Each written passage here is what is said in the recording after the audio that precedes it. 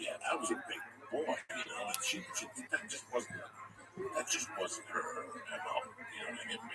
She would say, I'm gonna fucking kill you. 2 years before that, she did light me on fire. In the bounty road, she killed me in the Palmer and Balzano's backyard.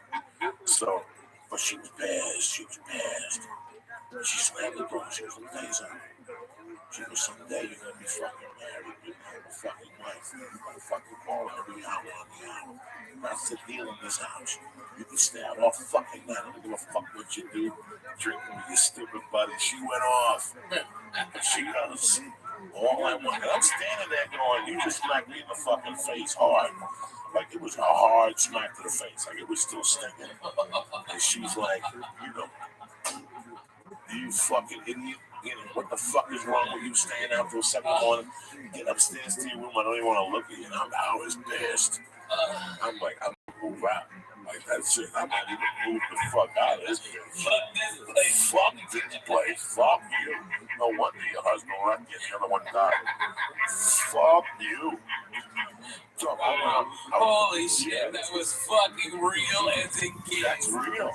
My father died at 37, and then one who was a killer left her because he hit him in the head with a fucking saint. A fucking Catholic saint or something. That's what? Go ahead and look back. No, Santa Barbara, the man that with the sword, he flipped the cigarette, she fucking waited for him to fall asleep. She broke it over his head. Nobody could deal with that. He didn't even know what to do. He was lost. He was in a deep sleep. So that night, I went to bed thinking. Was that after she got home from closing the bar? Yeah, they came all together and they were talking. And they were sitting like this. He was sitting on a chair. And somehow, when she wanted a cigarette, and he took it and instead of handing it to her. We were old school Cubans, right? We don't throw nothing in that house. No, that's rude. That's fucking rude. I don't give a fuck. What if somebody flipped a cigarette? Can I have a cigarette? Like you're saying, if I'm thirsty, hey, look, can I have a sip of your water? And you fucking threw it in me. It's the same fucking thing. It's rude. It's fucking rude. My mom's demented drunk head. It was a disrespect thing, so she waited for me to go to bed. She hit him in the head. And he fucking left the next day. But so I'm walking up the stairs thinking. That's a shit. I'm walking up the stairs. Oh yeah. I'm walking up the stairs thinking, you know what? I ain't tolerating this shit no more. You know, I'm 15 and a half. I get a job. I can look at the Balzanos. That was my plan. I don't need this shit. I lived with the Balzanos when I was working at Hasbrook Heights one time. Yeah. So the next morning she woke me up again. She's like, yeah, cook something. She said, well, let me tell you something. She said, get up. She got up. She was like, I was like, oh, fuck. She was first off, I'm sorry to put my hand on you. Too low for me to be in here. And then she was like, just want you to understand something. All I want to understand is for you, bro. That's it. I don't give a fuck how you do it. I only want to be a man. Okay? When you tell somebody to call them, you call them. And she kissed me and she woke up. And I didn't think much of it. I just sat there.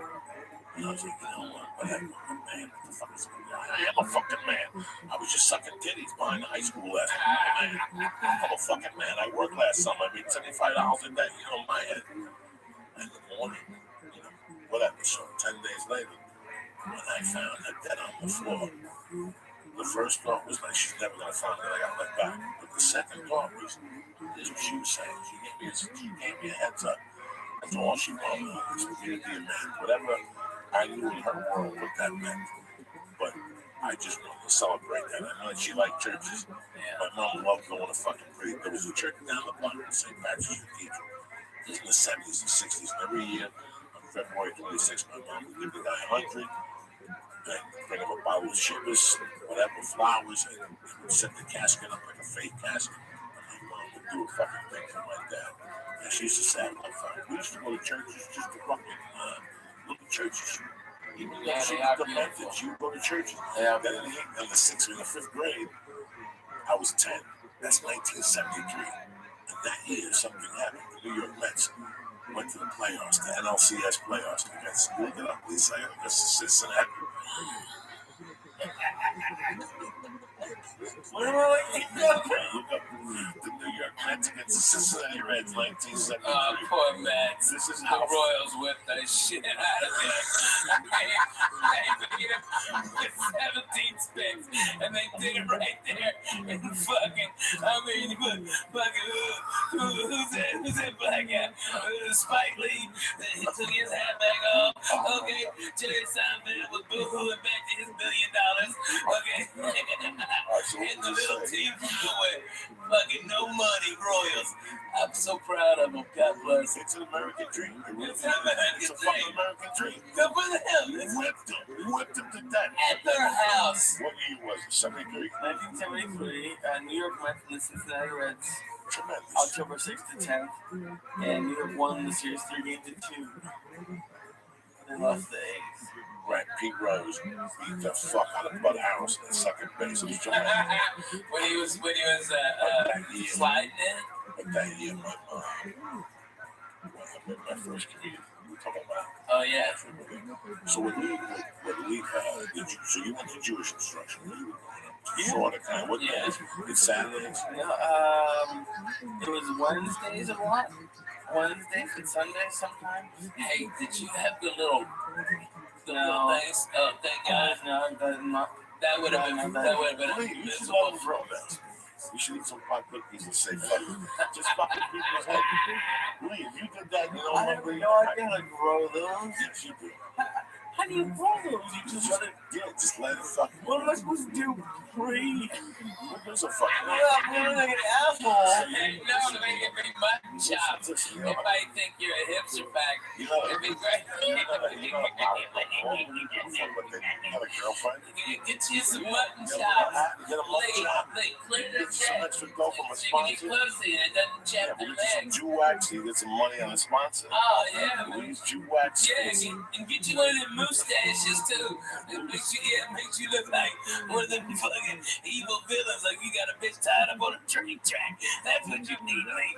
That would be the look. Yeah, come on, Lee. You gotta do that. Come on, you got that stash. There's no way that's my look. Dude, that's your look. That's your look. And then shave your head, and you'll be a circus strongman. Okay, that's what you'll be. You'll be such a strongman. I'm sorry, it's cracking me up. My fucking mom. That hash was fantastic. I used to go to this fucking Sacred Heart School for Boys.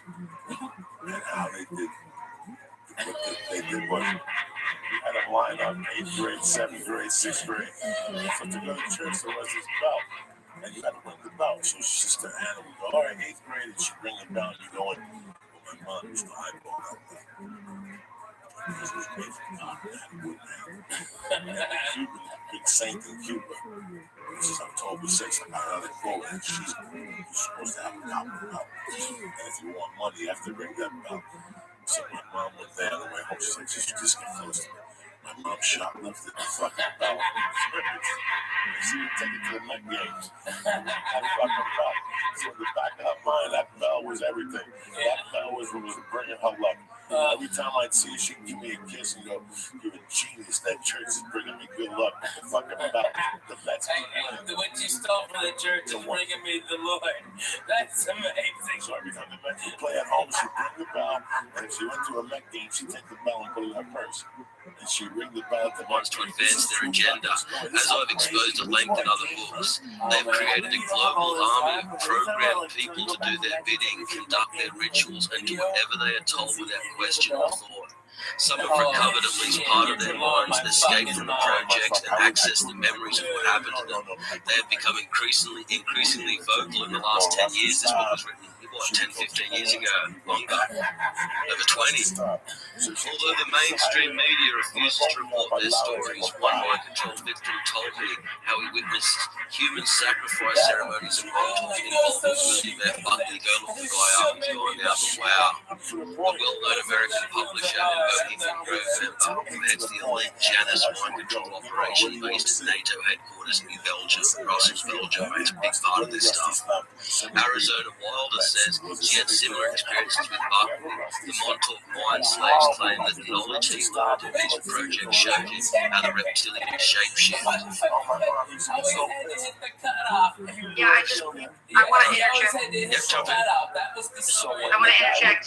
Most of the time, and I'm not most of the time these women report that they look like a reptile. They look like, specifically what's been explained to me is that they look like a crocodile head, and crocodile teeth is reported to be repeated. So this is very serious stuff. These vaccines that they're putting in us, I myself was prescribed because of my heart condition, lisinopril. And Dr. Brian Artis, who we interviewed every Monday on Steve Vacation, he disclosed that lisinopril was derived from Brazilian pit viper venom. It's in our medicine. They're trying to turn us into, they're trying to add reptilian DNA to our medicine for our food. And they're trying to add the blood of children. So they're taking the placenta from particularly black and brown women that are giving birth. They take the placenta. You're supposed to leave that placenta attached for about an hour after that baby's born. And nobody's been doing that. Okay, what they've been doing is they cut the cord and they immediately take that placenta. They call it biological waste, and then it gets shipped off. It ends up in our food supply and attached to the food that we call our house. By the way, this Friday I'll be at the Club No Kia here in Los Angeles. If you're a church member, please come in. I love you. I love to see you live. I'm gonna do about 2 hours and blow your fucking minds. Come on, baby. What's the team? Who's the left fielder that who was the fucking baseman? All right. Going left fielder was Cleon Jones. Cleon Jones. Who was the third baseman? Wayne Garrett. Yeah. That motherfucking dog. He reminds me of David Wright, the hot corner they used to call him. And my mother loved Wayne Garrett, so she could tolerate Cleon. My mother used to call Cleon Jones La Cleon. Mama, balada Cleon. Almost like Wayne Negro. Because he was black, so my mom would clap. And Wayne Garrett, she liked Wayne Garrett. But if you put her on the side, she'd be tormented the whole game. With Rusty style, she turned and looked at me and said, I don't want to look at this motherfucker. I gotta sit there and look at this motherfucker. So, why did she like him? She did an error. She lost like $10,000 one time because she dropped the ball, and that was it. That's it. My mother's world. Or was it because I heard he did something stupid. He couldn't throw it to first base. He had to hit the cutoff. I don't know what he did to my mother. My mom just didn't like him. So my mom, she sat on the right side. Not only would she ring the bell for the Mets, but she would. I hope the guy clears his throat. That's right. That year, listen to it. The fucking Mets beat the Mets, right? Alright, look, guys. Thank you so much for coming up to the stand. Talk about this. You understand what? I know that was the space that you Mets to beat the Reds.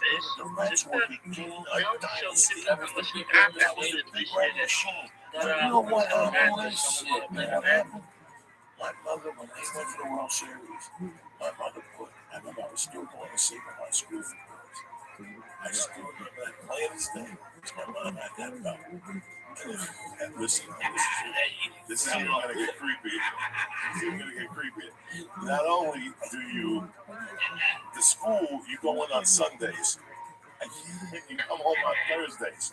These were really this people. Great, really people. To the street corner, I will get arrested. If you know me long enough, you know I've been arrested because I was smuggling hydroxychloroquine went into hospital. Nursing homes do that. You know that I go to the street corners and I sing till the cops show up and threaten to take me out the corner. I have a PA system and I got a voice and a diaphragm that's been trained since I was 3 years old, and I can sing. I can't believe it. So I am a warrior for God, and I will not give up. I will not go away. They can't silence me. And I want everybody in this room to join me and to love God and love one another and stand together and spread the horrible I news. still remember. This horrible stuff, waking people up, tell them you have to get over not being willing to talk about this shit. It's got to happen because the adrenochrome is not just in the holiday parties anymore. It's in your food. Okay, Planned Parenthood is on every street corner for a reason. They're infusing male and female. I'm going to tell you about this friend of mine who could afford to get some stem cells injected in his knee instead of a knee replacement, and now he's growing female breasts. Because he's getting female stem cells because he has money. Now he's getting female stem cells that he can't reverse. Okay, the only thing he can do is take his mega dollars and have them. Go to the bar because you have to be there till 5. No, 3 if you were working the bingo on Sunday. Yeah, man, that Catholic church is a beating. My mom personally drove me to the fucking school. Got me out since she was agitated the whole time. Well, agitation she didn't have. She goes, do me a favor. Get this fucking kiss of that bell away from me, right? Like, why ain't touching that fucking thing? They've been looking for that bell for 3 months. They've been doing searches with dogs for that fucking bell. Oh my God. And I go, you put the fucking bell back. You robbed it. Here we are in front of the church. The nuns are 10 feet. 10? I'm fucking 10. And my mom's telling me, go put this fucking... I don't ever want to see that fucking bell again. I don't want to see that. I don't want to see that bell. I don't want to see Rusty stomach. As long as I live, I swear to God, I don't know what I did. My mom is superstitious in certain things. Okay, so now the bell had carried her throughout the whole baseball. Not only that, the bell helped the Mets beat the Cincinnati Reds, which at that time were royalty. Okay. Now, because they lost in Game 6 or Game 7, the bell was bad. Like they wanted to fucking out. They just fucking bell out here. Like I said, she personally. How much you think she lost on that bet? Because you know she bet the shit out of the Mets. Jesus. I hate that motherfucker too. My mother, I burned that bell. my mother had a women play think with those slot machines. That My ain't mom nothing. made you look like a fucking. My mom was a All sports. It's more horses. And that the horses will kill you. It's every day. You can't do anything every day in life.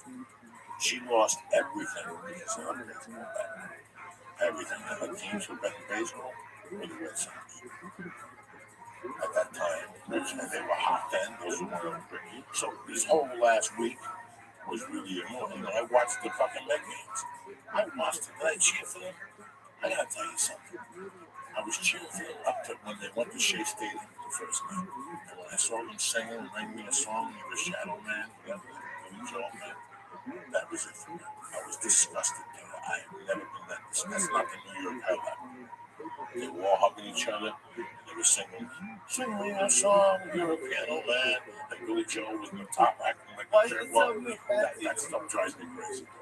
That's a baseball field. You're supposed to go to rope things, ring bells, and yell obscenities and shit. They breathe into something else. That's what pissed me off. That's why I got so mad. I'm like, so you sang for the 2 nights. Also, when they get beat up and shit.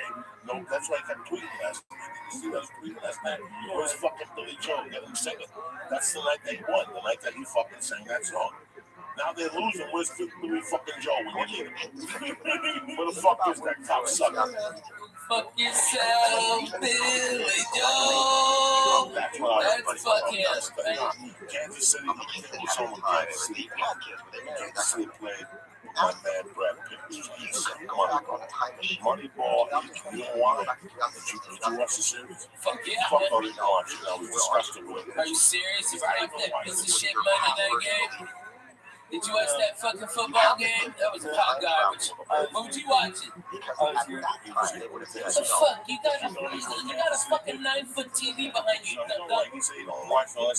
love the World Series. That's American as What were you doing? Were you playing some shit? He was playing a shooting game.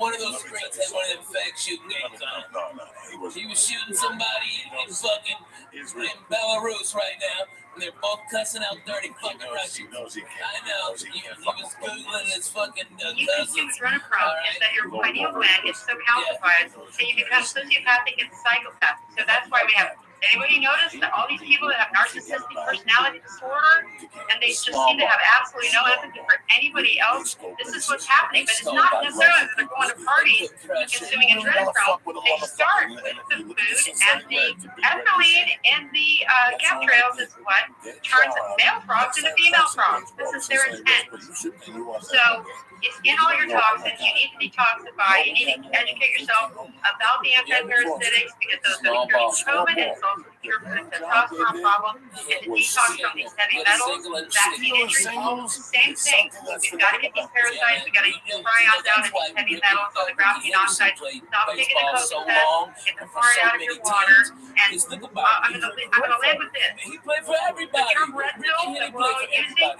stop using it. It is a reference to the red children's skin when they mutilate the children. Because what happens is that the children don't come out with central heterochromia eyes, and they're not beautiful or talented, that they are sacrificed. Make no mistake. I was lucky. So I was brought up in that. If I hadn't played, if my mom hadn't, just cracked out. They're gonna have to bring that middle reliever that's a piece of shit that hadn't worked in 8 days, and then they have to go through 3 closures. So what do they do the next day? Ricky Henderson blows out their next guy. That's what genius small ball is, and that's what they did, man. They played fucking great baseball, man. Great baseball. Beautiful college ball. Cincinnati Red games, the leadoff was always Joe Moore. He always stole. Once he stole, once Geronimo came on, those fucking Indians, those Geronimos, they go crazy. And they had like 3 people who would steal it. Pete Rose would steal it. You know, Pete Rose wasn't a thief, but he just, it just guerrilla you. And if you watched him, there was a game where he was walking the halls of the Pentagon. So red pill is a reference to the red shoes, which is the children's skin.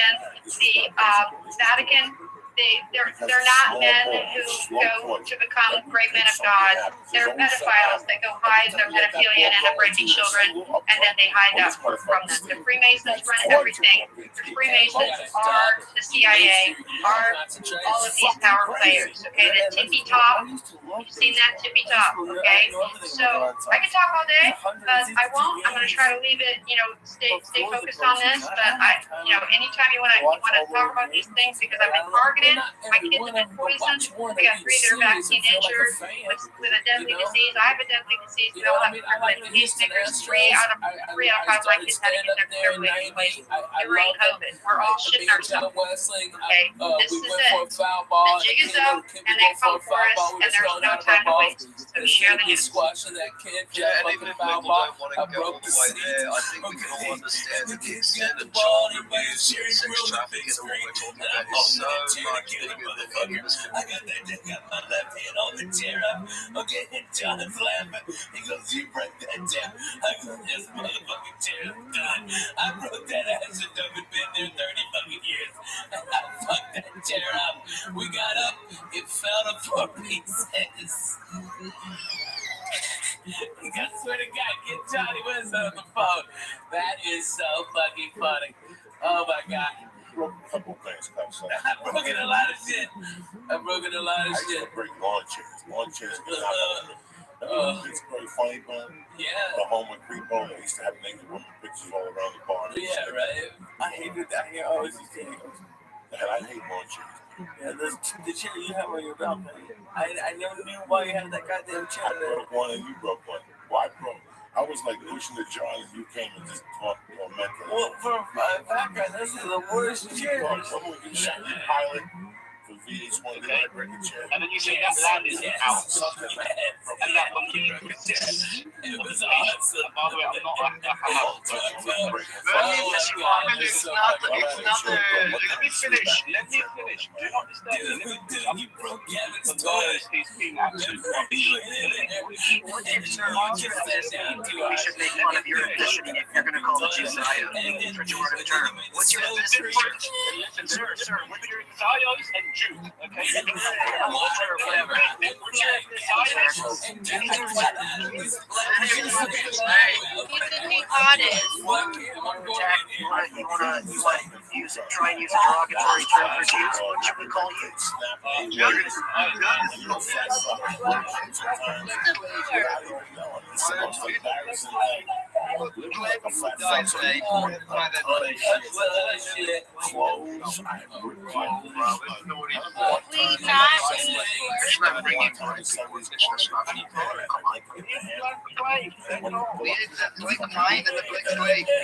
As if that's not fashion that he's mentioned being the most racist prick ever. People are going to talk like that. You should kick them off the stage.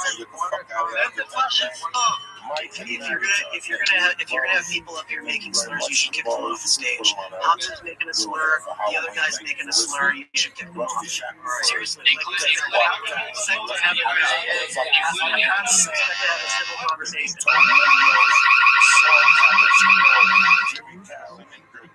You know who I know is watching? It's my man D in Colorado, who's a cool motherfucker. I know D in Colorado, and that motherfucker has got wings 15 foot tall. 15, the biggest ass butt. Dude, he's a great guy, man. That guy's cut from rare silk. Him on Twitter a couple days ago. He's a good Yeah, he's a good dude, man. He's a good dude. I like that. What's up with you, Tarzan? We going to kettlebell tomorrow? Hell yeah. You staying for jiu-jitsu? We're going to bust it. We're going. What the Oh, that fuck? sounds gonna kill us. Let's do it. Let's fucking go. I got shit. I got to take headshots on Wednesday. Stupid shit. Yeah, I'm going in and out. All right, you fucking gonna get real. Okay, we're three fat guys. You gotta talk about workout sessions. We've been talking about fucking airflow, breaking bad, just like my better back, motherfucker. That's what I did. Fuck breaking them. I'm the best. Bro, he wants me to flip over my back. I can't do it. I've been younger in my life and I won't do it. He's like, oh, just do it. I'm like, yeah. I'm saying you can speak. Go ahead and do the best you can. Oh my God. I know. I'm saying, Okay, I can't believe I can join this conversation, but I can actually. Holy shit. Okay, I've been trying to limber up and like travel so much it hurts. And so my doctor, as part of, I broke my wrist, as part of my physical therapy, The last thing you're going to do is have this one-on-one with this yoga stuff. I got my legs split as far as I can. And the fucking yoga mat split in the middle. And my ball hit the fucking floor. And I almost fell the fuck. My fucking thigh have been killing me for 3 weeks. Dude, I swear to God, I did the full splits. Like I was trying to block a goal. It was the worst. Oh my God, dude. I think I ripped my groin muscles. All this shit. I ripped that yoga mat. I got the fucking middle.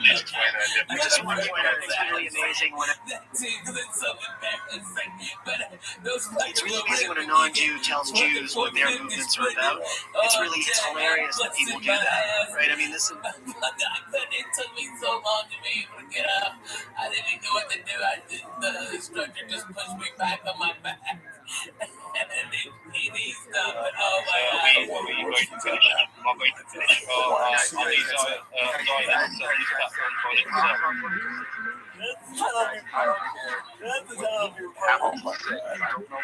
As a fact guy, I was never more embarrassed in my fucking life.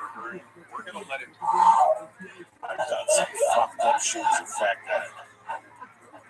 You get embarrassed about being fat. You can't fat shame. But the time I almost drowned at the Wiley fucked me up. I didn't say nothing for like 2 months. I didn't say nothing. I just snorted coke and tried to hide it and shit. Thank you very much. That was embarrassing. I was just starting to lose weight. Things were going great for me. I lost like 8 pounds. I was still snorting low. I was not big low. I fucking got up one morning and went to work and I overslept. I said, fuck it, I gotta swim. Well, the wine is packed. I used to go to the fat man on the Russian group. Right, it was like 4 feet.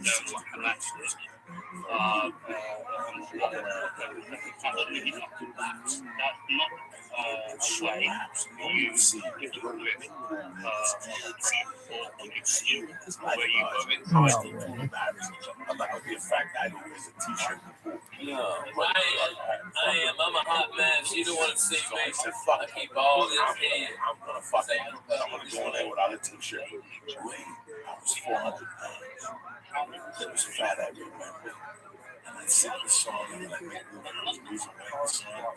And I go to steam that. Then I jump in the pool. And I did this every morning at 5 a.m. I did this to start off. I was still starting to blow up. So in my mind, if I had sushi, I went to the steam room. I was sweating. And I was feet. So I was still happy. They were across the street. Still a little hungover. And the fucking steam pool was packed. Jumping up and down. I can't do my fucking laps. But the adult pool, the lap pool, was wide open. Like a fucking ice cream. On the table it says this system of apartheid and oppression cannot continue. Have we reached a second Just the cold water hit me, bro. It just shocked my body. It just shocked my fat little body. And then I'm trying to That's right. Family needs a casing shot. Everyone. Well, you know, I can tell you. Whether you're right or wrong, everybody needs you because they need you to wake them up to the shit that they're not seeing. Yep, I'm gonna tell you. I'm gonna just be really honest. You know, my family uninvited me to Thanksgiving. Okay, so my family is all backed up and not listening. So I have to come out here and I have to talk to other people that are willing to hear it. So I have kindergarten talks. I have 6th grade talks. I have middle school and I have high school, and I'm at like 3 master's degrees at this point with research that I do 16 hours a day for the last 7 years. And because they tortured me as a child, I am a speed reader. I have photographic memory, and my brain is like a steel trap, and I'm brilliant with numbers. So they messed up. They gave me all these talents and these skills, but God gave me central head for chromium and a connection to Him that you can never take from me. Never. Okay, I'll go to the grave. I love you, but you're single, right? I am happily divorced, twice married, and had 2 marriages and 5 beautiful children. I think marriage is a beautiful institution, but I gotta tell you, that men, I can't handle me. I'm a little bit too much of a badass. Do you know what? I love that you said as well. You don't have Laughing at that because any man that is going to live with you has to stump the fact that you're just like on top of your shit. Right? It doesn't matter who the fuck he is. You're on your shit, and that's good. I respect it much. But Yeah. I wouldn't want to be the dude in your house. Well, I tell you, I've been dating the king of Newport Beach, who people call Bruce Lee. He's a badass, and we can go toe to toe. But the things he's good at, I'm not good at, and the things I'm good at, he's not good at, and we make a good team. But we know I don't move into his house, he doesn't move into mine, and we both made families and all that kind of stuff. And we're real happy with where we are right now. So, seriously, Casey, God bless you too. What a life lived. That's one thing people have such a drop the hoist, and the hoist will pull you out and bring you to the side. Really, by that point, I'm so fucking embarrassed.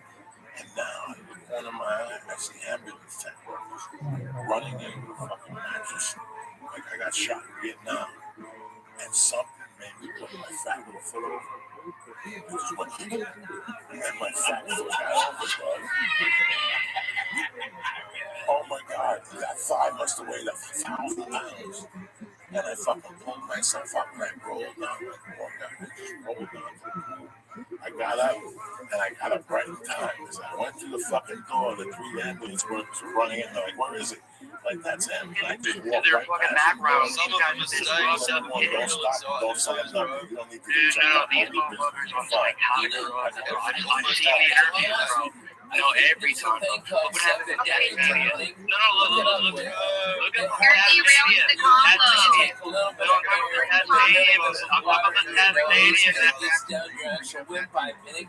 You, everybody, but you don't have to have this deep long Sure does. thing. It's a Okay, there's a few more speakers, then we're going to wrap it up. Casey, want to speak before we get a few more speakers? That's what it is. Yeah, I just want to say this much, that with regards to the shootings and that sort of thing, don't get hyper-focused on anything. That's another divisive issue, okay? They're going to focus to keep you distracted from something else. They're all CIA, they're all NC mind control.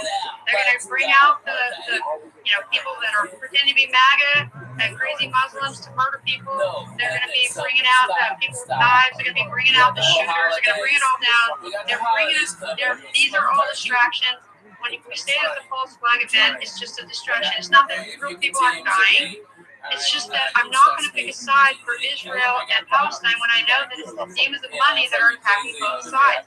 Don't get distracted. And don't get hyper-fixated or focused on it. Stand up, do the macro, stand together, come together in love, and say, no way, mofos, you're not going to distract us. Turn off your TV, get into some alternate news, and get into kindergarten 6. This wasn't an acid trip night, you know what I mean? It could have been, but it just simply wasn't. I got real shit to do tomorrow, I got 2 beautiful babies, lovely daddy, and I've been getting so much bullshit, about me and the wife filing for divorce. Truth was, she was just responding. They only check LA records. She was already beating it.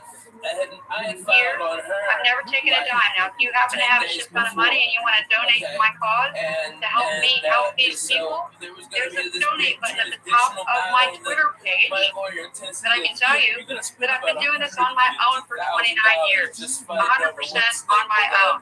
So if you were to donate, you would literally be my first donator, okay? You'd be the first donation I ever received. So there is a donate button at the top of my Twitter page. I encourage everyone to follow me. Watch the video that's at the top of my page. And if you know anyone, and 1 out of 2 girls have been traumatized sexually by the age of 18, 1 out of 4 boys, and that's just what they're admitting to. We know those numbers are way higher. They need somebody to talk to like me. They call my 1-800 number. They give me their email address. I put them on an email list. We get on StreamYard. We go face to face if they want to look at me. And if they don't want to put their face on, that's fine. They still get to look at me. And they get to talk about their deepest, darkest secrets. Let me tell you, these people are my soulmates. I love them deeply. I literally do not live without these people because I already told you, my family of origin disowned me when I told them that my uncle was raping me and they befriended him. And then when he finally shot himself, they're like, oh shit, Casey, you're telling the truth. And then my kids got brainwashed against me with my ex-husband and got vaccinated. Okay, so you got somebody that's as educated as me, and my kids didn't believe me, and they went and got vaccinated. So, there's no such thing as a perfect family. There's no such thing as a perfect life. Do your best, and let's all try to heal together. But if you know somebody who needs help, it's 100% free. Sexual trauma and recovery. My phone number's there, my email's there. I check it every day, and I get on StreamYard, I get face-to-face, and I spend hours and hours every week with these souls because this is what I was born to do. Okay, me, I sent you a message. Can you help me? Okay, who's speaking? Hold on, she's just not. It's okay.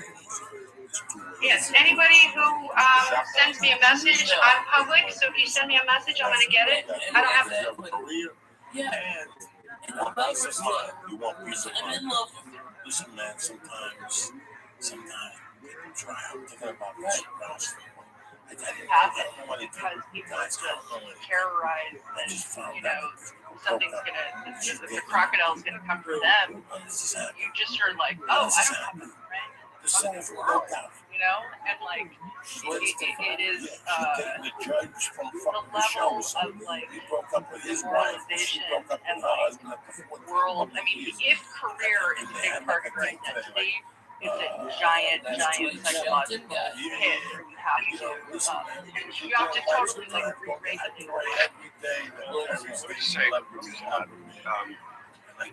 If you look at what happened, when you watch the Joe Rogan podcast, you'll see I'm very happy. I seem very well together and confident, and I talk about what I'm doing now, and I'm happy with my new job. And that's all real. The thing that got me was the delayed pop, the delayed explosion that really impacted how to meet my because the AI system just didn't work. really in place yet by 2015, which is when I was getting my job. What the fuck you got? Well, now December 2014. You know what? The rest of the first gig that I got to get this. She didn't do anything wrong. She didn't do nothing wrong. And you know what? She did help me in my career. You know, the truth is, when I got last comic standing, okay, Jim Moore, dickhead, called me on Thursday, go, hey, I need you for an audition. I was in Hawaii working at the Laugh Factory, and he said, come back. I need you here on Saturday. And I looked online, the cheapest ticket for round trip, because I still had to finish in Hawaii. Nobody on that fucking island who could have done it, right? And so I had to come back, and the ticket was like $1,100, you know, and that was too much rent, man. You wish to be returned to Israel. They pray 3 times a day to say that. For a baby, for a big the word fucking Israel baby. is in the Torah hundreds of times. I You rolled are the dice. deeply misinformed, sir. And I would argue it's more than misinformed. But suggesting that Israel shouldn't be Jewish, right, or that there shouldn't be some Jewish sovereignty in that area is like saying that Mecca shouldn't be Muslim. It's ridiculous, and it's embarrassing, and it's, frankly, I think it's just part of this general You're not even saying it. Now I'm saying what it is. It's completely ridiculous, and it's fucking anti-Semitic. So, you know, that's what I think of you. And, you know, when you talk about, you know, Hamas being a symptom of the vernacular of the word anti-Semitic refers to Jews. It's that's the movement of the word. So, right.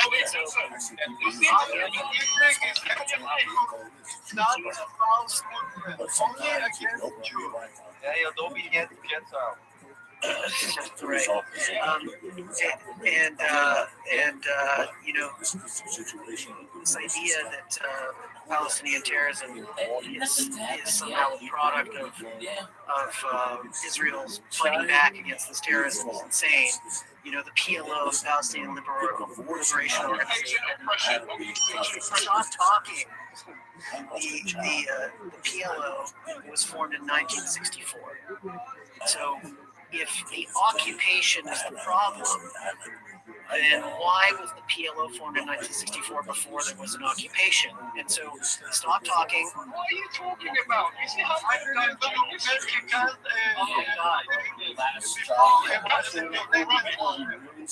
What year was the PLO formed? What? Hamza, what year was the PLO formed? Drug dealer goes to mug him and also he shoots him. No answer. You didn't ask me again. What year? Daniel, hold on. I sent a message in the chat. You're not answering my question. Was the occupation before the PLO? My job. If you say that the occupation before the PLO, what you're saying is Give me my mother's money. What do you want me to shoot? For 3 years, I lived in California. I didn't get a car, grab the sport and shoot. Where's his money now? So I shoot him and kill him. How am I going to get his money now? So I had a terrible idea. And I hated him for fucking years. And one day I go, well, this is the guy that raised me. Would you give me $10,000? What was I going to do? Was I going to invest? Was I going to buy a building? No. I was going to buy a poker plant off some fucking... Fuck yeah. So in a way, he saved my fucking life, you know? So I forgave him over the years. And I forgave him. That was it. When he died, I didn't go to the funeral. I sent flowers. I went to see his wife, and she died. But I let it go. I had to tell you something. I don't have any anger. I have only love. No, I don't care. I've already seen all the numbers. I just love my babies. I have to get another place here, and I hate it.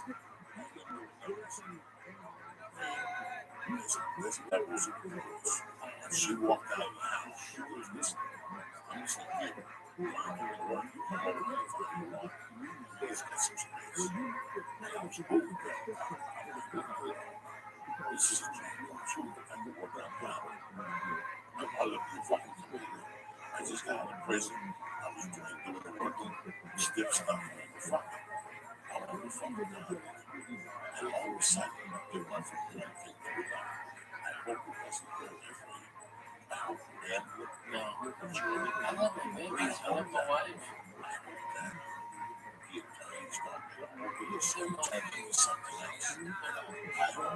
Because that's what happens. Yeah. Once a attorney's going to leave, once the fine print, there's a fine print. And once that fine print comes out, Lisa, there ain't no coming back. And that fine print has to exist. It has to exist. The law says it has to exist. And sometimes that hurts. So, I love always. I call you every day. Hang up. I know. I send you videos of little Spanish guys. You gotta knock it out, man. It's like I'm the real deal. I've been through a divorce. I've been through a separation. Guys, it is brutal. I always advise people to keep it together. Keep it together. Well, no, I disagree. If there's no love, there's no love. If there's no love, there's no love. You have love. No. So We both have so much love for each other, but it's like, here's the real deal, okay? I have really fucking bad PTSD, and now I'm properly medicated by probably the best. He's the head of psychiatry at Vanderbilt. He's fucking amazing. He's got me chemically dialed in. I sleep 8 hours. I'm up. I don't take naps. I walk. I feel great. He's done it all. He's fucking amazing. All right? But before I got properly medicated, I was a fucking nut and a complete asshole. Okay? You know what you do after 2 years of denying? What question did you have? It's not a question, but it was just my parents got divorced when I was in high school, and I actually wish they got divorced earlier. Like they said, like we stayed together because of the kids. Even back then, I thought it would be better just to have like You're just a tough dude. This is listen, man. But I feel great now. Let's get something. Let's get something out. Last Comic Center is a great show. It shows a lot of comics in the country and vice versa. You know what the fuck I'm saying? Ralphie was on Last Comic Stand. He was already really headlining. Ralphie was already headlining. People paying tickets to go see him. This just accelerated the program where now these kids become somebody. Ralphie May was already somebody. You follow me? Ralphie May was already somebody. It went from one thing to one thing. I judged it. I was there when you were cooking for us with no money. And also, next thing you know, we're sitting on Bush Boulevard with a jar of weed and a little people just sticking their hands in it. Weed to go and no anything. Fuck. Taking that to the house, smoke the fucking whole thing. Yeah. I mean, every time you see me, give me $200 to do what you do. It's hard. A person never learned a language. Yeah. This has been a journey for you. I hope that you keep it together. Man, I've got so much more peace in my life. I've got so much less stress and less anxiety. I don't have nightmares every night. The PTSD from smoking. No, that's hilarious. You see the bottom of the book. Hey, that was 12K. Shut your mouth, cocksucker. That was a good angle. All right, I broke my fucking bone, but hey, I fucking got 12K out of it. Word to the mother.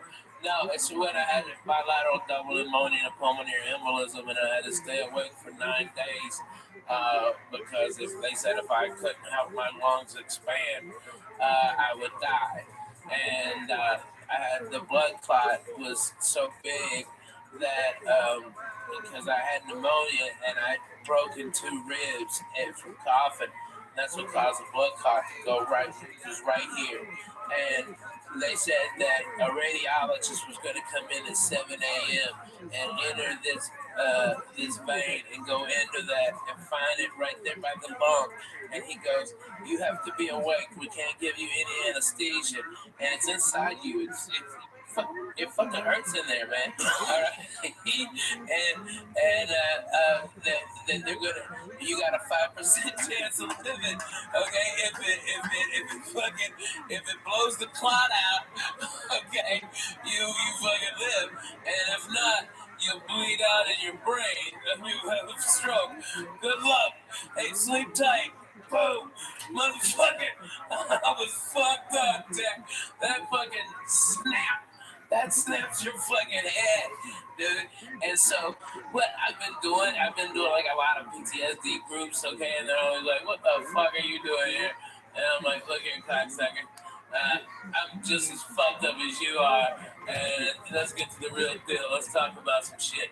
Oh, like you didn't even know about. You know how many times I've gone overseas for the fucking military? Like 19. I'm in a 44 forward operating bases in multiple war zones. Okay, by the way, Afghanistan this time of year is fucking beautiful. All the Taliban's turbans change colors, but it's like those dirty motherfuckers. They're like reds and yellows. It's beautiful. Okay, but I've been there, and then they start getting real, dude. And man, when those guys get real, it gets real. You know, I mean, it's like, I know it sounds stupid, right? But you're absolutely right.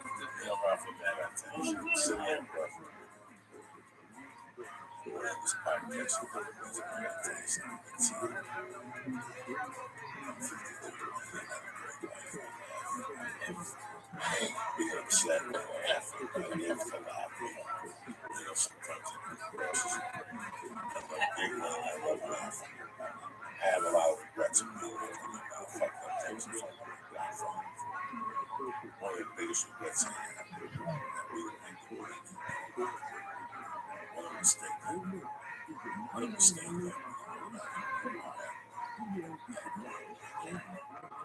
We were in the show. That would have been the all-time, HBO's all-time greatest comedy show. And you can't, and you know what, I'm sitting here across from America listening to this story. I can't make me go to HBO. So I'm telling them, I'm taking a Ralphie, Larry, and Cheryl. That's just a fact. Just even though that's something too, found that time. Oh, falling on Gardner. Listen, I'm sitting here again.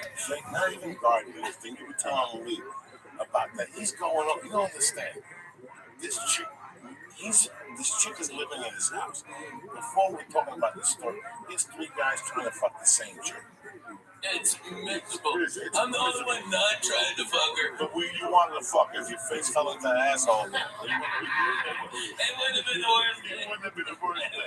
So something happened. They're having an argument. You cannot write this, Lisa. This is an apartment that's living on whatever Ralphie is. I'm sorry. I'm living off Ralphie. I got a little bit of coke in my pocket. Ralphie's making Bloody Marys. And we're going over. We're hitting this every night. Red Devil. We knew that at 2 in the morning after the party was in my apartment. The Red Devil, Ricky Cruz, Babaloo, you know, and we just talk shit. Somebody would have a joint, somebody wouldn't have a joint. One night it was just me. We always were drinking Bloody Marys and would giggle. And Joe said something to Ralphie to piss him off. He was a big Japanese man. All right, and fuck him. He sits down and she pisses him off, and he sits in the position, and something happened. The light got a little low, and he's fucking saying shit to her with his face red, right? He's like, "Fuck you. This is my house. Don't you ever talk to me like this? This is my fucking house. You believe this, Coco? She's my guest, and she's talking to me like this. This is my vodka or something." And he's in the middle of his rage. He's like, "Ah." And he stops because the light bulb is burning his head. It burned my hair. You can't write that. You cannot write that. That's Inspector Clouseau type shit. You need to get to the answer. You guys can close out this I was like, I always had a head up. You busted that quality. No, Gavin, you fucked up Gavin. Stop. You also shit in Gavin's shower and then Prince of Derek. You're telling motherfucker. Okay, you Coco. You bullshit with these other dragons, but I'm bonafide. Okay, I was there in the beginning. Okay, I was on fire. You like That apartment building had a fucking camera. oh my He would be multi-media. I tell the story tonight for shame in there. I agree with what Kathy has mentioned. No, four things actually. Number one is whatever the status is categorized resistance. Number two, it is horrible content from both parties. We condemn it and we feel sorry for both parties. Number three, this issue must return to the table before tangible solutions should be made. Must be barred. Both parties return to the table and discuss the issue. Once Daniel chose and Hub's fate, I didn't leave him no matter what. I don't think Daniel was looking for peace. And this type of conversation made me worry about the future. That's awesome. She is so cool. That's funny, bro. I am not a selfie, Dude, I bet you I making a want this region to be peaceful. I have been I just spent 35 years. She keeps marrying gay guys by mistake. What? She hooked up with that dude in Alaska. I had to do this. What? This 15 years ago, I had to do this. She married a gay? Listen to me. I had to do this gig in Alaska one time. And Chuck E. Cheese. And one of those people, and I canceled the stupid TV show on NBC. And I had to cancel. And she went there and met regular dancing. Male dancing. They found out she put his name on the pussy. And it was from the whoa. That's great. Thank you very much. He was unemployed. He always came up with money. She was dating for 3 years there. Okay, so it's a problem with the, not what Daniel said, that it's a problem with the country. It's a problem with religion, with the big imams of the Muslims. They speak between themselves. They say it's a religion. Just a second, let me finish. All the imams, they speak between themselves. They speak out loud. It's not allowed to kill. It's not allowed to kill Jews. Not Christian, not Muslims, not anybody, not allowed to kill. Okay, they can't say Allah Akbar, that's what we do and kill someone. My friend, I'm 35 years old, and I've been seeing lots of things from Israel side. Lots of Most of the terrorists are Muslims. All the terrorists in the world are Muslim. I haven't seen any other terrorists are not Muslim. I haven't never seen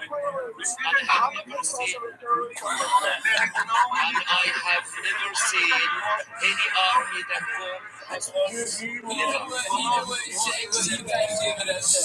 She is a queen of a ball buster. She will give it, but she will fucking take it.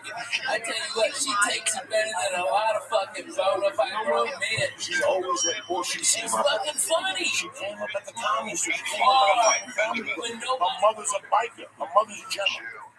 Did you know that her mother's like Gemma? She was telling me stories, showing me pictures one time in the house. Her mother's like Gemma. She's I know. she's a lady. She's like I tell you, if you look at her, you think that she had plastic surgery, and you're like, but you realize it's just natural. She glows. Anything else like this is unacceptable.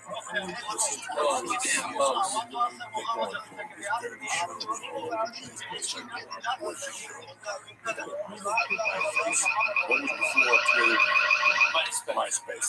MySpace page.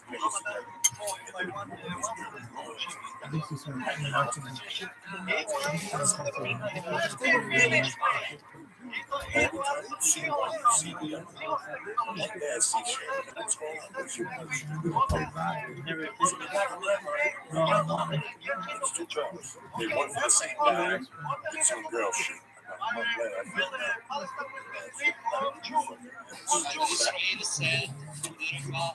Yeah, very funny. They're on a plane on the way back. After the plane just had engine trouble, they're gonna die. The plane's gonna go down. All of a sudden, we're gonna release the mask. Release the mask on the shave his mask. Fucking paper lazy took it out the down for the joke.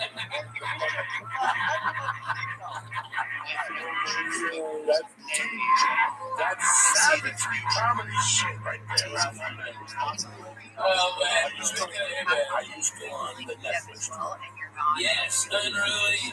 We've got the West Coast this whole month for the next 2 weeks, and then it's Lord's Day, Thanksgiving. You gotta get back to break. I'm heading Eugene. I got Santa Cruz, Fresno. Holy shit! Portland. I don't know what I'm on, but man, this is great. No. Seattle. It's a flying Jew. Oh, he is fucking in Sumo land. Jesus Christ. Look at you. Oh, my God. I'm telling you, what he's saying, get that mustache. You look like that villain. Get that mustache. Don't twist it up. You alright? You look like the fucking circus strong man. You should have seen your face. All the church members up in Canada. First time I'm coming to Vancouver, man. Come out and help me out. That's the fucking town. That's a town, Jack. I've heard a lot of great things about Vancouver. I gotta carry out for the bus. Look at the Oh my God. No. I had to go to Utah. Those cocksuckers. The cops searched me. Those motherfuckers asked me if I did cocaine. I'm like, the fact that I'm this fat, they can talk to you. Literally, I cannot do cocaine. I've never done it. Okay? And then the guy asked me if I want some Quaaludes. You want my own Quaaludes? And I'm like, what the fuck year is this? 77? Yeah. I'm like, yeah. Can I buy Quaaludes from you? Well, give me 20 fucking grams of Triceratops horn, you dumb fuck. There's nothing there. You know what the official quote was? The one I gave him? Because I was fucked up. You know what I was fucked up on? Cold medicine. I had a sinus infection because I had just come from a goddamn Disney cruise with my kids. Okay, we flew we were in the Bahamas and I was on that fucking pool in that boat of germs. Okay, and then I went and flew to Denver, so I went from 82 to 12. Okay, fuck me. Alright, and I had all this shit in my head. And mainstream media channels. So I started off with like all the day cool stuff, okay? Like fucking everything they're hearing. Now I'm gonna food day, okay? Like every Mucinex day, every day shit they had, and I dried up a little bit. I wouldn't have boogers coming out of my head. Okay, all right, this is the real deal, okay? All right. So when I start shaking, I start shaking because I'm all fucked up on all that cold medicine. So okay, Coco, I'm not gonna bullshit you. I got the NyQuil out. You know, I'm trying to smooth this ride out. You know, I'm trying to fucking mellow this drink, and then I just take a big old swallow of fucking NyQuil. It wasn't weed. I played NyQuil roulette and lost. Okay? And you know what my wife does? She goes, why didn't you use the measuring cup? And I'm like, what the fuck are you talking about? Measuring cup. That's that cap on the top of the fucking NyQuil. It's a measuring cup. I've never fucking used that in my goddamn life. I had no idea. Okay, I just drank it enough. You know, I go like 2 shots. Fuck it.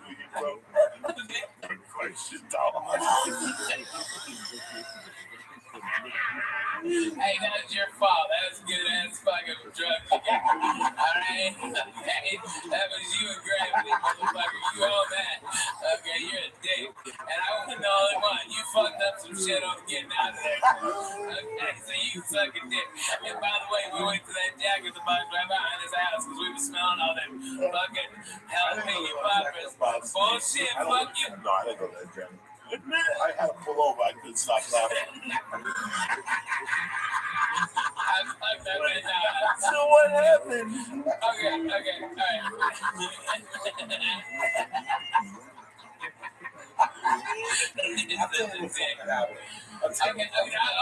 Denver, this is this. You get your balls back, motherfucker. Alright, nobody want to see that. Alright, I've seen it plenty in my life. Alright, crisis out. Oh man, fuck you. And let me finish this, you cocksucker. Alright, because I know you don't believe me, but my wife goes, that's a measuring cup. And I'm like, well, I may be dumb, you're a dirty bitch. I ain't never seen one in the dishwasher. That's just gross. why wouldn't they You look the return? same kid. That's disgusting. They weren't exterminated by any means. And if you're going to talk about how bad Islam Because they're is, just making lines up allowed to about me. by I was any like, means of the threat. The last only thing I said reason before I why. head on stage, I heard Let me was, finish, mate. all I said was, yes, Mr. Cosby, So I why love don't another you cocktail. That's Let all me I finish. remember. Let me finish. Let me Dude, I was so fucked up on that cool. It's all over.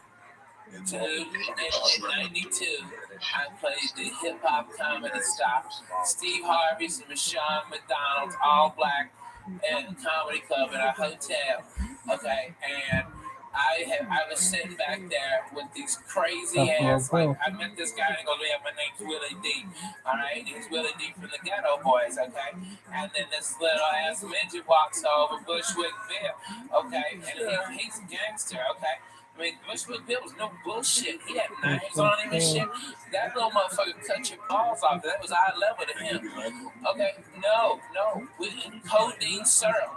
Codeine, and we listened to fucking slow records that this guy named DJ Screw would do. Right? But we drink that with 7-Up, okay, or Mountain Dew. Boom, they do a Mountain Dew so they wouldn't pass out, so they just drink that syrup.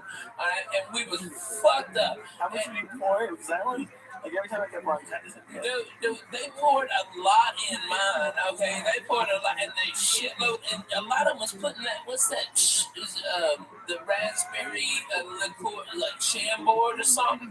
They poured Chambord in it too, so you'd have like grape soda with some Chambord and syrup, okay? And all those fools were doing that, all of them. It was, and it was like, I didn't know what it tastes like Kool-Aid. And I was like, what? And they called me up on stage. And for whatever reason, it was the greatest set of the 4 years I've ever been comedy.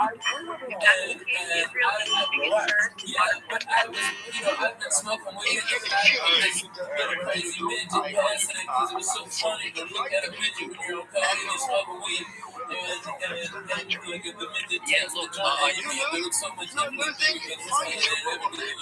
It's crazy. It's amazing. But I came in and blew the place apart. Got a standing ovation. Alright? But a comic came on stage who hated my fucking guts. That he was trying to be like the number one guy. And he had tried to do everything. And I blew the guy out of the fucking water. Steve Harvey told me I did. Okay, it was fucking unanimous. And he starts talking shit about me being fat, like making all these fat shit jokes, and the audience turns on the guy. And then out of nowhere, you see this nickel 45, 1911, 45 caliber come up and go, and it is Bushwick Bill, and he goes, bring the fat white boy back, shut the fuck up, nigga.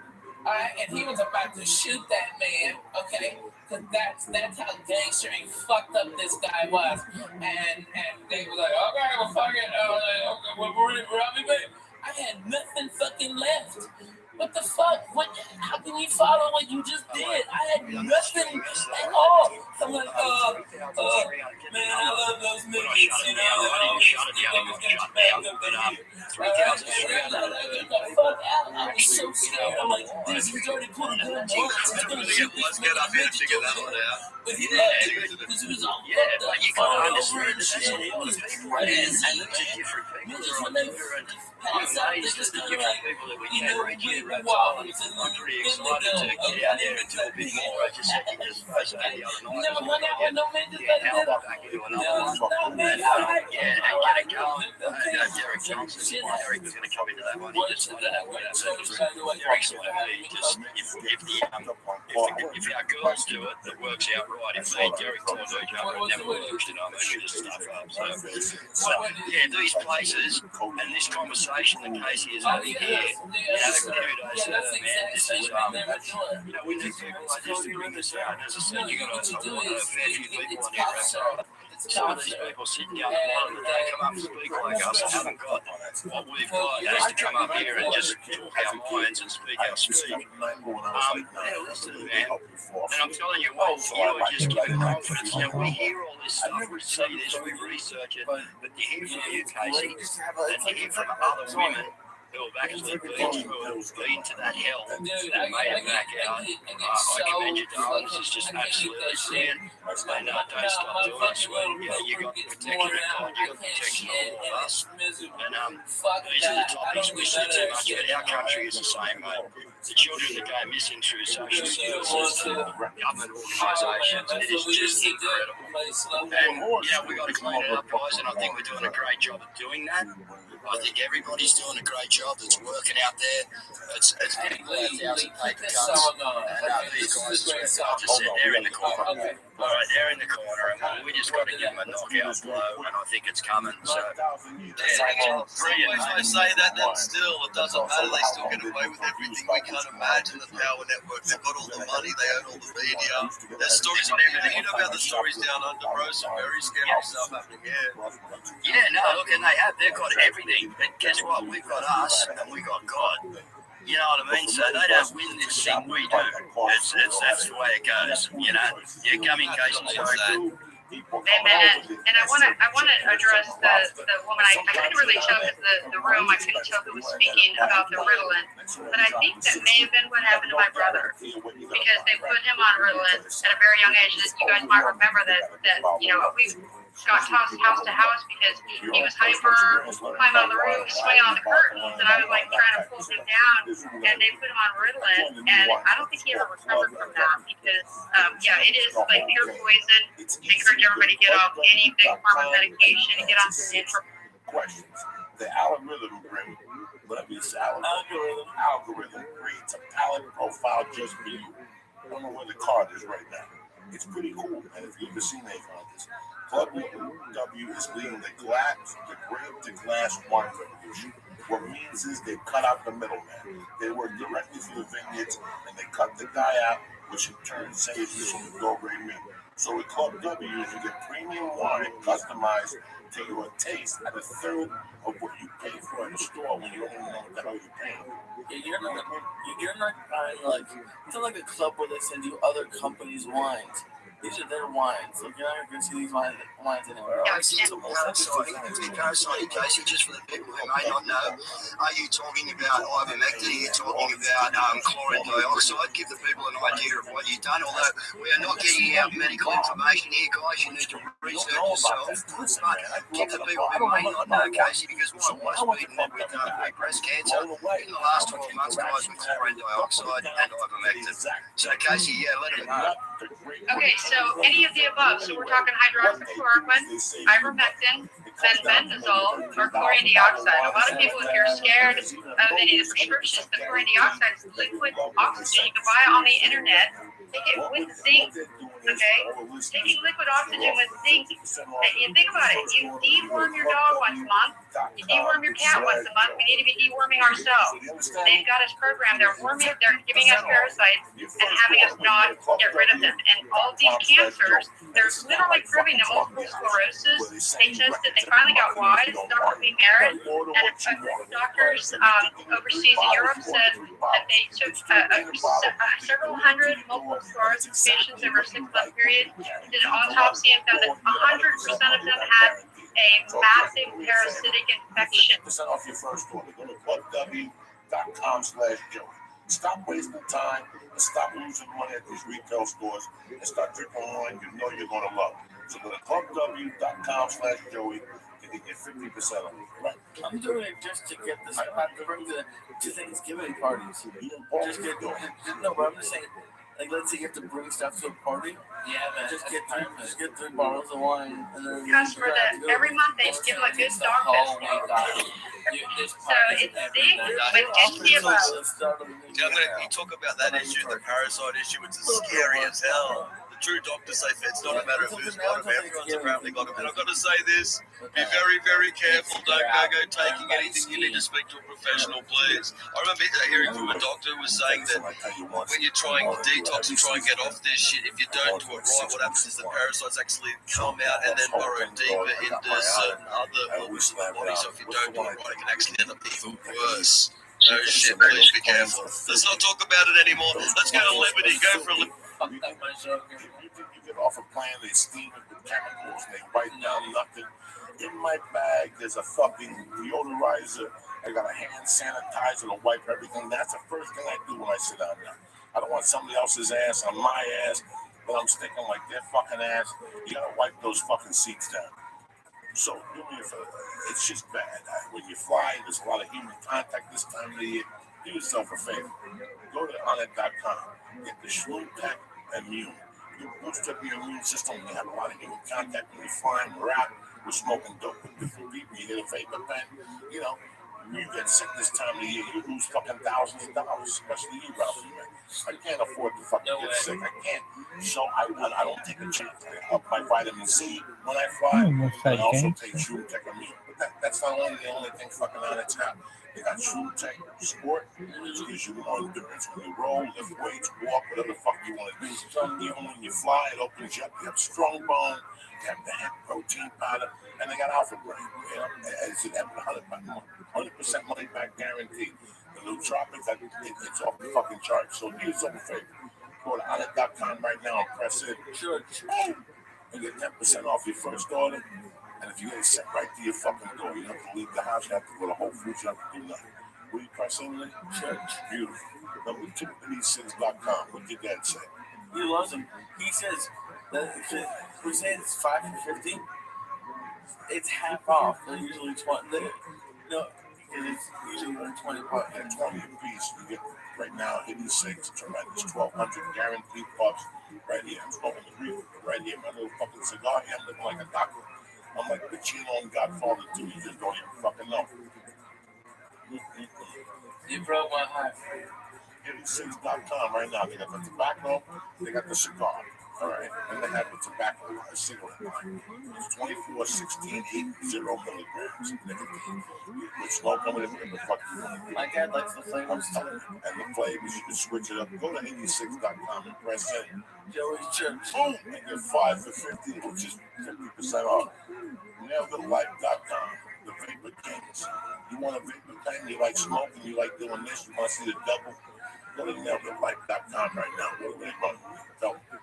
When you use code Joey Diaz, you're going to get 20% off the premier vapor pen on the market for all the oil and wax smokers out there. And if you live in California, they are also the makers of Lake Mission Oils. There you go. So listen, do yourself a favor. Please support Nail the Life. Please support 86. Please support on it. And please go to Club W. It's the holiday season. It's beautiful. Wine, Save money. That's perfect for you. It'll save you guys money. I'm not trying to fucking sell you. I'm trying to make that. Don't forget my main man as well. Don't get either. I'm at the Friday. Friday night. Go to RalphieMay.com. Yes, for tickets. Go to RalphieMay.com for everything. Go see if he's coming to your fucking neighborhood. I'll bring you there soon. You Trust don't me. want to miss this fucking I go everywhere. I'm in Portland Thursday through Sunday, and I'm in New Jersey next week at the Expressway. You right, guys? Hey, I love that club, man. And maybe those boys from Rabbi come out, man. I like those guys. Thank you for coming out. Hey, church, you know what? That's fucking me up. Coco, you know, there's cameras and microphones here, but at the base of it, it's back 16, 17 years, 14, 40. Me and you, my little glass table sitting by the window, you know. Crack a fucking joke. Cracking fucking jokes. Only Lee's here. Only he leave? Yeah. How you feeling, He's the my only brother? audience we've ever had. That's what Coco brought up the church. What's happening now? Maybe a deacon. Okay, you'd been there. You'd been right there with us, please. 13 years ago. Fucking dumbo. Close it up. We thank you, Ralph, for coming. Don't Coco, I forget, love you. Friday night. Anything. I love you, cocksuckers. Thank you, sir. Thank y'all for having me on. I really appreciate you sticking around. And I know I get long-winded and I'm annoyed when I laugh, so I apologize if I do. But I love it when he makes me cry laughing. So I'm sorry. Yeah.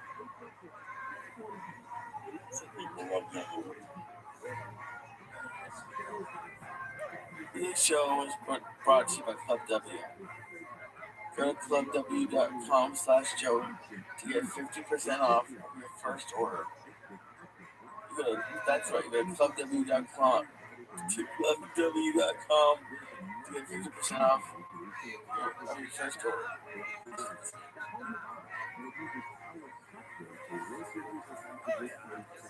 You want to play?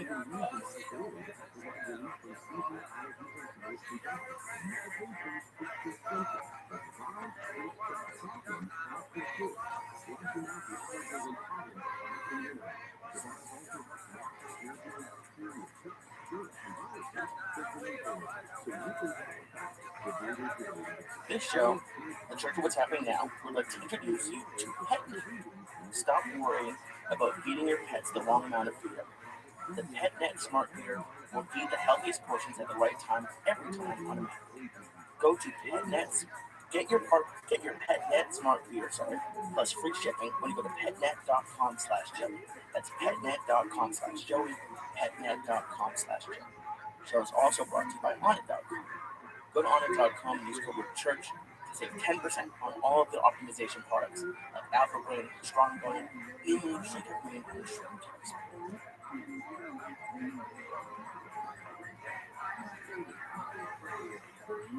Oh shit. The Church of What's Happening Now, bitches. Kick that mule lead. Monday, October 17th. The day the devil was buried at sea. Lisa Ayat. Rabbi May.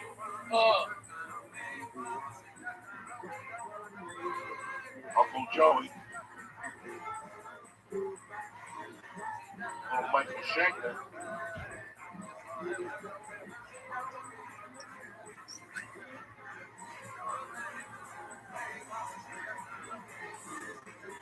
Oh shit. Break out those fucking bazookas. Uncle Joey's in your living room tonight.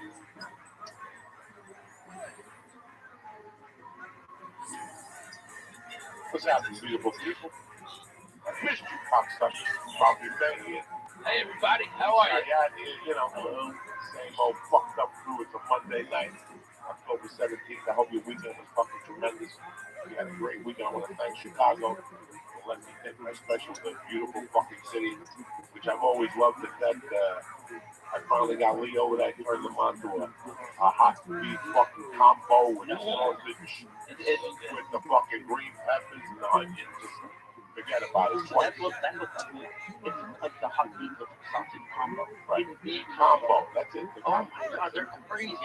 Which one you got? Bigger house.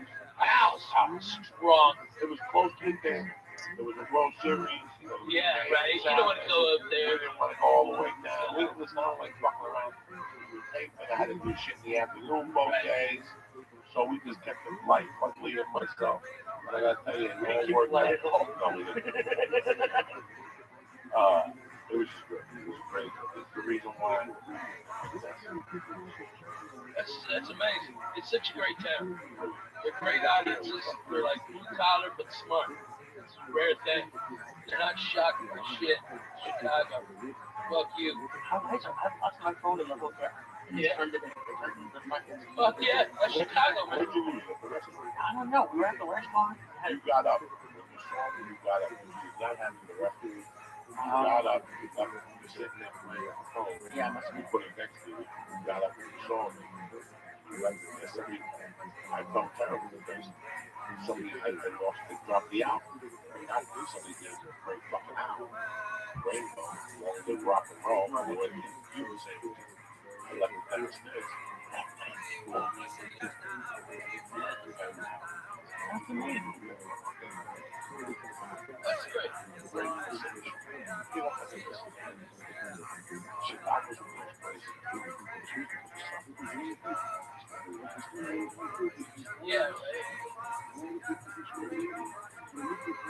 I hate that the whole city is being painted as like the old Wild West, you know, everybody's dying and shot and shit like that. There's only certain parts of Chicago nobody gets it. Yeah, right. Oh my God, so bad. Yeah.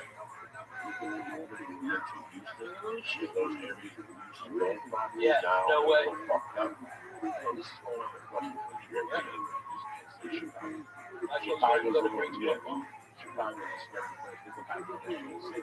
Oh my God, yeah. You know, that's so crazy because I used to go to St. Louis as a kid, and man, I remember in like '84, they had this whole 4th of July down there. Okay, I mean, for every white guy, there was 2 black guys. Okay, we're all listening to Cool in the Gang, eat fucking hot dogs like Americans. All right, fireworks. Everybody was having a blast. I can't believe that town went to what shit is today. You know what I mean? I mean, it's like I've never seen more people having more fun and no racial BS bullshit anywhere than at that fucking 4th of July. It was fucking outstanding. Cool in the Gang. Shit. Where were you growing up? Clarksville, Arkansas. That's funny. That was the big city. Yeah. That's the town. Oh yeah. Paducah, right? It's all Paducah. That's Kentucky. She grew Yeah. up in Mile. Oh my God. That's like Jackson. That's like Jackson. Yeah. Talking about Howard.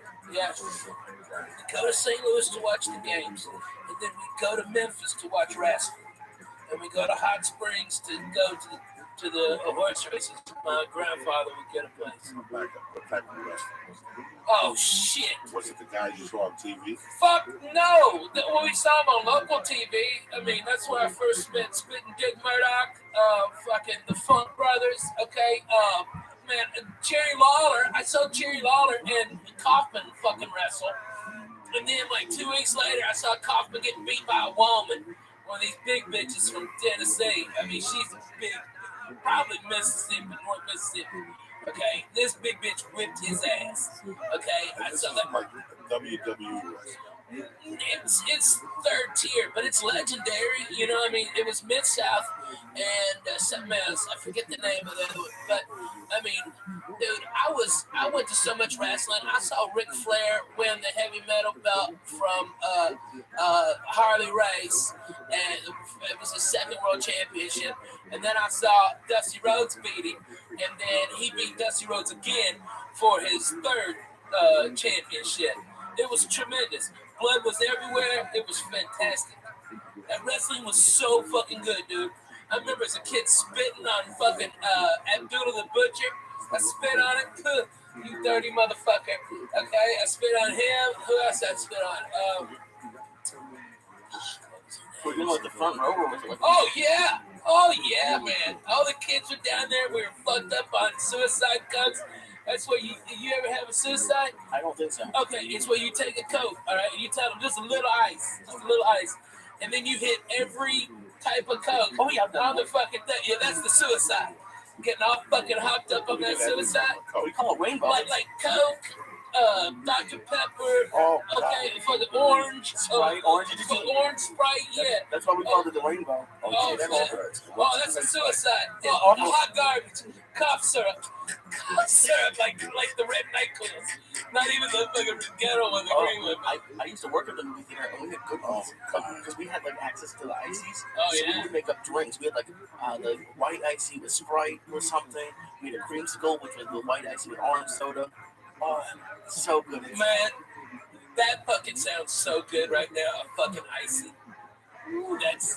That bong is deadly, by the way. I just want you to know. I was cruising on nothing, and then fucking one hit of that. Nothing. You know what? We've had the same bong 3 times. We've gotten so high, we take it in the bathroom to wash it, we leave it there. I was gonna say who's Unless you have a mouse in your pocket, I fucking and I buy the same one because I know it's a listen.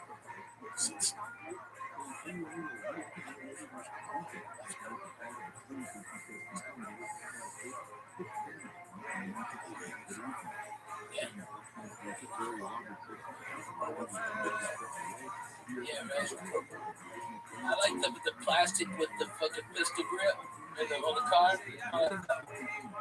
It was glass. It was plastic. Yeah.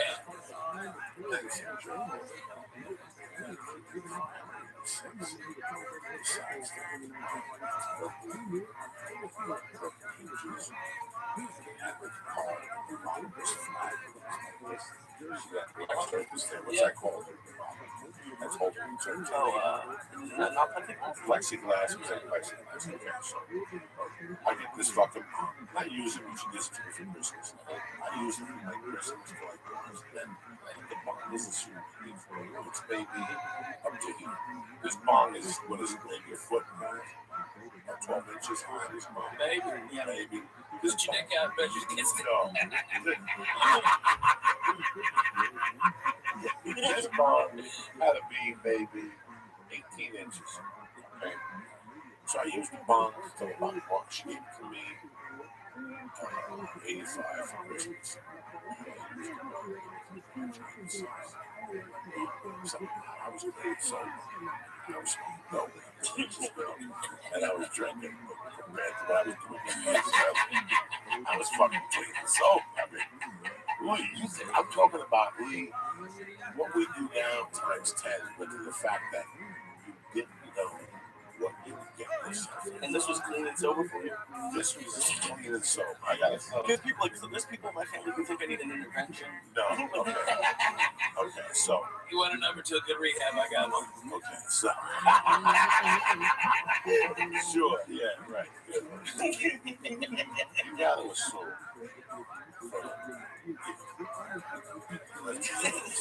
Here. Honest thinking. Nobody can read with your fucking I mind. know. I'm trying to figure that out on paper here. I don't have the master scoreboard. That's like, Yeah, right. I have the scoreboard over here so people can see it.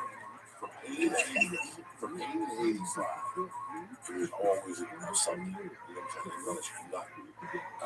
I'm not embarrassed to say it. No, because it went from. When did your mama pass? My mom passed November of '79. But before that, I was already a scamming. I don't want you to think that all this shit. No. Already I was doing. I was You were already dancing for money at the bar at 6. No, but I was already. I had already. Cheap. I sold ass and then I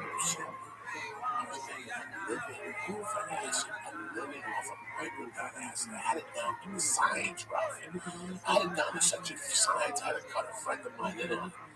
And then the real money maker was black cuties. I would get Those are the toilets, right? the ups. Oh, okay. So I would get 1,000 for $45. I would sell 100 for $35. And then you sold one for $1. Like, Ralphie, wow. You sold 40 of them. You already got your money back. Right. And you still had 960 of them to do it. There was no, you couldn't, only a loser could lose money on that. Yeah. And I would sell those to wrestlers. Nobody could go back out and Adderall. Right. So you get the, not get the numbers out. Not for those numbers. Walgreens don't get them for those numbers. But these black police were fucking solid. I was getting these two caps. Kid down fucking college in Pennsylvania, East Stroudsburg. And I'm looking towards the end. I was opening them up and just snorting two caps. So you figure, I think they leave a lot, but I go home and I think about drug shit.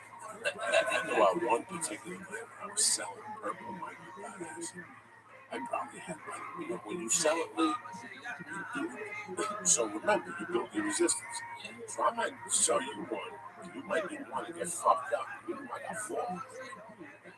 And I'd be walking around, I'd be bumping into people. I'd be asking for them to sell me good beats for $4 a piece. You know, they cost me $1.80. Not even. They were $90. So when you walk into a place fucked up, would you like give me what he owns? No, I couldn't go to the bars, have kids. You don't walk in the streets. We were walking on side streets, so we avoid the cops on Campbell Boulevard. And I never forget when I was about 21. This kid just roaming the streets of Virginia with another kid. And you bump into people from Western. You bump into people from fucking Guttenberg. You know, Northburg was farther away. But the people locally,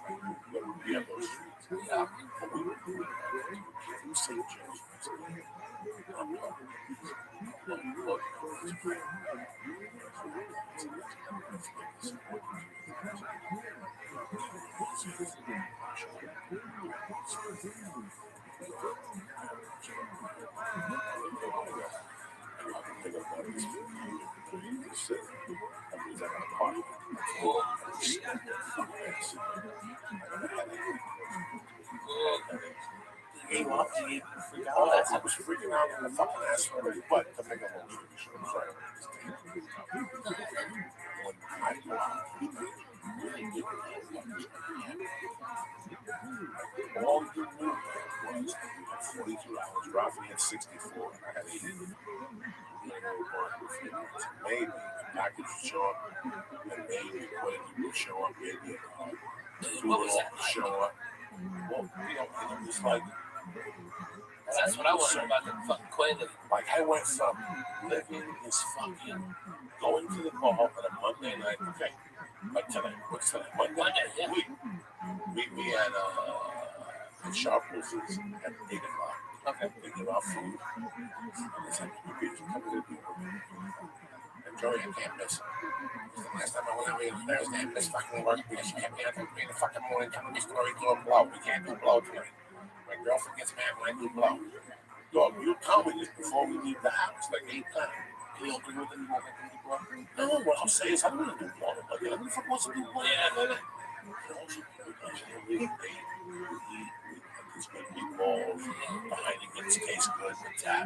Say, something.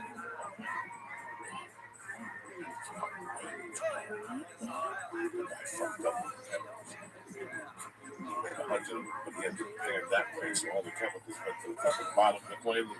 So it went on this side. So when he sold us, like 3 straight. Next thing you know, he's like, Jesus fucking Christ, okay, I'll split with you. Because I gotta get some sleep. I'm leaving here in 1 hour. You see my clock? Like I remember people saying it to me. Like, yeah. You see that clock? In 1 hour from now, I'm gonna be the fuck out of here. And I would just sit there and go, this is when I become the hero of the casino. With Mickey Records. Remember when the plane broke? When the plane broke, and now they got you. That's me. At that point. That's fucking God damn it. What's his name? Don Rickles. Don Rickles. Yeah. At that point, Lee, that's when you come back and you go, that was fun. I gotta leave here in 1 hour, Jimmy. Don't do that. Come here, 8.5 a point. That's it. No, I'm not gonna have another drink with me. Ralph, just walk fucking around. Gotta have another fucking drink. And in that meantime, some skinny fuck with a missing tooth walks in and goes, no. Hey man, grab a blow for $75. Give me 25 and I'll give you 50 next week. I mean, and you're sitting there going, it's Monday fucking night. What else could happen? And all of a sudden, Fire walks in. This kid, Fire, Joe Gucci's cousin. And he hit that light bulb and set his hair on fire like I did. And all of a sudden, he walks in with fucking value, visa. You know, this was a constant. And now I never had anyone come up to ask me that. They don't even ask you. They just get a drink. You know, so they wave. And next thing you go to the back with the pee. And next thing you know, bam, they got you in the back room. Oh, you want to buy these? Dude, get $10 a piece and you keep the 7.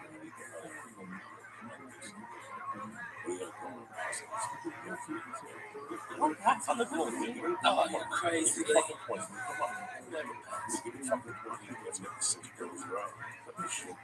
Listen, that's how you went out and you had a lot of juice, a hamburger, and watch the game. You're going jack to the gills. 5 quick, a gram of blow in your pocket. 6 ways you didn't want. And your dick's mysteriously wet. But I owe you $20. I gave you 3 of the queens to hold. You know what I'm saying? Yeah. Because I don't want to be. Oh man, George would be home and he didn't even know it. He didn't check the inside pocket. So that was on off your drugs, is it? No, not like some people carry it sometimes. Listen, not the coke. Coke always went home with pocket. Don't get me wrong. The package, there was no putting away. There was people that said, "Oh yeah, Graham, that's me here. I do 2 lines and put them away. That's great." Once I stop, and then stop. It's like M&Ms. It's like cigarettes. It's like anything else you put in front of me. I think that honestly, okay, for the people at home, okay, Coco is the head preach man over the church. What's happening now? I've been a member of the church. I might have been the first member. It was just the first member of the church. It was us. And okay, the last time I saw Coco do exactly what because he's talking about the '80s, like he was a demon then. 10 years ago, Christmas, no, Thanksgiving, pardon me, Coco did a quarter ounce of mushrooms. He smoked nearly an ounce of my weed, drank beers all day long, and then went down and did the Comedy Store and copped. Okay, and that was the last night of evil. Oh, and acid too. He had 4 hits of acid. What? He ate a quarter ounce of mushrooms. I swear to God. Okay, a quarter ounce. Okay, and then 4 hits of acid. Smoked at least an ounce of my weed. Drank all my fucking orange juice. Okay, I had to call the Canyon store twice to come up and bring more orange Tell juice. about those sandwiches. Oh, dude. Are they still there? Yeah. Tell them about the sandwiches you used to buy. Okay, I get them to set up fucking chicken salad on toast. Stop. With chicken salad, avocado and tomato. Jesus. Damn, Lee, that was fucking straight Jew food. But Tell them it about was the amazing. time we went to that place. You took to that place. It was ants. The sandwich. You sent it back. And she still gave you a bill for half the sandwich. Oh, yeah. Because she said that there was only ants on the one. Tell me. On one side. Tell me Oh, my God. Where the fuck is that spot? The place next to the Laugh Factory. Oh, my God. Yeah. Fuck yeah. Take me there every other Yeah, Greenblatt's. Greenblatt's. The fucking bitch charged me for having a sandwich because they had ants on it. Listen, I saw it with my own eyes. Oh, my God. And it's gone. What the fuck? We lifted the sandwich. It was like 3 ants. Yeah. Also, you put the sandwich down. Waitress over the kid like 3 ants. That was Which side was it? She fucking picked it up.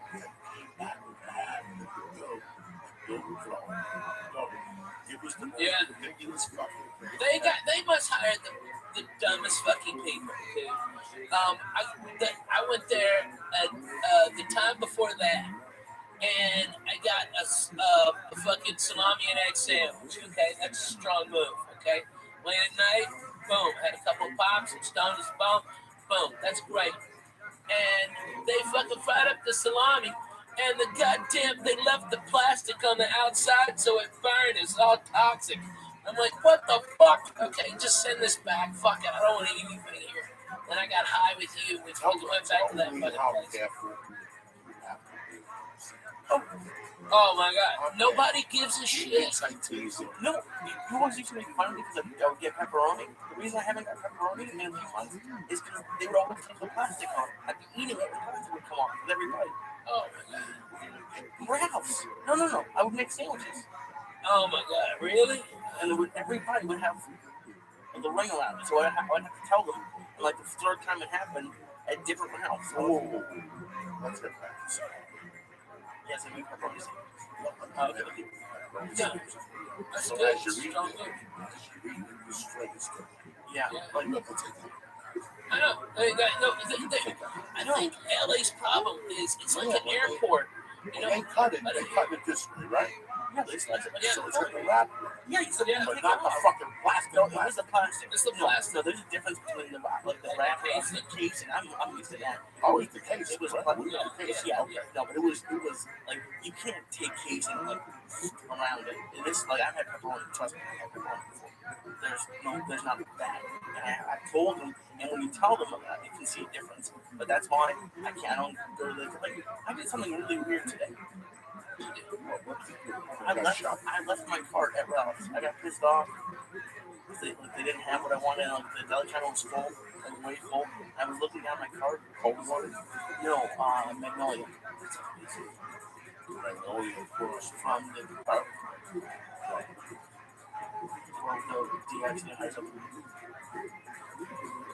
Right has like Look, that's hellhole. yeah. What even that? It's right near where I got it. That's the worst don't one. go to that one. That's why you get shitty coke nuts. They don't have good coke nuts there. They don't? No. Where do you go? to rouse up by fucking cold water. Any other rouse but that one. They don't have a slicer. They give it to you. No, they have a slicer. Yeah, but they give you the shit.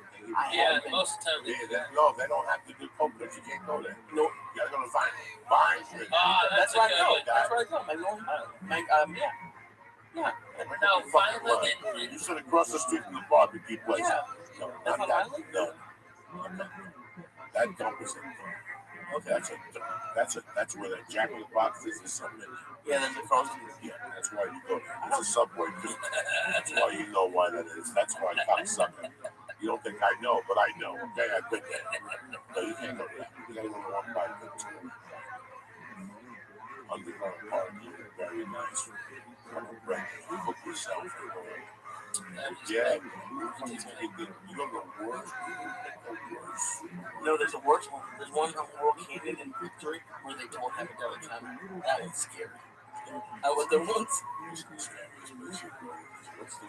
used to be John's. I live near that too. John's, scary, all Russian-y. Food for less? Oh, yeah. I know. I wanted to go in there with fucking, get a bunch of newspapers, like about to get shaked in the yard. Oh, my God. Right. Oh, my God.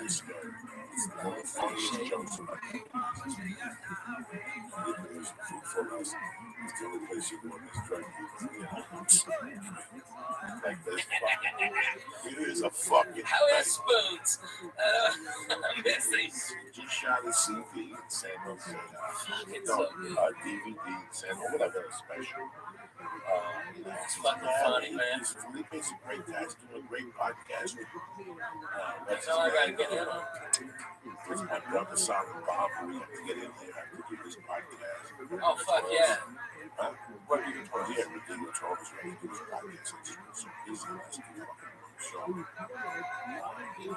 listen, it's too long. I know. I just had really Man, Joe's doing it big, man. He's working. Fuck yeah. Duncan's working. Harvey's working. There's three.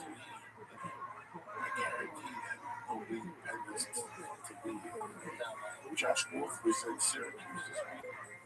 He's working. I like Q's. Q's in the house. Oh my God. Q's in the house. Yeah. We said we were the original Sunsetters.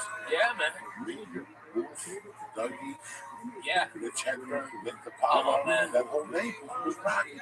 Dude, I just hung out with Dougie. He came to stay with me, and Andy Andrews and fucking Junior Stopka. And they all came and hung out at my house. It was fucking hilarious. Those motherfuckers. Oh my God. If anybody out there is in entertainment, put a camera on those motherfuckers. They're all degenerates. They're all fucking weird, and they're extremely goddamn funny. And they brought over these singers, Bird Cloud, which are fucking hilarious. And Google "Washing My Big Old Pussy." Okay, yeah, that's a real song. And they passed one of them passed out on my couch, and my dog Biscuits went up and Facebooked him like, hey, something's wrong with your lipstick. Let me touch it up. He had his little pinky tab. He's awesome. You know, this is what I think you were there. I was talking to you. It was what baffles me. It baffles me. You go on the road. Yeah.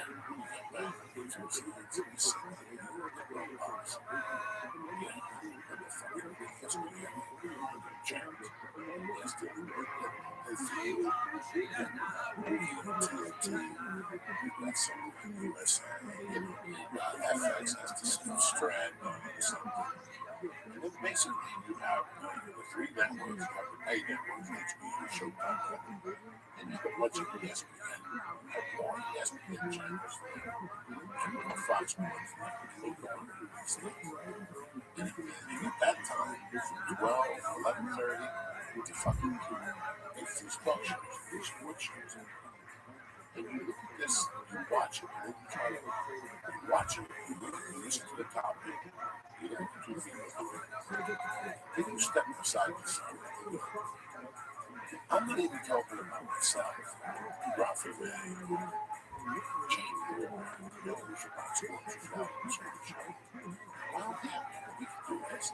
Yeah. Ronnie Stevens. You were there. We were talking about Brody. Yeah, oh yeah. Who's killing it on? Now, all this internet shit we do in my world is basically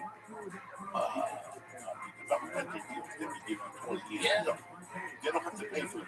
All they have to do is sit tight and go, this guy's movement, Ralphie Mayo, man. Boom, give him some money. Let's see who we can take this stuff.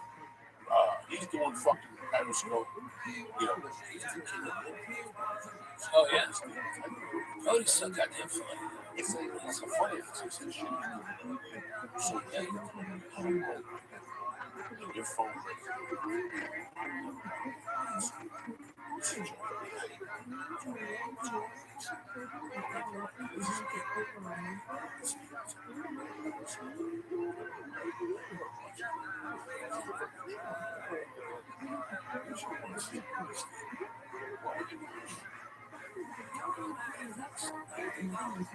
Yeah.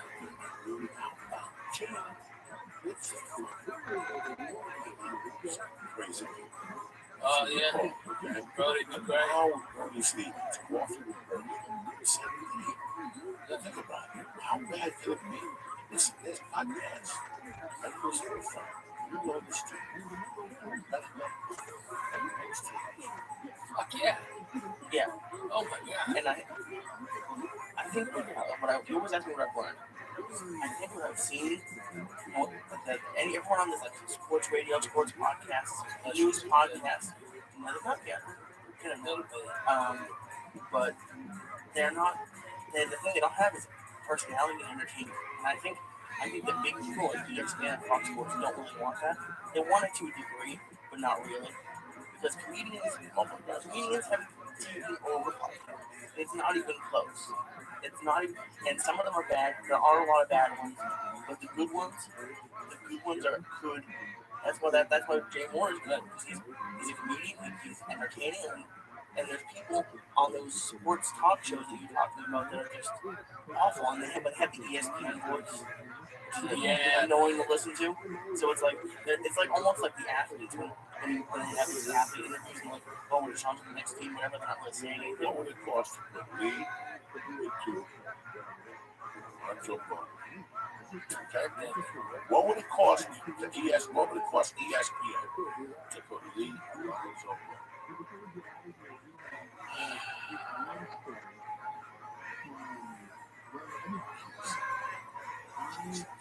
Tebow, you could have Ian Edwards for soccer. Like, there's a lot of comedians who have. It's just my mind. It's incredible. It's just a waste of time. I'm not talking about Jerry.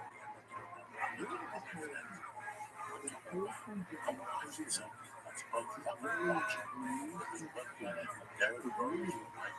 Yeah. Oh my God. Got you. You know, he's fucked up. Yeah, something happened to him. And I love all that shit at night. I watch that shit in Jim.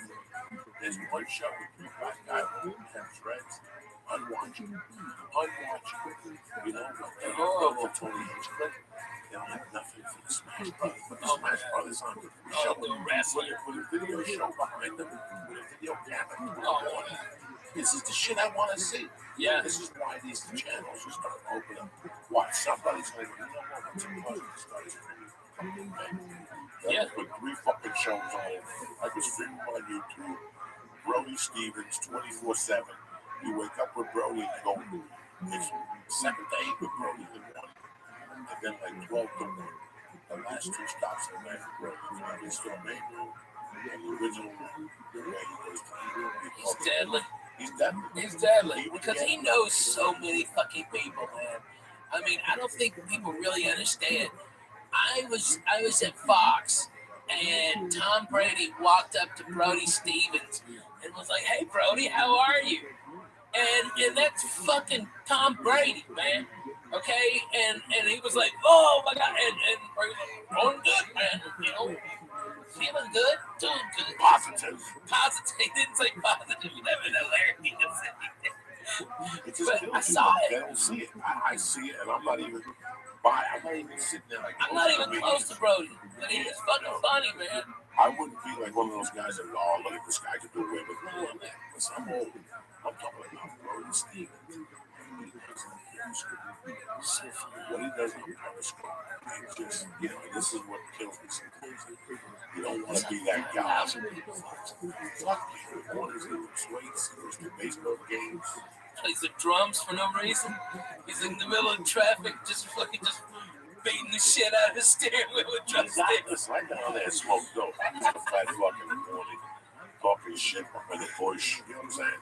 I don't have the balls. Where's the cats? I don't have a book, but I can't smoke in the house. If I could smoke in the house, I'd have the cats in there every day. I'd have pure fucking entertainment. I know. You believe in Jesus. That shot.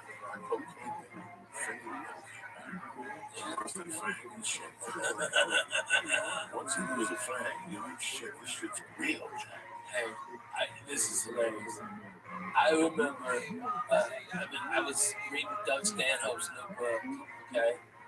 And I remembered all the crazy shit we did around fucking Hollywood. I mean, everything from Doug, there was this guy, Blackjack something, okay, that Doug would just be annoyed by, like so fucking annoyed. And I'd be over there and we'd be playing Scrabble or something, or just fucking, you know, just being, you know, I'd bring over coffee, we'd fucking go over jokes and shit. And Blackjack would just show up because he knew where Doug was, and Doug had his door, the screen door open on the Curson apartment.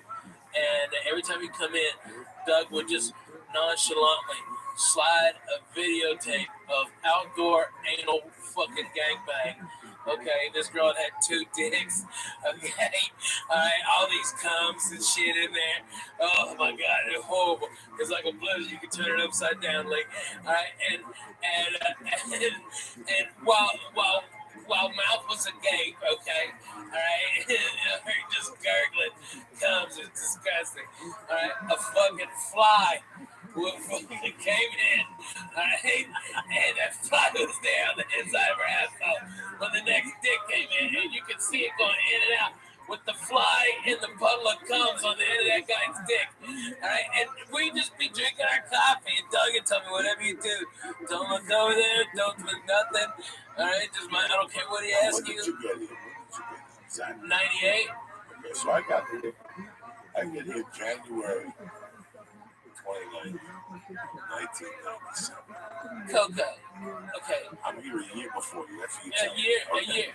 But bro, okay, you gotta understand. All right. We were all disciples of Stan. We're all disciples. All disciples of Stan. Everybody who's really been on the road fucking knows Doug Stanhope is fucking the best rocker today. So when I get here, he's a bitch. Yeah. Got a guy from Vegas living that's part-time bodyguard. That's a dunce. He really does it part-time? Like he's just a retard. He wasn't even a bodyguard. That's a big fat guy, right? Yeah. Yeah. Like he died. He got arrested, so he was a dunce, but you know, he was a fucking dumb. He was like, he was gonna make it big with his bodyguard. Yeah, big jacket. So I get here with the broad, she throws me out. No, we're on the couch somewhere. I don't know where the fuck. Yeah. Doug's dating the redhead.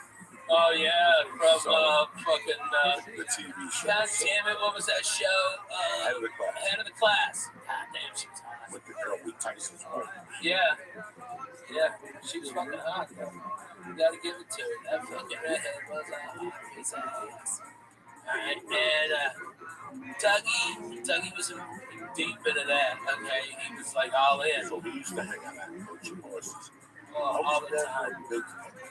I can count on my hands how many times I coached horses. Coaching horses.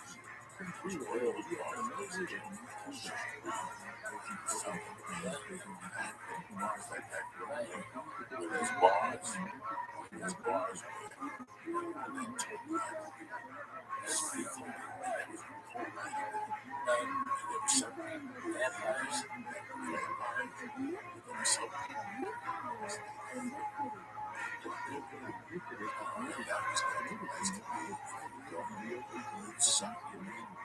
They spit you the fuck out. It's like you're a town recording that. Every time I went there, I was showing fuck. Dougie was the fucking best. He knew I didn't have a pot to piss in. And he would always, he was like, hey man, I can talk to you. All right, you're a fucking comic. Let's go over to Coach and Horses. All right. And we just walk over to the Coach and Horses. And it was a Bud Light and a Miller Lite for Douglas. And just have a beer. And it was, I remember one night we were at the Coach and Horses. And this guy beside us was talking all this shit about faggots. We've got to kill all the faggots. Goddamn fucking motherfucking faggots. Alright. And Doug goes, fuck yeah. Doug's amping him up, okay, and getting him with him like this. And then Doug fucking grabs my head and makes out with me. Okay, at the fucking bar. Alright. And this guy's, oh my god, what the fuck? Alright. Doug goes, another beer. And a shot. That was a shot. That was it was we were maniacs.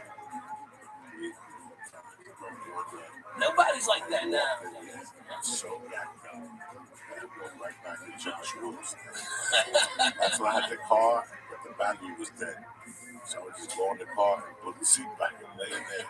And hopefully after 10 minutes I put the blanket over and jerk off. I put the seat back and open the window and I was sweating to death. All I did was a suicide there and I died in that fucking. Oh my God. There was sometimes the car would start, and sometimes towards the end, there was a mystery. I had to remind, I gotta tell you what, this is so fucking funny. Because we were on the road with Douglas, okay? And I remember we were sleeping in his Oldsmobile Cutlass, okay? And we fucking reeked of booze, and he was doing the porno fucking closer with the beer all over it. So it just smelled like fucking stale beer, cigarettes, alright? And it's in Houston in like April. And so when that fucking sun comes up, it's 110. Okay, that's when we both fucking woke up out of our fucking stupor, sweating like pigs. And Doug goes, Rabbi, can I just butt fuck your titty or something like that? Alright? It's really wet. I go, get out of here, you fucking creep. But that's how it was. He was just fucking bananas. He was bananas. He backed up. That's amazing. Okay, that's deadly. You know, seeing him opened up my mind. Like Yeah, seeing man. guys on tape that he's got me on stage.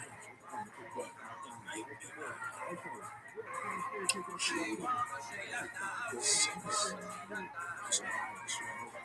now, I was a host, bro. The first time Doug came to the state, I just got accepted.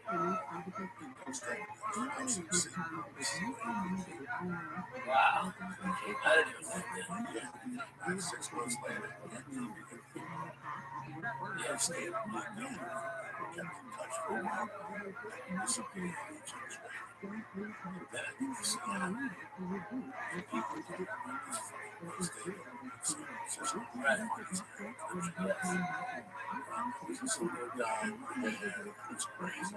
And by the way, This guy stayed.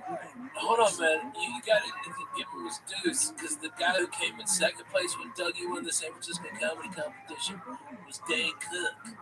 Okay? And Dane was a motherfucker on stage. You think he's something now? Holy fuck, that kid lit it up. And I mean, every time Stanley goes, I've seen Mencia get him like that.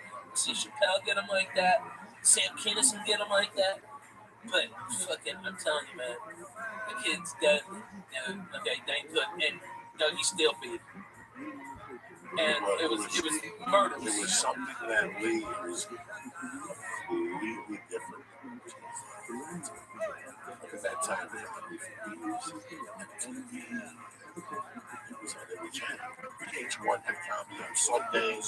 Yeah. MTV had 2 different comedy shows. Evening at the Improv was out.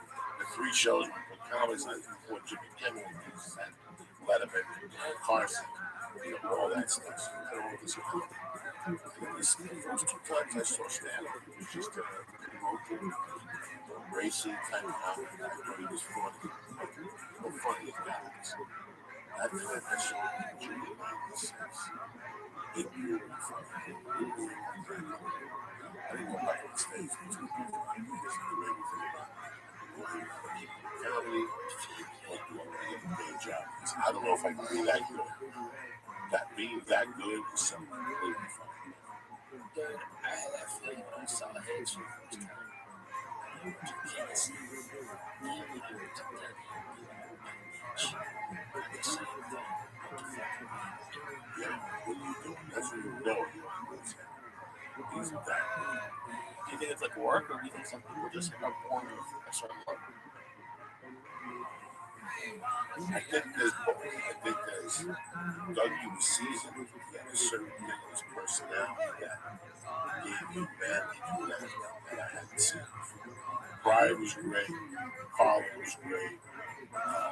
You know, at that time, the Bow Wow, Young Comic Specials, Judd Apatow. Bill Hicks. Bill Hicks, I didn't really know. Oh, yeah, please. Yeah, by 96, I loved Hicks and Anderson. And Hicks was great for me. But when I listened to his stuff, Still preaching. towards the end. Yeah. And that's when there was one particular take. Anyway, it doesn't really matter. Once I saw stand-up, it took me 3 days to realize what my next thing was. 3 days to decide day job. I gotta go for this recording, but I gotta be that guy. I gotta be that loose. Yeah, that's a close. I gotta be that dangerous. Yes. I have to be that, out there.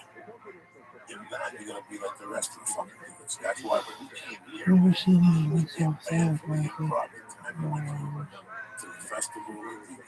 The burn victim, he told the guy that got moved for some shit. You know, he fucked a chick in Bill Maher's bed, and he had to write an apology. It was non-stop. They had never met anything like that at that time. He just walked into the improv. And the improv, you know, they're not the Comedy Store, they're not gangsters. They're writers, and they, you know, oh my God, they're witty. Yeah, they're witty and shit. He walked in there and changed it. There were rumors that he was walking people on Sunday nights, like walking the improv and shit already. That's what, you know, he fucking ran. And he made it on his fucking terms. He went to war with 20,000 club owners. 20,000 of them on his terms. Yeah, look at this athleticism. Look at this. Oh my God, the chick never recovered. The chick who shaved his balls, she ended up getting raped with the magician castle.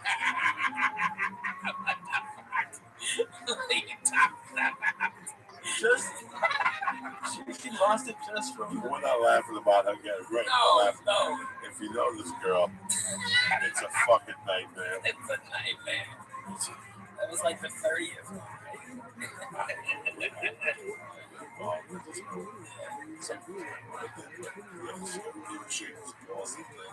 Was the kiss at that something car accident.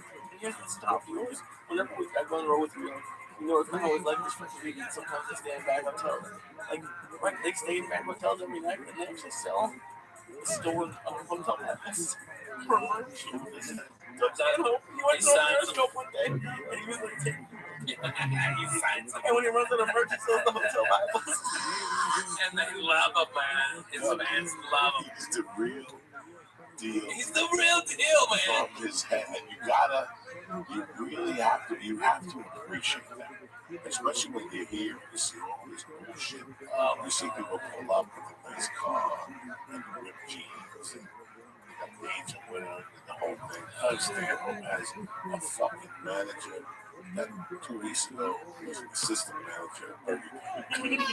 And he just met him. Nah, he's good there. What's his name? Taylor? Is he? No, I don't know which one is that. You never know what the one time the guy rolling papers and beers. He just met him. No, this is a different dude. He's professional. Yeah. It cracks me up. This guy's actually got Doug fucking organized and fucking handled. It's incredible. The guy is great. Bust his ass. Immediately when he came in, he got Doug all settled in. fucking found out the ticket counts exactly. Fucking went to Denmark, checked in 4 hours before. Came back, made sure Doug was all right. Had his suit pressed for him, ready to fucking rock and roll. That's how the tour manager should be. The guy's in good hands. He doesn't let him, he doesn't drink. If you gotta go anywhere, he doesn't drink. He always makes sure food's fucking awesome. Everything's safe. It's a fucking, he's the cleaner. Okay? He's the fucking wolf. Okay? Of the Doug fucking circus. Okay? This guy's wrangling up. I mean, he used to leave bitches in his wake and women booing. And he used to, okay, and this movie just pop up like once every 3 weeks or some shit. He disrupted a lot of communities. He disrupted everything. Yeah, man. Even at the comedy store, that shit is boring. He disrupted a lot of lineups. Yeah. Because he looked like a nice guy. That's what made it so deadly. He would destroy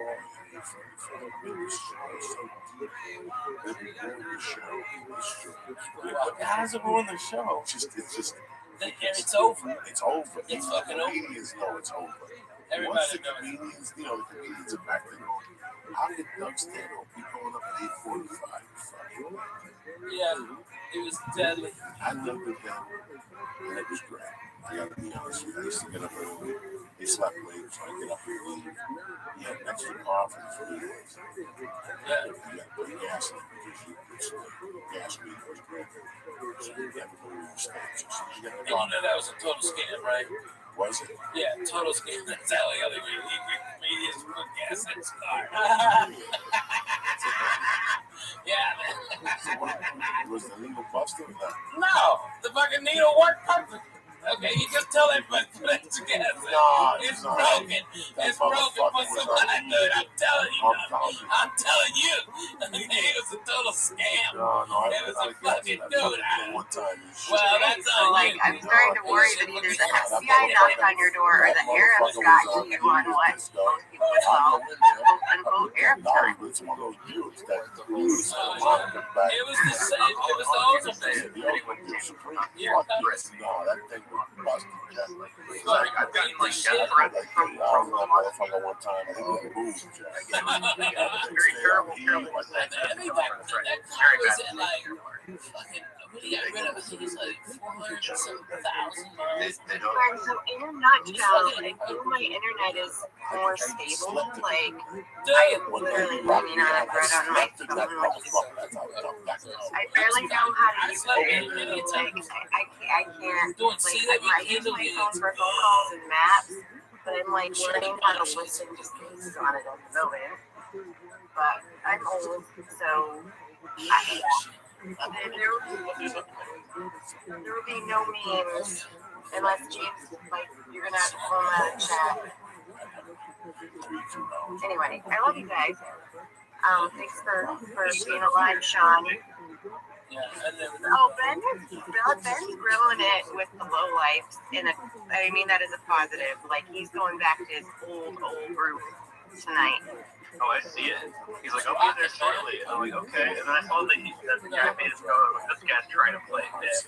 No, they were trying to, do you want to know what happened? I mean, I can tell you I was there, because I stalked Ben. Like, he's probably going to need to file a restraining order against me at this point.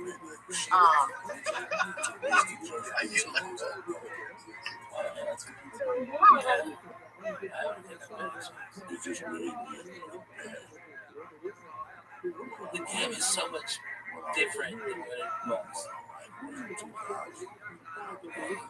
You were already at the platform. Yeah. You were already making it happen. Love and bring them into an awareness in a loving way so that they don't have fear, and they don't have concern, and they instead are faced with courage and fight, so they might become warriors within their own families and come together with their loved ones to bring awareness, and so that we can all stand together united against the Satanists, because we are much more powerful in you, Lord God. We are your children, and we love you, and we stand with you in your mighty powers, in the Father, and the Son, and the Holy Ghost, Yeshua, and Lord Jesus. But at least she didn't, push a turd down my bathroom. Okay, Dre, that was always forgiven. I appreciate that. I still love being out there. I was telling you about that. I was telling you ever since I still remember the fucking story. Hard. I love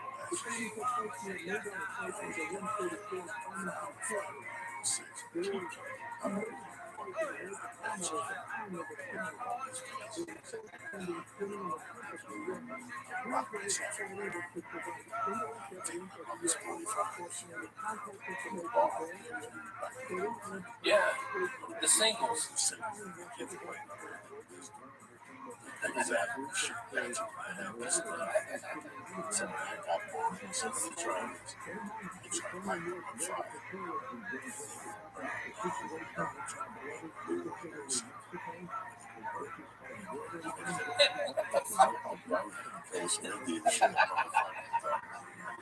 I was crazy. So, I was about 6, 25 minutes.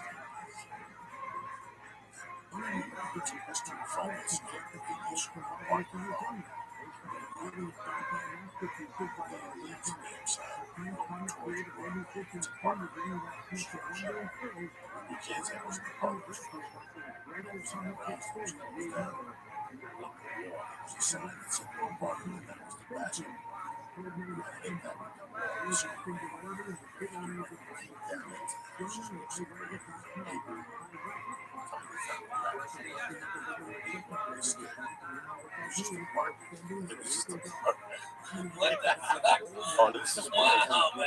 It was just a parking spot. But you get the behind of the building. And then you go, you can get the behind of the building.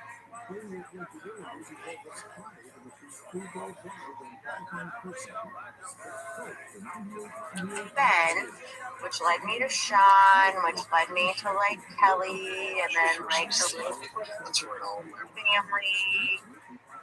And then now I'm like, actually I was talking to someone today, like, do we need to start setting up a 12-step program for Twitter Spaces? Actually, you landed in the right place. There's like, for many of us that joined spaces a long time ago, we were well in the wilderness. You go to some crazy spaces until you find a group. But you seem to have found the right group. That's my thing. I hit the jackpot with the right follows. And then like now I do kind of dive into a couple of the other ones, tabs. What do you like about it? It's really just That's just I love this stuff on fire.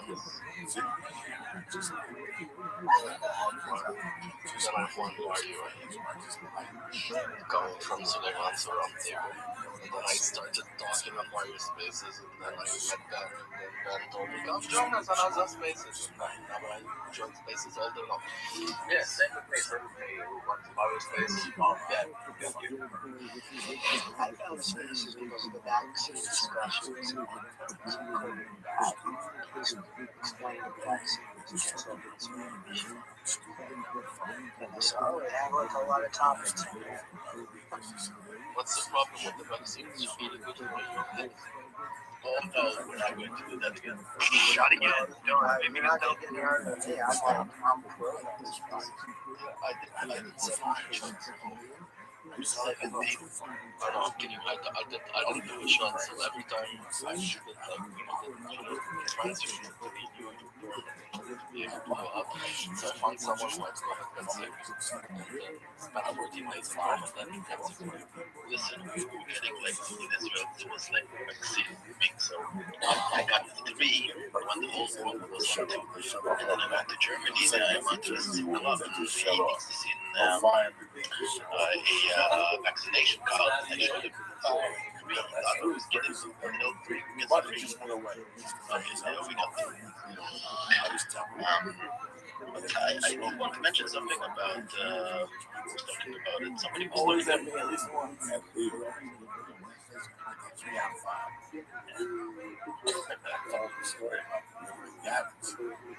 Gavin's at work. I'm on the phone. Fuck yourself. This guy trying to get this city, trying to get that city. Sometimes get somebody on the phone.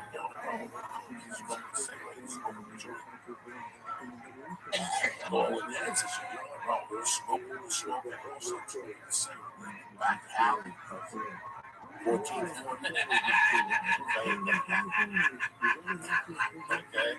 I love this shit. I was across the hall. But this is across the hall. Okay. So the window's open. I'm smoking cigarettes like a motherfucker. I'm smoking cigarettes. I'm chasing joints with cigarettes. You know me, dog. It's 9:30 in the morning. I'm on the third joint. I'm on a pack of cigarettes and shit, Camel Lights. And I'm throwing these cigarettes out the window, half lit on fire, right? And all of a sudden you hear, ah! Now I did not know there was anybody out there. I hear, ah! What the fuck? And I keep hearing this, ah! Who the fuck lit me on fire? And I'm sitting there going, who lights somebody on fire? I'm like, right there. And I look out the window, there's the guy fucking smoking his shirt. His clothes, the smoke, and the poor fucking guy. I go out, I'm home. The cops don't come. Nobody knows nothing about the project. About 10 o'clock at night, I walk back and there's the same homeless guy. It's not going on. Cigarette flirt, it's just caught on fire. You said I'm on fire. Yeah, because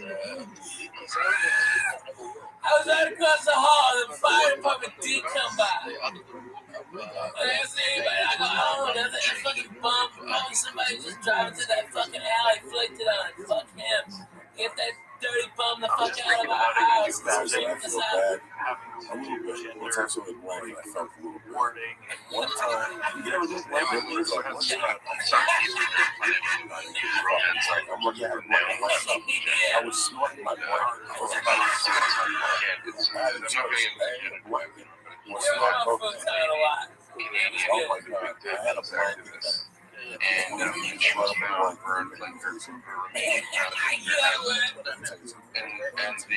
Schnee and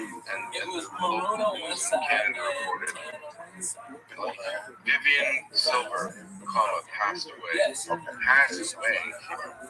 it sounds like she had a stroke in her sleep. What are you talking about? Probably raped and murdered and burned. And this is the way we're looking at it. It's crazy. So Ben says he'll be here in a minute. Thank you for helping me temporarily co-host James. I appreciate you. When he inevitably goes to sleep in like 4 hours, we can co-host again. I'll be out live. Okay. What time do you think he'll be free? Next week. Working on this boxing. What's Ariel's a boxer? You hear him say that? Ariel's like, let's go, James. We'll teach you to feel the best. I saw a video of Ariel going out of jail. He has no exit order. No, I just shot something the video from the jail. It was something like the title of the video. He was so happy.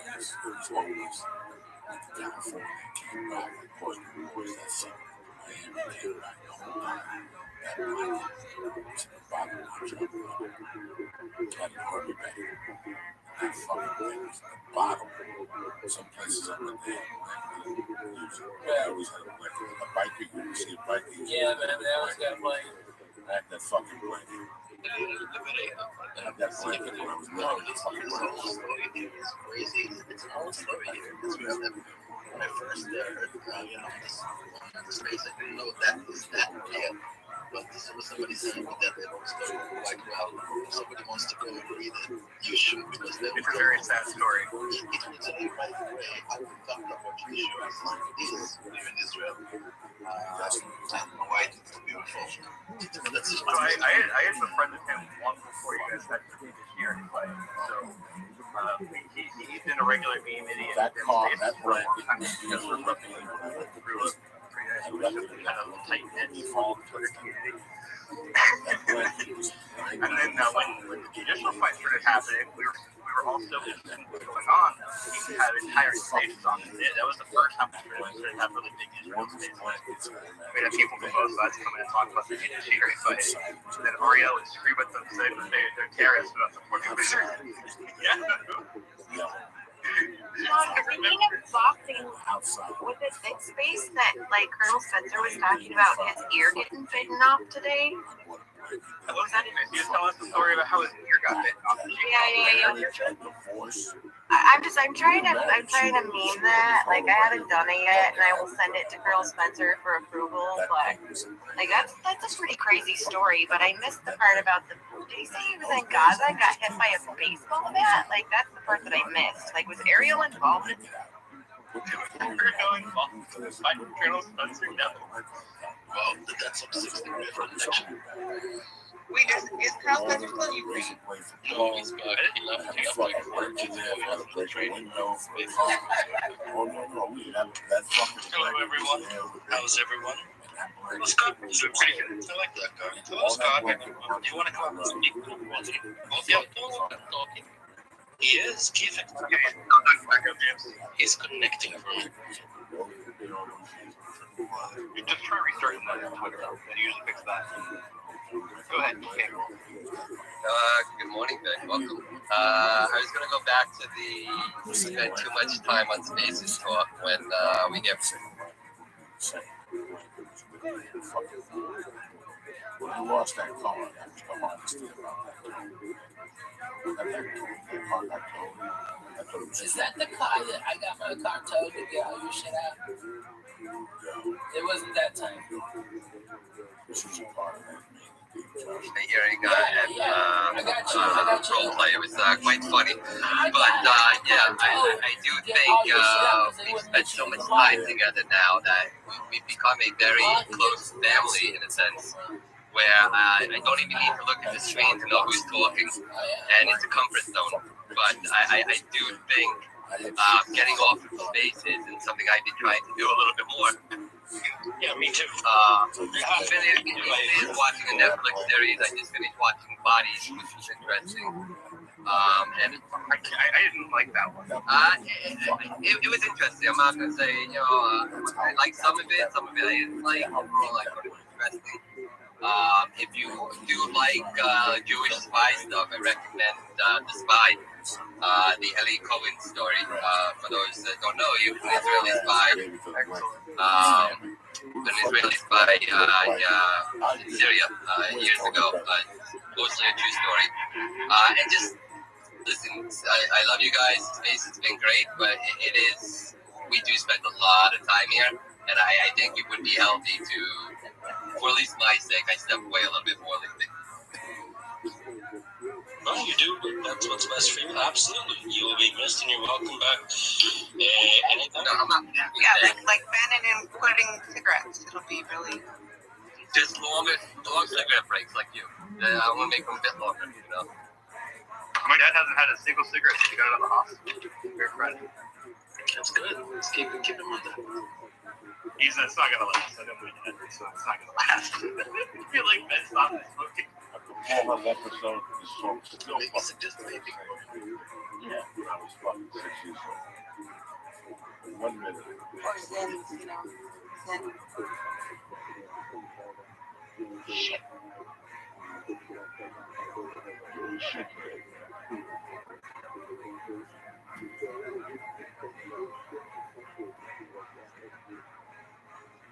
My mom would always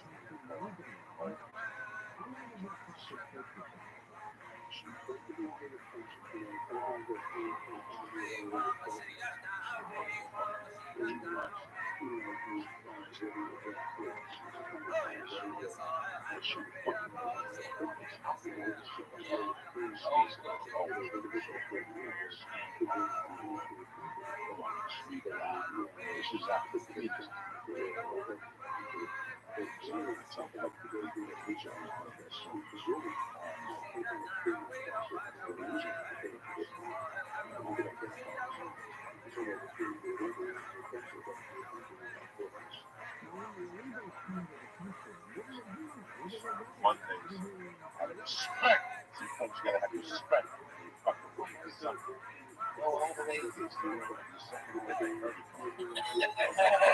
Joe, you gotta have respect for something. You gotta light a candle, you gotta do something. You know what I'm saying? Next thing you know, you're sucking dick and hell. Pow! Fucking De Niro and fucking with De Niro and fucking what the fuck is this shit? Someone posted that scene. Yeah. I'll be around. Good night, guys. Yeah, it's gonna be great. Good night, guys. Is he calling you too? Is he calling you? The guy De Niro's attorney representing him in Vegas. Okay. Good night, guys. Love you all. Played by the actual attorney. Okay, they went on to be the mayor of Las Vegas. And he was apparently shady as hell. I mean, you'd have to wonder he'd sue. I am too. Calling my name and I was down drinking with my mic. I don't know. It was pretty incredible. Why are you thinking? Mob Also, just trying to get through this one drop. Attack the subject matter behind We're each just other. trying to get through one drop. Well, I'm in town This one drop. doing a benefit tomorrow. So actually two of them. One that Wounded Warriors one and the Comedy Store. Show at 10 o'clock. All right, I'm reason we have drop. Come back in the rest. 100% all the comedians are donating their time. And we got Dane Cook, we've got Margaret Cho, we've got Gerard Carmichael, myself, Adrian, a real actual native comedian, okay?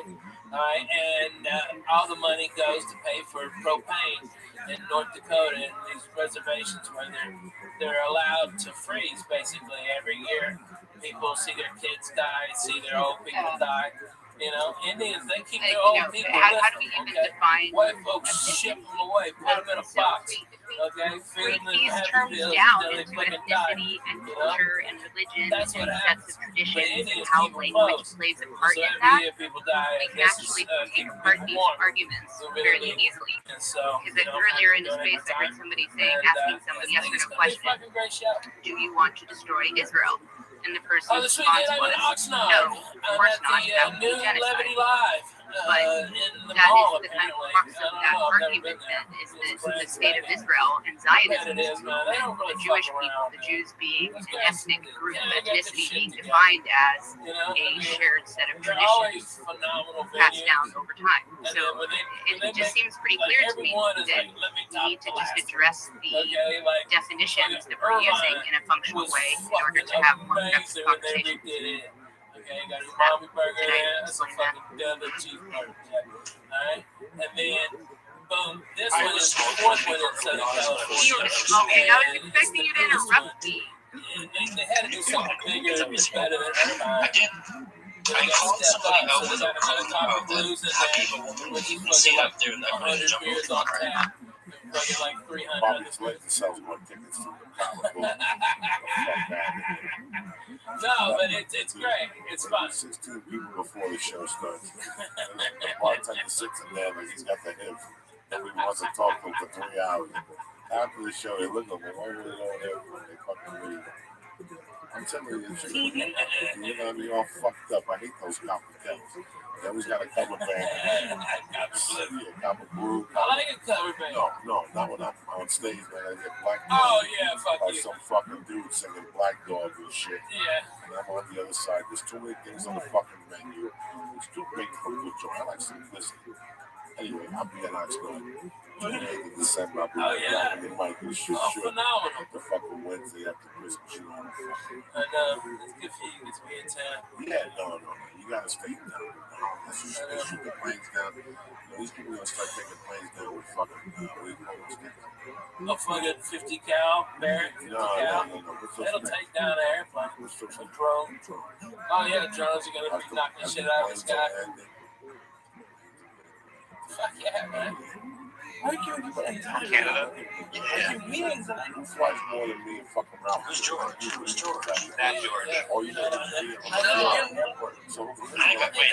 the one who's up on sex trafficking charges? Yeah, that George. Who interacts with him? George Yeah, you probably have to like. No, not him. He's not up on sex. No, he's cool. I like this shit. So was George, and he said, and I asked Canadian George, he's like, yes. I'm like, uh-oh. I hope it's me. I think 42 9. No, we have another George. I'll get over there and fucking Johnny blow up in fucking Johnny with a Budweiser bottle. Like a hero. All the big, big love fest. George Radzinski or whatever. I wonder if we must face that one, Carl. Yeah, you know, it's fine. There's another George, Alex. There's another George. George Yuri Radzinski. No, yeah, he's fine. I'm talking about the other George. Alex, you have to let me finish. There's another George who used to lurk into our spaces who he lives in the same city as I do. He is a disbarred lawyer.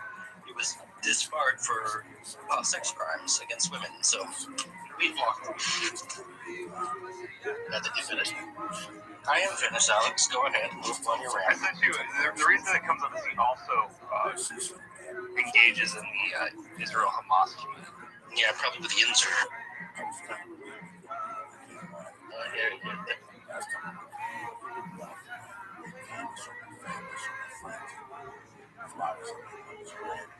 I'll tell you something. It's my age,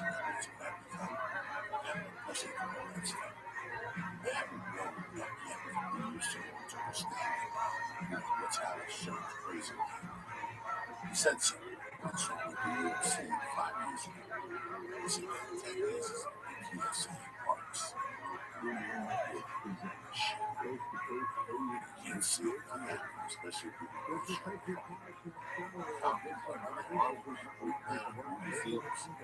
In a lot of states, in Tennessee, though. I'm sure that when I was working at the head guard, I'm reading the first paragraph kind So what I'm trying to say, there's a bunch of realities involved in my life. Every time I say the fucking plan, every time I say Give it to ChatGPT and have it explain it. Write it in a style that you like to read.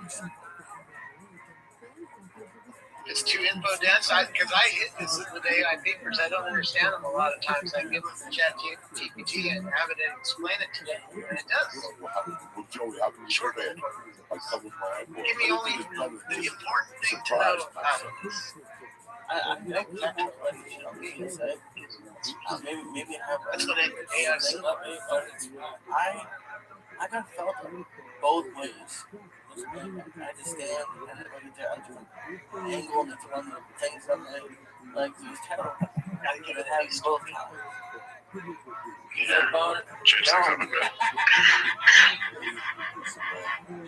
Find a new prompt engineering tip. So this thing like, and if you don't know, please tell me you don't know. All of a sudden it gives you this answer. Label things correctly. I got my AI to count. Keep in mind it's a large language model that can go in to do math, and there are a lot of errors. Figure out if there's always people math from both grounds to do the math. And then it looks like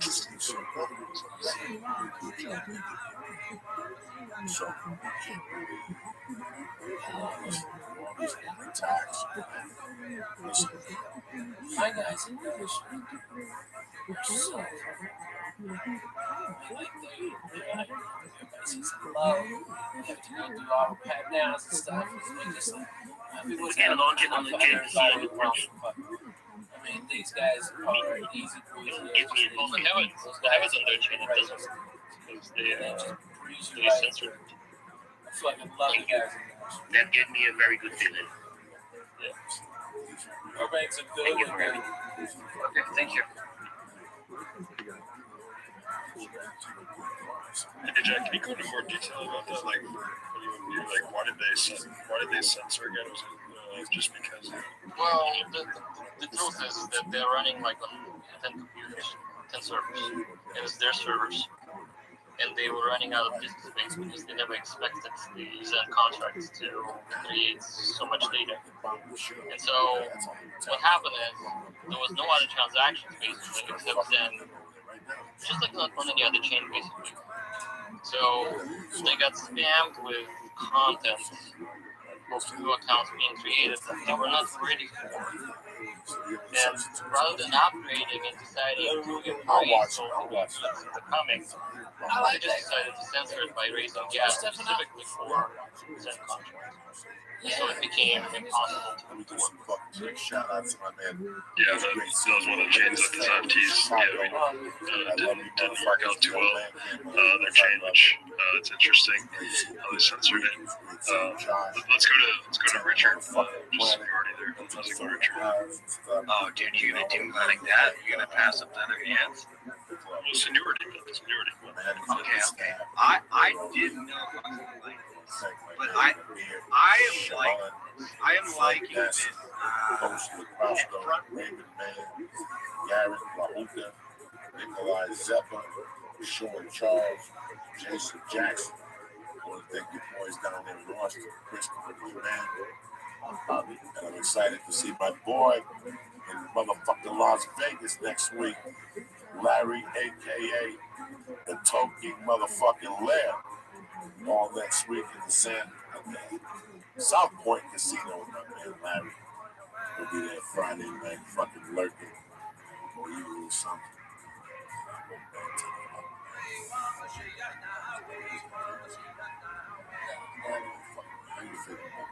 I'm feeling good, man. I'm feeling good. Right, a lot is because we don't proselytize end of story, right? Like, we don't have to have this really long discussion and start talking about bloodlines because it's irrelevant. And King David, right, was the descendant of Ruth, who was a Moabite who joined and converted, right, famously. So anyway, I just thought maybe we could move on from this topic to something, bringing it back to like Israel and Hamas. Yeah, I'm good with that. If you're okay with that, yeah. So I'd have to wear shades and look like a douche. I think religious debate is a different space. Yeah. Well, yeah, and it's not as much debate, but yeah. By the way, the whole history of like Islamization is really interesting. It's very it's a fascinating history, right? It's one that is sometimes very painful for some folks to talk about, but honestly, it's good. It's like you could do a separate space on all of that. But yeah, I mean, coming back to Hamas being a terrorist organization. Yeah, I'm glad we all agree that they're a terrorist organization. I don't believe the IDF is in any way, shape, or form a terrorist organization. Because the characteristics of a terrorist organization are that, you are a non-state actor. You are, you use violence to achieve political aims. You typically engage in, murder. Oh, really?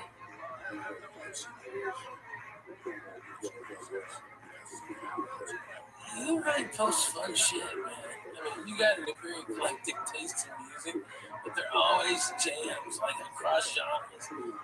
It's really fucking, you put out good vibes. Love it.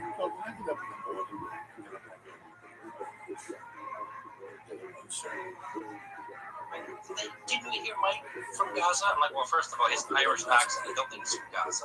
Just his whole family's dead, he's thinking on the rubble. I'm like, well, listen, I'm reading Al Jazeera right now, like updated 5 minutes ago.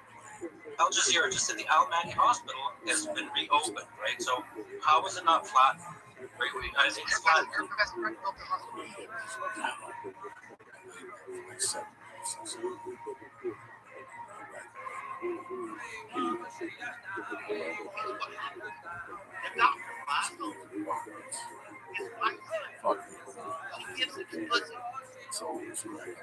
Oh, she's tickled to death.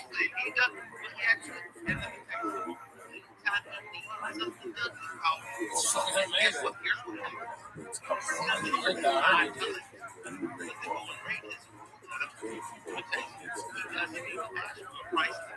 he says, easy. I need to get this done, that done, and that done. And by the way, I know you don't do this, but you know anybody else that can do this?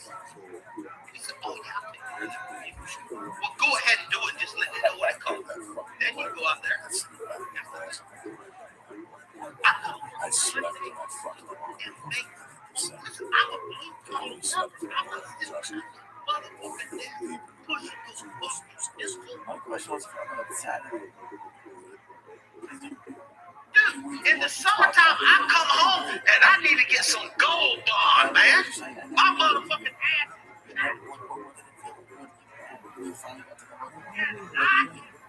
watching $2 billion a year.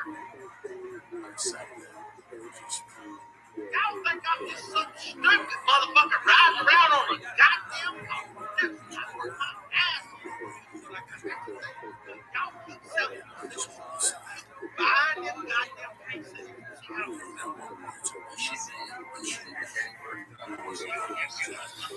Oh shit. Look at this one.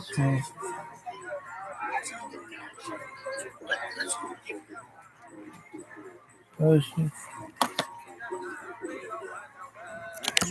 Yoshi, you wanna see something, buddy? Sure.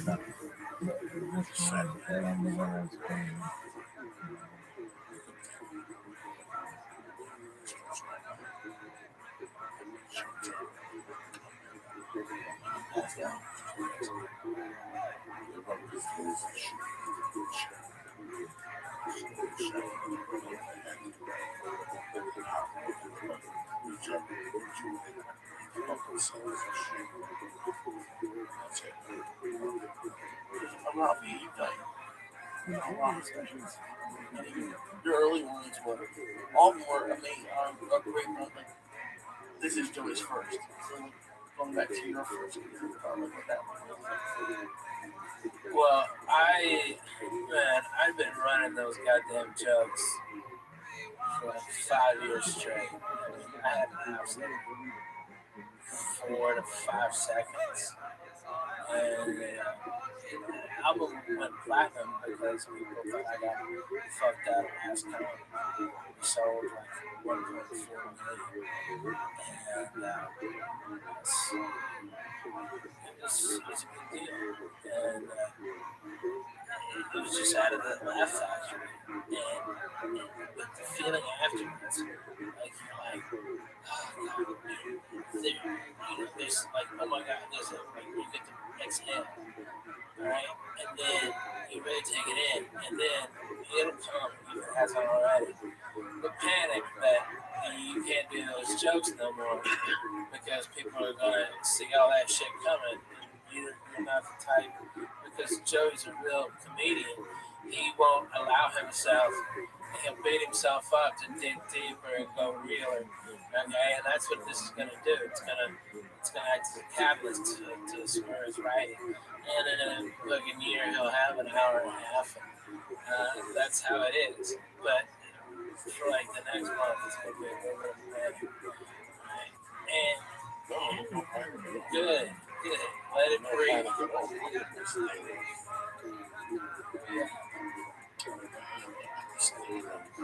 Because I know the whole fucking thing.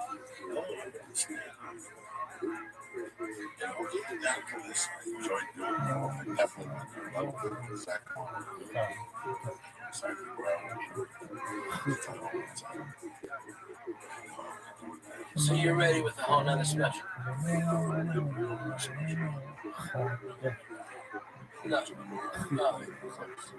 I have to write this 10 minutes for this special. You know what I'm saying? Like, you're at that point. I'm not worried about that. I'm going to take this week off. and start next Tuesday, right? And then boom, boom, boom, boom, boom, go to Vegas, take a week off, boom, boom, boom, go to Boston, boom, boom, boom, boom, boom. But you know, I'm still going to have, I'll get some more material put together for these tours until you start to go out like Janet Jackson. When Janet Jackson starts her tour, she lip syncs. She got no cardio. It's tough to move and sing at the same time. So you start at 90% fucking lip sync. By the end of the tour, you're down to 10% lip sync. Because you build your fucking cardio. You don't need somebody singing behind you the same shit. That's how I'm going to try. That's how I'm going to try. I'm in no rush, you know. Not much of the tours before. There's a lot of things that people always say you think you're in a rush. No. Not at a hard level. I mean, it's like, I did my special when I was 11 years in. And I hit my first special. And, no, 12 years in. And so when I hit, I knew what I was doing. You know, I've been headlining all over the South for years. I had an hour and a half ready to rock. You had that night and the next night. You come tonight, tomorrow, you're going to see two different fucking nights. No experience takes and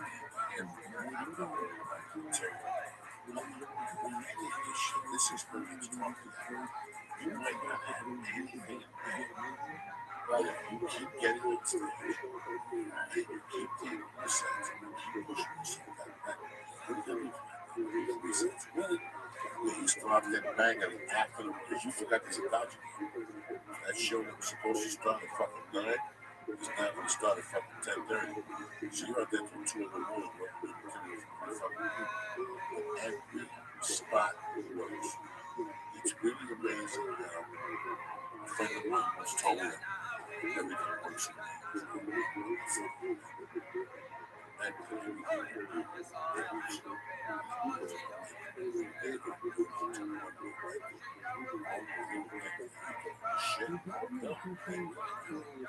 I'm seeing 20 people. I've seen 20 fucking people. From Ralphie May to fucking Ari to Ali Wong, I've seen momentum build over fucking night and nothing happened. So stand up is real. I can't imagine being you. You can't imagine.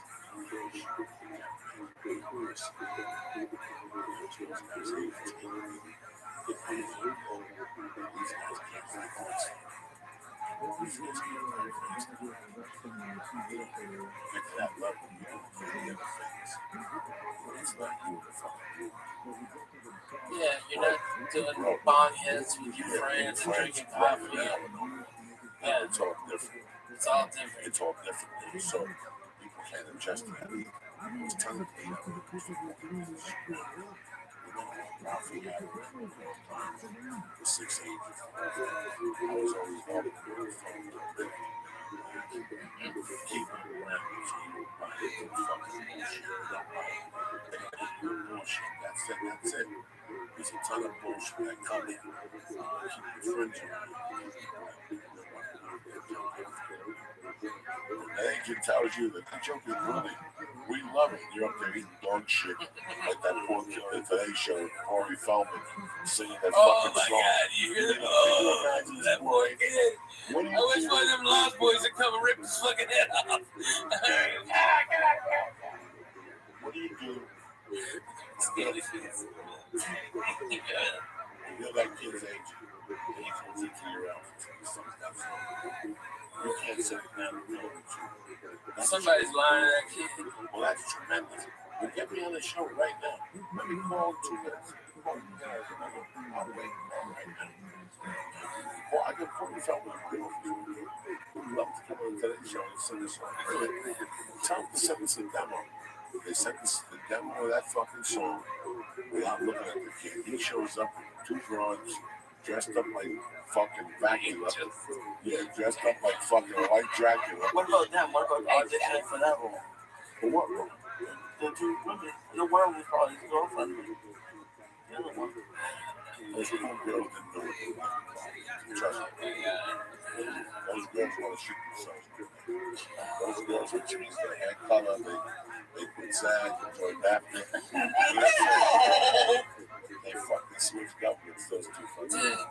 our generation had those chicks.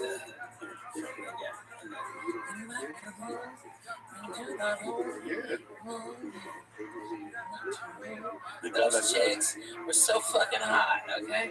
It was a good song, good singer. Basic same formula, minus good singer, good song. Okay, if they just had a good singer and a good song, it would be great.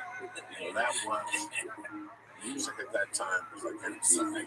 The better your video was on MTV, the more television. It really wasn't about the music. The music was good. The visual effects to the fucking videos in 83 and 84 were fucking brilliant. From Sledgehammer, Thriller, those videos, and that's what sold tickets at those times. That video, the lights are, you know what he's talking about? Thriller? Yeah. He's talking about, put on YouTube. That's TV music. What's our shows? Look at Robert Palm.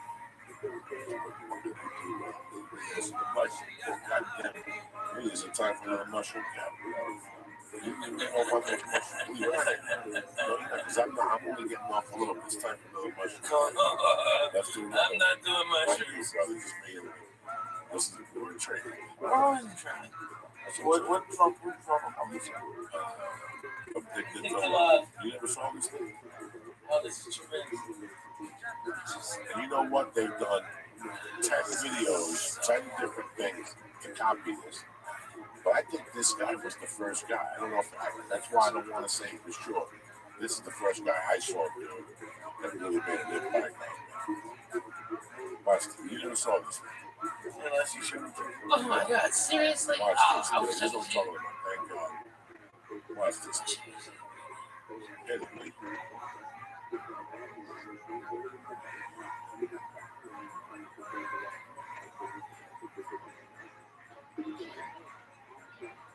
Watch the screen. Don't watch that. Oh shit. Look at this motherfucker.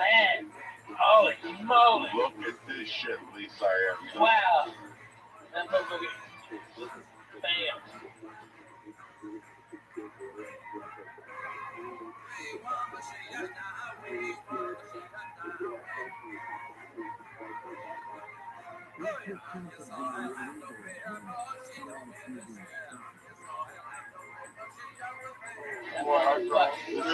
This really is. And look at him. He's such a bad motherfucker. This guy's a bad motherfucker. Listen to his sound. Nobody's got balls like that. He's got a sound like that.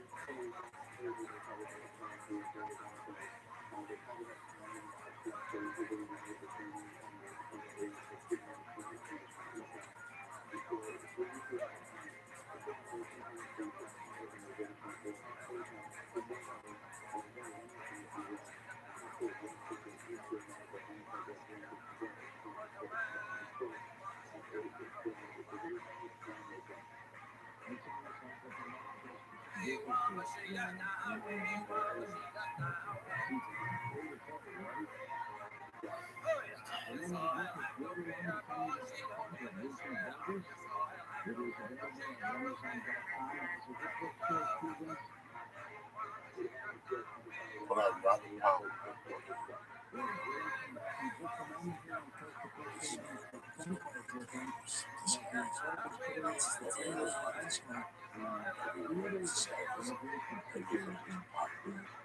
This guy was a hot dude.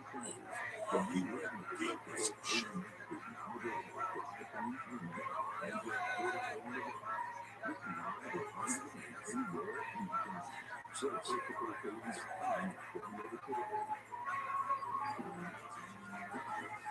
So he went into this Marvin Gaye thing after Marvin Gaye died. This guy was fucking pulling it off.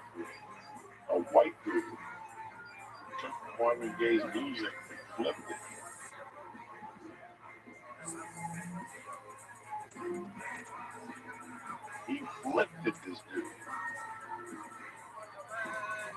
he said pick because it was that good.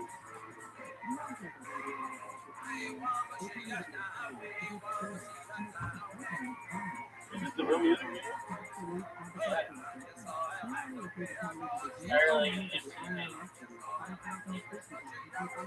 No, it's no way. I figured that other shit was 84, 83. This is after he got a little bit more popularity. Yeah. He wanted to switch it around with the motherfucker. And show people how deep this motherfucker was.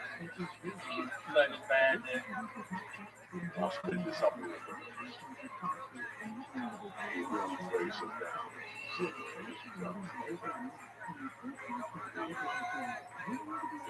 That's what he turns up.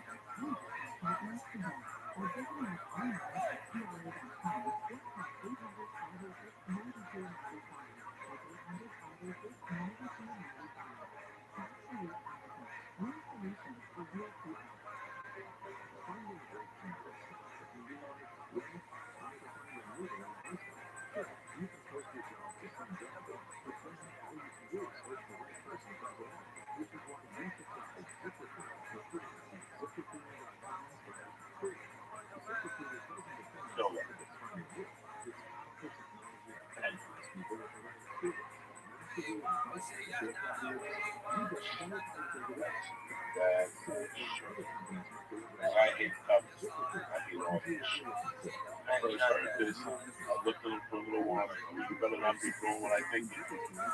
It sounded so good. I watched it. You know what, man? This guy is a dangerous motherfucker. I like those guys. I like the guy. What's up, this guy? Man?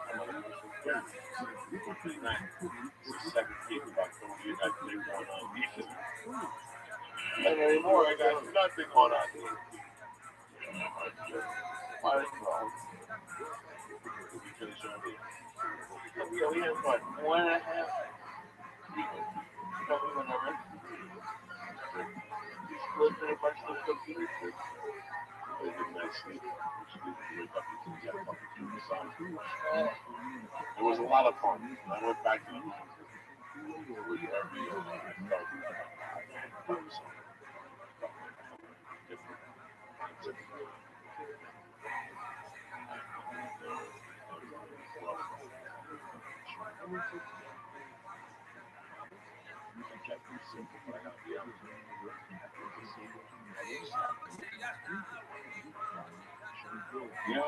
yeah, I'm dying. Especially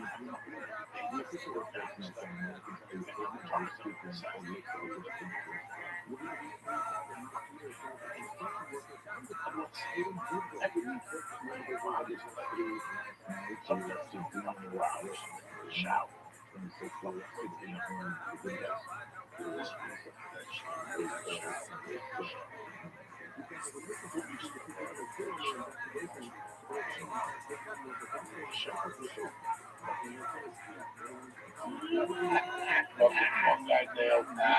Like a big ass dip class Frito. The only week I didn't bring my food. It gets fucking soft like that. Oh, I have to slow I got the comb, I got the fucking little eyebrow cutter, I got the scissors and the nose.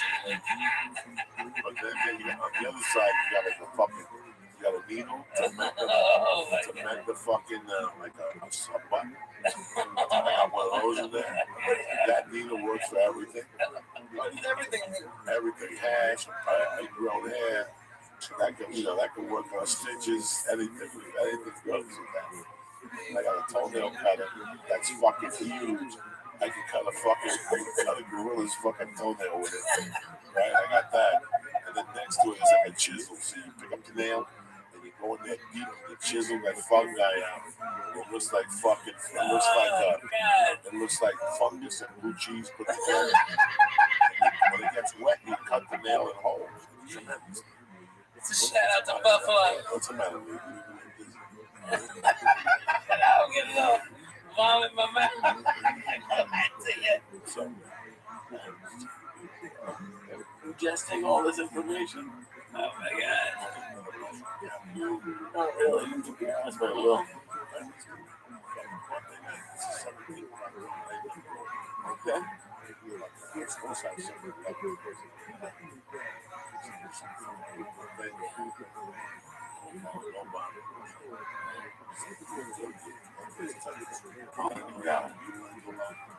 Congratulations.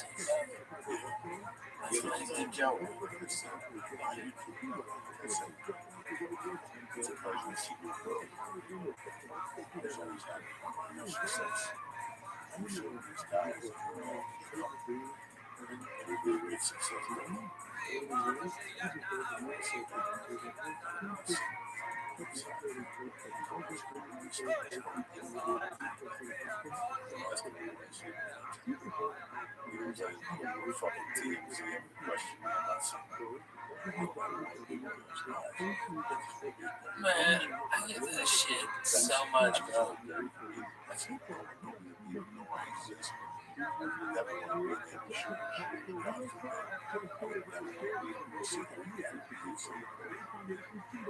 Can't be a comedian. Because you can't develop it. It's too rough. No, it's too rough. Oh, everything. So it's too rough to even go there. So you don't want to be at the particular spot. You don't be at that spot. You have to have 3 writers that write, material that's yeah, that's great. Policy friendly. I'd rather shoot myself in the fucking head. Next topic. What else, cocksucker? Talk to me. You smoking weed? Or what's going on? You doing jumping jacks over there, Lisa? Ready for another mushroom? Yeah, I found some acid hidden in one of the albums. Half a piece. Oh my God. You can break my own record for that, man. Leave me out of this, man. These green Oh stars. my God. All right, Lee. The sofa is a safety safe, okay? Lee knows all Lee, about that okay? sofa. If anything, if you feel anything weird, okay, go to the safety safe, Lee knows okay, all Lee? about the sofa. Just write it out, okay? For Lee's my everybody man, in 3 dog. hours. Lee knows all about the You want to take a shower, take a bit of shit. I'm telling you. That's what it goes. Lee knows all about this. Yeah. He's a soul. Lee, my man. I love it. He goes, what is Yom Kippur finish? It's over. It's over. That's This is it. it. Hanukkah, maybe? I don't know. Maybe there's something between that that people do. That people know. We got Halloween. What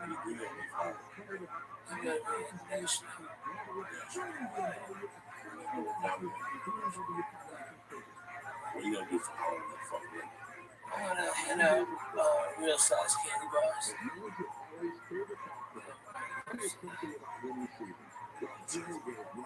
Well, those fun size candy bars. There's nothing fun about them. Unless you just get started and you're done. Fuck that. I give whole candy bars. Sam's, you get fucking cases out. Sit out there and fucking just bum. Here you go. Right? Like, I appreciate children. Don't throw paper in my house. You know what I mean? I'm your man. Okay, we're down. Okay, you pay the neighborhood. It saves the way you pay the fence from getting fucked up. Okay, just pay it forward a little bit. Okay, the mom will come up. I'll hand them 3. Or which one you like, Reese? Okay, well, Snickers is bomb too. Oh, you want the Milky Way? Well, this is all caramel. Okay, that's all I got. I'm sorry. But I go through probably $300. But it just, kids just light up, and I get toys and stuff. Yeah, this phenomenal. But you're right. You have a little fucking things that happens is me this week with the Butterfingers. I just wanted the Butterfinger. Next thing I was in 22 of them, which meant I ate 3 of those life size ones. If I would have just stayed a life size one, I know where I stand. All right, that's it. I'm good to go. You don't have to throw in the fucking sandwich. I can say fuck you. That's it. I had a few of those cookies. I saw you were tearing shit up this week. I was not tearing shit up, which I'm proud of you. I'm proud. And listen, you don't need no. I ain't no Slim Jim. What the fuck? I'm like, don't sit there. Look me in the fucking eye. I'm gonna wait for 2 pizzas. I need no pizza. 2 pizzas disappeared. That's 3 of us, 2 pizzas. I was on stage for 2 hours. I I come back, he's sitting there with a big grin on his face, happy as fuck. No, they were veggie pizzas. There was no veggie pizza. They were all veggie No, pizzas. please, I'll strangle you. I was eating. They were not veggie. I wasn't. There were cheese and prosciutto. Not backstage. Well, backstage. No, Really? in the green room. In the green In the room. green room, there was prosciutto. No, when I got back There there, was me, you, ask Willie. Ask Willie. When I got back there, I had no pizza. It was just veggie. Ask Willie. Get Willie on the phone. Wait a second. When I got back there, there was 2 slices of pizza. I didn't want to. Please stop. You're insulting my intelligence. Get Willie on the phone. I wasn't in the state, folks. It's in the back room. There's no back room. There's no nothing. There was one fucking room. I ate 3 slices in the main room. I did. I ate 3 slices. That was later. Yes. Yeah, no. Somebody ate the ones in the green room. Not me. When I left, there was a pizza and a fucking half. I was sitting at the table. I just saw Willie. No, I wasn't looking You and Ralphie at are something. cahoots. I wasn't there. I was in Portland. Yeah, but Ralphie, There was a whole pizza that was Willie's. And there was a pizza. I took 2 little. All right, I'll leave. Those little fucking. I gotta be honest. Those little fucking pan pizzas. There Yeah. was 2 little strips that come back. 2 little slices when I left. I ate them both. He ate one. I watched. And he ate a piece of chicken nugget. And he was eating it. He said, "What vegetables? The trouble watching vegetables." there were no veggies. No. Stop with the fucking vegetables. So next thing you know, he fucking. I come back with this long pizza. And he's sitting there really straight. High as fuck. He was. And I go, "What's going on?" I go back to the hotel. His wife just got sick and shit. Bad food. And also he's out there ordering to go food. Yeah, there's no. Back to hotel at 2 We're talking about 2 different nights now. Are we talking about Saturday or Friday? Where'd you go Friday night? Friday night was a chicken party. Just no pasta. Pasta? Yeah. You made pasta. Just a little bit of it. I ate emotional. I promise. It's a little. Yeah. What Well, was no, it Saturday? the reason why I didn't was because of cheese. So and Saturday was because I had like 2 slices. And each fucking edible. Listen to it. Right. Ralphie. Yeah, a ton of pizza. They're so cool. The caterings are always good. Yeah. Leaves. I had 3 slices. I had 3 slices plus the 15 slices. No. But that's like a pounded Dude, pizza, I was right? talking to the photographer. Ask him. That's the whole time you're licking your fingers. No, it was not. Ladies and gentlemen of the court, I'm watching like, oh, I'm telling you. he's sitting there, listen, everybody I was tried to pizza. take 2 slices. Lee was like Lee in the 80s with cocaine. Cocaine landed right here. And he's sitting next to him, make him believe it wasn't there. Oh, he's got cocaine. You know what I'm saying? Like, Lee was sitting there. At one time, Lee had 3 fucking boxes of pizza. Sitting there like Sinatra, mingling with the boxes of pizza. You have me all the time for eating garbage pizza. I'm finally surrounded by good pizza. I ate that, and then I want to take some home. I want to take some home. You say no. No, I didn't say no. You did too say no. No, I did not. I go, you're embarrassing me to the pizza. Well, no. You always want to have a slice of sports center or something. But back in the hotel, they also give me orders like stuff. No, it was good. I went to the front desk. Well, pizza was usually front. Well, at least maybe they would recommend it. What was the brand?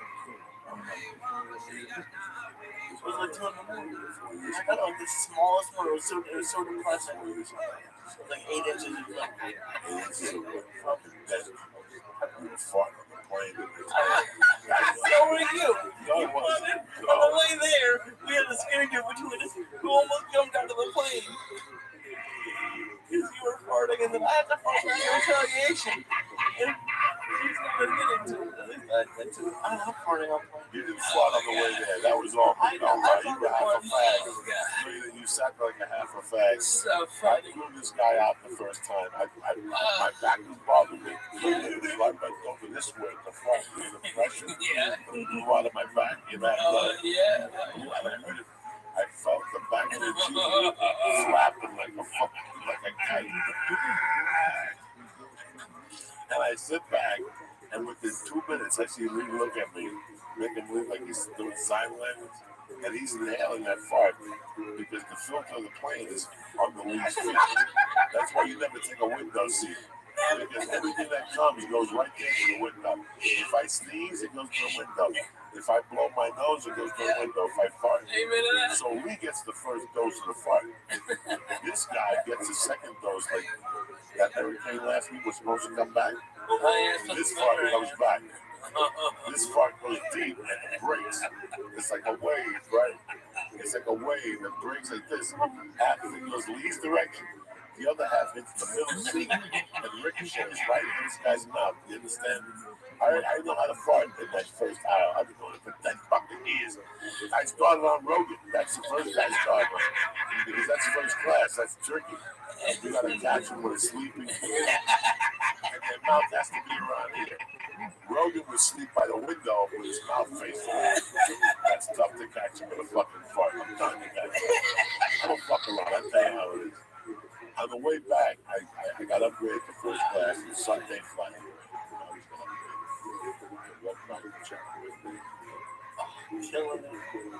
I give him that before we go. We started the flight at 7:30.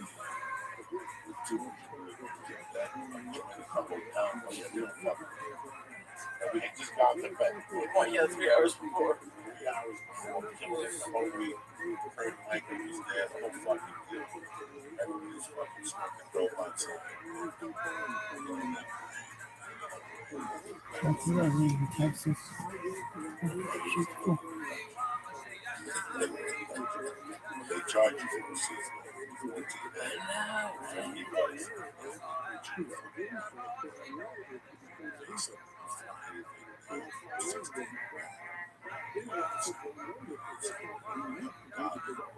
So during that 28th row, hell that food really. Because people back there flying. A lot of times I want to go. You gotta sleep in the night. You should go on that. You think I'm kidding? Listen, you get anything from 24 to 28, you go home, you gotta take a shower. You can't even fucking go out and meet with friends. Because you got this fucking layer. Trust me, bro. This is in the back of the plane. Those are the cheapest seats. Those are ones that you go on there late and they give you a cheap seat.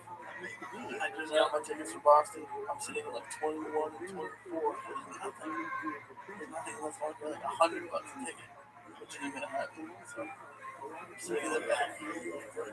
No, JetBlue. That's good. But don't you have to go out to Long Beach? No. Oh, yeah. I thought that was down in Long Beach. They have it there, but oh, okay. But anyways, I'm checking. We were checking on it.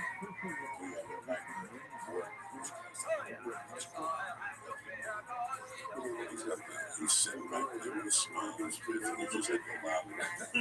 He's got his shoes on. No, I don't. Yes, No, I do not. I have my shoes on. First of all, I taught him how to fly. I understand when we get through security, he's a fucking he gets stuck as usual because you don't want just to go. Right? Because I got the pre-check. This fucking guy's walking around and he get them out. We speed up. Plus, he has 19 bags. Right out, I have one bag. He's going to say he's going to have a surgery.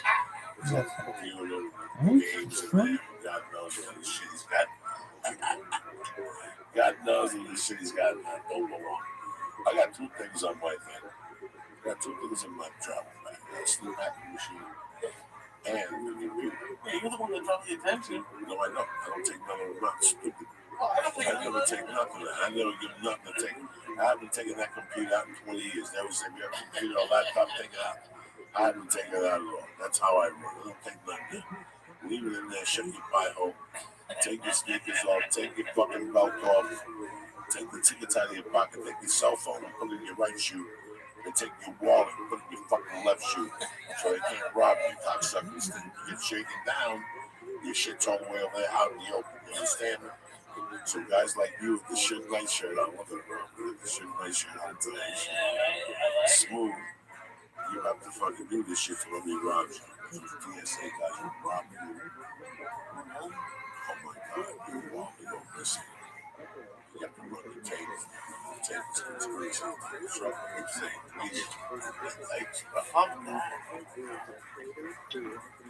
So, we get to the airport, and I leave. I was away from him. I will be right back. Away from him. He fucking goes through security, takes him an hour. They serve shit like a fucking bug. They brought the donkey or do the sniffle. I go to that fucking macaroni grill. I got nice sausage, bladder with eggs and potatoes and sausages. He gets out of security, gets over there, boom, he's got to wait for a motherfucking guy to go. Like a fucking doctor that we are. I gave him 6 minutes to eat because we gotta get on the fucking plane first. This motherfucker superstition. We get on that first. So I tried to sneak in there, but I couldn't do it. But he went to the back. It was cool. It was a good little flight. It was a good little fucking trip. I simplified traveling on the way out. I had to yell at the guy on Volvo. Because he tried to play the white fucking Supreme game on me that he was better to take him 2 hours. So I played this fucking card, and the guy fell apart at the seams. At the parking window, the black ladies were laughing at him. He was embarrassed. He wouldn't pull up, he wouldn't open his window. It was the worst nightmare. We scared the shit out of him. He told me to fuck your mother. It was hysterical. Let me do these guys real quick. Let me talk about one of my sponsors, who I love dearly. Bread and butter that we've been since day one. I love that guy. I love them because the products are fucking solid. At least the products that I use are solid. It's the fucking Shrimp Export. It's the Ham Force protein with chocolate. And it's the Alpha Brain. That's my studies right there. Listen, my kidneys can only take so much. I take blood pressure medication, CBD oil, weed for cocaine for 30 years. They ain't got much left, so I gotta be careful what I'm fucking putting in my fucking teeth. But I love on it. I believe him. Yesterday when I got home right before I take a flight, I take that fucking Alpha Brain. That's why I don't fall asleep on the plane when I get off. I sleep 2-3 hours. I got no jet lag. It's Alpha Brain. Do me a favor. Go to ootd.com right now. Look at the great selection of supplements they have. If it's anything you like, go to the cart. Put it in there, press in. CHURCH and get 10% off your first order delivered to your door, okay? If you like what you get, you want to stay on the program. They deliver to your door the first of every month you have your day, correct? Go to ootd.com and press in church and get 10% off your first order. Number 2, I want to introduce you to a new product that we're putting on the podcast that I fucking love. When I left, they said they would send it to me, and when I got back, they sent it to me. And I asked my wife what you think, and she loved it. I mean, so far so good. Simone. Yeah, I mean, I got cats, man. And you gotta feed the fucking cats. Cat like to eat on schedule. If you have one cat, that's great. You get to go on that schedule. You have a couple cats. That ruins it. That ruins it because you don't know what you're eating. So sometimes you might feed, you think Friskies eat, and Friskies really not eating. It's fucking Lulu that's eating everything. So every time you put a thing out, Frisky will eat. So Lulu eat almost 6 fucking times. And meanwhile, for 2 days, Frisky looks like that fucking cat with flies on it in Africa. Like he's fucking hungry and shit. So do you ever wonder if you're overfeeding your pet? Sure, studies show feeding your pet the right amount every day will help them live longer. But how do you know you're feeding your pet the right amount of food every day? You know? I mean, this is one way. That's a policy. This is great. You're on protocol. Control automatic pet feeder that personalizes your pet's daily calorie intake using their age, weight, activity level, and food type. With the PetNet app, you can schedule and monitor your pet's meals from your smartphone. Do you get me? Are you listening to me? Meaning your pet is always fed, even when you're running a little late, okay? Stop worrying about feeding your pet the wrong amount of food every day. The PetNet Smart Feeder will feed the healthiest portions at the right time, every day, automatically. Listen, we all love our pets. The PetNet Smart Feeder is the best way for you to make sure you're feeding them the right amount every single day. But these things are popular, and since the PetNet Smart Feeder is produced in a limited quantity each month, you need to get yours before they sell out at petnet.com/Joey today. Plus, you'll get free shipping also. All right, listen, I'm going to test it again this week because I just got back on Sunday. I saw it was there. I asked my wife what she thought. She loves the whole phone control thing. That's the money. It comes with an app, and you got it right there. When, how, that's the whole patois. And if you're running late, maybe you got your cat on a specific diet, maybe you have certain dietary needs. This is for you. The PetNet feeder. So, the PetNet Smart. So do me a favor. Go to petnet.com/Joey today, and you're going to get free shipping. What I'm going to do is this. Get your PetNet Smart Feeder. Get your PetNet Smart Feeder plus free shipping when you go to petnet.com/Joey. That's petnet.com/Joey. Again, petnet.com/Joey. This is the future, okay? Right now, PetNet Smart Feeder is the best way for you to make sure you feed your cat the right way, the right amount, every single day. So again, get your the PetNet Smart Feeder plus free shipping when you go to petnet.com/Joey. What do you think about that, cocksuckers? I love it. Strong, old school. I'm sure you can use it with a dog too. Dog, cat, whatever the hell you need. Awesome. My man Biscuits, he is fucking the greatest. English bulldog puppy, he's fucking the greatest. That dog is on a regimented thing. I would love to be able to, I could hook that up to my cameras and be able to feed it to make sure he gets exactly what he's supposed to get and shut it off remotely. Go to petnet.com/Joey. Done. Look at it and see the options you got. I guarantee you'll love it because you'll be traveling. Yeah. We'll be back Wednesday night. Ralphie Bank, always a pleasure to have you. Always a pleasure to see you. You're happy. The skies are so Me too. I want to try love you.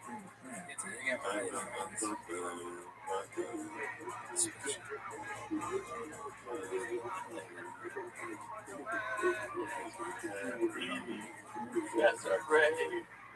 You'll never know, dear, how much I love you.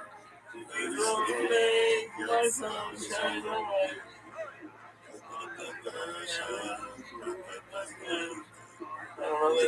Vegas next weekend. Where you at, Vegas? Oxnard this Friday, Saturday, Thursday. Yeah, Thursday, Friday, Saturday, and Sunday, and and then off for a week. Thank God. I mean, I've been on 8 state run so far. Atrocities. Come on, exactly. It's easier. You gotta bust. How much I love you.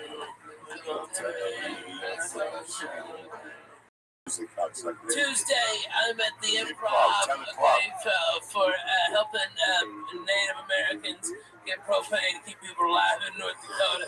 I swear to God, it's a great cause. They're nice people. All right, they don't deserve that shit. I remember we used to have fucking holes in the walls that weren't the windows. You know, it was fucking times. Nobody knows how much I love you. Because I hate your sunshine away. Immediately saying, come on, Lee. Damn it, Lee.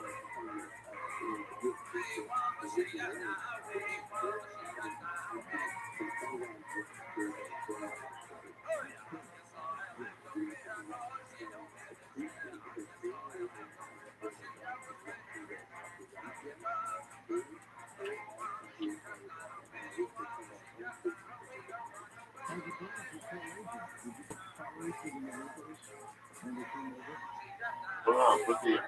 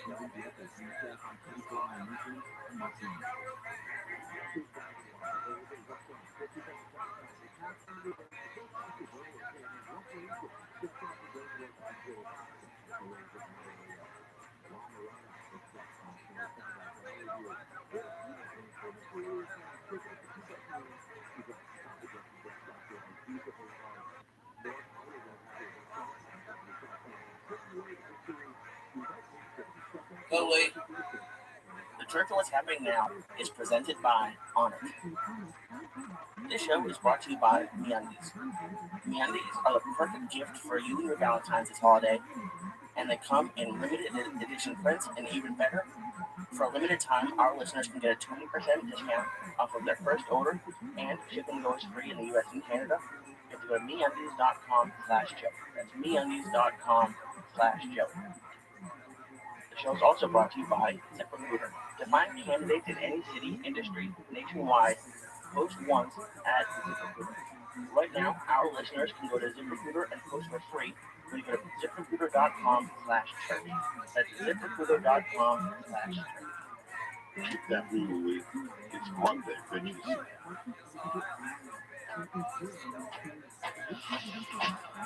Oh shit. Oh shit.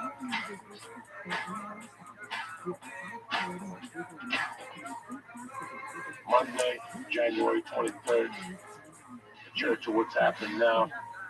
You're here. Lee Syatt, Ralphie May, and your Uncle Joey Peters.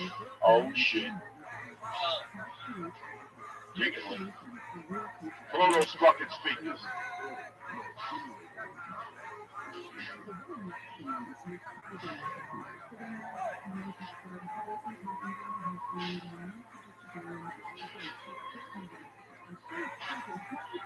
Oh shit, there we go, cocksuckers. Steal grandma's values. We're going. What's happening, you bad motherfuckers? Monday, it's Tuesday by the time you listen. Hope you're having a great fucking day. Uncle Joey, Ralphie May. Hey, everybody. Before we get the podcast started, I gotta apologize for Wednesday night. Mike Kessler was on the loved it done and everything. He was at my wedding, loved it done. Jesus fucking Christ. Before he came on the podcast, his retarded fucking daughter told him not to use his last name. There's something going on. She's suing somebody for poisoning her. So she's seeing fucking DEA agents in front of her house. This poor kid is always fucking retarded. Okay? She worked at a restaurant. She was dating a dude for 9 years. Also, one day she comes home and she's fucking a lesbian. Just like that. No fucking training, man. No nothing. She just becomes a fucking lesbian right there. You know there's a fucking problem right there. I don't say nothing. I keep it to myself, okay? She gets a dog with this ugly fucking lesbo. They get a house, then the lesbo beats her up. Domestic violence. Who the fuck? Because she's a fucking nut. Then she went back to Dick, then back to... She's worse than Ellen's old wife. Remember the chick? Oh, yeah, that's Glasgow? And then she went and had 2 kids and now nothing. No more lesbian, no more LGBTQ community. That's how quick these motherfuckers change in LA. They go from LGBT to BLT. Yeah, from the BLT. So now he comes on the show. Every question I ask him, he says he thinks he's like the Godfather too. He's under questioning by Congress. I did not remember that certain fucking thing. Mr. Senator, you know my plan to policy. Fucking podcast, anybody wants to do.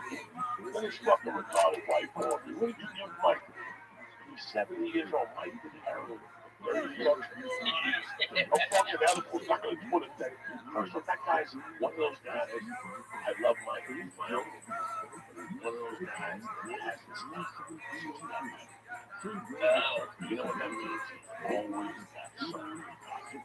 He may not be doing blow, but he may have fentanyl that Michael Jackson tried, or he may have Viking, he may have like one of those dudes since I've known him, or he might have weed, or he might always got. So like I told him when she called me back again, then I go, listen, he's fine. He's fine. He's fine. He's fine. Just ain't fucking doing a program. Just let him sleep up. Because he doesn't know who he is. Yeah, but you were his wife for 30 years, and you're another fucking retard calling me at 2 in the morning. Dad, I thought they were going to take him to the hospital. Oh my God. But no, he's fine. He woke up 2 days later. He called me, apologized. He was staying at the mat. Because the retarded dog, the older one, kept hearing the Martians and people. Oh my God. You know, man, there's a thin line between mental health and the city. I'm just fucking crazy. Right. But the mental health issues, they come. I feel it from time to time. That's not enough to get to the 7-Eleven. Because you want to try to get 10 cents for a fucking bag. Oh, man. I'm in there every fucking day. I'm in there every day. And they always give me a bag. Last night, this particular fucking doctor. It's like the evil eye, and they charge me 10 cents. Fuck you. I do $1. What is $1? You fuck. I come up family in the 7-Eleven. I've stopped running with these things. This is one of the only 7-Eleven in the country I don't shop with. Wow. I don't even shop with. I've never shopped with. Holy shit. You don't shit in your backyard. They're right there. They're good people. Yeah, family at the 7-Eleven. Yeah. It's not the ice, the 7-Eleven on Chandler. We're okay. I was there today, dog. That's true. That's true. That's ISIS is I all wouldn't in eat there. that motherfucker because they're poison. They're poison you with like that gas. They try that shit out on you. That hot dog will blow up. Yeah, I don't fuck with that. Yeah, but I had to drop my funny neck to that dude. when the taquito is ticking, you know what I mean? So yeah, I'm very sorry about the podcast last week. It was never my intention. I had to sit here and talk with myself with me. He was tapping the table. That is He so was swallowing overrated. his nose. He was fucking doing everything to irritate the shit out of me. But anyway, now that's off my chest. How are you, cocksuckers? It's a beautiful fucking Tuesday.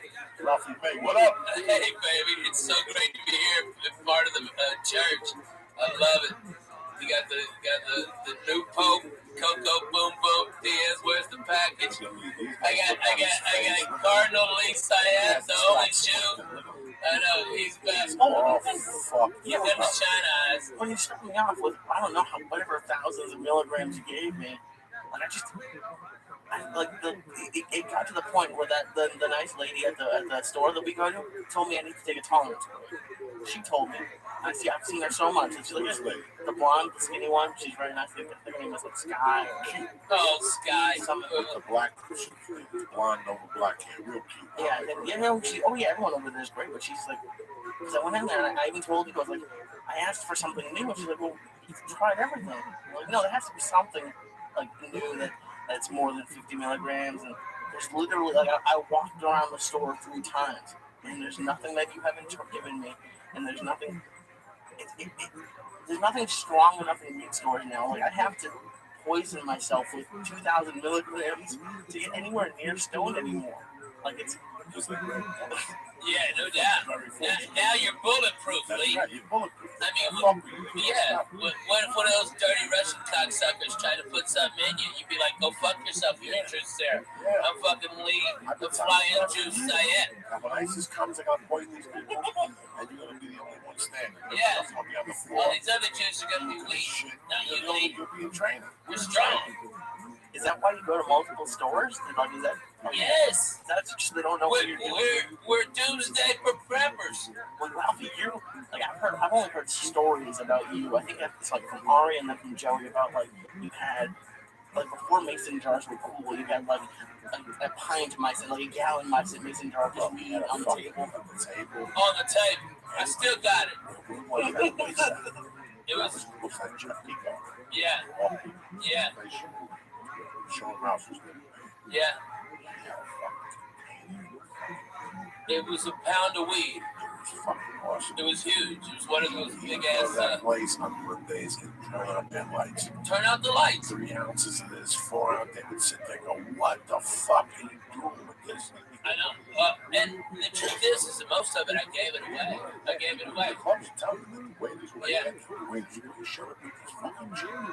Yeah. And I think it's just the coolest thing to do, you know? I mean, the first time my buddy Ari Shafir, of course, you know Ari, right? You know Ari. Okay, Ari, first time he ever saw an ounce of weed, I handed it to him.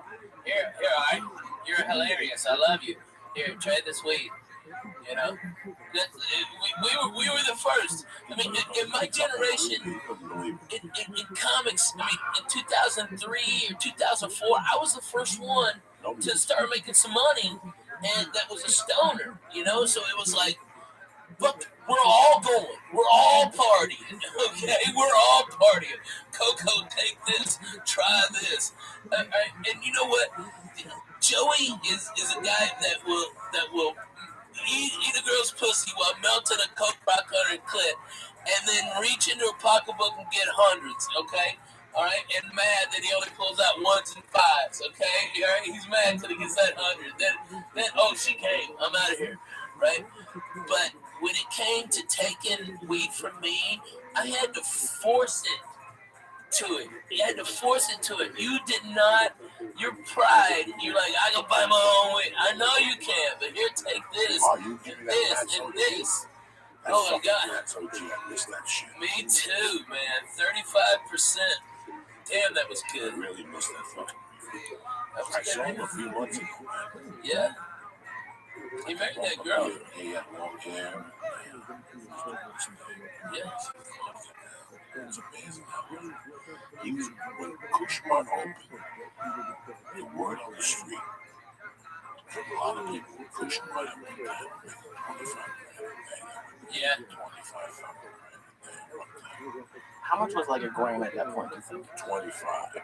Yeah. Jesus. 25. The Russians on fucking Sunset by Rouse were charging 30. The rock and roll rouse, right? Rock and roll rouse. They were charging 30 for a gram of $1 and 90 for fucking 8. They were straight up gangsters with that weed. Yeah. That place, what was that place that we used to go? Yeah, but it's the West Hollywood Collective. No, we used to go to the pharmacy for a while. Oh, yeah, the pharmacy. What the heck? When you bought the tickets for us to go see Clemens' bitch, it was 1,000 degrees in office. Yeah.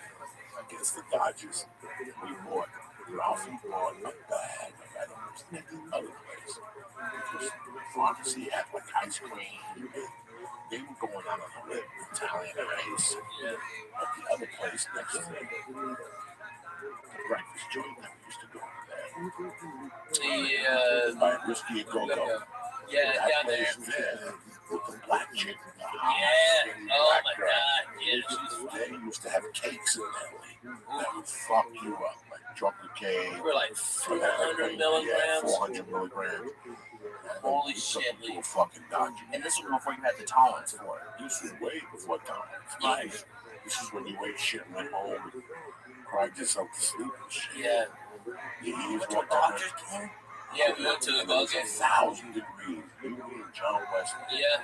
And we sat right under the sun with those edibles. Getting the fucking suntan and ruined. That sun was cooking those fucking How many waters did he buy from the water guy when he came by 77? All of them, dude. Fucking I handed him $100 bill. 3 or 4 innings. It was Yeah. untolerable. It was too hot. The ticket was so good that they were bad because it was right in the sun. Right in the sun. Yeah, those are tough in LA. Especially, there's something weird about heat on edibles for me. Yeah, no, they make you sweat. Yeah, it makes it like, I don't know, I don't feel good, but if I'm too hot, I can't do it. I get it's one of the weird. Joey always makes fun of me that I pass out in the studio after if I was really hot and it was the summer, I would take my shirt off. I have no idea why. I don't take my shirt off at the beach, and I was taking my shirt off here with the door open because they turned the AC off, and I was just hot. At least I don't take his shirt off in the shower. I don't. He's like Josh Wolf's hat. It's fucking crazy.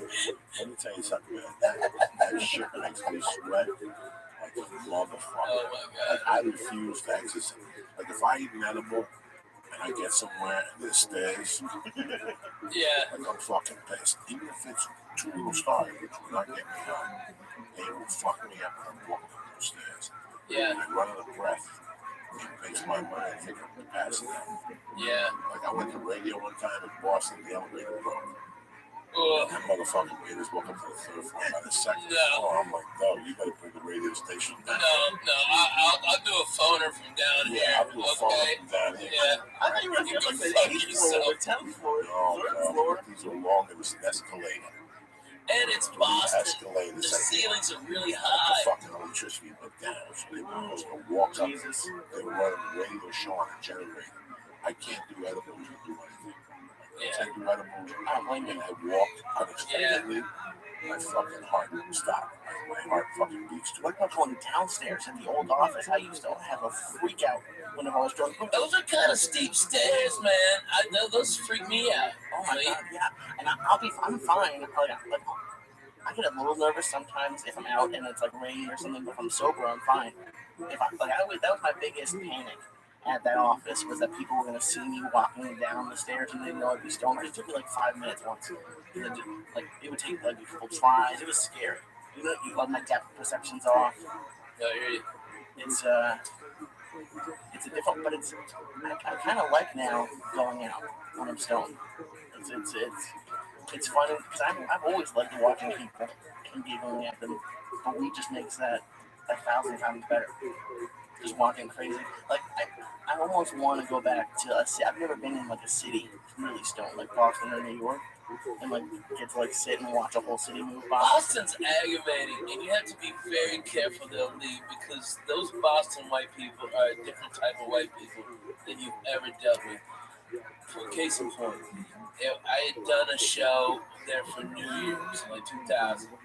There's ice everywhere, snow everywhere. That's true, yeah. It is probably 18 degrees at the most. And I saw these 2 guys walk up to a hot dog place and start beating the living shit out of each other because one of them put ketchup on their hot dog. Okay, and they beat the shit out of each other with blood and then he goes, I told you not to put ketchup on it, and gets up and they put their shirts back on and walk off together. They're the craziest white people you've ever seen. I grew up in the suburbs of Boston. I've always heard stories about this stuff. I never really get to see it. But Yeah, I think the winter would be a little bit tough, especially when it's like, seeing how hot freaks me out. I think super cold would freak me out too if I was stoned. Like you can't breathe a little bit when the cold takes your breath away. And okay, I was just in Fargo, North Dakota. Last month, it was negative 22 degrees. Wind chill, negative 40. It was so cold. I went outside to smoke a joint. Literally, I thought I was going to pass out. It hit me so hard because it was so cold. The weed did. And then... Well, when you walk into the warmth, yeah. It's like being in high school. You smoke outside when you walk into the high school. Yeah. The weed levels off a little bit because you're going wet. Right. Man, it was so... Was that the coldest you've ever been in? Yeah, that was the coldest I ever been in, dude. I mean, I can't describe it to people. I mean, it's just, I mean, Coco, in my bus, on the inside, the windows were all closed, the bus heater's on, I have a space heater on top of that, I am under 6 inches of blankets, all right, and there's water on top of my blankets that's about 18 inches away from the window, and it completely froze. And it was inside in a heated place that far away from the window. That is how fucking cold it was. I've never experienced anything. I tell you what, those people up there, they were the fucking toughest motherfuckers ever. People think they're tough, guys. All right, you ain't tough till you do that. When I was in my 5th year of college, 4th year of college, I moved back to Boston. And I started getting work as a feature. Yeah. These guys were looking at stuff. First weekend after New Year's, I went to Riverton, Wyoming. That type of shit in the snow. So I'm gonna be at the hotel waking up like 11. There was no breakfast in the hotel some days.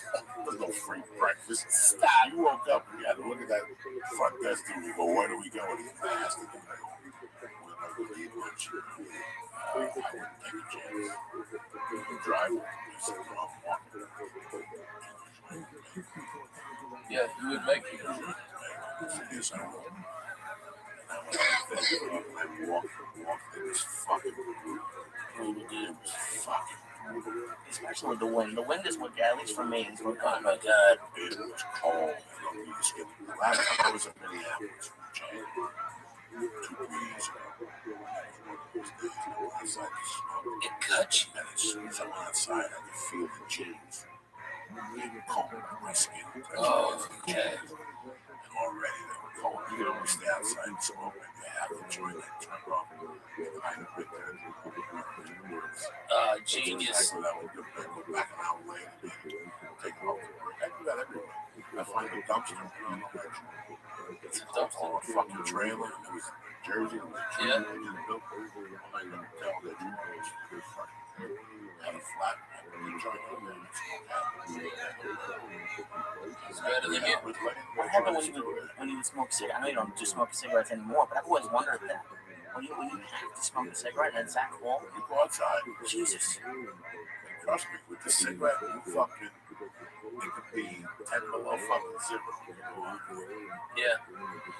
My tour manager, Ben, he was out there and it would take him 10 minutes to put on all the extra clothes to go outside, smoke a cigarette. Now, did you grow up in cold weather? Yeah, Arkansas had 4 seasons. You know, we definitely had 4 seasons. It would get cold. I mean, you know, we had holes in our house, so maybe it felt colder than what it really was. I grew up in cold weather. You grew up really in cold weather. But the weather has gotten colder with climate change. Yeah. Even this rain we get in California is making history. Yeah. And yesterday it rained 4 fucking inches. Is it true that we're not in a drought anymore? Is that true? I know you don't know. No. Listen, they were never in a drought. They were growing weed. They got water to grow weed. They ain't no fucking drought. You know what I'm saying? Right or wrong? Right? That's why I still took long showers. They got water to grow weed. You think I was more than fucking long? I take long showers. For a year, I would only take long showers on the road. I get in a hotel room, and it was like fucking paradise. I was like Mad Max when they found fucking gasoline. I just laid in the fucking tub for an hour, let my fucking nails soften. But now I said, fuck that shit. I'm home now. I go in the shower, bitch. I steam everything. I steam the muff. I don't even. Coco, you take 2 showers a day. 3, 2. Dude, when I lived with you, it was at least 2, maybe 3. Water was free. Fuck it, let's do this. I love fucking showers. I love going in there and breaking them down. Jerry Seinfeld used to have a joke. He put on his Rodney Dangerfield special back. The shower. Yeah. He's too busy. You went in the shower. You went in the shower. You see that hair? How it got up there. How it just screamed his way up the wall. Jerry Seinfeld, he was on fire. Man, that guy is so good. And yet so boring to me. I find Jerry's jokes so boring, but he's so good, like from like purely like just joke technique and everything. I mean, he's brilliant. What he has to talk about does not fucking interest me at all. About your fucking socks, I don't give a shit. I don't give a shit about putting your keys in your shoes at the beach. I don't give a shit about any of that. You know, but he's so good at doing it. Somebody fucking cares. Dude, of course, he's the fucking greatest. I know, what do I know? They just brought his drinking Mexican Coke next to a Jew and a spick. Netflix just brought comedians in cars drinking coffee to Netflix. But he's also doing 2 specials for him. Wow. He's doing 2 specials, so it's like $50 million deal. It's crazy. And I love Seinfeld, the show. I've seen a couple of his stand-up specials. So I love, but what's interesting is I've only seen it before I started this and before like this storytelling comedy. Yeah. So I mean, I'd be interested to look back on it, even because I like it. I think it's funny. But now that what I don't even know what the word is, but the genre of comedy has changed a little bit. I don't know if it stands. I paid to see it. I paid to be drawn at 1892. Then to was drawn I did stand up. Shit. He was great. He was fucking great. The Q&A at the end. Oh, wow, really? I was really asking a stupid fucking question. So it was before the show then? It was around the show. The show was, I don't know. When was the show started? It had a tough first season. I think the show was started. It had a really hard, tough season. A lot of people don't understand how. Well, you know, they always said that if it was today, the show would have been made. No. They would have cut him by the 4th episode or something like that. But I still watch the show on the road sometimes. I still watch it. I still giggle. That shit makes me laugh, man. Makes me giggle. I still remember that show ended. It was like a fucking big deal. Yeah. Improvs didn't even do stand-up that night. No, they got a big screen. It was a Thursday. They got a big screen. And just people came in and watched it for free. John Panette. I saw that episode the other day. John Panette was great, and they were making fat jokes at him, and that's why they went to jail. Hilarious. I loved that episode. It was so funny. John Panette was great. Isn't it something that you can watch it from the beginning? Is it like I have a Hulu one. Yeah, I'd like to start watching it from the beginning. You know, it was fucking Cecil. They have a couple of specials. They have something very interesting. What is it? That really fucking that very interesting to watch. Yeah. Very beginning of Saturday. Oh, wow. Pilot with Carly, the whole fucking thing. Just watched for 4 or 5 episodes. Wow. It's pretty fucking interesting. Man, and you won't, it's not going to be, I don't want you to, I'm not telling you it's hilarious. No. Oh my God. Wait till you say, I didn't say that. No. I said just watch it. Next time you're home, probably get it. It's going to see on TV. I see Joe here. Dude, I used your month for free, and I watched your special. I watched Dougie's special, Dougie Stanhope, and I watched Lori Kilmartin. And how good is Lori? Phenomenal. Phenomenal. You know what? It's like, I tell you what, HBO and Showtime, they better get their fucking shit together, because between Netflix and Hulu, those motherfuckers are gonna be out of the comedy business. What I like, as far as like those specials I saw on CISO, okay, as opposed to the last three specials I've seen on on HBO. HBO is hot garbage in comparison to Dougie and you and Lori Kilmartin. That's no bullshit. I'm gonna tell you something. Times are changing. Times are changing. Moving fast. I told you that we got this special came out of the coffee with major arrows. Right. I know something very interesting. Somebody else out there.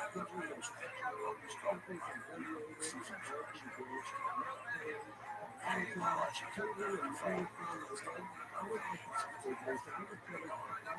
think the whole we do on Saturday night. Yeah. No. You know, everything's changing. The audience now is from 9 to 5. It's people who go into offices. 10 years ago, they couldn't find us. Right. We're all over the place. Joe Rogan.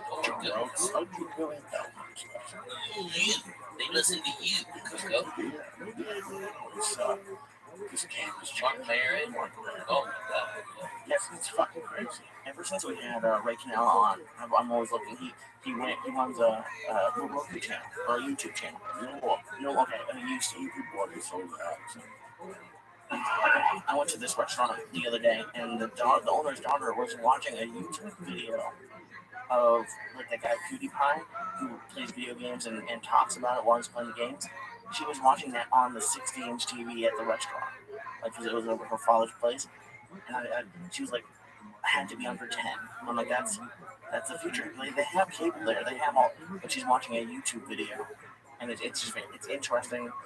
Like maybe it was a YouTube stream or YouTube. No, it was a video because you could go back and forth. It was crazy. Like it's like HBO is sort of like the Jerry Seinfeld, like that. Like they're still on that platform, and then YouTube. It's everything's changing. Like no one, I would never have wanted to watch a YouTube video instead of TV. I had a computer when I was growing up, but there was no. I remember I had a Rainbow on video disc. There were no real videos on it. Now that's all. Was it First Blood or Rambo? I think it was First Blood. That's a deadly movie. Is that on YouTube now? Like all those movies are on YouTube? Is that probably that's just like YouTube Red or something like that. Right, yeah, you have to they're all on there. Right, you have to rent them, you have to buy them. But that's the thing people don't want. All people want now is like even I saw some like Sam Tripoli tweeted something today, like someone was like 6,000 people were on Instagram Live watching this workout trainer working. That's what people want now. They want quick. Like I almost, whenever I'm at home with Paula, we really don't watch movies that often. Like I think this weekend we watched one movie, but it's all TV. Like we all want quick, and it's the movies have been so bad. I think that's why they're on YouTube and stuff. I mean, haven't you guys found? Yeah, man. I mean, I got that Fire Stick, that Amazon Fire Stick, and we had it hacked, and so we get all the movies and stuff like that. Bro, so many of the fucking movies are not worth a goddamn dime. I mean, are total shit. Even for free, there's no point. Yeah, there's no. I mean, we'll turn off a free movie just because this is killing my head. You know, this is a headache. On my TV last week, I love Chael Sonnen. I think he's amazing at Trash Talk. I pulled up like a 20-minute best of Chael Sonnen Trash Talk video and had a better time watching that some kid put together by himself on his laptop than a TV show or a movie. It's pretty interesting, and it's I don't know. I think both of you guys have had a huge career growth from online video. Man, Netflix for me flipped the script, man. I mean, you know, you do 4 with Comedy Central and it's good. You do 1 with Netflix and it's all more than the first 4 with Comedy Central. I mean, but you know what? I was lucky because I took less money for the specials and did them on better cameras.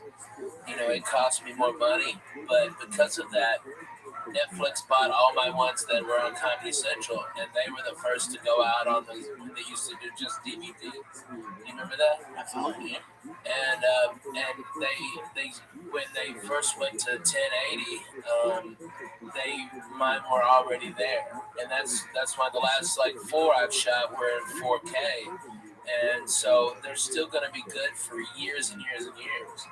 And I took less money, but it's better for me in the career. But man, Netflix, dude, I'm going to Australia in April because of Netflix. I've never told a joke in Australia, and I'm going. It's crazy. It just opens up so many doors. It's just national now worldwide. Yeah. It's fucking just, it's too.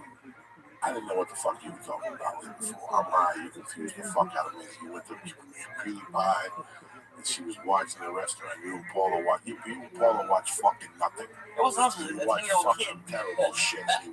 You stay home, and it's like Jim Jones fucking. It's when Jim Jones gave out the Kool-Aid. You just waiting to give out Kool-Aid to shoot yourself. The other day they were watching Animal House. I was so fucking happy. I was so fucking happy. Animal House is a phenomenal movie. 20 years old. He sits in at night and watches cheers. You want to shoot. You want to fucking shoot. This is what I got to get with. He watches Cheers. I like Cheers. I'm making wrong with him. He's a fucking awesome. Taking what to the world today? Is it taking everything you got? It really is sometimes. Be nice to know. What a shoot. Would help a lot. Come on. I don't even know what to watch. Like, I judge a movie, brother, right from the fucking trailer. Man. And I can tell you from the trailers if this is the movie. Yeah. You follow me? Like, you can see it and go, that's the movie. That's as good as that movie is. Guaranteed. Don't even take a genius, man. Don't even take a genius. I grew up a movie buff. I still watch trailers. You could see, all these assholes that did a movie and it was great. They were on top of their game at the time. And when they went to them with sequels, they said, no. Let's move on. Like Jim Carrey with that fucking Death Trap and Santa Claus 2, which Momo finally went to see after 3 weeks. After the fucking Doubleday canceled, he still went 3 times. That was the sign right there, not to go see Santa 2. Because they made them years later when they needed the money. Right. They just did it. And then it's just garbage. They don't even care. They just keep putting out shitty shit.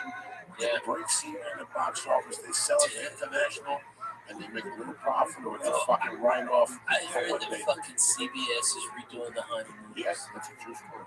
Oh, my God. It's not an original fucking idea. Not an original idea. This new is fucking. They're garbage, dude. This is hot. Garbage. That works with Cave because they don't know what to do. They kind of. So they said, what shows work? The Honeymoon. They didn't know it was the Honeymoon with Jackie Gleason. Yeah. That was Celebrity Entertainment. They didn't know that it was fucking Uncle Buck with the fat fuck, not fucking the black dude. Yeah. You understand what I'm saying? And I got nothing against nobody. I'm just telling you the truth. John Candy. Yes, John Candy was Uncle Buck. That's it. Leave it at that. Yeah. Leave it at that. Yeah. Leave it at fucking that. You see, they're remaking Training Day as a TV show, but they just switched the races. Oh, yeah. That's all they did. They just made the yeah. I mean, if you can't say my nigger, okay, then kill yourself. Okay? You can't say my nigger on fucking TV. Yes, they do in football. Oh my God. Using that fucking money to Titanic to be wild. Seriously, though, dude. You gotta be able to say my nigger. Have you watched it? You know what? I like it. I like that. You think it's brutal? I like it. I like Damon Wayans. It's tough to play rings. It is. It's really tough to play rings. I was so weak. I must have been that. In 1987. Bruce Lee died in 1980. In 1987, he came and said, Joe, you gotta watch this movie. I tell you, the fuck, he kung fu movies more than ranch dressing. Just because of Bruce Lee. There's no reason to watch any of those stupid fucking movies without Bruce Lee. he was here first. I like Chuck Norris. Chuck Norris, Men Went Black, Good Guys Went Black. Dude, Dog Code of Silence. what was that Bruce Lee where they just start like warming up? Return of the Dragon, all that shit. But Chuck Norris till about 85, the Octagon, whatever. What was that movie? Return of the Dragon. Bruce Lee fought in the fucking Coliseum. But until that time, I wouldn't see Dick. Like, if you came to me with one of these stupid fucking movie ideas back then, I'd tell you to go fuck yourself. But there was one dude in Boulder at the car dealership, Detroit, Michigan. That was my dog. His name was Jim Reed. I lost contact with him 10 years ago. He's from fucking, where's that comic club outside of Detroit? They're working with this comic cast. What's the name of that town? That's where he was. Something Oak. Oak Brook or Royal Oak? Royal Oak. He was from Royal Oak, Michigan. This motherfucker, that Bruce Lee, had a book in his one Tower Jeep. He was cool as shit. He really was a kung fu dude. He fucking came to see me when I was in county. The whole thing got me a job when I came out of county. They kept bugging me before I got arrested. They kept bugging me for weeks to watch the legal weapon in this movie. This fucking dude Steven Seagal. He was fucking. Oh, he only did one good movie, and that was when he's on the boat. Under Siege with Tommy Lee, and they're doing that knife shit. The first one is tremendous. The first one is fucking. Which one is? The only reason why he made that one on the boat was because it must have been good.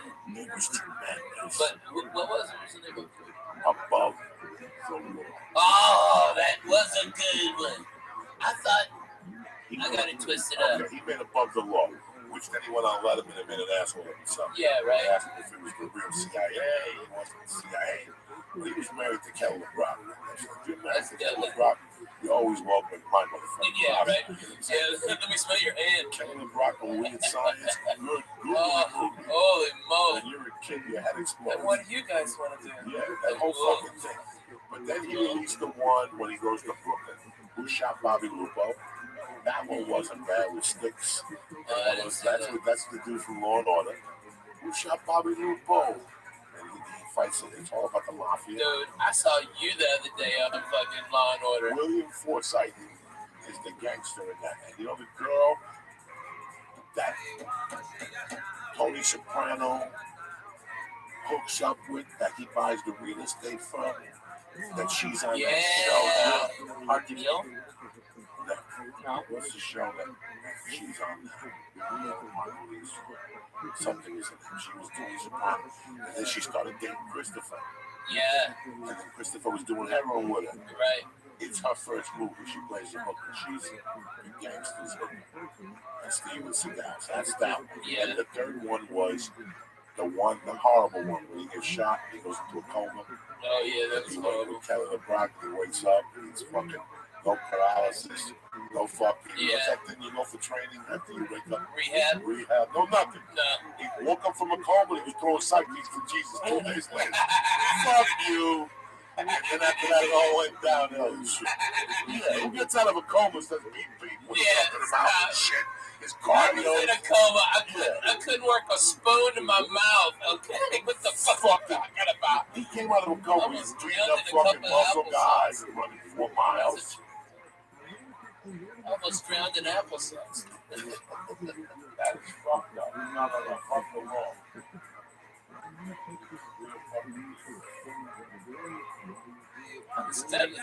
It's a great movie. Dude, I saw you the other day talking about Alexis. All right, taking out the trash on that fucking Law and Order, dude. The one you were on. You were taking out the trash. You were telling the cops about the fucking SVUs or something. Dude, it was great. You're getting a check. I did 2 scenes, but they fucking cut them. They cut them. No, they cut the first one? Coldest day. I had a 20-hour thing. I walked into the store and I said, hey, give me a pack of cigarettes or something. Listen, $16 fucking. I'm shocked myself. Mine was $16 or so. That's when I shot that, which had to be 2006. Yeah. I can't imagine a signature in New York. So next time you go to New York, pack heavy. In fact, there's somebody with Jim Pop and quit. As he said, he went to New York, he went downstairs, it was $10 a pack. He goes, I'm done. Done, yeah. It was 10. I got a Snapple and this fucking pack of smokes. It was fucking $17, $16. A lot of it thinking, what the fuck?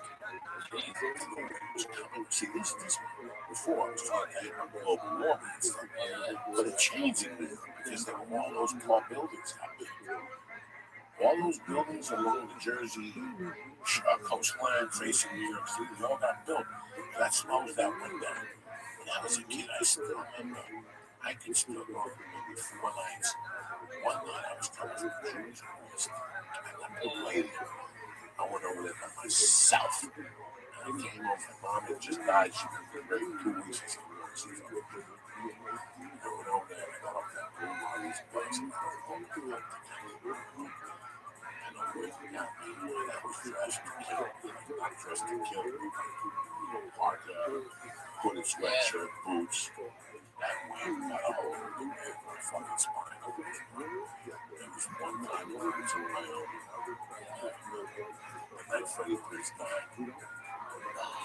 I was a kid, and finally I was out with a fucking kid. In those days, you wouldn't drink a bottle. And I ended up drinking fucking 2 bottles of booze, $10 bag of reefer. And I walked through the cemetery. This was a shortcut. A lot of people know about it. You go through 64th Street, right behind the projects. Okay. On 46th Street. And just sometimes you bump into Sangria people, sometimes you bump into real devil worshippers and shit. How much time are you saving on this walk with devil worshippers? 20 minutes. Even it's 20, 25 minutes. Because at night you gotta walk all around Kennedy Boulevard and then walk down 43rd. Now you just crawl through somebody's backyard. Yeah, right. We had a spot where we had made like a little hole, just come out of somebody's backyard right there. They lived bordering the cemetery. But I went in that cemetery, it was fucking freezing. Yeah. It was freezing. So cool. Shit. So you know me, I'm a Catholic. I listen back home. There's all these fucking old graves. I looked for the oldest grave. Yeah, the shower wasn't anywhere near. Like 1891. Like 1891, dog. I went over there and pulled my pants halfway up, and I started looking around real creepy. And I took my little dog when I pulled my pants out. I peed in my pants. The cold weather had frozen already. I had shingles on the outside. There were fucking shingles on the outside of like that when it gets iced over. Yeah. Oh, that's how fucking cold it was. Like I still remember that night. And one night I went to the fucking Island of Insanity party at Hudson County Park. If you go to Hudson County Park in January, it gets so cold that the river freezes. It's a little island where ducks live. All my friends go across that fucking pond with kegs. And I took a fucking Quaalude. Oh, this was a great story. You raped yourself? No, I You didn't do no Cosby? Me, this kid with Librano, and this fucking dude, Joe Fogaraccio. Nobody knew we took these gorilla biscuits. We knew we were strong. So we inhaled these gorilla biscuits and we went to the Island of Insanity. We got so fucked up at the Island of Insanity. We had to go, dude. We had to fucking get something to eat. So we went to the Wing Farm. It was on Bergen Line Avenue. We were kids, we were professionals. Wing Farm? The Wing Farm Chinese restaurant. We were on foot, so we couldn't Not walk the chance. chance. No, we couldn't walk the chance. It was fucking freezing. We walked out Hudson County Park. We made a left and then we could Wing Farm. But the problem with the Wing Farm was we would always dine in cash. So as soon as we walked in, these motherfuckers started lining up. They called their cousins, their uncles. So we had money to pay them. You know what I'm saying? Like, we just sat there. You had to keep them off guard? We had to keep them off guard. Now, there's this kid, Joe Folk. He's still on Facebook today. He's got a hook nose. Joe LaFoe. They used to call him Joe LaFoe. So me and him just sat on the same side, watching the photos on him. We're talking. We ordered eggplants and pork fried rice and shrimp and lobster sauce and and Marie and everything. And pork fried rice with no peas or carrots. All of a sudden, Joe felt right. She was fucking feeding his face. Right, he's feeding his face. And I could see it. It was like he ate 4 stars. Right? He got fucked up, boy. And all of a sudden, his face, he just fell into the Chinese restaurant, into the Chinese food. And he's snoring, right? He's fucking snoring at the table, right? And I went to LeBron's going to fucking embarrassing me if I don't get up.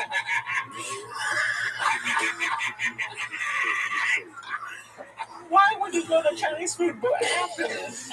Because we were fucked up and freezing. And in those days, you couldn't go home smelling like reefer and like duck shit. So to tame the high from whatever pill we took, we went to the wing farm. And we fucking ate, and we stayed there for like 2 weeks. We stayed there until we ordered extra noodles because it was 10 below fucking zero out there. Man, yeah, fuck that. That's cold, Jack. And I walked home that night and I fell asleep in the hallway of Gollop's fucking hallway.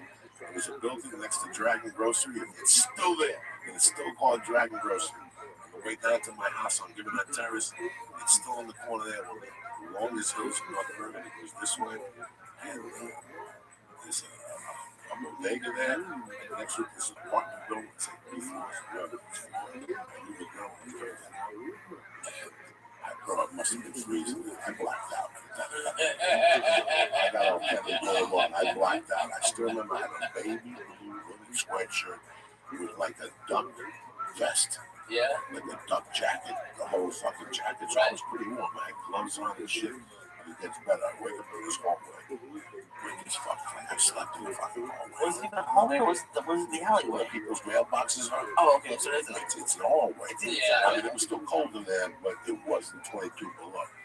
I fucking woke up, bro. I went to the grocery store. I bought an orange juice.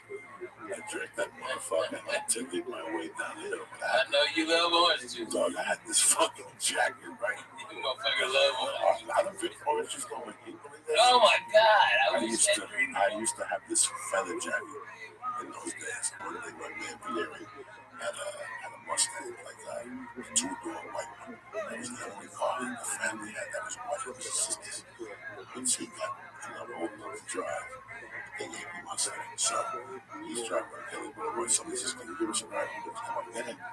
We all get in there. The white duck jacket gets caught in the hood. And he left the window open. So we took 3 fucking minutes to win. He was hitting the duck and it was feathers all over the fucking car. He was pissed at me for like 6 months. You know, I used to vacuum feathers out of your car. What's tell me about that cocksucker? It took him a year to get all those feathers out of there. Fuck you. Oh, that's so funny. Coco. I wanna be around to pick up the pieces when somebody breaks your heart. He's doing some changes tonight. See, you don't go through these changes in here home with mama holding hands, watching fucking cheetahs. I don't eat 11 red stars and 1.5. Do you not pick up a bag of fucking stars every Tuesday? Yeah, but that's the whole bag. So what do you do with it? You just stick with it. That's what I'm talking about. You go on the train.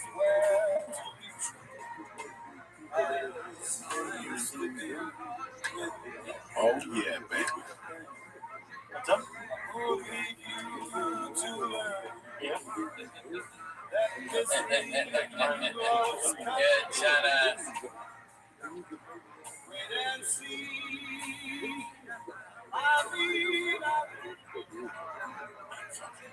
Man, you know, I was doing a show in Louisville at the Old Empire Museum, and I ran into Tony Bennett, and he said his assistant, which was like a 30-year-old hot chick, and he was performing the next day, and I go, Mr. Bennett, if y'all just put it out there, Mr. Bennett, I'm a stand-up comic.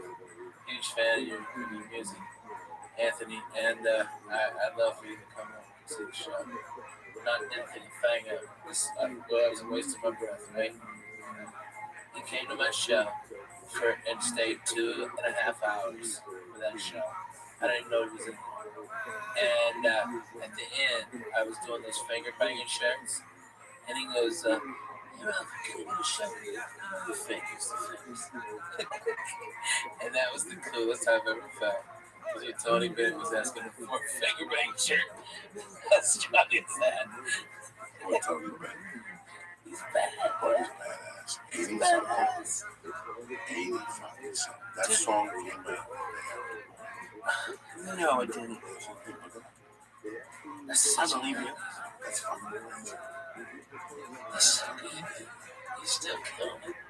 I saw him last year with Lady Gaga. So he's got to be 80, right? He's older than 80, I think. Look it up. Yeah. 90. He's 90. I was born in 26. That's fucking heavy dude. That's as good as it gets, Jack. It means if he stops, he dies. Yeah. It means if he stops working, he dies. He knows he can stage. So he keeps fucking probably pays himself. Probably needs a show right away on Saturdays. Yeah. Go shows tonight, we're 60. We had the doctor come in and asked him. We prescribed testosterone. We give it to brands and we start for a while. Football players are kids. So all my music should take up testosterone. Fucking 3 nights a week. Yeah. Man, they're playing Joshua Tree. They're playing Bonnaroo this year. I don't even want to know what they charge for tickets. I just thought about $300. Yeah, it's got to be free because Cat Stevens tried to create a fucking game last year. Yes, he did. Yes, he fucking did last September. We handed a ticket. That's the welcome to the new what? I don't know. My friends at Cat Stevens, they paid it. And I know for a fact, I heard her tonight. I was thinking about her tickets. She can't come. 300 was light. 300 Barbra Streisand. Oh my God! 300 Yeah. was light. I was telling you, we were howling. That's a different audience. The first row, that's the top Jews. Oh my God! Those they fly over from Israel. Yeah. They take them out of a cave. They got come over to LA just to be seen in there. Just to be seen amongst those Jews, like that circle you pay $10,000 for tickets. I'll tell you. She was, that's going to be the new year. So you know this for a fact. Yeah. And that's the shit seats. I mean, that's what they're getting at the door. Okay, and everyone. I mean, they're doing Joshua Tree. They're doing just Joshua Tree. An album it's just a fucking amazing album. 1987. It's an amazing album. Bullet to Blue Sky. The cheapest ticket I can find for their Agora Hills one is standing room only, and it's $50. $52. YouTube. Wow. So to stand up, you have to. I don't know. Like the place in Nashville is $300. Let's try that. Yeah. But they might not now because they just got Bonnaroo. They're going to be playing Bonnaroo. It's going to be 90,000 people there. They'll still sell out 2 nights. Dude, oh my God. Still sell out in Tennessee 2 nights. Yeah. That don't mean dick with that. No, but Bonnaroo gets real shady about that. They don't want nobody to perform. They didn't want me to perform anywhere in Tennessee for like 4 months before, 3 months after. I think most people spend their entire working life like hoping for retirement. Do you guys think about retiring at all? Is that even a goal? I mean, and it's like that could be like doing nothing or doing a couple shows a week. I don't know what that would even mean for you. It's a YouTube tribute band. No. It's a Hollywood YouTube, and that's who's opening for them. That's a tribute band. No, Jesus No, Christ. it says YouTube tribute Hollywood band. YouTube. Look, I swear to God. He said that deal with. That's the opening for He said that deal. I swear to God. He said that deal. I'm not that much. Agora Hills. Where they playing in Agora Hills? The Canyon Club. No, YouTube's not the Canyon. They are. That's No, they're not. You it's big called dummy. Hollywood YouTube. You big dummy. This is what I got to deal with. You see what I'm saying? As much as you're slipping, that's it. Take a strike from me. I know I'm saying, where are they going to play in Agora Hills? There's only a Canyon Club. They're not going to fucking Canyon Club. They'll play the staples. So why do they have it on their YouTube website? It's just Hollywood. I don't know. I tried. I took a stride. Fine. I took a stride. Is this your only YouTube Lumineers at the Rose Bowl? Yes. Okay. At the Rose Bowl. The Rose Bowl. Not the fucking Canyon Club. I thought they're opening up at the tour. I don't know what they're doing. Yeah, Jesus. Where's that song before? Like Black Sabbath and Ozzy was stuck. We just put sound bites on and shit.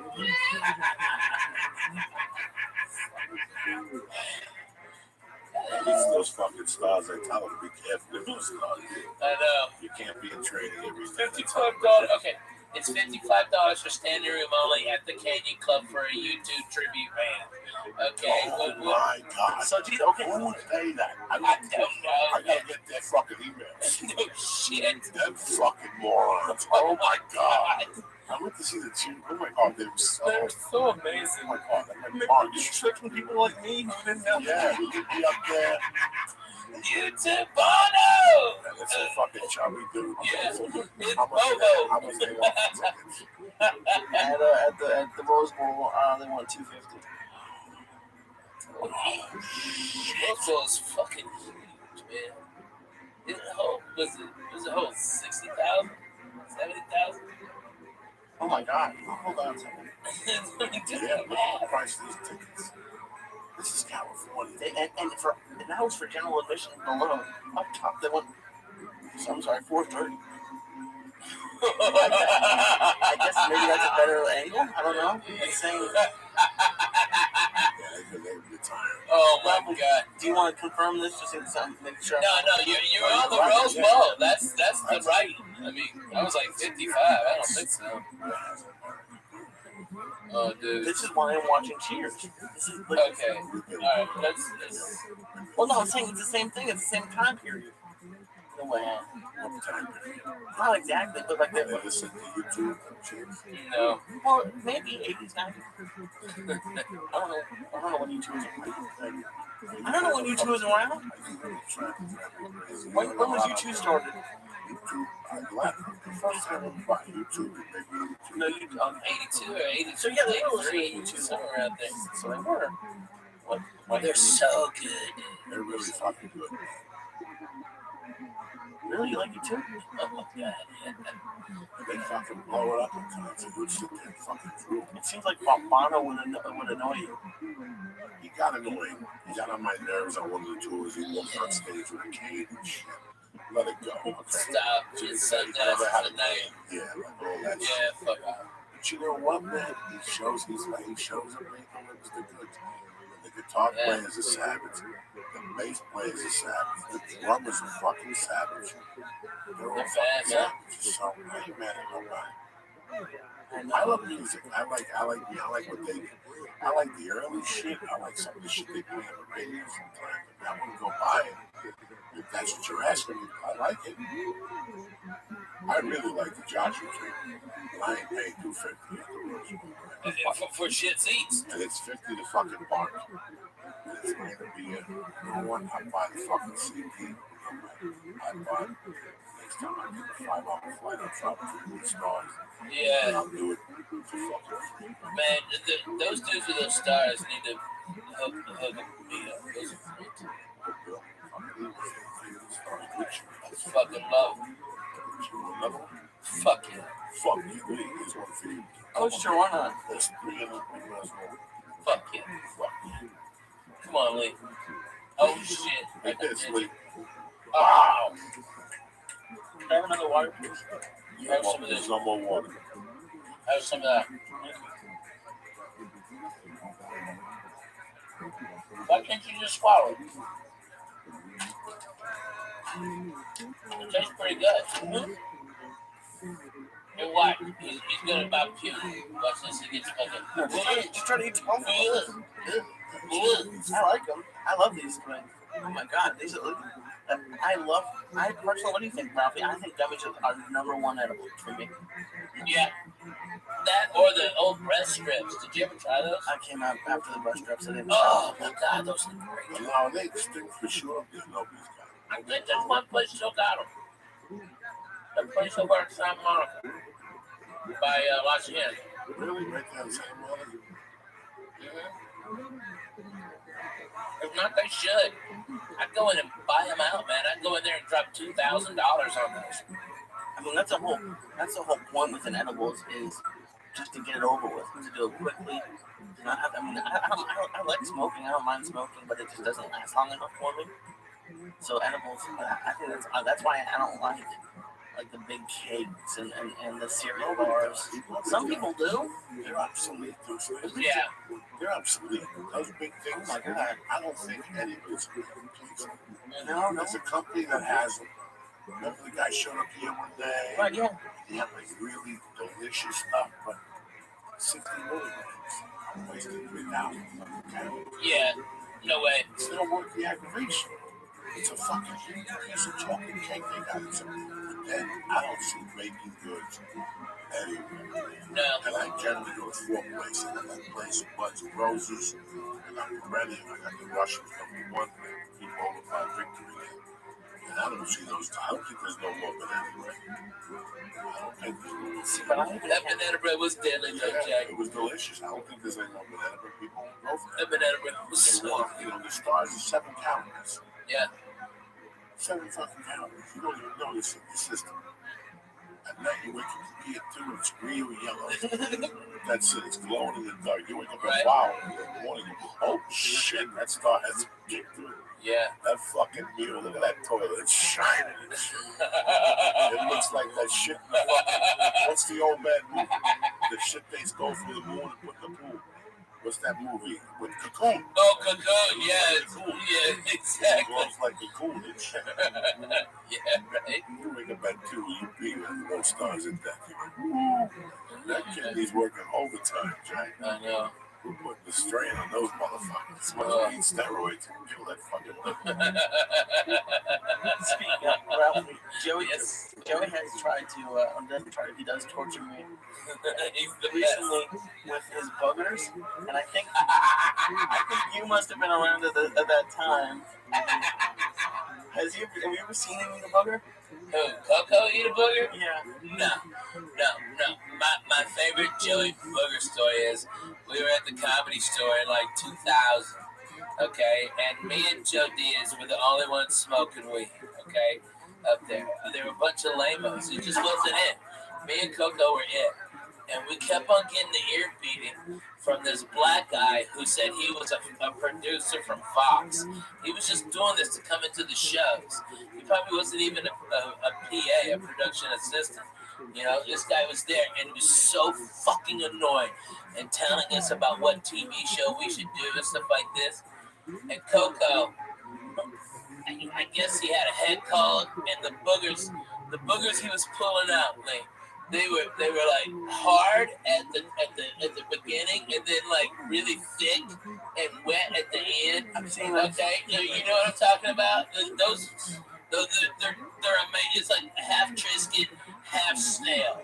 Okay, and he'd take those and he'd go to this guy and rub him in. Okay, that guy must have had 20,000 snots on the back of his jacket by the end of the night. Coco, I saw this one too.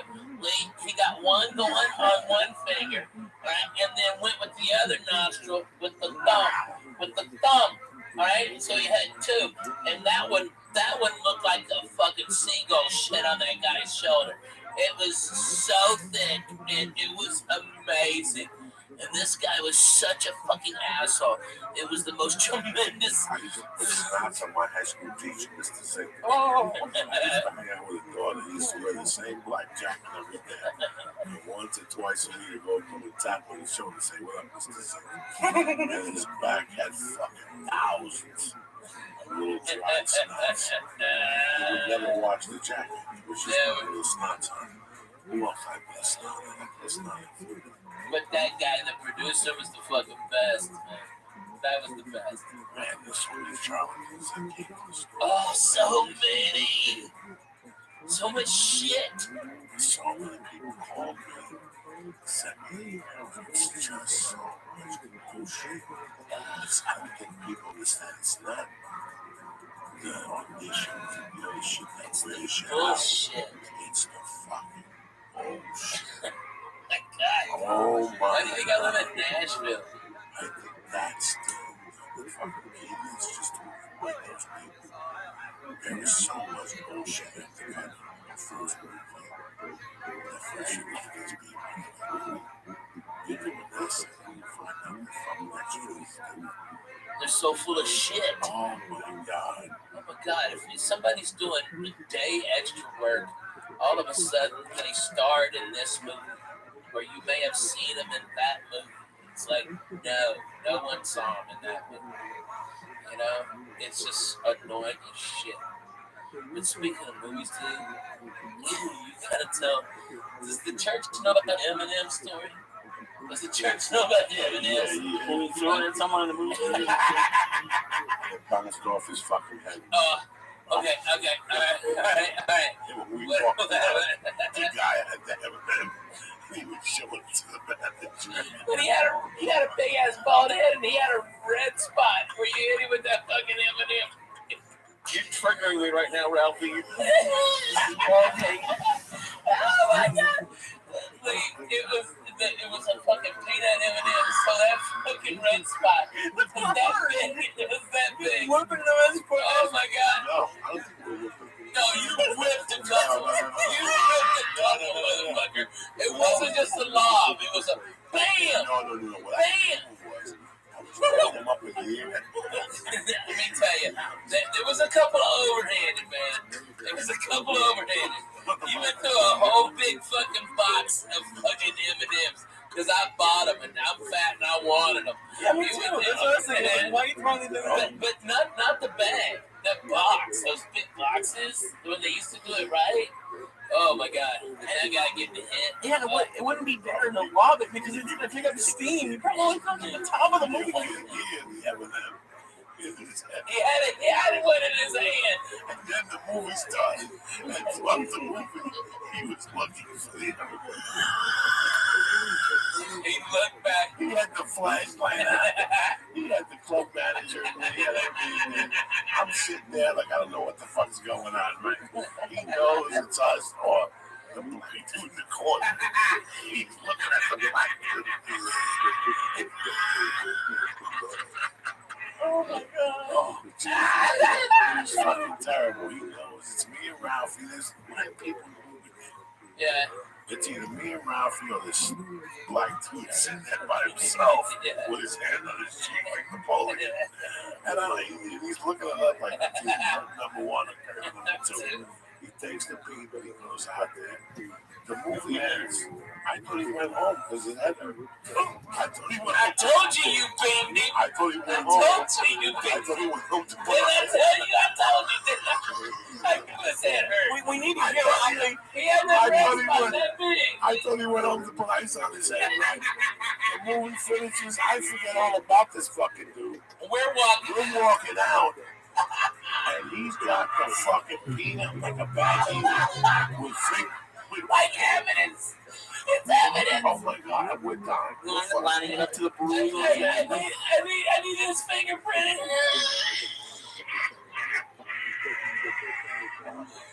Oh God, Cooper. So funny. There has to be like a Facebook group for all the people that you tortured throughout the years. Oh my God. Like, we don't know who he is. He's Matt's man. So, since I was a kid. Set your asshole on fire. Since I was about 6, I'm the king of the block. What? I'm the type of guy that will rock 5 feet away from the corner of the roof. Yeah. Whoops. Take my chance. and then take the elevator down and see if there's somebody down on the floor or if it went through the windshield. When I was a kid, I was fucking crazy, man. What were you loving?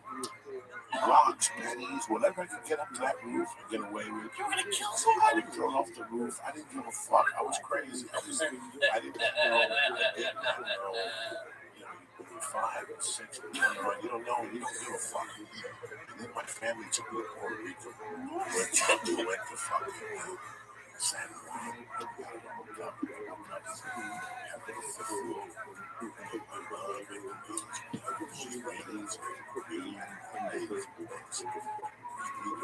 Johnny Preston. Another kid that I forget. My mom's all friends. I had no son. They laughed when I was fucking Christ King. What the fucking happened? And I could see that. You know, I would kill like 10 of them to get the timing right. You know what I'm saying? Like a couple would be walking, all of a sudden, it landed over here. They go, fuck you, and they walk, you know, sideways. You keep walking. So I would sit there for like 10 minutes. You know, that one night, right there, right through it. And I saw the thing. This dude, he goes down, and his wife goes down. And I run into my room, I put the bucket in, you know, the whole fucking deal. And we did like 20 minutes. Taking the stretch and the whole fucking deal. I measured the ice cube and came from me. Check them out. Some of the ice cubes fell out. So yeah, it's just the fucking weed. It's charges. It was a fucking, I told you, it was a devil when I was a kid. I was into all that shit. That was my world. Throwing shit at me. I don't know if you remember, but I like. Do you have like do you feel like it was exciting to do something? Did you know it was wrong? Like, I remember the kid doing stupid stuff. I used to buy them at the bar.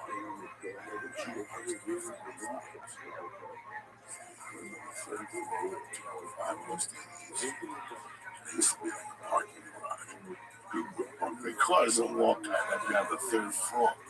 That was in the deep corner. So I would take the 45s, whiz them out my window, and I would whiz out and go down. And from time to time, you hit somebody and go, what the fuck? Like I was able to put a 45 to that.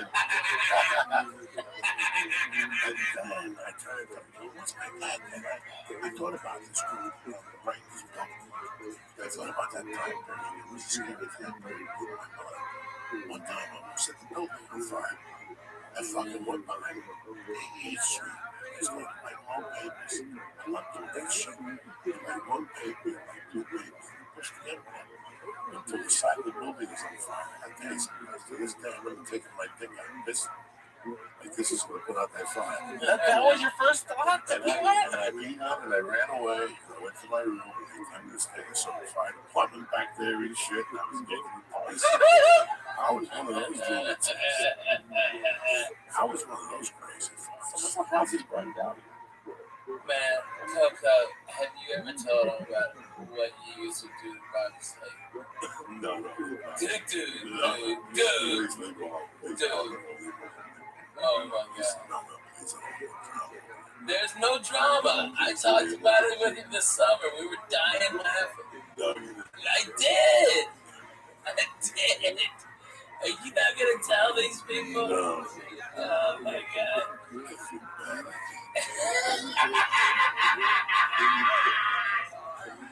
Hey, listen, Bobby. All right. I need you to go outside. All right. There's a rock right by your mailbox. Underneath that rock is a package. All right. I tell you what, because I gotta go pick it up. You go out there and leave your money there. All right. And I'll be right back. Okay. All right. That's what I talked about. He told me he was out on Friday. He told me he was out on Thursday. He said, Tempe. Let's say he's in Tempe. All right. I know if he's in Tempe, I know the hotel he's staying at. Okay. So he can't figure this out. I would call the hotel. I'd have this lined up Thursday. Once he told me on Tuesday where he was going, I would start my torture chamber on Thursday. He would ask me if I knew anybody in that town. And I said, I'm not sure, but we call the blind Mexican. My torture chamber. And I'd make up a name of somebody who's down there, a particular type of cocaine. I wouldn't know at this time it could be, I would tell him it was on Chapo's cousin. Coke from 1984. But I would start setting him up on Wednesday. I would ask him, taking something down there, take a little bit, but I would probably run out by Saturday. I came, I'm going to talk him into running through it on Friday. I'm going to talk him into doing it all on Thursday. So Friday night, he's got to struggle. And by Saturday, I got him on the hook. I got him walking miles to the corner, left down this alley. You know what I'm saying? All for no payoff for you. Just I'm at home, howling my ass off. That's it, though. 10 minutes later. All right, so I'm on the listen. It's 2 in the morning. It's 1:30 in the morning. I get home. But it's 3 in Houston. It's 3 in Houston. It's probably 5 in New York, right? Right. So let's say I know Ralphie's in New York. I'll call Ralphie 3. You know? Yeah. He's not going to pick it up. You know?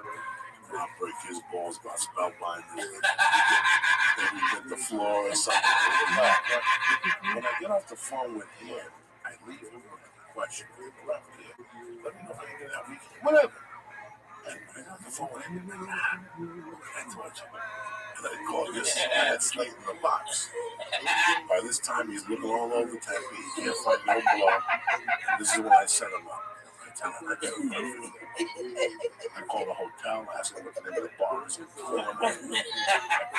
I call the club. No Yelp. Oh, yeah, no Yelp. I call the club, ask him who the waiter is. Oh, I'm a professional.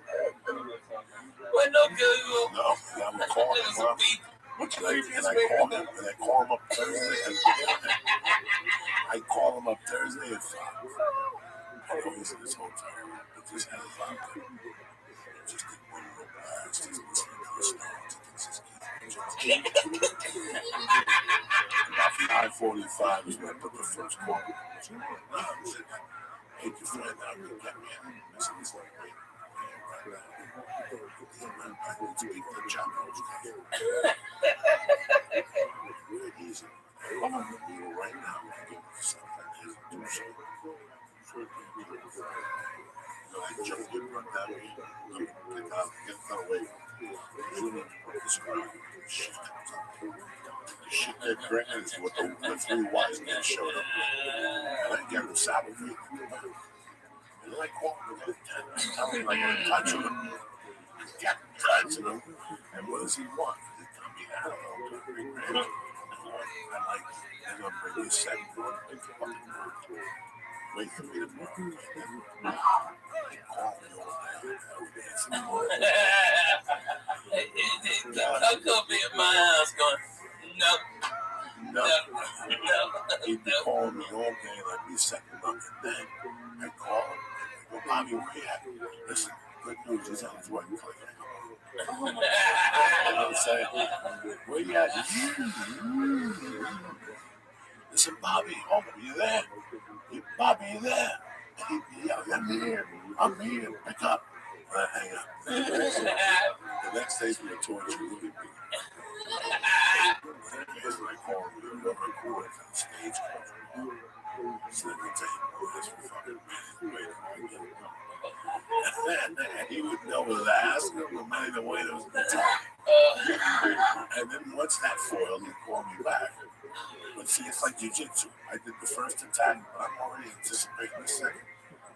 By the time he calls me, he said, I went into that place, I sat there for 3 fucking hours, and the fucking waiter didn't say nothing to me. His name was Ben.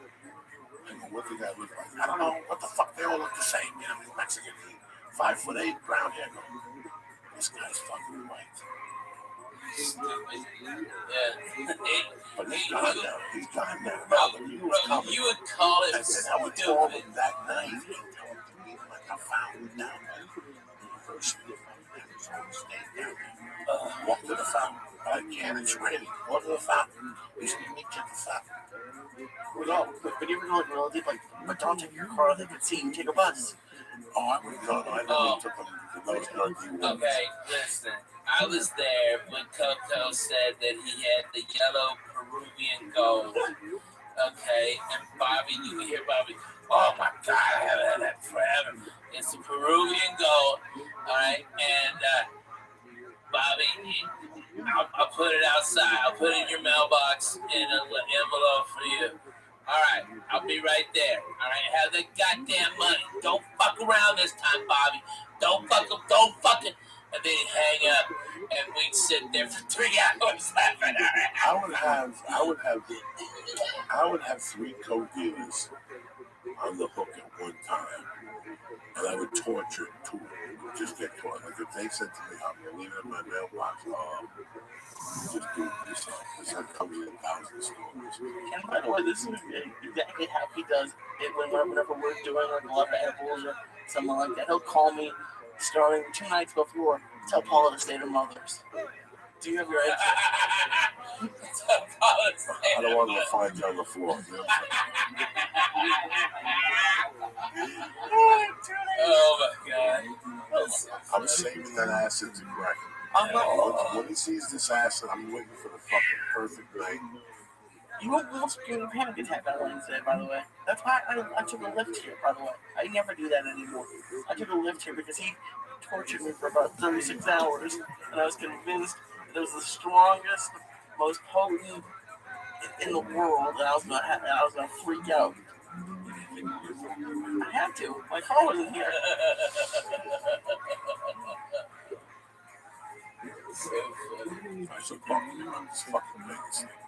Man, it's great. We're at Harrah's.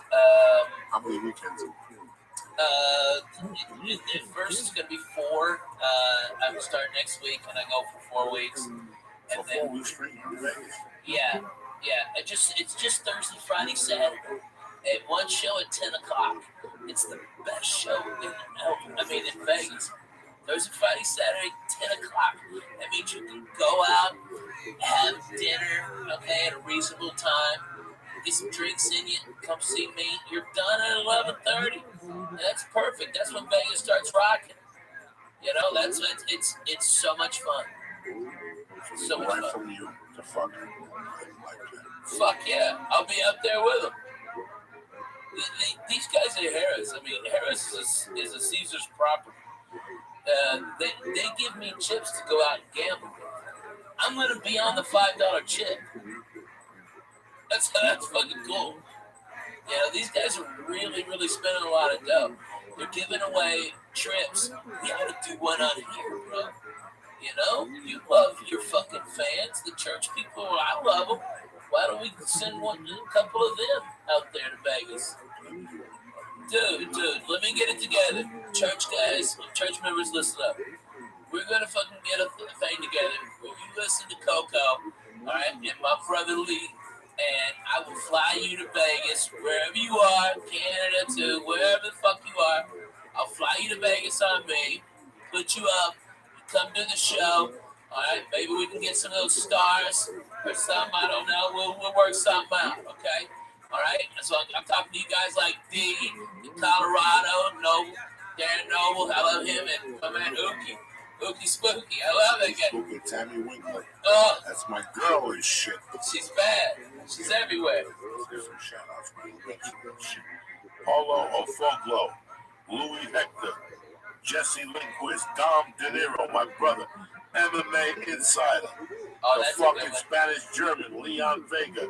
There she is, Tammy Winkler, aka Ookie Spooky, Julian Thomas, and Horny. I love you, motherfuckers. Thank you for always doing your thing.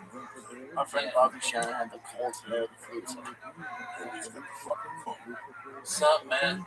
Get well. Yeah, I talked to them. We put something up. This is good. Vegas for 4 weeks straight. Yeah, man. Everything slows down for a while. Then right. You go for 2 weeks. I'm going, those 2 weeks, I've got a weekend in Canada at 2 casinos, Calgary, Winnipeg, and then I think I got a week off. And then I'm back at Harrah's for a couple of weeks, and then I go to, and then I go to Australia. I'm in Australia for 2 weeks. Yep, go right back there. This is how many weeks all together? 28. Nice. 28 weeks. And, the deal they're throwing at me is phenomenal. I mean, I can't ask for anything better. A suite that's bigger than any apartment that we've ever had. I'll stay there all week. No, well, I'll stay there Thursday, Friday, Saturday. I get the fuck out, dude. I'm taking a page out of Dr. Coco's book. Sunday is for my house, my family. I either gotta go see my dog or I gotta come see my kids or something, But I can't be in Vegas more than 3 days in a row. It's crazy. It's tough for kids, especially when you like buffets. Like I love buffets. I hate buffets. You hate buffets? Yes, I'm gonna do you a favor, Lee. Any food you're eating at a buffet, somebody did not want that food. They picked something else besides that. That's disgusting. Think about that. They're all breathing on it. They got AIDS. They got those little plastic. Stop. They don't stop AIDS. Ask Coco. He knows. They don't stop AIDS. I know. I love buffets. I miss Chinese buffets from back east. Good. You're lucky. You're too fat to do that. You can't do that. I love that, and that's why I can't. But I love it. If I lived in Vegas, I'd go every day. No. That's disgusting. I love disgusting food. What do you mean? What do you mean? Everything bad. Everything bad? Yeah, I love it. And that's seriously? Yeah, I love burgers. Not at buffets, but what I like at buffets. Buffets are like Asian food, like dumplings, Chinese food. I hate breakfast buffets. I think breakfast buffets are a waste of time. I like brunch. Why? You can make eggs are $8 and they always charge like $30 for breakfast. Dude, let me tell you something, because you're young, you don't know. Blowjobs and egg benedicts are exactly the same. You can only get them in hotels. Okay? Alright? That's it. Alright? You can't get them nowhere else. Alright? I'm telling you, that's what you want, man. That eggs benedict is the fucking what's that? Yeah. Yeah. I'll be doing a lot of Los Angeles press, so I'll be coming in on those off days and stuff. And, maybe I can come in here and hang out with you guys. I love it. Even if you got other guests, I just want to hang out with you. I love it. Every time I'm going to do it tonight. It does. It keeps me humble. As I remember where I fell in front of my house where you thought, Ralphie, get up. They're going to think I mugged you. Ralphie, get the fuck up. You got to get up. They're going to take me to jail, Ralphie. About a month ago, fucking something happened. It was a lot of traffic.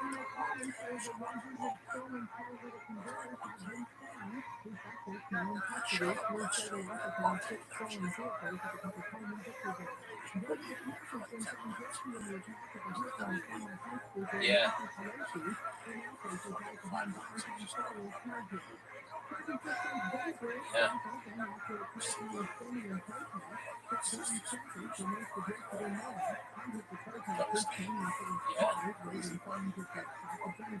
Yeah, Matt. About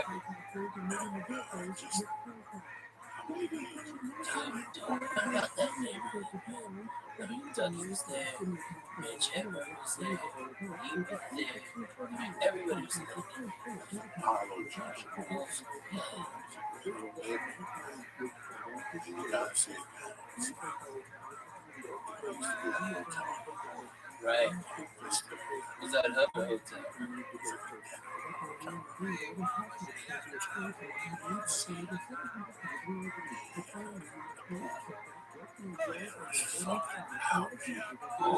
They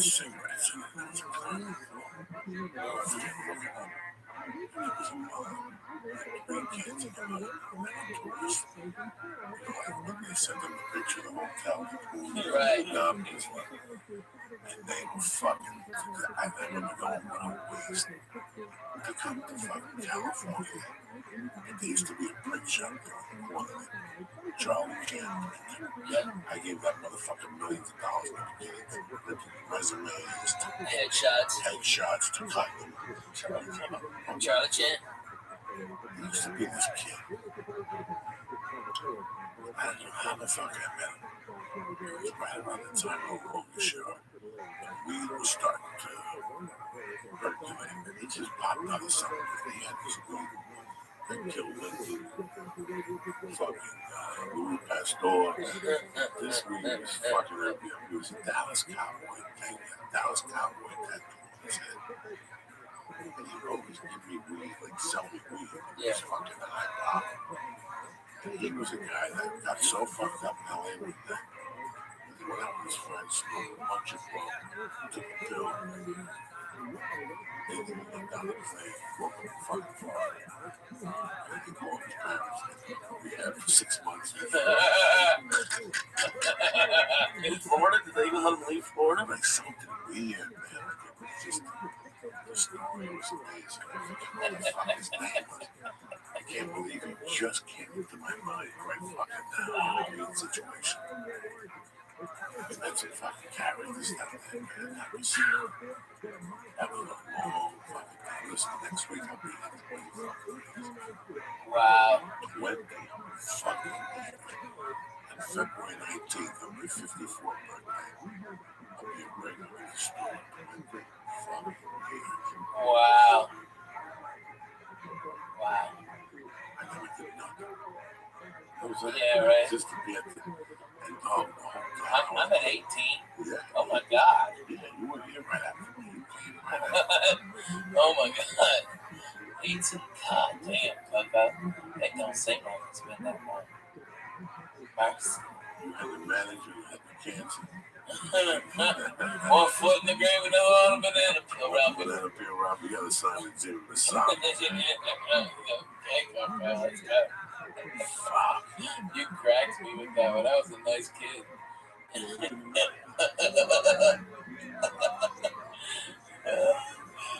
My manager been when I first got here.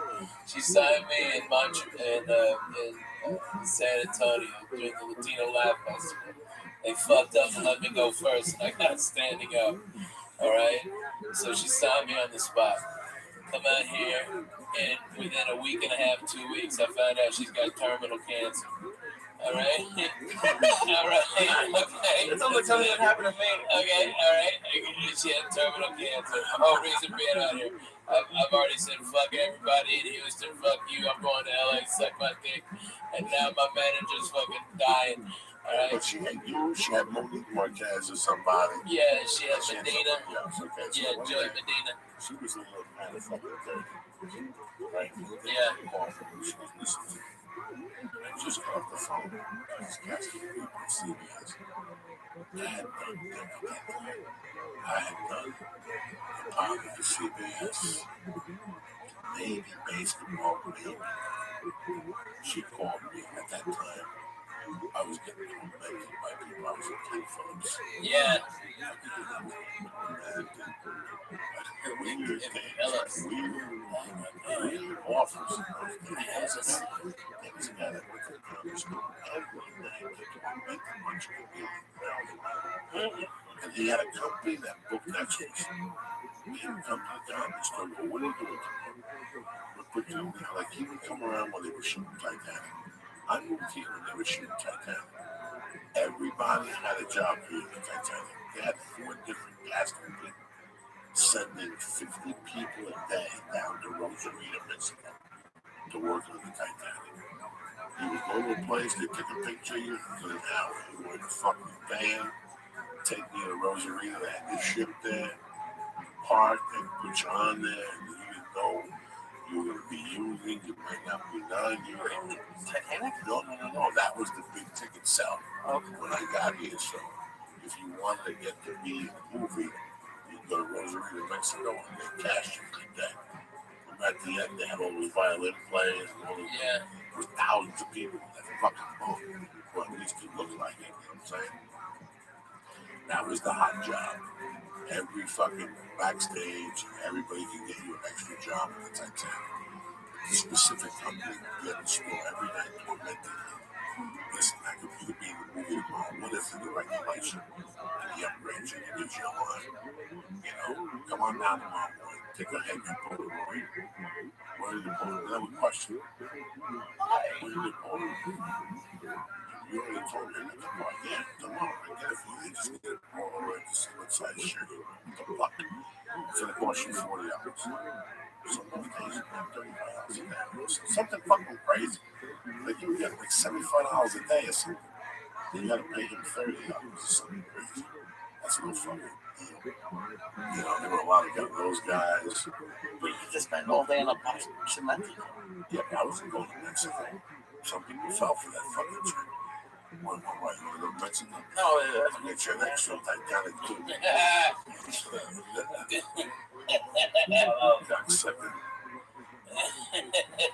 So I get a call from her. I'm salivating in the mouth for a role to fuck because they didn't like me as a stand-up comic. And there was a hot show at the time.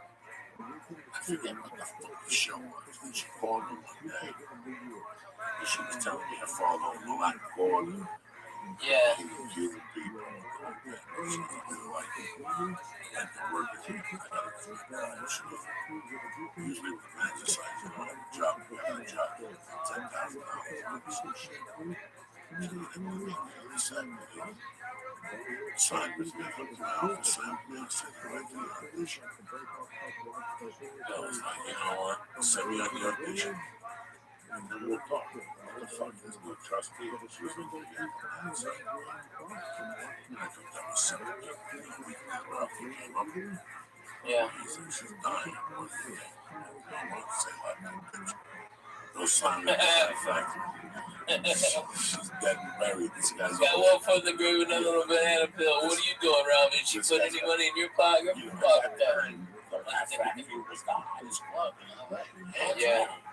The hot club, the improv was hot on Mondays and friendly on Thursdays. Right. When I mean hot, I mean that if you had a set at the Laugh Factory 3 nights in a row, something was gonna happen. You either got an agent, yeah, you got this shit, you got a commercial. That's how the first 3 rows were just hit me. All the time. All the time.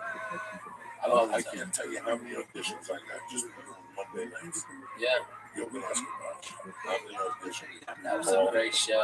On Monday nights when that genre was very hot, that was the hottest show in LA. It was. Pablo, Carlos, deadly. And Willie going in there every Monday. And George Lopez is going in there. Lopez is going in there. Rodriguez. It was really a fucking deadly Monday night. It was the hottest Monday night. And they had Freaky Monday, and that got really hot. That was the genre at the end. Yeah. That was a great night because they put white dudes up till about 8:35. Then about 8:35, they put like a mixed guy up. And somebody confused the white dude with an afro or something. Yeah. They would put David Tell up, he would kill that motherfucker, and then he'd start black. He would. David Tell would go up there on those Monday nights and sizzle that fucking. Blow it up. Blow that fucking room up. I believe that I was laughing at the white guy with the afro. No, there's always something. That spot, that 8:35 spot, they always reserve for somebody who's a little on the rough side because then the black show started. So why did they call it Freak? What did they call it? Freaky Night? Freaky Monday. Yeah. It was freaks. Hot chicks were there. People were all that nuts with all that bottle service. Started all that shit. Freaky Monday. Yeah. And fucking incorporated Miami, everywhere else. Freaky. I'm not saying it's a city. I'm saying it's an improv. Right. I'm saying it's an improv. That was the first club to really have Monday nights. And then Monday night at the Laugh Factory was Latino night. Banging. Monday night sold out.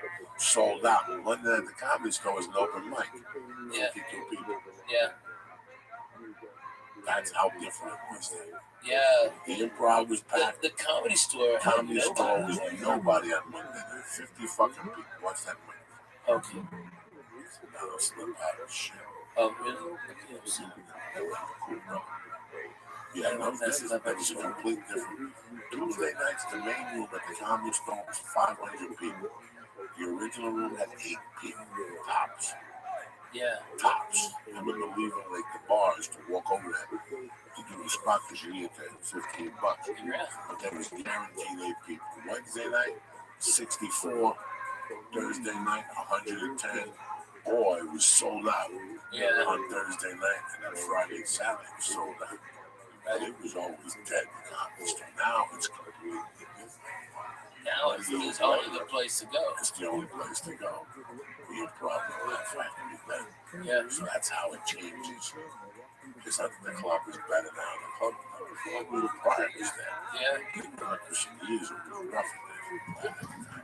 Man, do you remember all those nights we went up there trying to get our $15 fucking dollars, and then like Eddie Griffin come in and do an hour and a half, and then Andrew do an hour and a half, and then somebody else, Paul Mooney would do an hour. It was rough to be a comic up there. You had, you wanted to try material. Oh, you wanted to try material.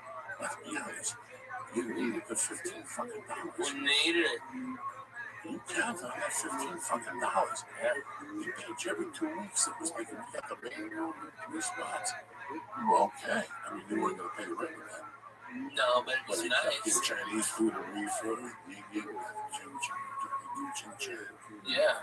It wasn't bad, man. It's pretty interesting. Green Tea House. Green Tea House. And Hoy's Walk. Before the podcast started, Ralph and I were talking about how many people we had been out here with.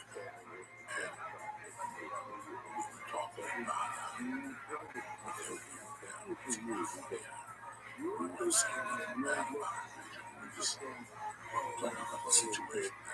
The only reason we're in this position here is because we stayed here. Yeah. This is no genius fucking move. Just outlast everybody else. That's it. That was it. Is it tough skin? What is it? We just stuck it out. We just believed the dream. It stayed, and things happened. Ralph has been kicking ass for 12 fucking years. But this is the podcast, really, the whole thing. This is 20 years to make. Without a doubt. Dude, we were doing this without the cameras and the internet. And my fucking 20 years ago. At night, after the comedy store, till 4 in the morning, every day. Oh my God, drinking Bloody Marys. And I was you, getting fucked up on new drugs all the time. It was awesome. It was awesome. I can only imagine. So I wonder more, Lee, how long you know? How many nights have you seen me in all those years? The only time is when we woke up to get an early flight. That's it. Number 2. We'd be up till 4, talking, laughing, listening to music, giggling, talking about fucking comedy, politics, and set my hair on fire. And who we had worked with. It seemed like such a long time ago. It really was. It's weird. 20 years. God damn it, man.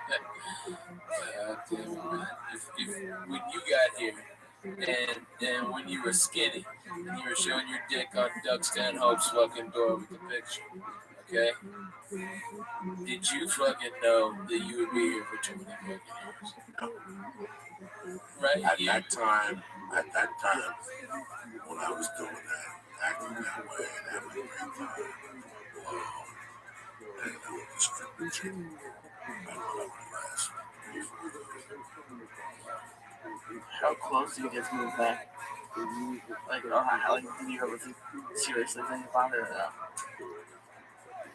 When I got into that last fucking tussle with the stripper, that fucked my head up for a month or two. I got on a plane and went right to Miami for like 5 weeks. And he paid me like $500 a week. I bought clothes again. I bought a black bag and I bought t-shirts and underwear. And I had to start from fucking scratch, bro. I had to start from fucking scratch. Where was all your stuff? I got towed. Oh, no, that was the apartment got towed. I couldn't get into the trunk. The fucking headshots, the boxing the gloves, trunk was in it. the frisbee.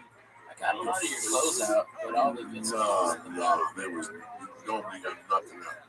That motherfucker, they had that car under high patrol and shit. Dude, they did. They had that car.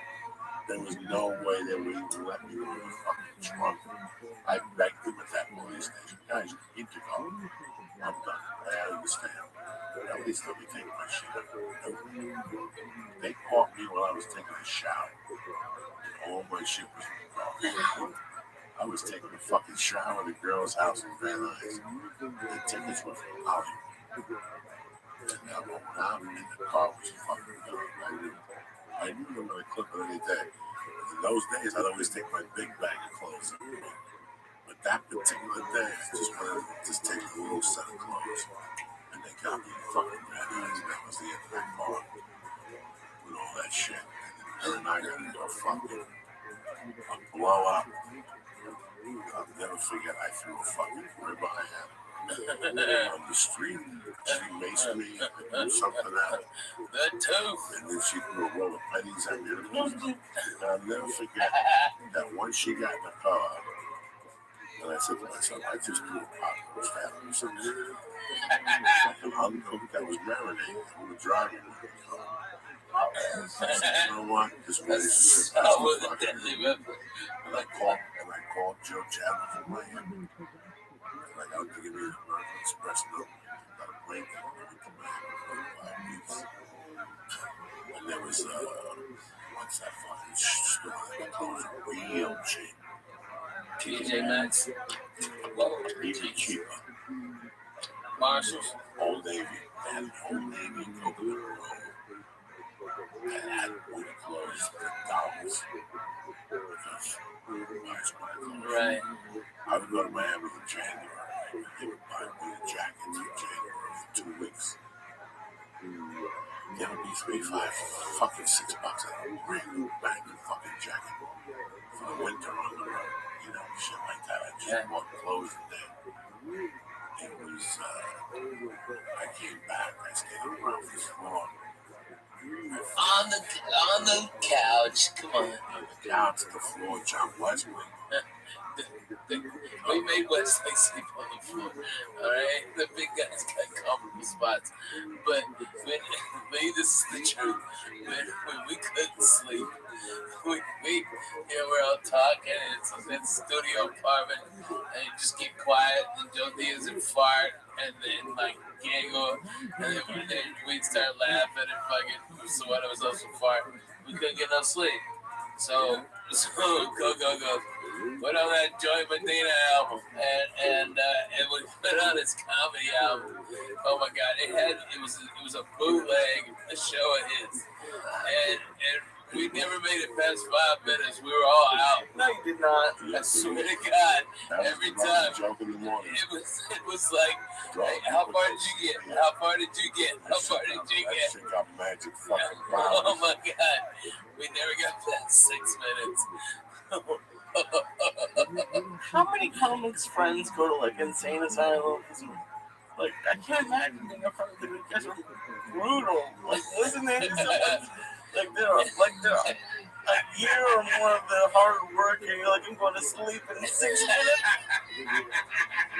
This is better than a lullaby. We dig sleep, but it's the truth. That's what we did.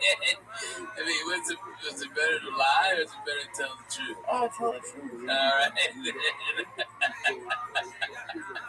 I love it. I'm just saying. Oh my God. Thank you, sir.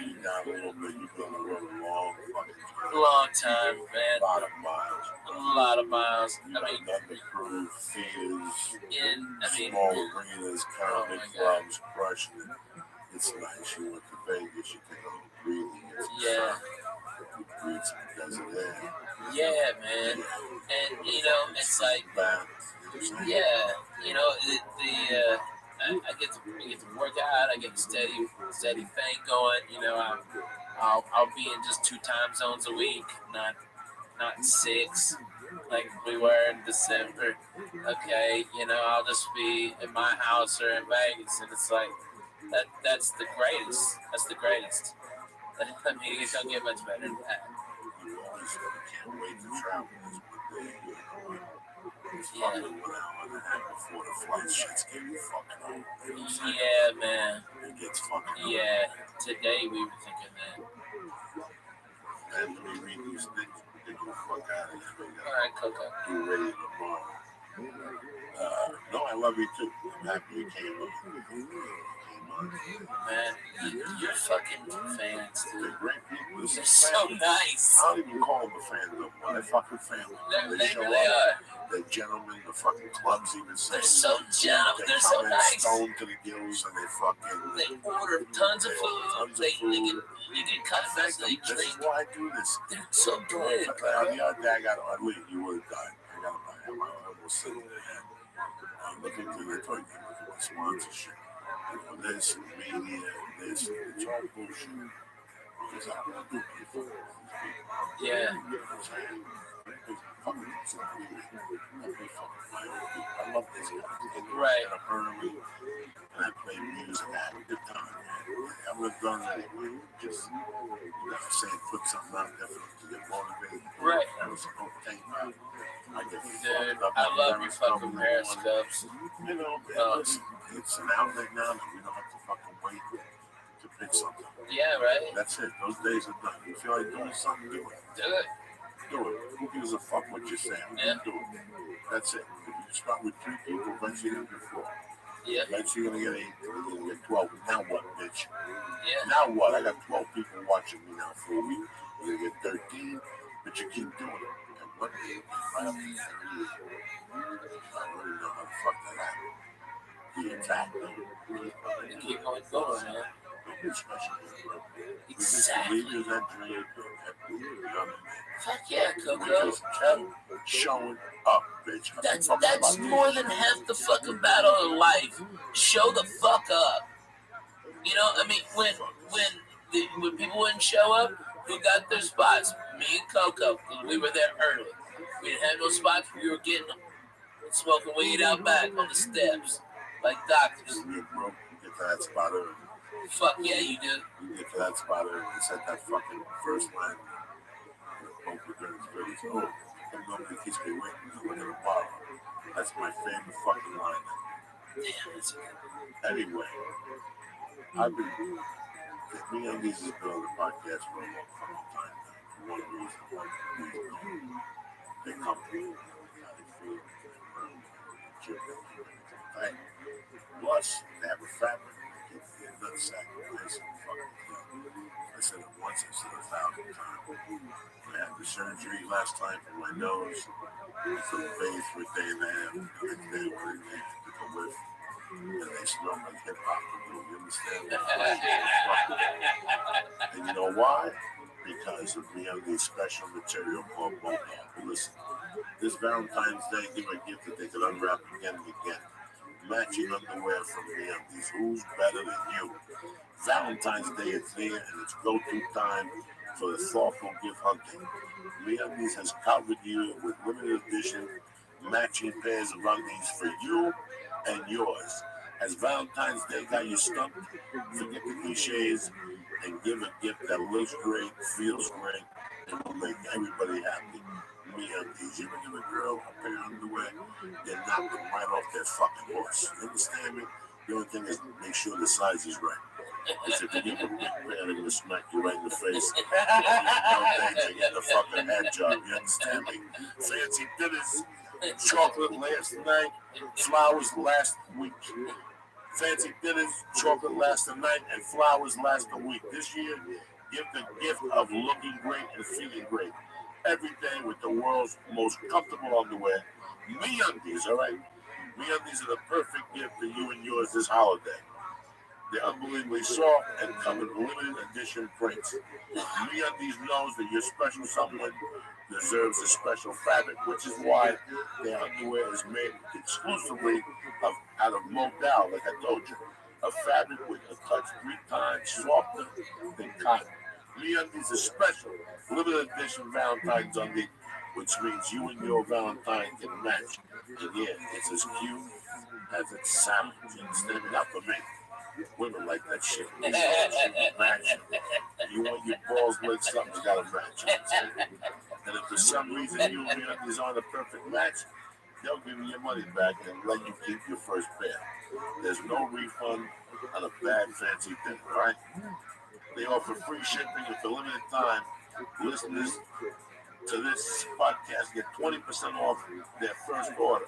But you gotta go to MeUndies.com/Joey. With the MeUndies Better Day Guarantee, you have nothing to lose. Who got? So don't wait any longer. Go to MeUndies right now. Go to MeUndies.com/Joey right now and get 20% off your first order. Get the matching Valentine's. Get the red with the fucking black polka dots. She's gonna love it. She fucked the flowers, hit her with the underwear. The one she's got on, you rip them off, you throw her on the floor, you eat that monkey, and then you put the new pair on. You say, Happy Valentine's Day, honey. I love you. We've been together 10 years. Your monkeys never tasted so delicious. Oh, man, and that's you're romantic. MeUndies on. Again, go to MeUndies.com right now /Joey and get 20% off your first order and free shipping. Who's better than you, cocksuckers? All right, here we go. Let me ask you something. Are you hiring? You know where to post your job to find the best candidates? Posting your job in one place isn't enough to find quality candidates. If you want to find the perfect hire, you need to post your job on all the top job sites, and now you can. You ready? With ZipRecruiter.com, you can post your job to 200 plus job sites, including social media networks like Facebook and Twitter. You ready for this one? With a single click. Find candidates in any city or industry nationwide. Just post one time and watch your qualified candidates roll into ZipRecruiter's easy-to-use interface. No juggling emails, no calls to your office. Quickly screen candidates, you rate them, and you hire the right person. Boom, fast. Find out today why ZipRecruiter has been used by Fortune 100 companies and thousands of small and medium-sized businesses.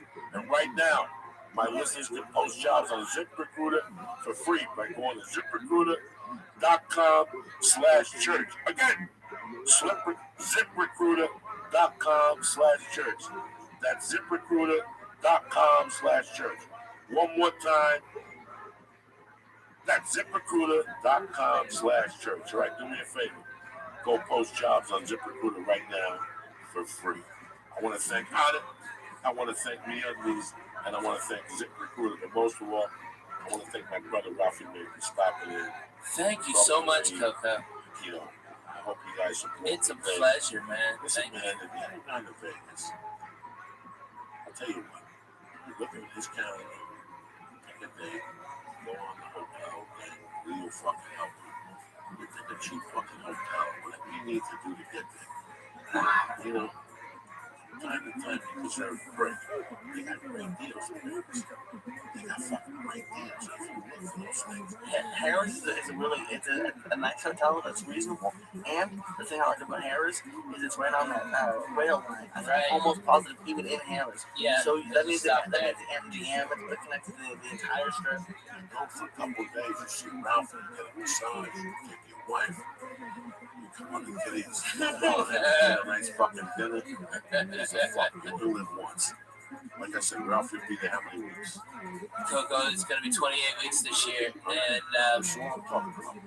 you know, fucking weeks to fly in and make a weekend of it, all right? You church people, y'all come up to me, you tell me that you're part of the church, what's happening now. And guess what? We're taking pictures and hanging out. I'm probably hitting you up for a number. All right, so don't come empty-handed, Jack. Let's go.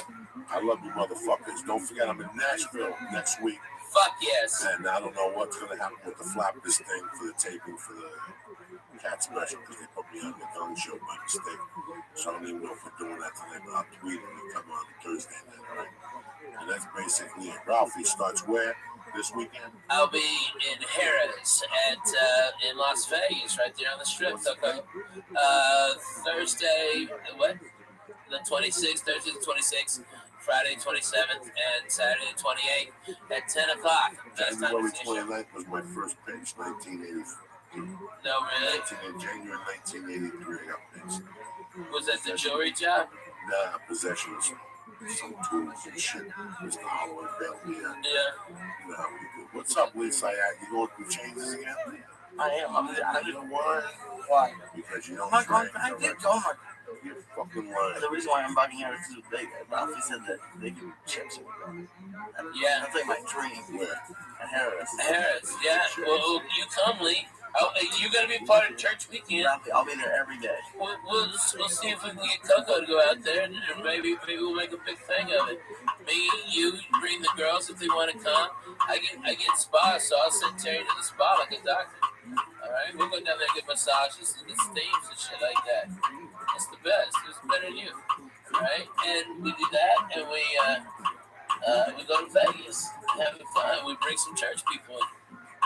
You know, my man Darren Noble wants to come out.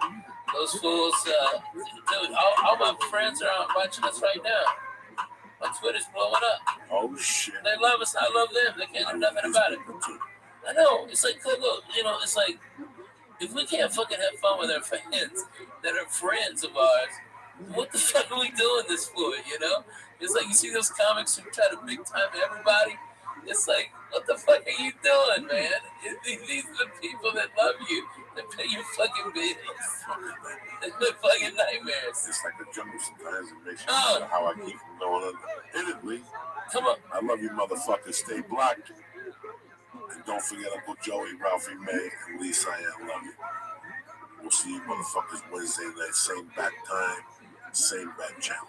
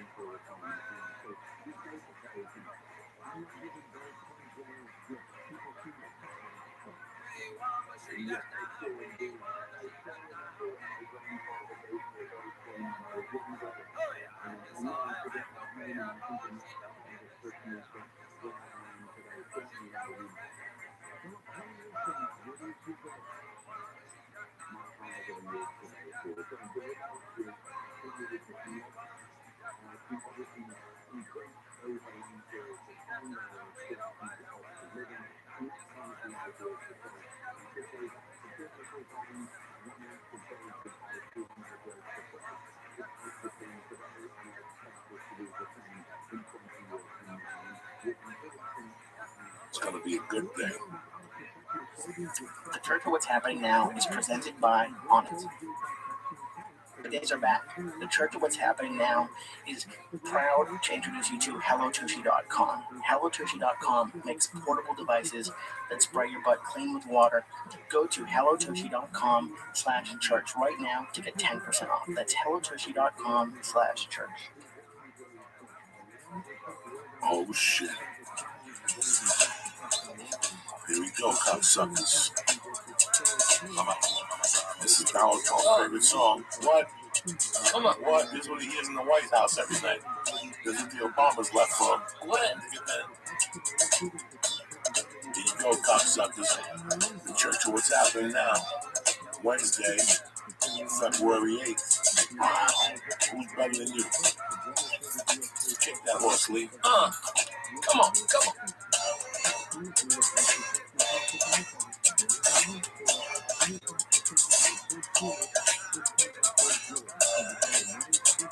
Oh shit. And we thought this was just a podcast, huh?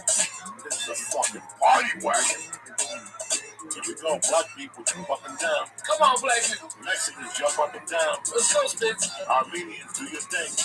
Oh, it was a show. Wiggle, cocksucker, wiggle. Here we go, the intensity. Oh shit. There's a white chick suck black dicks in the 70s. Fuck yeah. Here we go. Hey,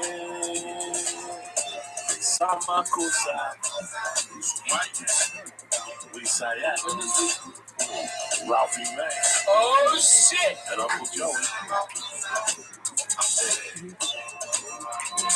Makele, what the fuck? What's happening, you bad motherfuckers? Uncle Joey here, the Church of What's Happening Now. It's a beautiful motherfucking night. I'm happy you get to join us. Lisa Yats here. And yes, again, my brother, Mr. Ralphie May. Hi, everybody. If he's in town, we bump motherfuckers for Ralphie May. I had to tell somebody today something happened. The fucking studio burnt down. I'll call you next week. Somehow I'm sure I got blamed. Oh, you always get the blame. I always throw Lee on Flying Jim, right under the bus. Put water on the computer. People over there and shit. I'm sorry about the Periscope this morning. What happened was this. Let me explain to you the hell I lived in, okay? Joe Rogan's my brother. I love him to death, but he gets a lot of creepy fucking people that listen to him, and the creepy people And when they can't get through to him, they start going down the line. So they go to Duncan. When Duncan tells them to fuck off, they go to Ari. When Ari tells them to fuck off, they'll come to me. When I tell them to fuck off, they'll go to Brian. When Brian tells them to fuck off, they'll go to Tony Hinchcliffe. When Tony Hinchcliffe, they'll go to Sarah Tiana. And it's on and onward and onward. So it started 3 weeks ago in Cleveland. I had to fly in early the night before, right? I get there, my fucking sleep apnea machine breaks. At 6 o'clock at night, I gotta get a new fucking wire. Look at that. So already I go to panic mode. I got radio on Thursday. I gotta be alert. I'm not gonna go to fucking sleep. She said, let me not deal with this. We'll get something to eat with these dudes from LA that want to play with me. And I go, and I'll come back and I'll deal with this shit. I'll figure it out. I'll scotch tape it. I'll do something, you know. I go, I eat with these two guys. It's cold out. They walk me back into the hotel. You know, the hotel in Cleveland.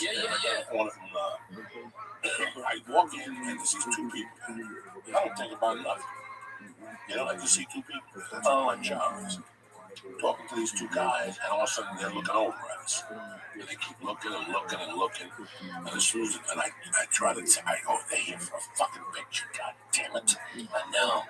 And next thing you know, I go real loud. I go, listen, my sleep apnea machine broke. To the guys, I go, bring upstairs and deal with this. I turn around, the guy chases me.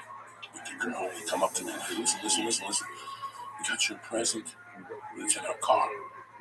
Right away, that's not gonna happen. Right. We didn't know if we'd see you or not. But listen, I'm not walking to a car. You come to the show, would you like me to leave your tickets for the show? That's nice. Yes, we would. I mean, that's how fast it was. I'm in a rush, guy. Yeah. I gotta go figure out the sleep apnea fucking thing. So, you want tickets for the show? We took a picture. And while we're taking the picture, that's when we start to shit together. About fucking going to fucking some country, the jungle of Amazon, doing fucking ayahuasca, and all this shit that I don't know. I don't need to hear this shit. This is not for me. You want to take a chance, go to the Bronx and get a $3 bag of heroin. You don't need to go all the way to fucking. But what else, you know? Listen, before you move to LA, you see how these fucking idiots work. You're watching TV.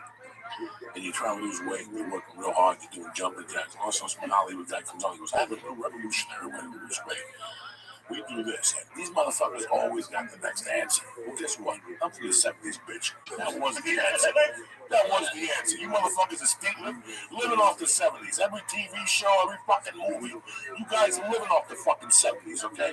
So when I see all, it's like Quaaludes. Quaaludes are great. They became ecstasy. Yeah, that's what happens. They become ecstasy, but it's the same cousin to the fucking Quaaludes. It's the same thing that just evolved. Me, listen, you want the answer?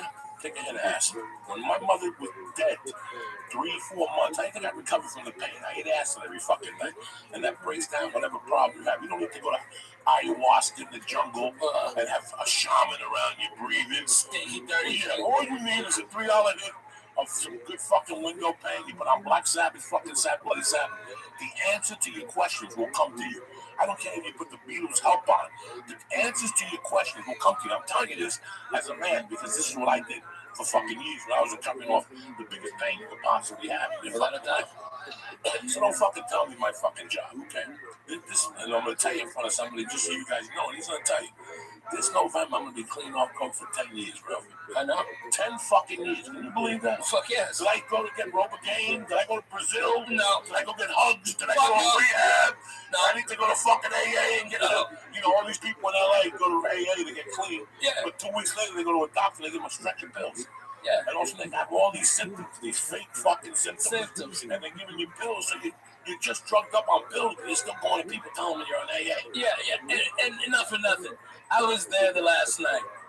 You had a great fucking run, and that was a great last night to go out on. I had a great fucking. That was a great fucking night. 27-year run on fucking blow. Yeah, but I was there at the fucking finish line, dude. I mean, dude, you smoked an ounce of my fucking Matzo G weed. An ounce, okay? After eating like 4 dinners. It was terrific food, all right? And we're laughing our butts off. And then I bring out mushrooms. Oh, after dinner, fucking get you started. Let the day go. Let's remember the Indians, natives. Ahoo. All right, we put them out there. Hey, I love the Indians. Are you kidding me? Don't bring the fucking Indians up. I love them. The last time you brought Indians up, you had to do benefits. I'll still do it with a tomahawk somewhere. Fuck yeah. No, I know. I sent that kid to camp, space camp. I'm helping out natives. I'm fucking saving them. Somebody's got to do it. Anyway, listen to this guy. I bring out an ounce of fucking great mushrooms, Hawaiian ones. Have you ever had the Hawaiian ones? I don't know. You have to ask him. Okay, the regular ones are a little bit bigger. The Hawaiians are smaller and the cap's thicker. All right, and I brought out a fucking ounce of the most deadly fucking mushrooms on the planet. Coco ate half an ounce of mushrooms. Okay, half an ounce. Do you understand me? Why? On top of smoking, because it was Thanksgiving. He was goddamn thankful. All right, he did all of that over the course of like 6 hours. Okay, and then went to the comedy store and did a set. A la Theo Vaughn. Pow!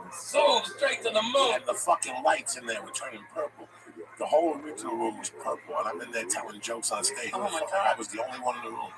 I couldn't even see the audience members. I got in my fucking car, and I got the fuck out of there. But 10 years with no drama, no, oh my God, I'm feeling through the what's that?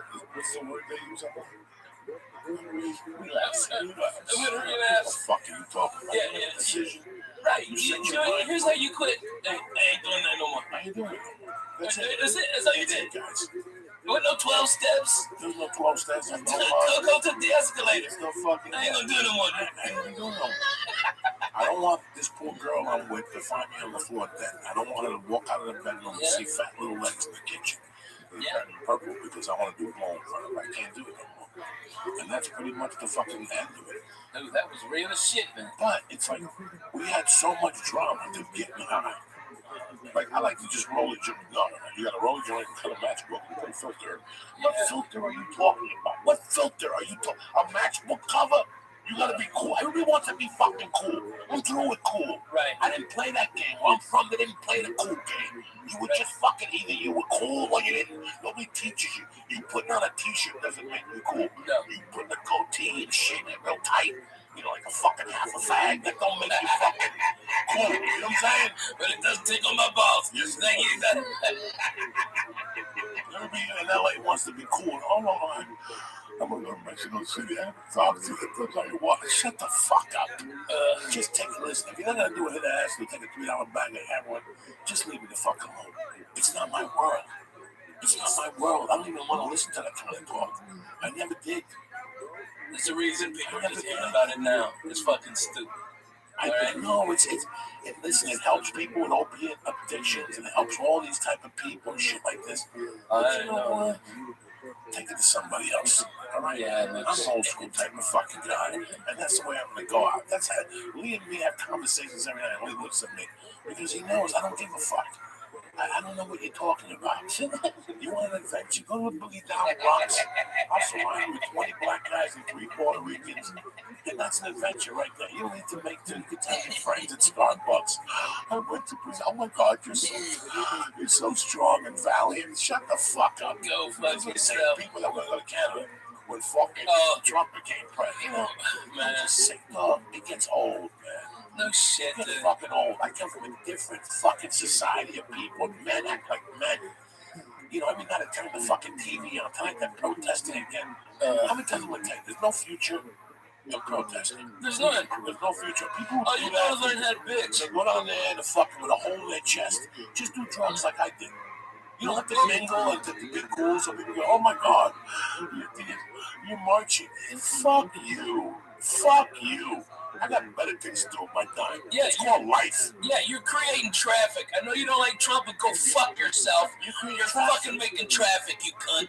I hope you all get AIDS in your mouth. Fuck you. All right, you're a bunch of dicks. Okay, I got stuck in one of that goddamn woman march, and I didn't know why they were bitching. Okay, all right, you don't like Trump. Hey, you guess what? Maybe you should have marched your ass to the fucking voting booth.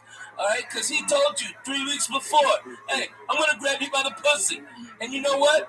Most of America was like, I'm cool with that. That's all right. I can overlook that. Nobody likes fucking Trump. Everybody's mad at fucking Trump. Yeah. Well, want something when they have the shot. Okay? You know what bitches me about being a Democrat is fucking.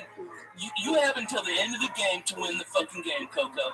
You have until the end, the fucking last play. All right? Like fucking. New England on Sunday. Yeah, New England on Sunday. You thought it was over? No, we got overtime. Now we're gonna settle it. Okay? All right? And instead, all right, these assholes, these little fucking Democrat pussies, are all fucking crying. Ooh, I want to recount. I want to fucking recount. I want to get the electoral college not to do this. You lose on Sunday. You don't wake up. Nobody from the Falcons woke up on Monday and go, man, you know, everybody, I know we lost yesterday in the biggest, you know, fucking choke you could ever lose. All right, but we really wanted to win. So now, if everybody just agrees that we'll just say that we won, that's cool, right? That's cool. It's cool that we won the Super Bowl, even though New England won, but we really won. You know what I mean? It's like, fucking, I don't give a fuck if referee Vladimir Putin blew the fucking call. I don't give a shit. You fucking lost, you lost. You know what, bro? The way I look at it is, they had Bernie Sanders. They had Joe Biden, a man. You had Bernie Sanders, but you drank the fucking juice of being cool, a woman president, you jumped up and down like a fucking momo that you are. You know, you fooled the country one time. I'm not saying you fooled the country, but Obama was one of those weird presidencies. It wasn't going to happen twice, bro. You know, the Who said it best, we won't get fooled again. Yeah. We won't get fooled again with the fucking smoke and mirrors and the Priuses. And the, you know, I know people who are buying clothes to go to Hillary Clinton parties. Oh, yeah? On the west side. Like, that's how fucking embarrassing it got. Like, I had to sit there and watch that fucking teleprompter. You know me, I don't give a fuck. I think we're doing a podcast, man. Yeah, we're with Totoro. With the Totoro. Yeah, we're doing a fucking podcast. Oh, man. And little Nicky? Yeah. Oh, man, you didn't give a fucking two dicks about nothing, man. If you know how hard we've worked in our lives and what we went through, there wasn't a president there to help us. None. Fucking time. None. I love Obama. He never gave me a fucking glass of iced tea. When I was fucking, I still remember when I got thrown out of the vendors. It was the day fucking Reagan got shot. Yeah. When he was laying there on the floor, he goes, "Hold on, Joey, I got a place for you to move." Yeah. Fuck no, Reagan didn't fucking reach out. Fuck no, man. It's like, that's why I learned about bureaucracy. It was when my mother died. That's when I really learned what this country's all about. It's, we're going to give you your money, but you got to do 82 papers by the time. It's like what they do to you now, what we call spring. Yeah. To tell them that you have a bill problem. They put you on hold so long, you just hang up and pay $40. My time is worth, you know what I'm saying? With bureaucracy, when my mother died, I had to go down there every other week. Oh, you have to bring the mortgage from now. I'm fucking 16. Who's got the mortgage book from the fucking house? Yeah. My mother's dead. What mortgage book? Every week, it was like more and more shit. And I was taking a bus out to Newark. Sometimes I get a ride, but most of the times I take a bus at 3 o'clock in the afternoon and come back at 7, 8 o'clock at night. I learned about bureaucracy and our government the hard fucking way. Yeah. Because when you need something, I gotta fill out paperwork. And more paperwork. Come back 3 weeks from Thursday. You know, it's like you get hurt on the job. It takes you 3 weeks for your disability to kick in. Most American families, they can't wait 3 weeks. Don't have fucking, no, not at all. They ain't got fucking 3 weeks. They have fucking 3 weeks. You know, everything's a fucking by the way. Everything. That's why they smoke your weed. That's why I took the place at Harris.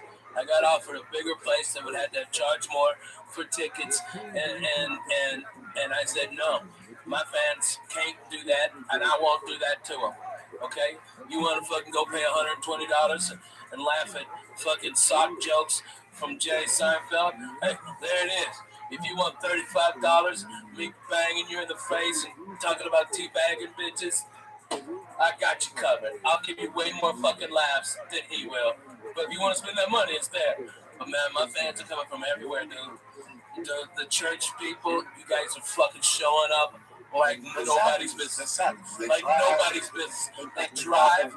They get Vicodins. Dude. They go. And they're coming out. And because of all the love you showed me my first 2 weeks of church, we're gonna do a giveaway, all right, where I'll be talking to Lee. Let's fucking get all of you fucking the real deal motherfuckers, okay, all right. And You fucking win. You start tweeting about me and Mad Flavor and the Flying Jew. Tammy's the official winner. She's the first winner. Oh yeah. Oogie Spooky. Oh yeah. She's already fucked up. She's good to go. She's good. She's won. That's no problem. But we gotta get some more. Got Larry out there just cultivating. He hasn't even got to the show. Well, Noble D, I'm bringing. Okay, so I'm bringing Darren from Colorado. So I got that party going. I'm gonna bring George out under the auspices that it might be a sports show. Of course, George from fucking Jersey. He ain't going nowhere, right? I know he's got a girl. He's got this other thing. Go fuck yourself, George. Hey, bring me the chicken francese, lemon francese pizza, and just keep it like that. All right? What? Yeah, go ahead. Chicken francese pizza. Yeah, it's okay. Did you guys see what Yoel Romero put up today? I must have laughed for 10 minutes. What is it? So is Bisbee fighting him or not? I think it's the next fight. I don't know if it's fully been announced yet, but I guess it's something that's not tomorrow night. Oh, Bisbee? Oh yeah. And I know you love Bisbee. I love Bisbee too, but just like that, I love trash talk. So just he made a GoFundMe page for his future medical bills, and I have nothing against Mike. I like Mike, but it's just funny. It's so fucking funny. That MMA is getting fucking funnier and fucking funnier. My fucking Irish brother, Conor McGregor, suck my big Irish balls. Oh, crying. I want that on my phone. I want t-shirts. I want that everything. Suck my big Irish balls. Fuck yeah. Who knew we had a church in Ireland? Okay. Me and you. Has anything been going on? I don't even know what's going on with MMA the last 2 weeks. I haven't even seen that. Oh my God. I saw that today, and I said, wow, that's the first time I've seen anything on MMA. Yeah, that's all. There's a fight this week. Yeah, it's Brooklyn. That's Anderson Silva. I placed money on him. Nobody even knows nothing. Like, nobody said nothing. Yeah. Nobody's called. That's why I didn't know. I'm like, what the fuck's going on? And all of a sudden I see the fucking thing today. I'm like, oh yeah, there's a fight this weekend. Nobody's talking about this fucking fight. Brooklyn, New York. Brooklyn, New York. I have no one fucking thing. I don't know what would be a better fight. The one in the ring, in the octagon, or the one with the people leaving. That's going to be a great fight. Right outside, all these guys get all fucked up on Red Bull in Brooklyn. It's not going to be your typical Brooklyn. It's going to be, those tickets are going to be high. Oh, yeah. They're doing it up there because they could charge a little more. That's Jay-Z's neighborhood. You're right. So it's not the Brooklyn that we left 30 years ago with the knuckleheads hating each other and shit. It's a new civilized Brooklyn. They're going bring, stevia and to drink. Nobody smokes. Can you buy the joint at one of those things now? They look at you like if you're in them. Yeah. Did you know that, man? Especially in New York. I can't believe it. I grew up in New York. I used to smoke everywhere in New York. Like, you buy the joint now in New York. People walk on the other side of the street, they look at you, they take pictures of you on their fucking phone. It is crazy. There's a lot of cities I go and I travel. People get mad at me. Get on Periscope. Listen, guys, it ain't the same. It ain't the same. I know you can Periscope, but I know you can't. Yeah. There's some places you can sit behind outside and smoke a joint with the phone on a fence and nobody sees me. There's some places they're watching. You stick out like a fucking sore thumb. They're watching. Yeah. What's the matter with you? Nothing's the matter. You're really going through changes. I started the sweat starting. Oh my God. It's what do you mean the sweat started? It's just I'll be shiny. I don't know what it is. I don't know. Does it make you sweat too? What? What are you talking about? The sugar cubes make you sweat. The sugar cubes. It's not the sugar cubes. It's not the sugar cubes. It's in the motherfucking sugar cubes that makes you sweat. Oh shit. Look at your fingers. Are they getting all wavy? Not yet. The fingers are all right. Everything. I'm gonna do you a favor. My daughter, she made this for me, and I'm gonna wear it. All right. I just want you to look at that every now and then. Okay. It's gonna be a safe place for you. All right, Lee. Thank you. All right. If you need to look at anything, look at that. Focus on the yellow. Okay. Just find me the yellow. All right. I got the yellow. All right. When you were a kid, people spoke about acid. What did you think? No, it's not even that I was scared of acid. What drugs were people talking about when you were 18 in high school? Weed and drinking and maybe some pills. And I don't know. I was a nerd, so maybe they were doing it and I just wasn't invited. But I didn't see any of this. Maybe some mushrooms in Boston now. I think some ecstasy. Ecstasy, coke, pills. Yeah, I didn't even see much. I didn't see coke till I got out here. Where did you see coke out here the first time? Party of a guy I worked with. And I didn't even really see it. I saw them in the room putting in that. That's why I told you. The only reason I have a Volkswagen is because I like this key. And it's this is the key they were using. I was like 22 or something. Oh, they're doing key bumps on the little Volkswagen key thing. And it was pretty much that. I just like the button, but right? I'm hot. Yeah, there was mostly just that. I never really. I think my introduction to like psychedelics is the podcast with like you talking about it, Rogan talking about it. I've never even dreamed of it. Let me tell you, at 12, we were fucking doing mushrooms every weekend. Every weekend in Clarksville, Arkansas. All right, Boy Scout camp didn't fucking matter. Fucking anything, camping, deer hunting, fucking didn't matter. Fucking shrooms were on the menu. And they're everywhere. Everybody had cow pastures. Everybody, you just go pick. Cable drive so you don't get milled up. All right, and you're done. Okay, and then there was like the creepy guys who were like over the 21, who were always trying to fuck our high school girls, who had parties like the Red Cup party bonfires, and that's when I first smoked a joint. Was there at that party. My buddy Joel, god damn it, Joe was cool, motherfucker. He had long hair, hippie motherfucker. Dad was a Vietnam vet. Joe Penny, I knew I'd get it. Joe Penny, rolling fucking pinners. That's where I thought that name came from. The little pinner joints was from Joe Penny because he rolled little joints. All right, and he saw me because that guy wouldn't. He thought I didn't pay for my Red Cup, and I'm like, you dumb. I was a wise ass. I was like, you fucking dumb fuck. Like, I'm just walking around the woods with a big Red Cup, and I just happened to fucking bump into you. You fucking dummy. All right, and he wouldn't fucking give me any beer. That fucking cocksucker. So Joe saw it, and then when we were leaving, by the way, I smoked. I thought he was like, "This is marijuana." I'm like, "Is it gonna kill me?" He's like, "No," and he was right, Coco. He was fucking right, Jack. I smoked 5 joints that night of that Mexican dirt weed. Okay, we would play that game where you load up one joint with a big ass seed, and everybody takes a joint. We all power smoke until the seed blows up, blows your face, like those old cigars. That's the greatest weed game. Nobody can play it now because there's no fucking seeds or seeds in the weed.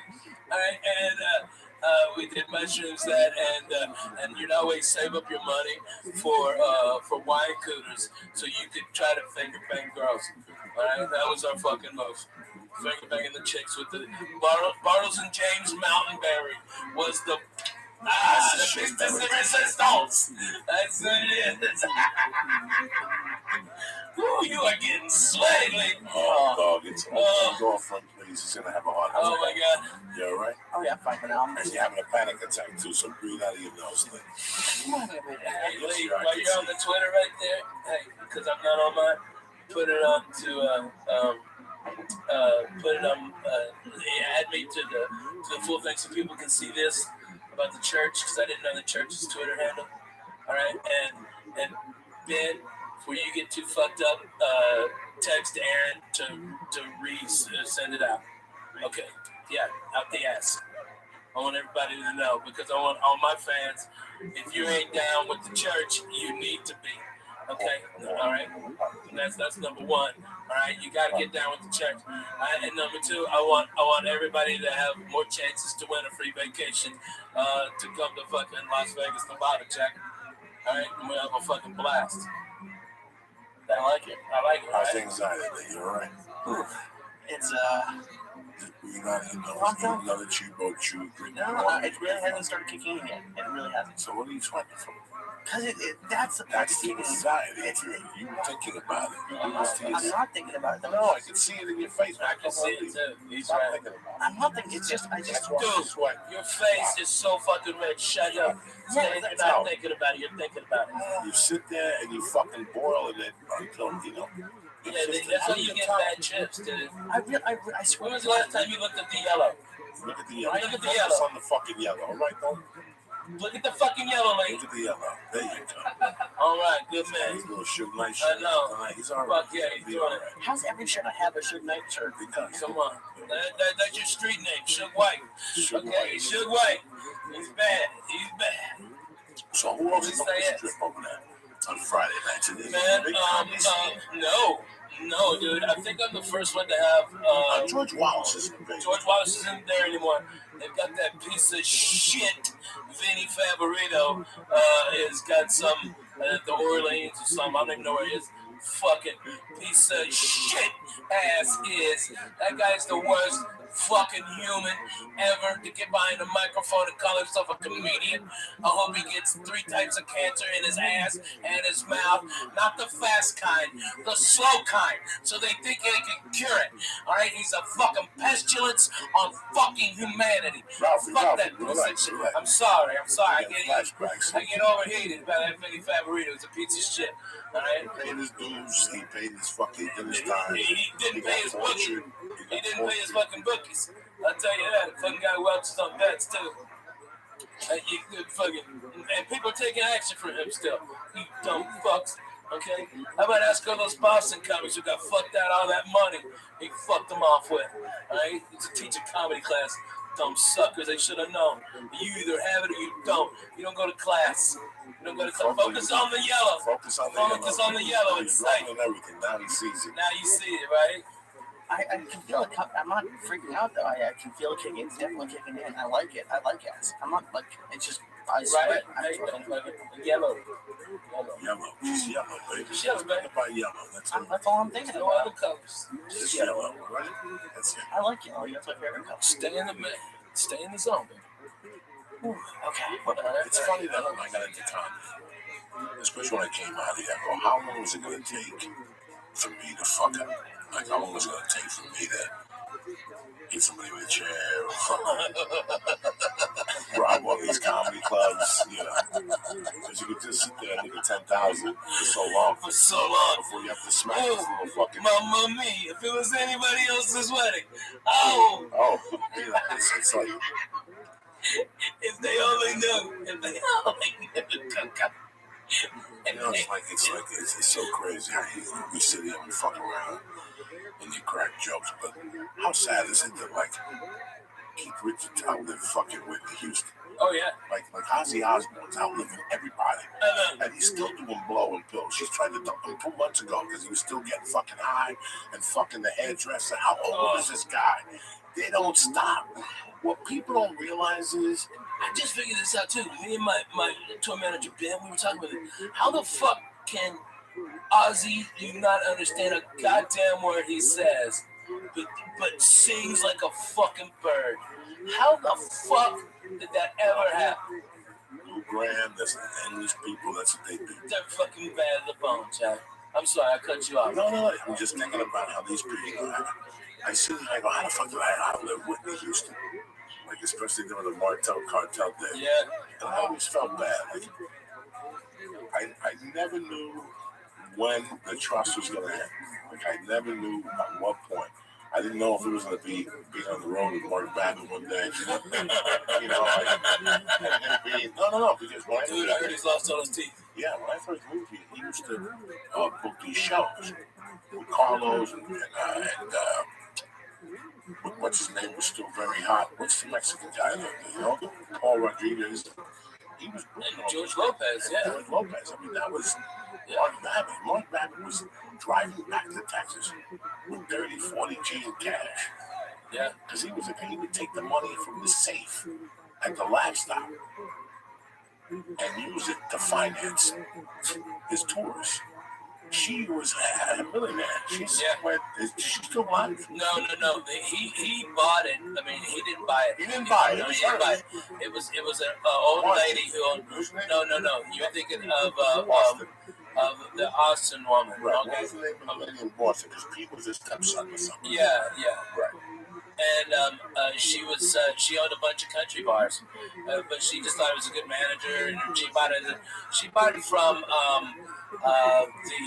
the Sandy Marcus, okay, and Sandy and her husband are the ones who started the last stop, and then Sandy sold it when she wanted to get out to this lady who was a multi-millionaire, probably worth probably $150 million more. She owned like the men's club. She owned the biggest country bars. She had a majority of stake in Gillies when Gillies was hot and fucking the Urban Cowboy. This woman had so much fucking money, and this was just one of her things. And she liked comedy, but she wouldn't even come in, and that's how she got Pete in there. But before Pete, man, with three hands, Mark Babbitt was taking money out of that place. So he was taking the money out of the bank, and then he was blowing when I was doing as a kid. You borrowed 25 grand on Friday, as long as you have it back Monday before the bank opens. You were back 30 grand. Like I said, I had a friend who worked at the bank in the early 80s. That was the deal. Friday at 3, Monday at 9. We better have my money to put back in that fucking bank vault. But I'm getting 5 grand off the top. And he did it every fucking week, this kid. Yeah. But he could never be light on a Monday. He only... Wow. You couldn't do that now? No fucking way. No fucking way you can do that now. Let me tell you how good that you are. This kid I'm talking about in particular. I grew up one time when my mom died. He worked at a bank. And like I was telling his younger brother, I got these checks, I got this credit card. He goes, talk to my brother. So I called the brother, I met him, I gave him the 2 checks, the credit cards. He calls me 2 days later. He's going to meet me at next. So it's, my mother had just died. They had just shot John Lennon. Oh, wow. It was just the week when they shot John Lennon. Like they shot John Lennon on Monday Night Football. Yeah. During Monday Night Football, I picked up an envelope on Tuesday. Like I gave him those checks on Saturday. Yeah. And the next day, when I was in school, his brother came up to me and said, call my brother. He wants to talk to you about something. I called him up and he was meeting me up at the next 8 o'clock. I went up there, he gave me an envelope that was 4 inches deep. All fucking bills were $100. My mom was dead, but we just take care of things for a while. Forever. I got that money. I put under my. I moved in with this family. I moved under, and I put the money under my underwear, and they would never fucking know. I would just. It was like a real ATM machine. Like I hid my jeans on top of it. Yeah. And I would just dip my hand in there, take a $100 bill, and go out at night. Like that's how spoiled I was. Like that at that point. You never thought about saving anything? Oh yeah, I thought about saving it. Yeah, that's best thing. Go fuck it. Yeah, I'm 17 years old. Yeah. Okay? Yeah, I'm gonna invest in what? Getting them blowjobs from fucking that girl. Gabby, that's what I'm gonna invest in. There's no investments with you. You took that to the bar and you invested it. You want to hear something for fucked up, Lee? Sure. Is that not only did he just say, "Oh, that was fine," he was still working. All right, him and his buddies, they would drop out of trees on unsuspecting gay guys. We beat them like gorillas till one fact with all y'all. They weren't unsuspecting gay guys. They were perverts and pedophiles who did not know what they wanted to do. Hey, listen, man, these guys would drop out of the fucking trees like gorillas. Okay. Let me tell you something. My friend just went to the mayor's bar, to my buddy's ball. Yeah, he's done. My friend just went to my buddy's ball on Friday. Canary? Yeah. Had his first ball on Friday, $175 a ticket. Oh, wow. Why does he have a ball? Because he's a commissioner, or he's an assemblyman.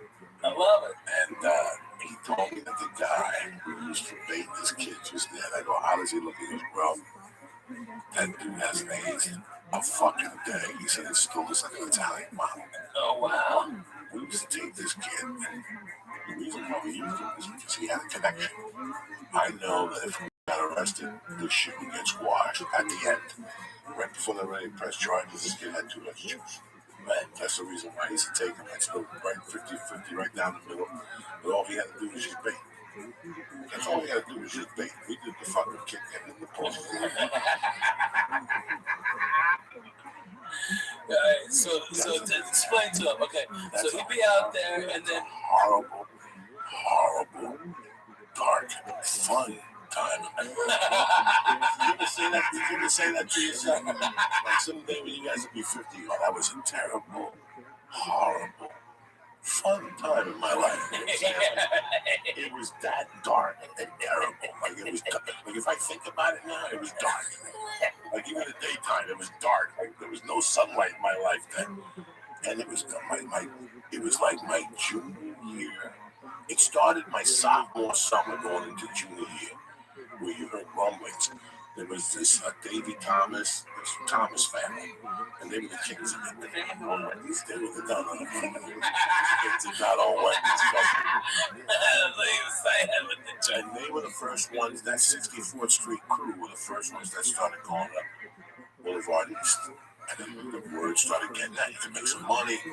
You know, people driving Lyft now. Oh yeah, right. That's how it was then. Yeah, right. That's what on the Boulevard East. Oh my God. Like that's how fucking it was so well known. A spare change. Well, you know what's crazy? When I read the Iceman's book, the Iceman used to live in West New York, New Jersey, and he said that in the '60s he would just kill people for practice on Boulevard East. Get the fucking book. He goes, I can't. He goes, I really couldn't give an actual account of how many people I killed because there was 3 years I was just practicing. He goes, I go to a bar on the West Side, and tell a guy I was gay or whatever, and he'd follow me to Jersey and kill him on the Jersey side. Just for practice. Just to practice control tactics. Oh my God. This guy was the real fucking deal. Why do you read this book? This book sounds like a terrible book. No, it's fascinating. It was very fascinating. Let me tell you something. Why do you look at tigers in the sun? When the Iceman popped up 10, 15 years ago, like people called you the next day. Yeah. It was fucking disturbing. Yeah. It was disturbing. Like even the first time I watched him, like, because you live near him, or just disturbing? No. It was disturbing that I always thought that you kicked somebody in the stomach and you had some fun and you called him a cocksucker. This guy had it to a complete different level. What was he doing? He was a hitman that I forget the whole fucking story. He was working at a porno thing. Yeah, he was editing. He was making porno. Films. That's right. Editing films. And the guy wouldn't pay him, and he fucking whacked it. And then he liked his brother raped the 12-year-old girl. Oh my God! Killed her, and then he threw the girl off the roof. I mean, the whole family's rotten. Oh my God! The family was rotten to the core. When you read the book, there's times you read the book, you have to shut the book and go, right. Why am I reading this? Oh my God, his first wife dumped him and he cut her nipples off. Yeah, I remember you told me that story. He cut her nipples off. And he used to live right there with a coat factory. When we were kids, that was it. We were behind the coat factory. If you go to the coat factory today and vacuum it, you're going to find rocks of coke from the 80s. So I wish I was kidding. It was every night. You knew that if you were going to come over and you wanted to get coke and you was coming from the city, go to the coke factory. There'd be 4 cars there, and somebody in that car had one. Somebody behind a tree, behind a dumpster, somewhere in this area, there's an ounce of fucking coke. Yeah, the first interview with the Iceman was very fascinating. What happened was, Leaf, that people took that interview, sucked it in, and then started hearing other things and also put them together. And they were all really tied together. Oh, like different stories? All the mafia hits were tied through him. Yeah. He began doing hits for one family, and then he kept going to different families, and he would do hits for different captains, and nobody knew what the fuck he was doing. Then he got really crazy. The third phase of it is he got really crazy, and he started saying that he was there at every murder. Like when Kennedy got shot, I was up the corner. Yeah, right.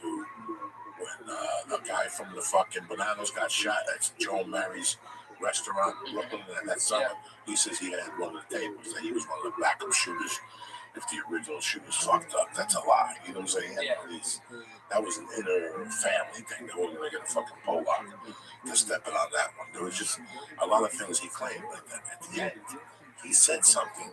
But I've said on here, all these people like conspiracies. Like every last week, Eddie Bravo's my dog. He loves conspiracies. He's another one for you. He, on his last thing, said that he shot a cop in Westwood, New Jersey. So watch the fucking thing on HBO. It's on YouTube. It's got to be on YouTube. All 3 of them on YouTube. But he tells a story on there very nonchalantly about that he had to kill a cop. Paul, Peter, or something, and he shot the guy who gave the other side of the book around. Right there was a Fed watching that. And part of the fucking witness relocation thing is that you've never shot a cop or ever contracted a murder with a cop. In their statement, they read you the statement. Sammy never contacted that hit. You follow what I'm saying? Like they figured out that Sammy never told them. By this point, they had so many people coming in telling their stories, and they were throwing them out because they were going, "You're a liar. Sammy told us something different." But one day they figured out after 8 people came in, he was lying to us. This motherfucker, but Sammy was genius because he turned himself in first. So they're gonna believe his story before anybody. And he knew the nuts and bolts. He wasn't no Henry Hill faker. He knew the nuts and bolts of what was going on. So when he went in there, they brought his story hook, line, and sinker. They got so blind. They didn't even care what he told them. They just wanted John Gotti. They got so blinded by getting John Gotti that they took whatever. Oh, you killed 24 people. Don't worry about it. Oh my God. 24 was when he killed the 1 year. Yeah. When he was responsible for the 1 fucking year. Jesus Christ. So they put it all together, and because of that documentary on HBO, Ravana was already in jail for the ecstasy with the fucking neo-Nazis in Phoenix. They picked him up, and they put him under the fucking jail in Denver. At that Supermax, the Supermax, but here's the beauty of it. Yeah. Iceman died mysteriously in his jail cell a week later. Yeah. People like conspiracies. There you go, guys. Take that to the moon. Yeah, right. Take that to the fucking moon and back. I love it. How you feeling, buddy? I'm at the moon. This yellow thing is helping, though. How did you know that would help? Dude, because it's a common effect. Hello. You're from the generation. But you're also talking to guys who've done acid like a lot. Okay, and you gotta have focus and something to say. 10 years, that yellow won't do big feet. No, but now. Face, you know what I'm saying? But now, tonight, you need that yellow. It's helping. Yeah, man. It's helping it, man. We turn the lights off for the rest of the podcast and just talk to each other on candle. I'm like Puerto Rican seance. Would you like that? It doesn't sound fun. I don't know Puerto Rican seance. Just come up with stuff on acid.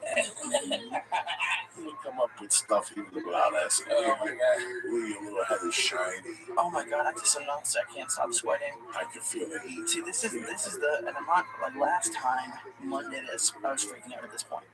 This is now. I'm still a little nervous. You know the temperature. Okay. He's like, okay. It helps. It helps with it.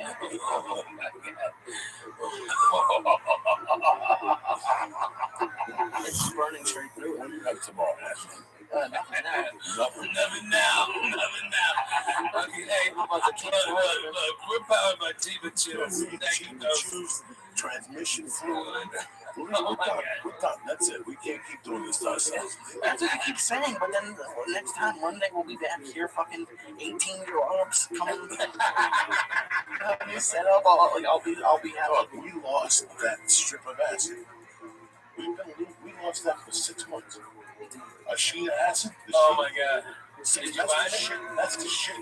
That goes all the way back to London, that acid. The kid who gave me that, it was a Chip Charlie dude. That's the shit that Pink Floyd took with the band. That's the shit. That's the cousin to the acid. Yeah. Take a piece of paper home and you give it to the hotel man. I come in today. We're talking about the acid. I look on the shelf. The acid's been on that shelf right there for the last 6 months. See, people, I don't steal it. Stick it. I thought he clipped it so we didn't have to do it. See, if I was smart enough, I would have done that, and I would have let you find it. I thought he clipped it so on eBay. Oh my God, I should have. How you doing? Can you open it for me? I knew you need help. I'm surprised because that was the beginning of Lee's downfall. Oh my God, yeah. He was a great kid until Chiba Chews and those cookies. Oh, they're so kind, yeah. They're so kind cookies. You know what? I don't even think they'll make those no more, do they? Oh, they don't come up here. Maybe so kind still up. They just don't come up here. I don't know. Chiba Chews everywhere though, man, and it is fucking good. I was fucking having a hard time with this too, and I just felt it. Cheaper Chews. We don't do nothing with 180 bucks. Nothing. I got it. We don't do nothing with 180. Cheaper Chews is still a great product. Yes. I missed eating that one. It was delicious. Delicious. It's like a fucking Tootsie Roll. It's 200 milligrams. Fucking, you know. You need 5 of those today, B&B. You know what you should by all means. Look at Lee's getting sick already and stuff. You're right, I'm fine with that, but I'm not gonna eat that, so yeah. You're not gonna eat it? No, give me one. Like, I will, but just go fuck yourself, Lee. You made me open it. You're eating it. I'm gonna eat it, but this guy, you don't want me to puke on this. No, I don't want you to puke on me, motherfucker. You better not be puking. Got spare t-shirts here tonight. We got spare. Yeah, like you got spare t-shirts for me, motherfucker.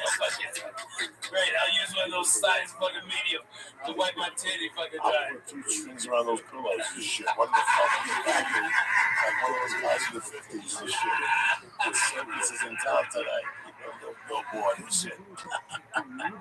Fuck it. I'll take it to the car. Every time I come here, I gotta tell you this. The other day, I turned on my TV and I got this new fucking cable in Nashville where you just, I call it Stevie TV. It's like from Xfinity, but you just hold on to it and you say it. And I go, Outlaw Josie Wells. Boom. Outlaw Josie Wells. Anytime I fucking want it. Boom. For free. All right, listen to me. When he's talking to fucking 10 Bears, and he's talking about, that's the most, okay, go fuck yourself. Go fuck yourself, these people today. All right, you Kevin Costners and all these assholes. Go fuck yourself. You want to take acting school? You go back. For what they do. It's fucking amazing. To what it's, the people now make a big deal about, and they never gave police any credit. No. You watch that scene. Oh, holy shit. When he's talking about 10 Bears and about their fucking, you know, his mark on the will jerk beef every spring, fucking big man, motherfucker, talk about listen, I want to be an actor. If it's on, I have it on for 10 or 15 or 20 minutes. I can't turn it off. Josie Wales comes on.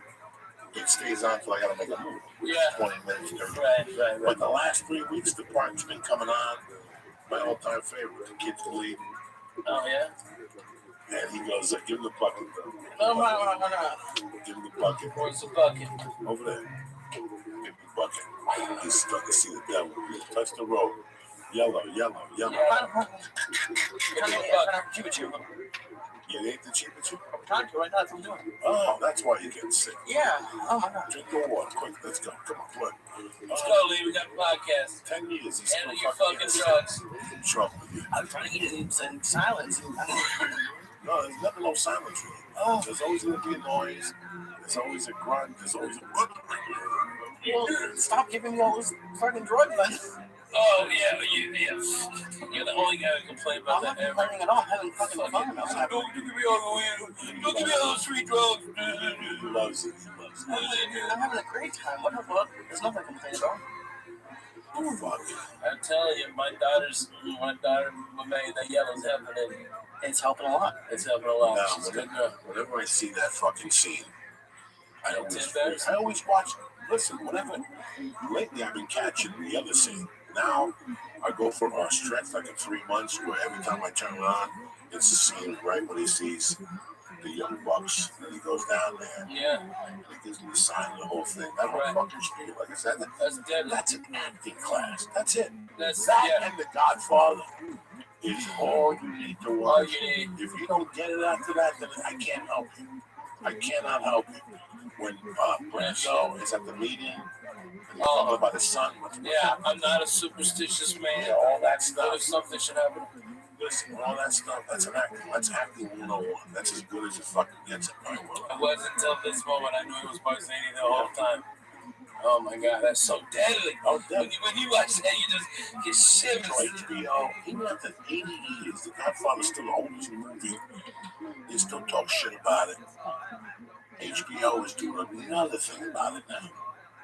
They just released the other day. I just saw HBO. I was watching HBO. They said, new announce HBO, Francis Ford Coppola, HBO teaming up again to do this, the unseen foot.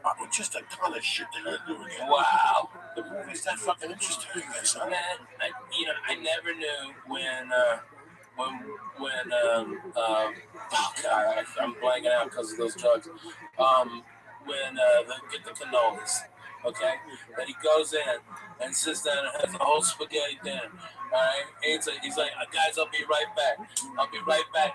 He goes in, all right, and he sits down, eats a whole huge plate of pasta. All right, it was Bruno Kirby's guy, and one, remember? Okay, and he gets the cannolis and everything, and has a meatball and fucking all this shit, and this guy's waiting on him like it's some big transaction. He's having fucking dinner before dinner. I was crying. He makes them all go there. Guys, keep your eyes open. All right? I'm going to go in there and see these people. He walks in. It's the back of the kitchen. He takes his jacket off. He hangs it up and shit. There's a little table waiting for him. He sits there.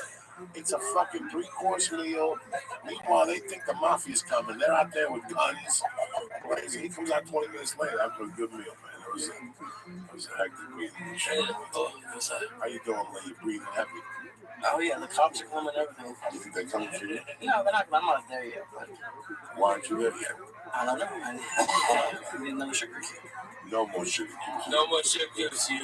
Not tonight. Do another sugar cube. Not tonight. Get the fucking zoo naked. Coming out to a tree and shit. That would be hilarious. You gotta take a picture like that. No one wants to see me naked. No, on a tree hanging down, that'd be fucking hilarious. Listen, I went for years without doing this shit. I looked at with Lee, and since Lee didn't know anything about this, I kept busting his balls. Until someday somebody actually brought one. Yeah. To the show. That's what happened. We talked about it on here. We talked about mushrooms. Or somebody showed up at the show with chocolate covered mushrooms. Yeah. You know, it's always fucking something at those shows. You know, and I'm not going to say no. What the fuck? I bring him back and me and Lee experiment and we try him out. I was just breaking his balls with the acid. Also, people started showing up with liquid acid. And people started saying, I hadn't heard of that acid was making a huge comeback. Because there for like 10, 15 years, acid wasn't real fucking big. Oh, but what's scared? The neighborhood is acid. Yeah, right. It's not such a negative fucking thing. When you hear acid, you're like, oh. Yeah. It's so funny. We did the same thing. Yeah. God damn, we've been friends for 20 years now. Yeah. When you see acid as a 13 or 14-year-old, you're like, I'll never do that shit. And all of a sudden, you're at a Rolling Stone concert. Exactly. Fucking acid. And you're like, fucking start me up, nigga. What the fuck has happened to my life?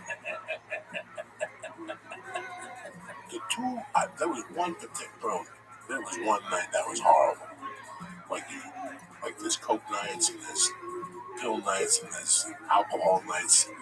There was 2 acid. Oh yeah, Yellow's moving now, so that's not good. Yeah, that's not good. That's good.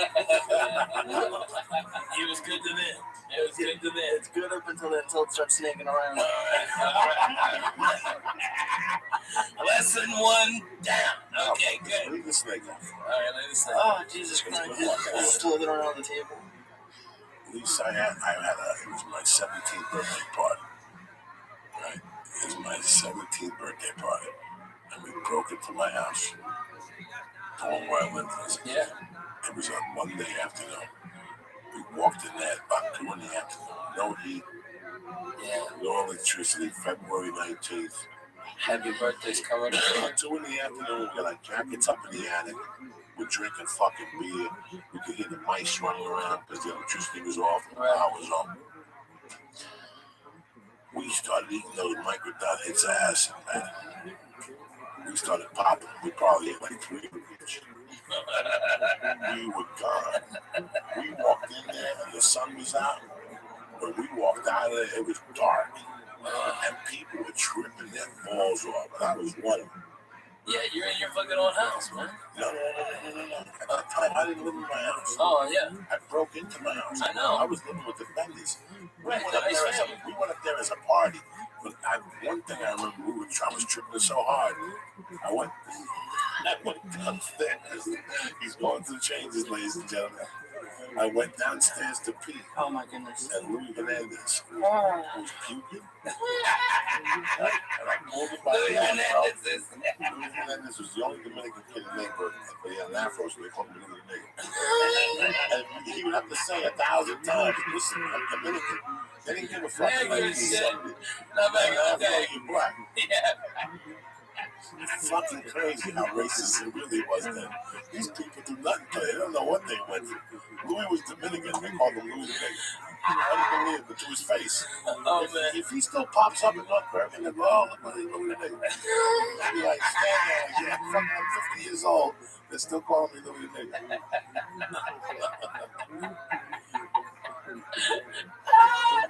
I don't think I've ever heard about Louis. I've never heard about Louis. We moved to North Bergen in 7th grade. We were fucking 0-7 in the 7th grade basketball. Awesome God just started dropping things on us. He dropped Louis Hernandez on us. I got let back, and I practiced all summer, so I got good with David Ruiz. And we just had this great fucking team. I forget who all we had. Dominic Special and Chucky McGreen. That's how deep we were. You know Chucky. That's how deep I go with Chucky. 7th fucking grade. You know what I'm saying? We were talking about acid and then in your old house when you broke it down. So that's how bad I got into Louis Hernandez. Louis Hernandez was puking in the toilet. And I basically pulled him by the afro. I said, Louis, I'm sorry. I put my dick in the corner like this. And I put his head back in and I go, go ahead. But I left there that night. That's a strong one. And it was the first birthday without my mom. I was cracked. And I walked into that bed in the house. And they're like, hey, you want dinner and stuff? And they don't know that I'm on fire. I'm burning on acid. They go up to me and I see wings on fire. I see everything that they're not seeing. I go right into that bedroom. Above the subway? It's 7 o'clock at night. I fucking go into that bedroom. I lock myself in there. I'm like, I'm not leaving this room. Yeah, right. And the fucking phone starts ringing. Those days, people have phones in their rooms, the cell phones. You gotta actually leave your room and come downstairs. And Lisa, here's the beauty. They had a mirror right in front of the phone. And I went, I'm like, hello. And I started and they're like, you coming out tonight, your birthday? I'm like, yeah, I'll be out in a little while. I looked at the mirror. And all of a sudden, my face started to melt in the mirror and shit. And I'm like, hold on, I gotta call you, Bador. I'll never forget how I started tripping right there. I couldn't look at anything. That's when you're like, fuck, I'm going to my room. Yeah. And you just go in your room. You don't even look at that lady because everything you look at starts shifting. That's where I am right now. And it's just a little bit, that's what I was saying on Monday. It's just because I can't even close my eyes. Then, you close your eyes? No, because then the colors start moving too. It doesn't. There's like a 20-minute period where I'm fucked. And I'm in it right now. So it's just. Dog, I'm starting to see little dragons. I just saw a little fucking thing behind your head, dog. There was little bats the other night. There was a little moth, like a little thing. What do you call those things? Moth? Like a little tiny one. And then it was everywhere Lee was the other night. Like it flew in. Lee was tripping. Yeah. For like a half hour, I watched this moth just torment Lee to death. I didn't even know it was there. That's what you said. I just saw a bat. It wasn't no fucking bat. It was a little moth. I just saw a bat. Oh my God. It was a moth. Oh, Christ. Okay. All right. And back in Houston. All right, and this was like late 90s. We did acid, and Mitch Hedberg, all right, was over at the house, and there was like me and John Wesley and one other person, and dude, we did acid, and the fucking greatest time of my life. But one guy was nervous that a fucking dragon was gonna kill him. All right, and you have to tell them, no, there's no sense of dragons. They're not real. They're not even real. They're not even real, what he's saying. Dragons are not real. No. But pterodactyls, they were real. Oh, no, they were real. They were. All right, keep on looking. Like, listen, no fucking Lee, because we can't lose Lee, dog. Pterodactyls, I'm gone. I'm going back to Boston. It was a first-round draft pick. We can't lose Lee. Oh, my God. I can't bring up dragons and pterodactyls. That's where I draw the line. My tour manager's like, no, fuck that. We'll be in a hotel, fucking the hospital, talking about fucking dragons. He just took church communion over here for the first time. How you feel? My tour manager been. Are you loosening up a little bit? Yeah, loosening up. Yeah, right. Smoking a cigarette, drinking water, get a little feeling about it. I'm sure Ben and I got the same dose. Don't wander. Don't wander nowhere. Stay where you are, okay? Yeah. All right, that's responsible. They always are the first time. They don't know. Fucking find a couch. Let life come to you, motherfucker. Yeah. It's like, hey, when Willy Wonka took him to the chocolate factory, he didn't take him on as he got on the fucking boat and fucking just hit it. Oh, I cannot follow that. Oh, yeah. Oh, listen, bro, that 170 North is close by.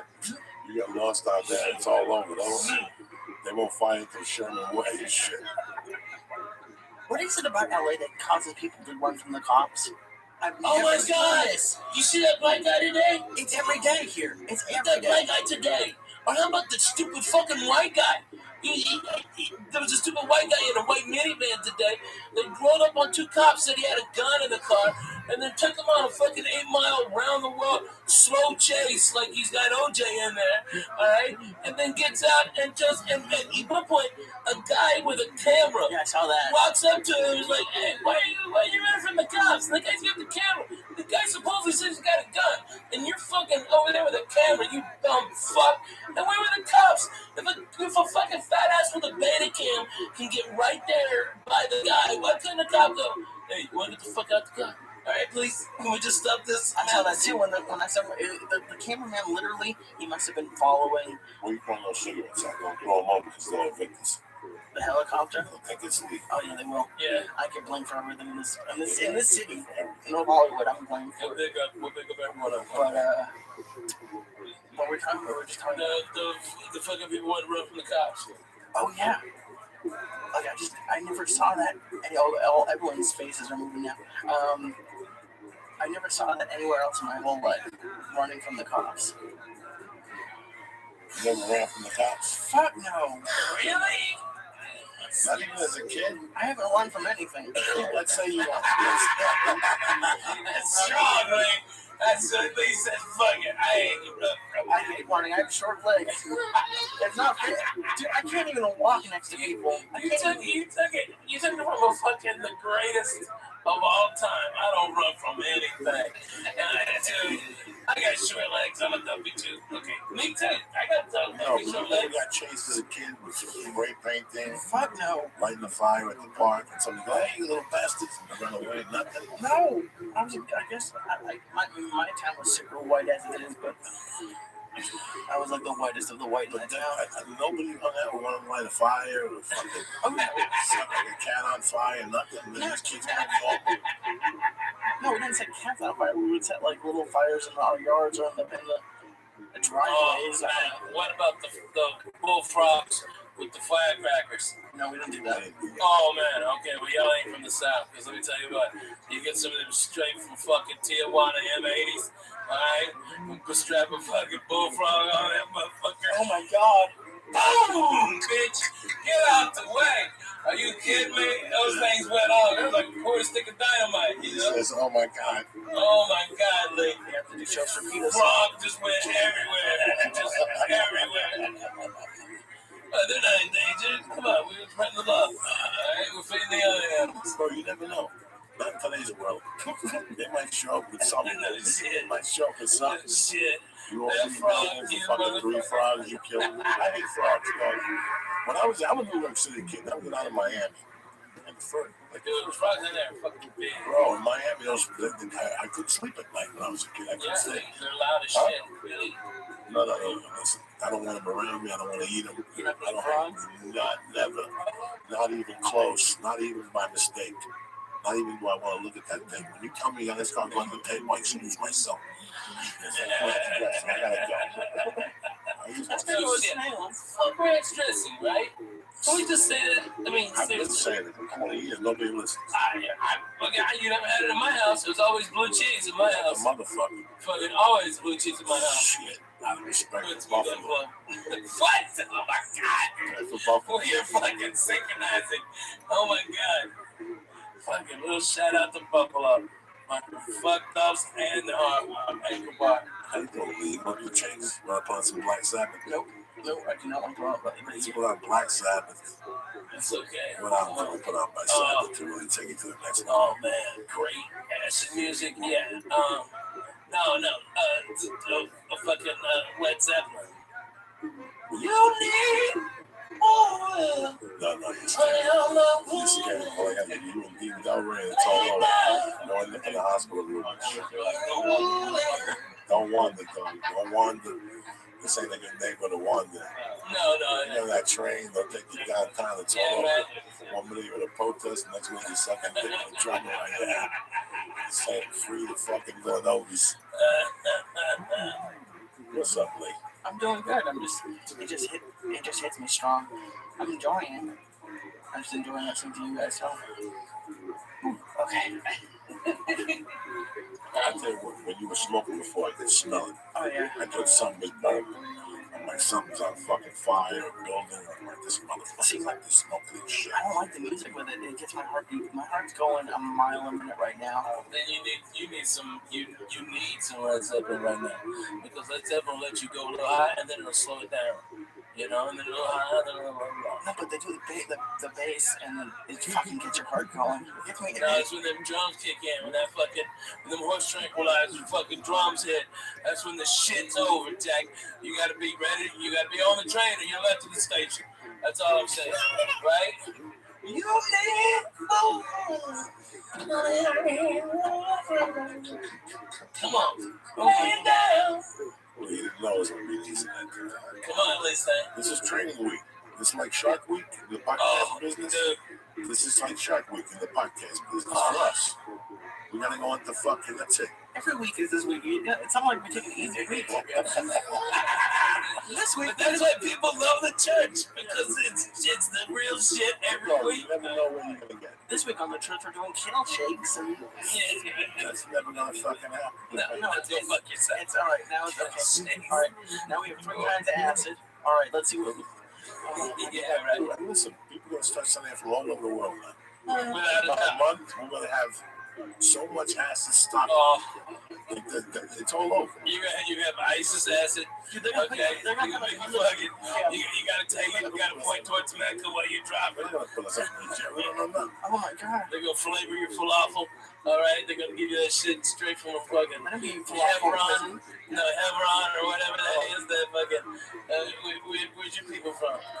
Over there in Israel. Come on. I'm from Russia. You're a dirty Russian? Yeah, I'm a dirty Russian. Oh, Christ. Thank God you're a Jew. I wouldn't even stand near you. Oh my God. I ain't never gambling with you, Lee. I love you. But if you're a Russian, I can't gamble. It didn't work out for fucking Denzel. It ain't gonna work out for me. You know what I'm saying? I went to see John Wick 2. I haven't seen it yet. It comes out this week, right? I don't know. I think it comes out this week. It's wrong. I'm happy because the guy who trains him, he said he put him in as a cab driver. He gave him a child or something. Dude, how strong was what was that place we used to go have breakfast on Sunset? Not Pat's. The place. The diner that we go on down the strip by the rocks. Yeah. And Keanu, and Keanu would just all the time just roll right in. Cool like a motherfucker. Dukes. And he was always cool as shit. Cut French fries, nice cheese omelet. Stop. Coca-Cola. If you want to be fatly, that's where you go to breakfast. Dukes. I eat the fucking, and I tell them, forget those home fries. Give me an order of regular fries. At 7 in the morning, you could switch up to regular fries. Like, who's better than you? That's fucking awesome. I do that at Denny's. Where, in the morning? At 7 in the morning? I don't really go. I mean, if I get the one of the sandwiches, I don't like hash browns. Oh, God damn. Lee, I'm a Southern and you're spitting in my face. Yeah, but then you don't like hash browns. Denny's hash browns got AIDS. Yeah, that's okay. Denny's hash browns got AIDS. All right, but you cut down and I'll put you on some hash browns. Oh, I'm sure. I'll bring you the cheese. That's how I'll take you past you. Right to sour Jesus. cream in them, put fucking cheddar cheese. Oh, stop That sour cream. motherfucker up. Oh my God, I'll turn that thing to fucking 1,000. Who Turn it farted up to this 11. motherfucker? It smells like an animal leash. Who farted? It wasn't me. That candle can't even sustain it. That candle's That means it came out of you. If I'm about to get blamed for it, get your fucking sweet ass. It came out of Don't let Joey's him ass. blame nobody. All right. But you're the one who first said something, so eventually it's gonna come to me, and you're gonna fucking hit me like you did in fucking El Paso with your best shot on payback. All right. That was your birthday. Yeah, it was your birthday. We were in El Paso working. We had the Red Devil with us giving shit to Mencia. Okay? And we fucking... That was 99. 99. And we fucking went and saw Payback. And because me and Joey both wanted to fuck Lucy Lou, and she's throwing sidekicks, and that little Asian pussy just looking at you, just winking. That little pussy just winking. Oh my God, dude. That was 99, Jack. And they got quiet, and Joe Diaz, you fucking let out a fart that was tremendous. As a man to a man, I gotta tell you, and I've had phenomenal farts. Ben's been a witness. They ricocheted off the chair in between the two lines. Reverberating in the actor said his line, and right before Mel Gibson was about to spit his line, it went. Everybody fucking heard it. Everybody heard it in the movie theater. I was shocked. Everybody was shocked. I'm howling because they're looking at Ralphie. Yeah, and then he starts, Ralphie. God damn it, Ralphie, why did you do this?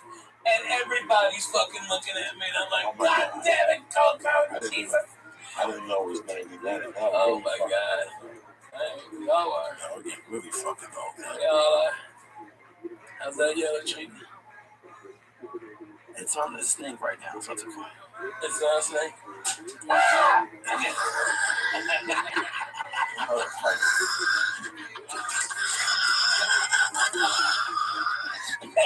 That's it for the night.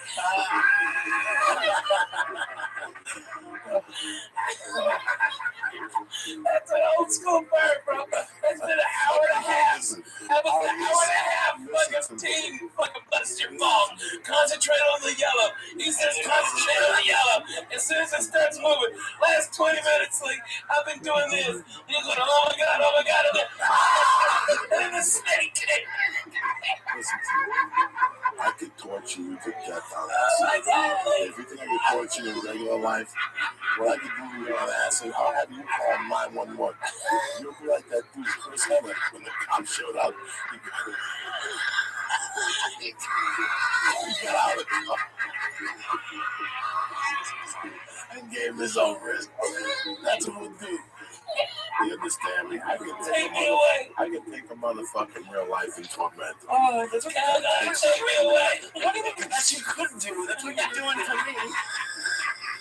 You'll be alright, lady. On a daily basis. Oh, stop fucking pterodactyls now. Oh. Dragon fire, you hear that? Fucking dragons. Hilarious. Oh my God, this you're so fucking funny. I'm trying to be. I know. That's what makes you great. If you tried, you wouldn't be nearly this funny. Holy shit. Oh my God. Like before, Lee. I'm surprised when I pulling your poor head out. You can't throw a snake at somebody on the Look at the first one. That's the first one I had seen. Like it's like a fight club. First thing about having a club is you don't throw snakes. No snakes, no fucking lizards, pterodactyls. Ladies and gentlemen, this is it. This is the thing that. This is what you did when you were 16. You dropped the head of mescaline. You went to somebody's garage. You know, and this is it. This is it. For 4 or 5 hours, it's a constant. And have a blast. Fest. Torture this poor kid. They torture me. Did your mother call? My mother's dead. Why would she? You know, it never ends. It never ends. You know, that's what you do. I mean, dog. Like I said, I'm the master of tormenting you. Oh my God. All right. I was going to tell you this one time, Lee. This is how much I got it before you got it. You need to come back when all they started. I survived the fucking 2017. Oh my god. Come on, anytime in town, you got me in 1,000 seconds. No worries. Dude, this shit was so funny. Coco would drink off the juice, and then we'd come out and go, who fucking drink all the juice? Where the fuck is the juice? And I'm like, God damn, Coco, I just made some juice, I thought. Oh, fuck, I got one more can. I make that juice up, stir it up, and fucking, I swear to God, be watching a movie. Hey, Rob, you want something from the kitchen? Get a glass of water. You drink all the jug of juice. Okay, you were vitamin C, you were orange, you were Trump before Trump. You smoke coke. Yeah, right? You gotta get in, baby. Lifeline. You gotta get it when you get it. Oh my god, and then he's like, Bobby, what the fuck? What the fuck? Who drank the orange juice? God damn it. I don't know. That's this guy. Who drank the orange? I was blaming on everybody but me. Look at Paul. It's good. You're good. You're solid. I'm good. There's no purple walls. We just shut the podcast down in 10 minutes. I'm good. We'll put music on. We'll fucking put the purple lights on for you the whole day. Yeah, man. We'll play the air guitar. Play some Cream, White Room. We'll play some fucking, we'll smoke some cigars and shit. How we do it, man. Yeah, nice and easy for you if you're gonna answer. Good Cream. What? The band Cream. Leave him alone, please. No. He don't know nothing. He don't know music. All right. You put music on, he'll jump off the balcony and then we're gonna talk No, you gotta talk to the cops for it. We're gonna be pew. I like this guy. With me and this motherfucker. Hey, I'll get you out of here as fast as I did that in Dublin when you ate that Coke Rock in the fucking refrigerator. I'm kidding you. I would like this building on fire so all the satellites will fucking melt from the sky. There won't be no footage on Google Maps, nobody. Because I was thinking about that. You can't. If they're really looking for you, they found you. Yeah, they got you. If there's a murder on 1482 Smith Street at 10 o'clock, all they gotta do is get that Google Maps, zoom it, turn it back 10 minutes, and see who walked in the fuck out of there. It's crazy, dude. They probably cost a lot of money to fucking do right off the bat, but I can't see it. They don't already have it. No, they haven't. They've had it. What do you mean had it? If we thought about it, they already have it. Yeah, exactly. They're already on to the next fucking level. And they don't need Google Earth. They have street light cameras and cameras in all the businesses. They don't need Google Earth. We're doing it for them. The camera phones. Yeah, your camera. The head of the NSA before. I don't even do it, but the head of the NSA before said we should all be putting tape over the cameras or laptops. Oh yeah, they watch. Fuck it. I'll go over there and dance in front of them and just have the camera on for nothing. Naked dance and fucking teabag it. Fuck yeah, like I don't give a shit. Fuck you. No, you don't have that camera. You gotta take that shit. I don't think it's wild. But listen, they know our listen. They know everything, right? At this point, they got everything. Everything they push on you is construed for you to give them a credit card. Yeah, right. And you can put any credit card into any slot now. Within 30 seconds, your whole credit history comes was creepy. I had an issue where I had an issue where a credit card I had to change had the numbers changed, and I went to my gym to switch the numbers. They're like, "Oh no, the bank they already contacted us and switched the numbers for the automatic payment." Motherfucker. I guess it's okay, but it's fucking weird. As if the bank is working against you, and it was supposed to be working for you. Is that what you mean? Well, not all that, but it was just weird that like they were giving my information to the gym, and then it's weird every time I get a card from Bank of America, it somehow magically gets stolen. Every time, like I don't even get it. I don't even open it. You just heard about Bank of America. You just heard. What happened? No. It's just what I'm saying, people. But you're watching Parks and Rec. Yeah. Bank of America just got in trouble for what they get in trouble for? Fucking. No, it was Wells Fargo. Wells Fargo was making. They would give Wells Fargo. Artificial. Have you open all these accounts and they charge you and you didn't even have these accounts and people weren't fucking and they weren't even fucking going through they were pulling some kinky shit. They were pulling kinky shit. That shit from the fucking 80s and 70s too. That's the shady shit, man. And they just got busted on. But you know what? I mean, I'm fucking tired of hearing people But if we can't, we'll shoot a black guy who stole a fucking ham sandwich, okay? But we didn't do anything to those cocksucking bankers, all right? And now Trump's got them all in the cabinet. Those cocksuckers should be in jail. They're fucking bigger thieves than any of us. They're bigger thieves than anybody. And they just fucking stole. And we just let them. Motherfuckers. All right? And they call us fucking criminals and outlaws. We smoke reefer. You know what I didn't do? Take your grandma's fucking yum-yum money. Okay, I didn't do that. All right? I didn't make sure that you fucking, oh shit, where you go, Lee? Yeah, the whole wall's behind you moving now, so it's I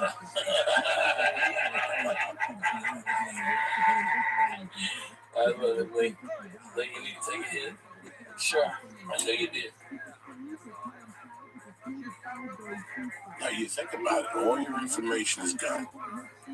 It's gone, dog. It's all gone, dude. It's all gone. It's all gone, man. It's all gone. And it's sad to think, I don't mean to put anybody in a bad mood, but it's a reality. Yeah. Once you bought those pair of shoes, or you got those that plane ticket online and you used your Amex, that's it. Yeah. They got everything. When you call the phone company, when you call the airline already, their security system's so high tech that while you're talking to them with your phone number and stuff, everything comes up. Right. Everything comes up. They already know what card you're gonna use. It pisses me off when they make you go through the whole system and they already know what you want. Yeah. They already know. I don't know what the whole fucking. Sorry. No, man, we're fascinated. I'm with you. I'm over here too fucking burned up. I just know how to cover it up, Lisa.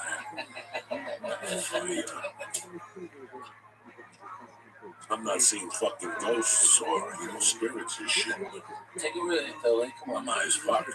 I don't know what happened. Wednesday. For some reason, whenever I do this, I can't take a deep breath. I'm off this week, bro. Yeah. And I always seem to forget that. Like when I go to Nashville, when I go to these cities, when you work, man. Yeah. I'm a grown fucking man. I get tired. Those fucking early morning flights kill me. So when I'm fucking off, I'm off. Right. Exactly. I write jokes and I send my emails. I take care of my business. But I'm off. I'm off. I'm not in training camp. I'm not thinking of shooting anything or tape or anything. That's the most distant thing from my fucking mind. I'm off. I'm just doing a podcast on a Wednesday night with two fucking savages. That's it. I'm gonna do some shout outs before I forget real quick to some bad motherfuckers.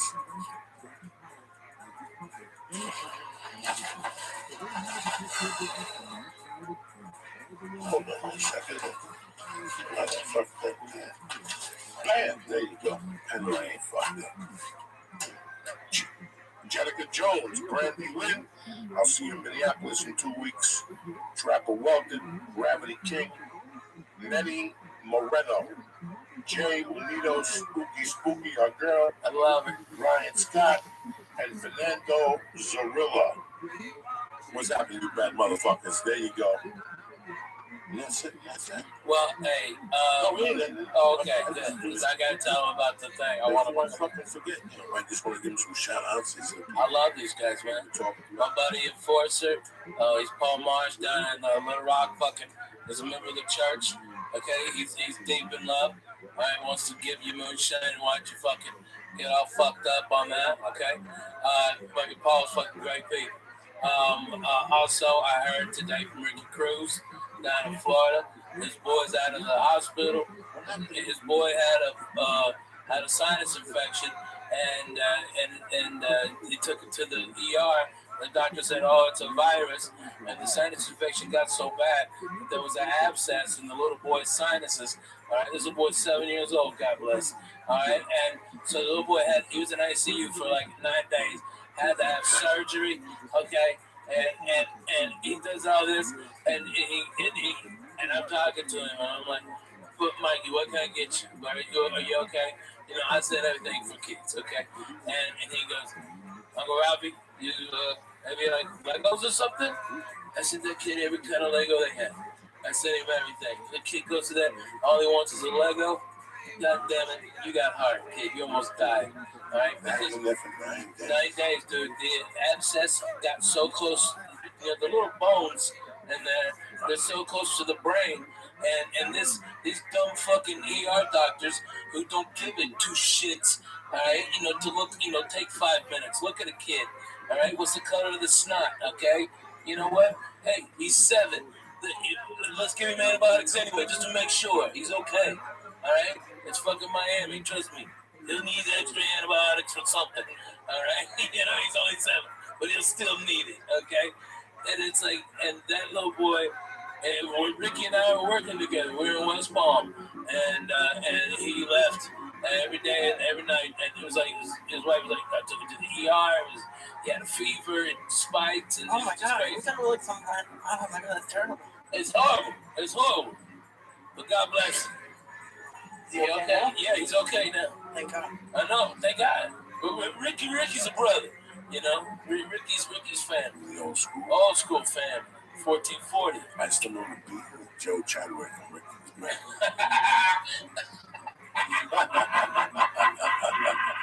Ricky was like, you can't do that. Fuck him. He pays us $3 to host. Fuck you. Joe Chadwick. He wanted an MC and I told him send me a plane ticket. Yeah. Send me cash. And I just said, fuck it. I broke down and paid me something like that. And me and Ricky split the dough. What the fuck is with the planes? Oh, God. Then they're coming for Lee because he's on acid. Oh, Jesus Christ. They're probably looking at all them pterodactyls flying around outside, wondering what the hell's going on. In Jurassic Park, pterodactyls pop out of here. What's going on? What's happening, Lee? It sounds like the pterodactyls coming home. Should we close it off? Fuck it, I don't know. What are you doing? Oh my God, so funny. Yeah, right? Okay. Oof. His eyes look weird now. Oh yeah, both of y'all are finding the right spotters. Yeah? Yeah? Yeah, right? That shit's fun. If I didn't have court drama, I'd take some of it. Save me some. Save me some of the shit that fucking ISIS is. I don't think they're making the stuff. First off, my tolerance is off the chains. Yeah, what the fuck? Yeah, right. My tolerance is off the fucking chains and all that. Yeah. But, he's sitting there like he had a cup of coffee. He's like, no, Rabbi, that is interesting. No, I got trust me, this little kick in this mule right now. I'm not seeing devils or fucking snakes. Yeah, I just felt somebody tickle me out.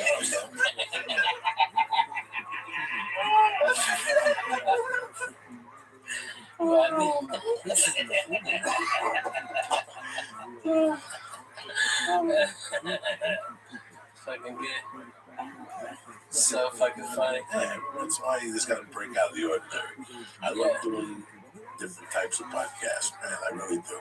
I love experimenting in here. There's nights we eat mushrooms. There's nights we just fucking smoke mushrooms. We smoke mushrooms. Y'all smoked mushrooms? Well, Now, yeah, we that's put stem in there like an animal. Oh, we did that a few times. We put stems I in. mean, yeah, But give a fuck. yeah, right. Fuck it, it'll burn some ways. We'll be all right. It'll burn some ways. It's kind of good to fucking just get fucked up time to time. Yeah, right. I think if I ate the mushrooms, I'd be having diarrhea. Like I said, this shit I go home, I force myself to eat something. Yeah, that kills it. Yeah, that kills it. On the drive home, listen, I'm old school. If I see something, I just walk home. I'm from old school. I just walk home. Yeah, I couldn't believe it. I just drove home, went home. I sat there for 15 minutes. I watched TV. And she went to Ralph's. I got some salami and a piece of American cheese and a piece of Wonder Bread. Like a doctor. 10 minutes later, I was napping. I was fucking napping. He told me he stayed up all night. Yeah, I stayed up all night on acid. Yeah, all the time. Oh my God. But then, one time, I think with Ari, we went to see that kid, went to see the Pink Floyd. Same thing happened like that. I never sleep on acid. We took the acid at 6:30. By 8 o'clock, we were kind of burning. By 9, we walked into that, what's the famous restaurant downtown? Philippe's. Yeah. We walked into Philippe's. tripping our balls all the time. We ordered food, the food came, and we looked at each other. Like, who's gonna eat this shit? Who's gonna eat this shit? Who would eat this? Who ordered this shit? How did we get in here? Give us a tab. We're out of here. I was like, you want boxes? Fuck no. We got on the train, we went to the house, and we ended up watching something stupid on TV. Oh, the Bounty Hunter chick with the fucking Mickey Rourke and yeah, Bounty, like whatever the fuck with Mickey Rourke and the black dude, Lingo, whatever his name is. He was the black dude in what's the big movie? Del Lindo, not Pulp Fiction. What the fuck was he in? The one with Travolta and fucking Get Shorty. He's the black criminal. Del Lindo. Yeah. Something like that. I like that guy. Yeah, he was great in that. Get Shorty. Yeah. I don't know what the fuck we're talking about. No, but you get me mesmerized by which black guy is like this. It's like, I don't know which one black guy is. Check it out. How you doing, Lee? I'm doing good. Checking my balls off. What do you say? It's just a lot of mixing. It's a lot of like twirly mixing. Like swirling like this or like that? No, the first one. Like this? Yeah, the this wheels. one? Like Starry Night? Like Starry Night ones. Yeah, okay, yeah, because this one, that's badass. Okay, this one's the good ass. Is it green? It's both. It's both. I don't know. Like even in my pee the last time. Like I have a picture on my phone of one time I took acid and I shaved my head and my beard and I thought the hair looked so magical and I took a picture and I have it on my phone. It looks stupid. It looks like a fucking it looks like a sink. Whatever worked for you that night. Don't shave anyway. Okay, I'm doing you a solid. Oh yeah, it was weird that it felt weird. Wait till 4 in the morning. You have a good time shaving eyebrow. Take a chance. No! Just shave an eyebrow. Come on with it. Take a chance. You are a 12-year-old. Shaving an eyebrow. Shave an eyebrow and fill it like a Filipino. Just put like a little purple thing. Take a big shot, make it high, make it look real surprised. Every weekend it's a different color. Oh, at least it's the rooster. You know what I'm saying? You got a little red. Yeah, you got it high. Oh my god. Right here, like. He used to do that shit to people all the time when I was growing up. Put nail on you when you were sleeping. And then you take a shower in the head before off.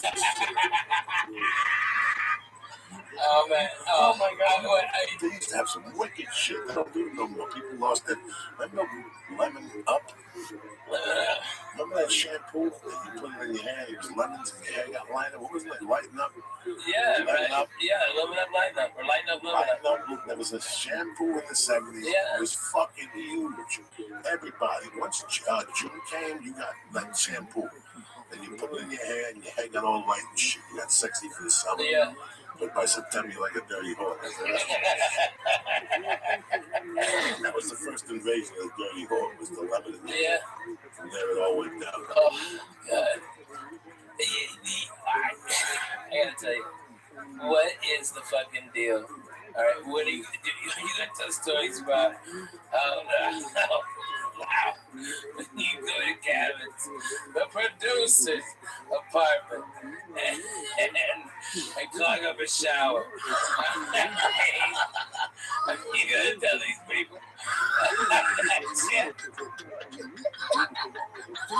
He clogged up someone else's shower? Oh, fucking no. Yeah, he clogged it up. He knows. With what? I'm taking a shit there. I don't fucking know. Don't listen. He took a shit in there that was so good and powerful in the shower, but he couldn't push it down. He tried to put it down with his toe, and it was such a good turn, it wouldn't go down. It had heart. That's exactly what happened. And then he said the water started to come run up on you. Shut the fuck up. You know, I remember this thing. And so you wash your feet in the clean because it was disgusting.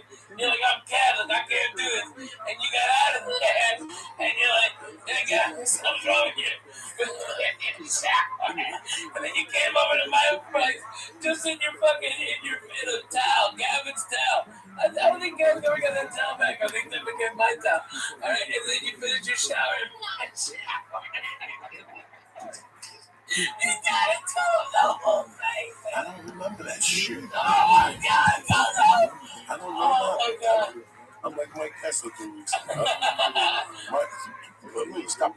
wiring and shit. The microphone's you're gonna electrocute yourself, and we're gonna have other problems. You okay, kid? I'm okay. Alright. How about this? Go. Have you ever told him how you fucked up J-Boy with the fucking vaccines? You told him 2 weeks ago. Okay, you did? Yeah. Oh, okay. All right. I got more. All right. How about that tag watch from Gab? I know you did.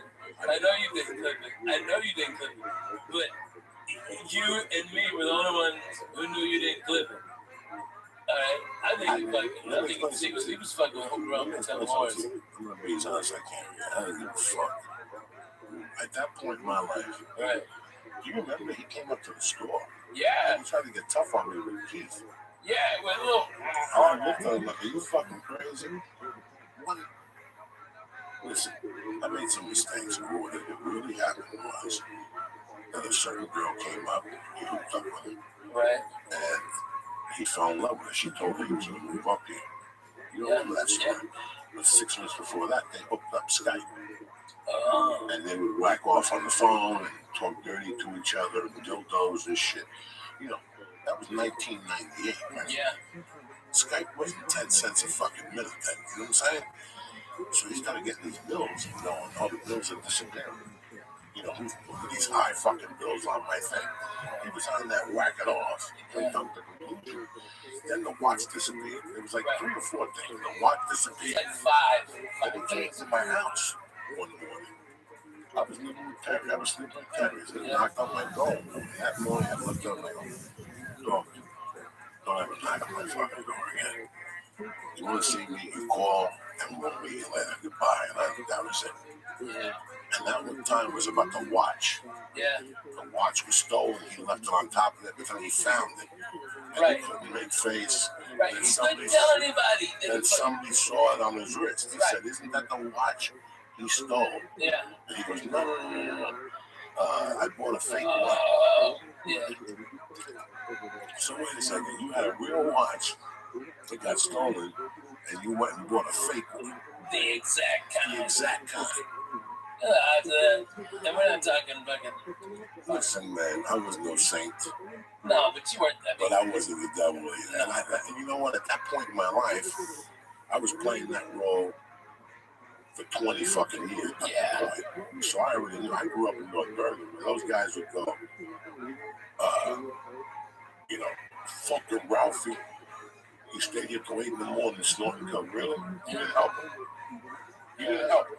Oh, yeah, I did a few lines, you know. I mean, what the fuck? I drank a few beers. So it was all Ralphie. Yeah, right. When I was growing up, that was every morning. When they walked into Ashways, one of the biggest speakers in the city, they go, fucking Coco kept us out till 6 in the morning. You're like, right. You weren't, it was your car. Yeah.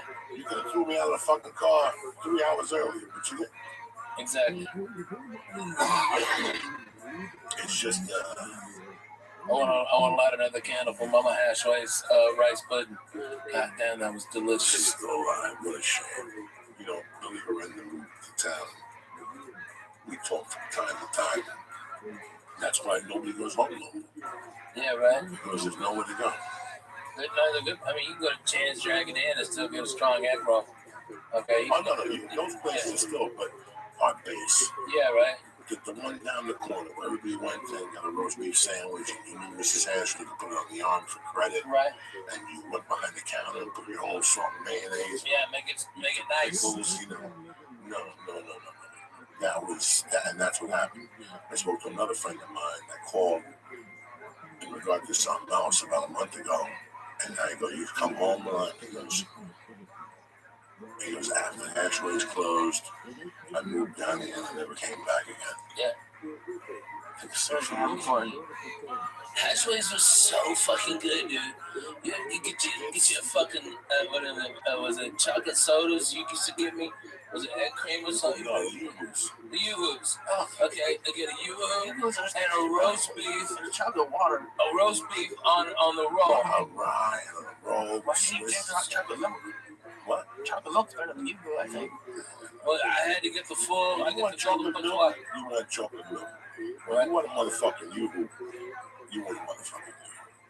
I was going to Never got you. There's nights I stop here and I go in and get a you. I'm good for the night. Yeah. Look at you, you're good. It's amazing what you do. It was 16 ounce you. I did everything. That was before one of the hatchways had the lump. Okay, but Mama still came in and made great rice pudding. And then that was my first time at Hatchways. This is how cool this place was. 8 months later, I am going through and going, fuck it. I don't know any place. I'm going to go into the city. I don't know any place. I want to park over there. I'm going to fucking JFK Boulevard. Fuck yeah, man. I get off right before I go into the tunnel. I go to JFK and then boom, pull right into Hatchways. I'm there. I gotta say hello. I gotta tell them to tell Coco they said hello, and then Mama Hatchway. Not only did I get my roast beef sandwich, she made me an extra one, and then she goes, "I heard you love my rice pudding, so here, take a bigger thing." And she gave me extra rice pudding. And one of those with the fucking what's the chips that they had there? Wise chips with the owl, right? That's the ones. That's the fucking ones. It's funny. One day we were having a conversation years ago. We were talking about that pizza bar in the neighborhood. Right. Yeah. That is the best pizza in the world to you. Like when you go home, no matter what anybody says, no, you gotta go to Johnny's on 5th Street. You still go there. And it still tastes as good as it did when you were a fucking kid. Absolutely. That was Hatchways. Only with yelling and screaming. People giving gossip and, Man, how about that heart attack on a roll in the morning? That morning sandwich that she makes. Oh my God, you picked up 2 of those? I started eating that. You gotta figure in 1975. Dog. Roughly, I went up there. I was a downtown kid, and I went up there. The word on the street was if you want to get better in basketball, you had to go up there and play the rough games in the daytime. One day, this kid, Fulvio Pagliario, phenomenal name. He was the catcher on the baseball game. By mistake, slammed me. And he goes, "Man, I'm sorry, So he got me a roast beef on rye with Swiss cheese, thin shaved lettuce. Let me tell you something. When I bit into that, it was all over. I'd never tasted anything like that in my life. I went there every day after that, too. It fucking couldn't. Yeah. We did the documentary. Yeah, absolutely. We didn't go in that time. We went in there at 2 o'clock, and the roast beef wasn't ready. I knew that was there. Yeah, right. They go, what? What are you talking about? What are you talking about? The roast beef used to be done at 10 in the morning. Earlier. I can't eat the roast beef. So it's like when they first got that first bounce check. You know, the first time they give you a bounce check, and they're like, "Oh, my wife did deposit the funds." And listen, that first bounce check means to boogie with nigga. It's only gonna get worse after here. Don't make me give you references. You know what I'm saying? That first basketball means run. Even if they give you, they'll cash it right away to make themselves look solid. What's going on? I don't know. Don't wander. Don't wander. Gotta watch it like all. Let him wander. Fuck it. He's got a coat on. He'll be fine. He just goes down some stairs. Who has it? Who has it? This is a very interesting night of podcast. I have no idea what happened, what it was said. I think we had fun, man. I know I left my balls up. And fucking at least I had to get to scare the snake. That was tremendous. You gotta say that for the fucking high reel. Alright, dude. The only way I'll forgive you, Ralphie, is if I get a $10,000 steak at the Brad Harris with the blackjack table. Not 10,000. I'll get you. I'll come on. We'll sit there. I'll give you. I know. I gotta start paying. Juice. I know. What the fuck? Rubber toe. Look, man. I'm not gonna let you not sit there at the table and not fucking play with me. I mean, here, I'll give you money. I'll keep you there. No, I'm not asking for you. Oh my god. The snake. Focus on the yellow. Yeah, find the yellow. So funny. When you went out there, who's out there with the car? Don't look now. Now you can't fucking look. See what I'm saying? Now I don't need you to look. I can stick my head over. When you went out there casually, playing the guys out on the left eye. See what's no. Gotta watch that shit. I'm watching him. That's a DEA waiting right here. God damn it. Okay, yes. Just so everyone else knows, for anyone who's listening to the podcast, this is just for him. He's just putting that in my head. He's gonna call me in 3 hours. There's the DA outside.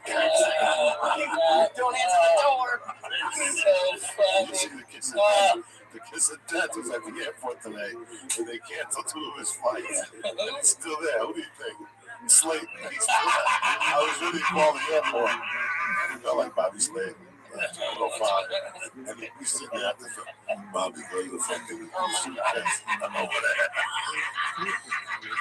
Listen, when they cancel, he's ready to snip somebody's asshole at this point. Bobby Slade. Oh my God. Tormenting right now. I think about him every day for pleasure. And I go, no, I can't do this. No, you can't fuck with him. I can't take it no more. This is bullshit. I don't put a club man. He's Armenian too. I love being Armenian. This guy's got the goods. And he'll buy right into it. Like, what do you mean goods? What do you mean, what type of goods? I'm talking about New York City, 1973.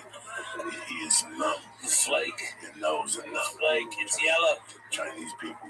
It's yellow. I'm saying, come on, really, how much a gram? You just get rid of the outrageous price. $22.50. It's like, bam, you look at me right now. I know the yellow box right there. I'm telling you, man. Okay, the fucking with Slade was funny. Alright, but when Joey doesn't like somebody, that's even funnier torturing. Okay, alright. How about telling the story about how you tortured my Blackjack Wilson? Alright, with the guy, remember when we found out that he liked to cross dress? Of course you know someone named Blackjack Wilson. What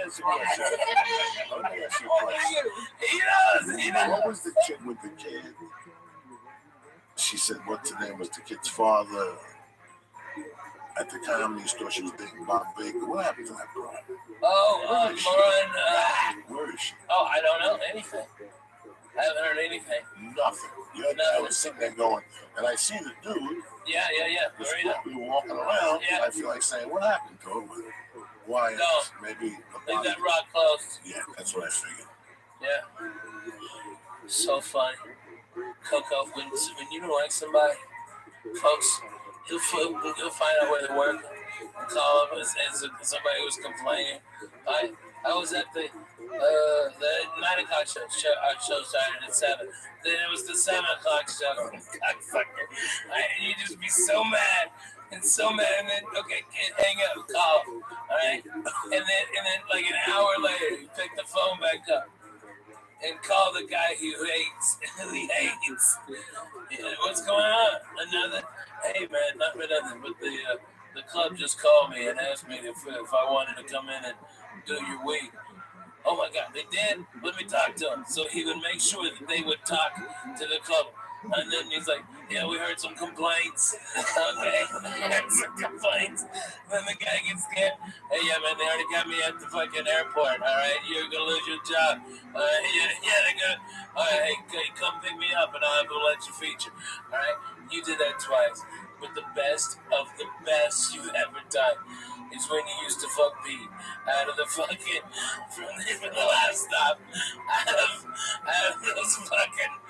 of that fucking airfare money.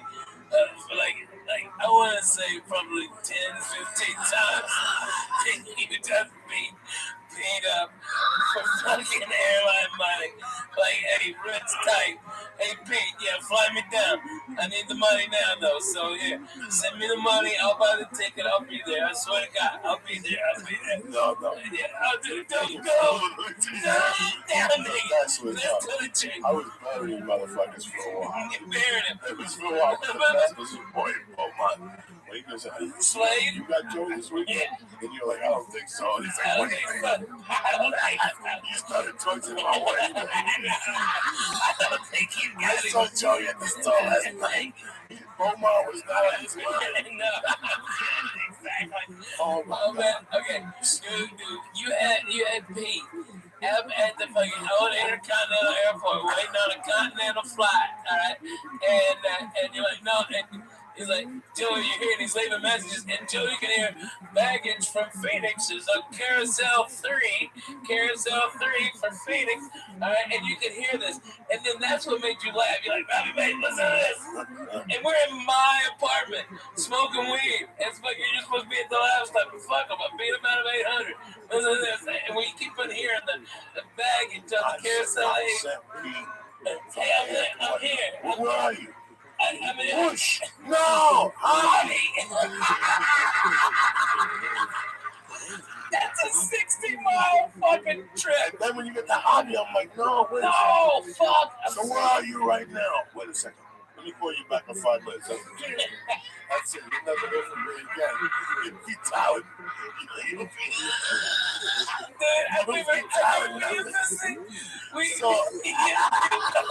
in my room. We were at my kitchen table, and you go, Rabbi, you know what this is? And I go, what? It's Pete driving home away from the airport. Because I hate that. Oh my God. I said the 3 different airports. Because Houston really got 3 airports. Yeah. Another one, you go all the way down. It's a small airport. Yeah. And if you get a ticket on like a cheap fucking Puerto Rican ticket service, yeah, it's 8:45 a.m. and they won't tell you. You got to get all the way down there at 8:45 again, and they put you on additional. Let me tell you something. It's like putting you on a plane from Hollywood to North Hollywood, making you get on. Oh no. Oh yeah. Yeah, shut up. Brutal.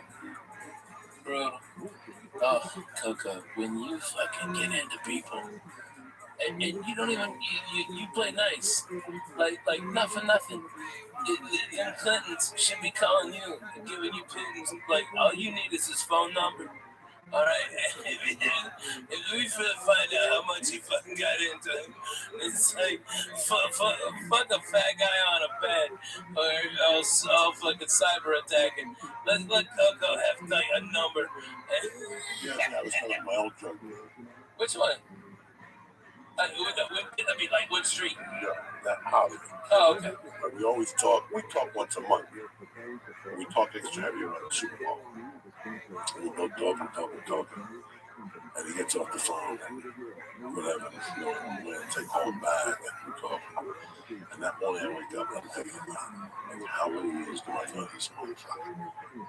This relationship started by him getting beat up and me giving him that gun. I stole from 1440. It was a piece that was there. An old piece in the apartment. It was a 38. And I yeah. It was in a top shelf. I gave that to them for protection. Plus, that bought me like 10 bags of love. You know what I'm saying? Yeah. Just to keep me alive. I gave you that gun. Give me a couple fucking bindles here. Yeah. That relationship went on to 19. I was buying coke from them. But now we've been friends since, damn near 97. Wow. That's how long I know my brothers. Yeah. Since 97. I was fucking with that man. And I'm still friends with them today. And what I did to them, I used to torture him. Oh, yeah. I used to tell him, come to the store. There we go. Rick Jag is here. James Brown is here. Listen, if they snort coke, they get on down here. Motherfucker, I'm well, not for nothing. You also had a lot of credibility because you also knew Bobby fucking Brown and Whitney Houston. Yeah. All right. And that's legit. That was nothing. But they never came to the store. No. But I kept that completely separate. Nobody even knew he existed. But it was funny how that's how I was getting this particular guy down, man. Because I always owed him $1,000. Yeah. He go, why am I gonna come down here? You owe me money. You got my money? Fuck no, I got a $15 check for you. But I'm telling you to come down here because you can sell a fucking ounce down here. Everybody's here. Rick James is here. Rick James is dead. He's here. I'm telling you. I just saw him. He's looking for fucking package. So I would make him go down there. I would make him go down. Look at poor over here. I would make him go down there. And he would go, where's all the drug dealers? Where's everybody? I go, they just left. But while I got you, give me a 60 for tomorrow. Motherfucker, I knew you were going to trick me. You know how many times I did that to him? Are you serious? You would bring a I would make him come down at 1 in the morning, tell him that Lisa has here with a fucking Stack 100. Stack 100. 2 bitches who are no free. Even if I just held on to that one skinny dude, just give me 20. Bro, a 20, that's better than nothing. I'm gonna hold on to that 60 till tomorrow. You know what I'm saying? I got shit happening, but the producer's calling. I gotta go buy. I gotta go to the laundry room before 2:40. I gotta go to the laundry room. So wait for the mailman to come and shit. Dog, tell me that we give the mailman my first name, the Filipino. Oh my God. Yeah. No, we was giving him refill. We're out there. Okay, we're outside of our apartment complex. He would tell me if I had a check. Yeah. Like an hour before, he go, I have check. I have check. Come back, that meant party time. Yeah, right. You heard the fucking guy. He's got a check for you. Now, Lee, at that time, it could have been a check for $3 or it could have been a check for $3,000. Nobody knew, but in my mind, it was the $3,000. Yeah. Sit tight, Lee. You're going to learn something right here. What? And that was just $36. Jesus Christ. I'm going to fall all the way away from 3 G's. I won't make it work. Let me cash this check at the Wilcox. Yeah. That means I take $1.50. I still got 23 and change. I can still stop on my buddies, get a 20 spot. I still got $3 for company. What's better than it? Who's better than $2 for a tip for a water to pick out this stuff? Yeah, man. Yeah, man. We would sit out. We knew that guy so well. I mean, we'd just be sitting out there. Pimpy would be playing around. And this was way before Pimpy. It wasn't before Pimpy. Well, no, we still knew that this was mailman. Listen, I got mailman until 2005. What? Yeah, easy. When did he move out? When did he move in? Nigga, when did he move in? He didn't move in. He just opened the door. Can I stay here? Yes. Boom. That was that. He was on the road. Whoever didn't come home. Yeah. The door was open. There was always a cigarette. A cigarette. Something was gonna happen in that fucking building. It was what kept us alive for 2 or 3 years. Bro, we. I'm sorry, bro. I'm losing right now. What happened, bro? You're fine. What'd you see? Nothing. It just. What'd you hear? But the thought.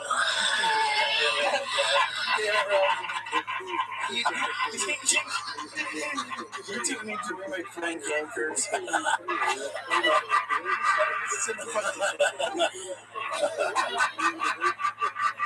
It's 2017. Oh my God. I'm gonna show you. 3 dudes just taking acid and topics coming up and just buying smoke. Somebody will buy that. Somebody will buy that. Even at 3 in the morning. Starting at 3 in the morning. Don't advertise. This is a green. Fuck it, man. We can buy. We could buy. Hey, we did a season of these. We can pull a Byron out. We can pull a Byron out. Who's gonna last a season of these things? You yeah, but shut them out for 3 days. After 3 days, we'll take it to a hotel room. You're not gonna take me anywhere. You know. We'll go to Portos. We'll get some sandwiches. You'll be fine. You'll be fine. Don't leave me, but you're gonna take me here. I'm not gonna go to the hotel. I'm not gonna take it to a hotel. I'm gonna take it to the hospital. I can't believe he's still gonna feel a little for a second. And you should be ashamed of yourself. I can't help it. Lee is like our mascot, man. It's like what we always needed. I don't want to fucking see things and shit. Paperwork. What do you mean you don't want me to see anything? I don't need to see anything. You want me to read some of this shit too? No, I'll read it. All right. I'm gonna go to jail. I'm not taking that this one. I don't believe it. I love him. Number 1, the best ever. I love you to death always. HelloTushy.com. Listen. Nobody ever talks about washing your little muffler, right? Everybody talks about slinging dick and getting gonorrhea and using condoms. Nobody ever says, you know what? I washed my muffler so fucking good last night. It was tremendous. Pick it up, lady. No one says that anymore.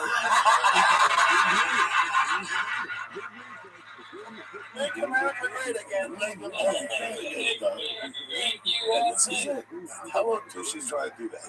Hello Tushy, everything is fucking a sense of humor. It's marketing. Everybody loves their asshole to be clean. How many times have you scratched your asshole, sniffed it, and say, Jesus Christ, why do I live with myself? Every day. Who comes out of my ass? I can do that right now. Oh, I know for a fact. I can't even imagine your little muffler. You took a shower at like 7:30. You've been walking around raw ass since 7:30. You took 2 shits. You ate hummus. You know, it's 10 o'clock. You know your asshole smells like right now. It smells like Arby's. That's what they do. Like right now, if you were walking down the street by yourself, walking to a bus stop, a fan would pull over. They'd be like these incognito guys, and they rip you in, and they cut your asshole out, and they have like an Arby's sticker on it. Awesome. I love you just go rough and not to say anything. Probably relax. No, I'm thinking this is a great thing for women to fucking buy their guy, because it's February. You're gonna have to suck some dick, so you might as well have a clean asshole down there. They got a fucking Valentine's Day thing. Really? Buy 2 shit. That's what you need. Buy 2 Hello Tushies and get free shipping. Go bang it out. He gets a clean muffler, and Mama gets a clean muffler. Because Mama's muffler doesn't need to get clean. It's the Monquois. That's the one. But again, I don't want it too clean. Just a little bit of water, like just a little bit of spit in there. I don't want you to get the fucking fungi out of my life, but I want that intact. You know what I'm saying? I want you for who you are, you dirty animal. And with Hello Tushy, you have that option. That's it. That's right. And it's portable. And it's a 60-day money-back guarantee. No, what is it? What is it, a 60-day money-back guarantee? I don't even know. You don't need it. I think it's 30, 60. Who cares? 60, 90. It don't matter. You won't need Listen, the money back. if it's lasted fucking 4 months in my house with the size of my ass and the size of my shits and the amount of water it takes to wash that little brown muffler, it'll do wonders for your little tushy. Listen, please spit it out, cocksucker. Yes. Get on HelloTushy.com right now and press in church, CHURCH. And get roughly 10% off. And if you order 2 of them, you get free shipping, boom, right to the fucking house. And your muffler's clean. You can feel confident. You won't get that stink coming out of your back. You know what I'm saying? You can wear shorts again. It's a different experience. HelloTushy.com. Go to HelloTushy.com right now. Get a fucking bidet. Get it. HelloTushy.com/church. All right, boom, get 10% off. 2 of them for Valentine's Day special. Listen, maybe there's somebody at work. Maybe look at somebody and go, you know what? I can't see that guy's asshole smells like that feet out there. That guy there just put in this chair for Happy Valentine's Day. He doesn't have a Valentine. You and I both know this. So buy one for him. Go to HelloTushy.com right now and press in church. Bam! And get your 10% off. That's right. HelloTushy.com right now. I want to thank HelloTushy.com. I want to thank Ralphie May. I want to thank the Flying Jew. This was a hell of a podcast. Hell of a podcast. I'm starting to see things too. I got to take 2 steps to the ring and get out of this motherfucker right here. It's been a hell of a night. I love you. Stay black.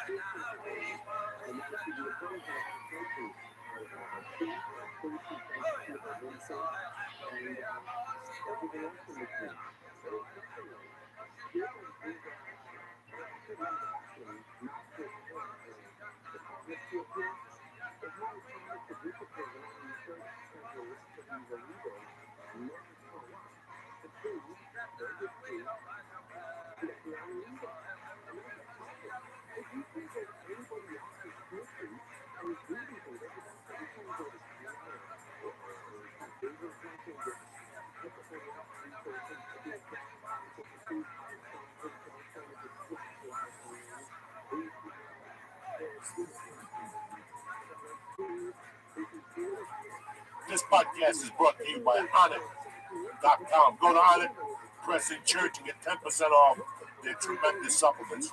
Number 2, the smarter choice. Get a great shave at a great price, conveniently delivered right to your door. Dollar Shave Club. And right now, Dollar Shave Club is going to give you a deal of a lifetime. The new members get the first month of executive razor with a tube of the Dr. Carver Shave Butter for only $5 with free shipping. Go to dollarshaveclub.com and press church. Number 2, let me explain something to you. These days, you can practically get everything on demand. Like our podcast, listen whatever you want, and it's convenient to you. So why the hell are you still going to the post office, dealing with their limited hours, when you can get stamped postage on demand with stamps.com? Right now, today, use my name, Joey, for a 4-week trial that includes postage and a digital scale. Go to stamps.com right now and press in Joey. Welcome to the church of what's happening now. I love it. Monday, June 5th, cocksuckers. Uncle Joey's in your living room. Ralphie May's here. Lee Sayad's here.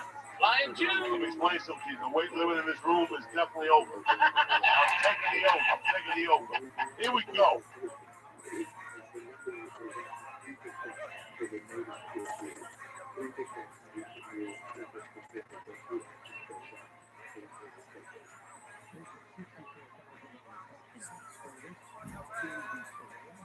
Oh shit.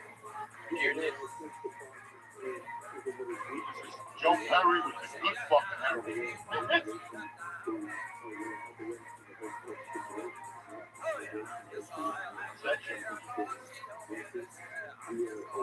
No one knows a way but maybe me. Oh shit. Here we go.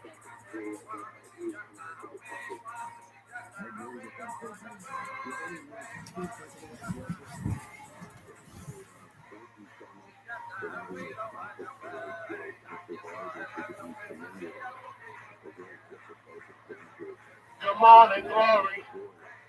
Here we go. Living like a king. In a rock and roll bank.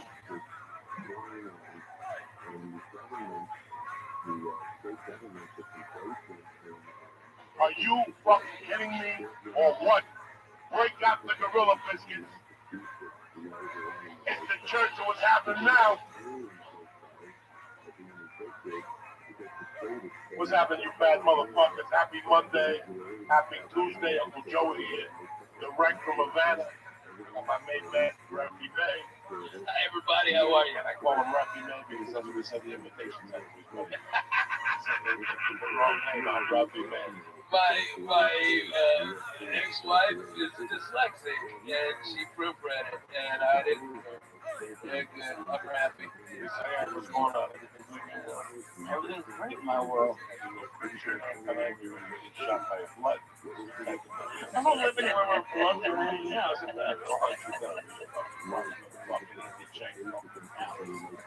You end up in a fucking chicken place that has waffles over there. Oh,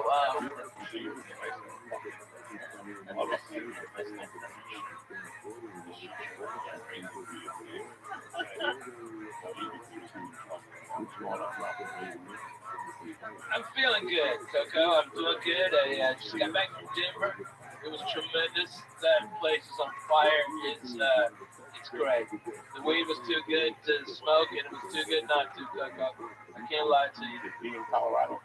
Yeah, no, he's back, but feeling no good. Yeah, D is the best. I've been trying to get him out there, and I tried to get him a hotel room. My hotel was sold out. And then I've been trying to get him to Vegas, and I want to get Tammy taken care of. I'm not there. I know.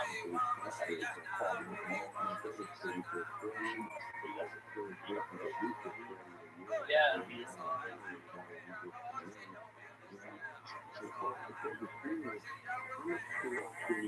Well, you know, I mean, I've got a big residency now. They've extended me to go for another couple of years.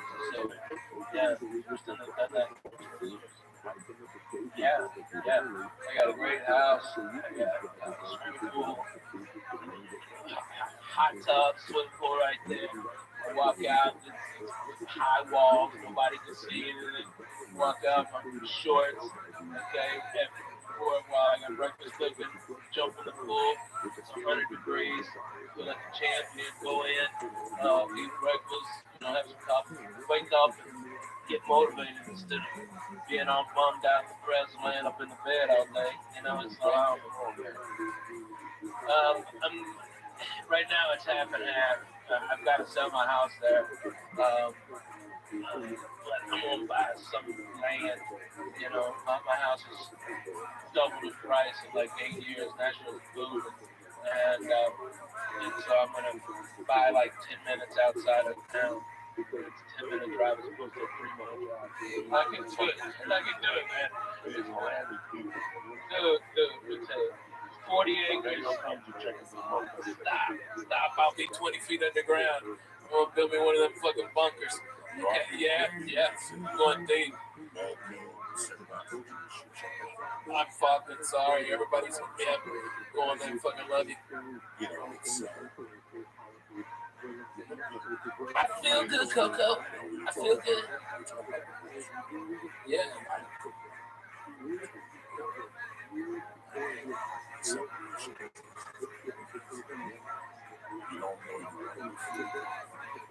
Right.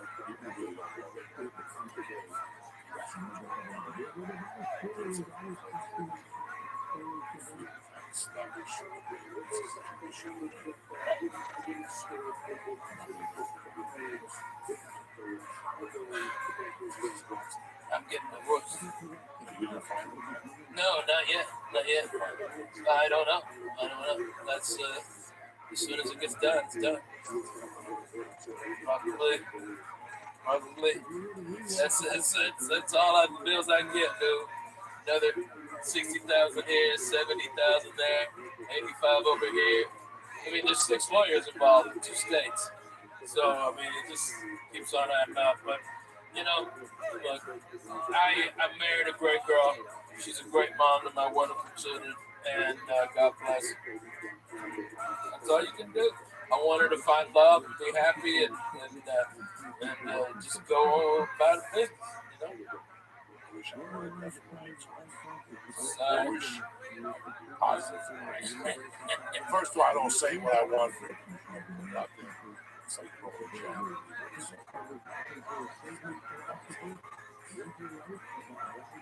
Yeah. Yes.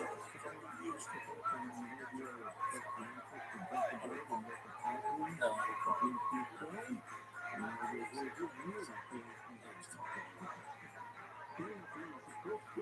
There's 2 ways to say it.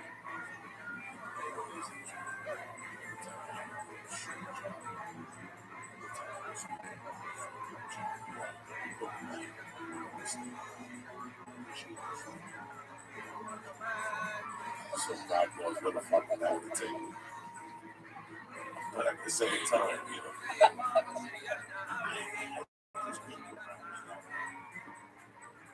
At the time I couldn't shoot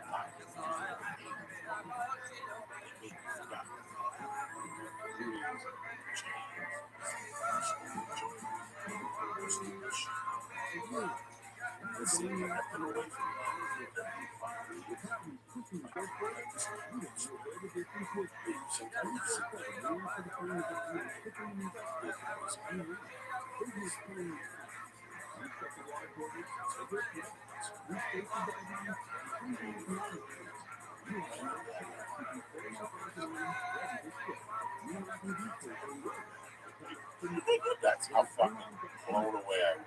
I'm like, I have to leave it because this can be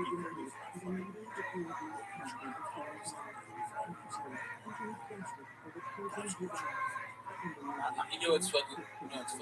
You know, you just said you got that back, but they kicked me out of school. I didn't get to graduate. So, like, you graduated stage G? No. And my classes had reunions, and they don't invite me. I'm the only one from Clarksville, Arkansas that's, I don't know, been on TV, got 9 specials, Netflix, stand-up comic, and we're not gonna have it. It's so crazy. You know, a couple of years ago, in 2010, the class 2010 wanted me to come and give the graduation speech, and the fucking school. So I canceled a week of work. All right, I get a nice suit made for me. All right, I get my car shined up. I'm ready to go back like the doctor. Be nice. 2 days before, they had one of my old buddies call me up and go, "Nah, an insurance guy's gonna talk." The kids wanted me, and they invited me, and I accepted it. And so it's like that whole thing cost me like $60,000 to be called a motherfucker. It's just like, why would y'all let me be there? I don't know. God bless them. Maybe somebody in Clarksville, Arkansas is a fan of this. I got my buddy, Dirty Sanchez. He's Nicky is right there running a barbecue place with this Peckerwood white guy, hillbilly or pillbilly. How long did you get thrown out of school? I got thrown out of school in 1990. In 27 years. I know. So how long My girlfriend's 25. It's gonna be 10 years this month. So yeah, I'm having a reunion. I think it's Thanksgiving week. which is weird. I don't keep in touch with anybody. One guy. Where are you from? Right outside of Boston. Oh, okay. Like at North Andover? Sudbury. It's near. Oh, I know where Sudbury is. Oh yeah. Yeah, there used to be a Chinese food place there that had That's comedy. Yeah, no, they had comedy in Sudbury. Yeah. I think they had comedy in Worcester. No, Worcester had it, and then there's Kowloon's. Yeah, that's on Route 1. Yeah, it's on Route 1. And then Sudbury had a Chinese place that I did comedy at one time. It was owned by Nick's. So I did that in the 90s. Was it Lotus Blossom? Because that's like the only. I think so. That's crazy. Yeah, I never been in your hometown. Yeah, I drove through, because you always talk about that, Jerry, about like seeing where you were. One of the last times I went to go see my mom, I wanted to go alone. She ended up driving me through the town, like to go past my house. And it was weird. It was kids I babysat are juniors in college and about to go to college. And they can't go home. It's different. Yeah, it's terrible.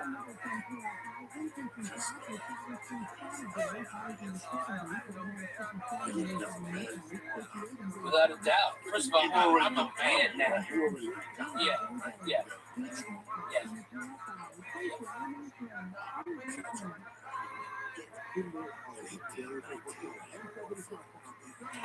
I told you why, right? Well, no.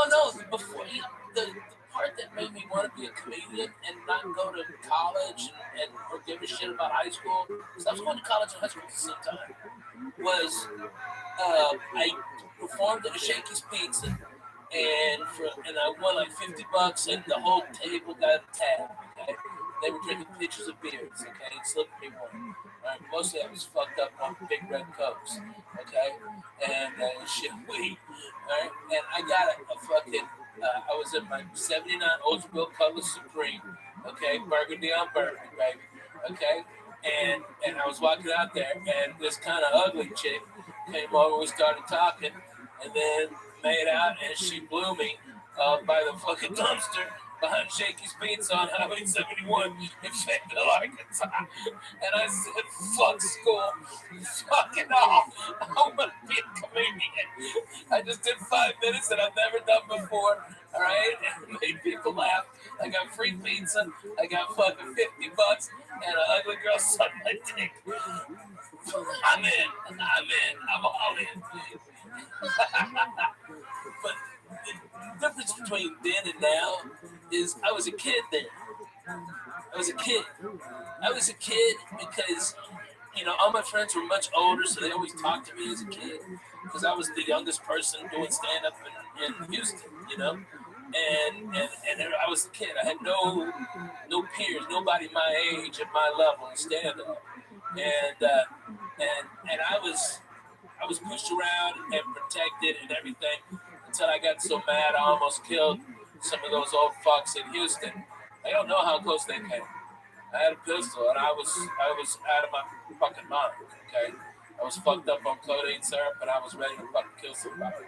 Okay, I'm serious. And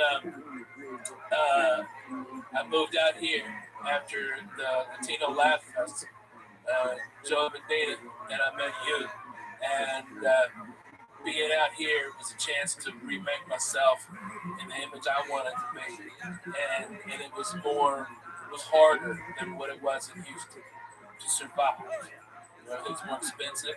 And that really, from 98 till when my father passed, was me becoming a man.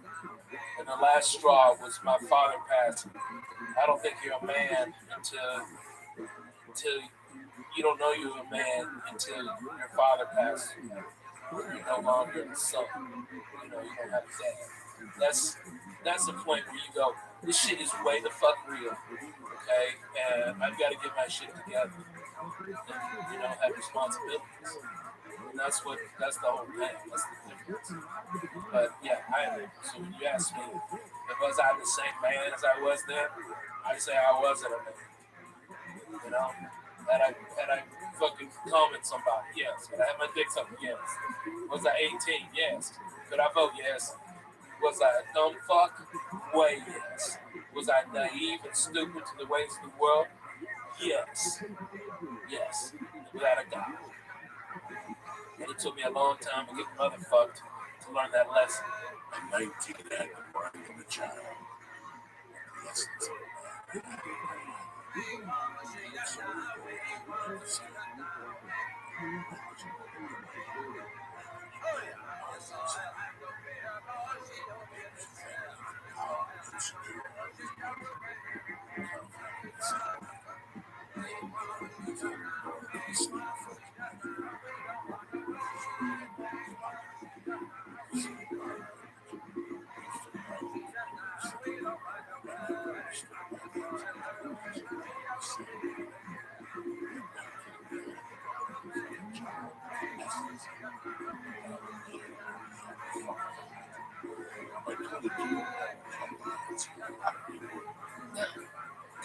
Your 22 was a lot different than today's 22. I mean, not for nothing. It's like you were 22 with the way you had to come up, losing your mom, your stepdad, and all the shit you went through. You were forced way before. One of the biggest parts about being a man is realizing you got balls for a fucking reason. You gotta live, you gotta survive, you gotta fucking work. Nothing is free. You gotta fucking have it to make it happen. And you had to do that.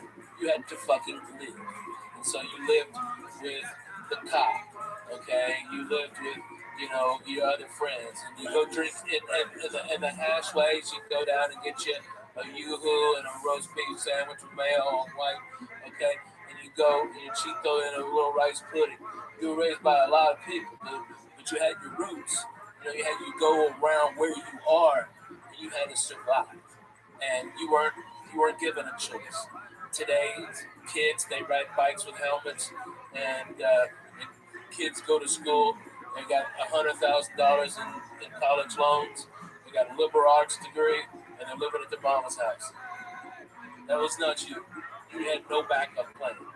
No, there's no backup plan. I wanted a backup plan. Who doesn't? I wanted to go to school. I wanted to have a problem.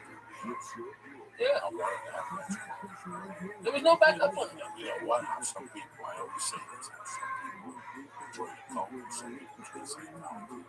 And some people do big problems. And then I take a low hanging fruit. But yeah.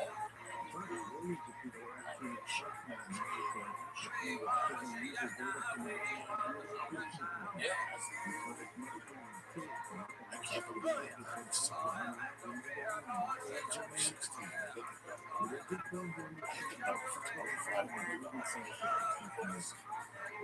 That's strong. I don't think I did. Holy shit.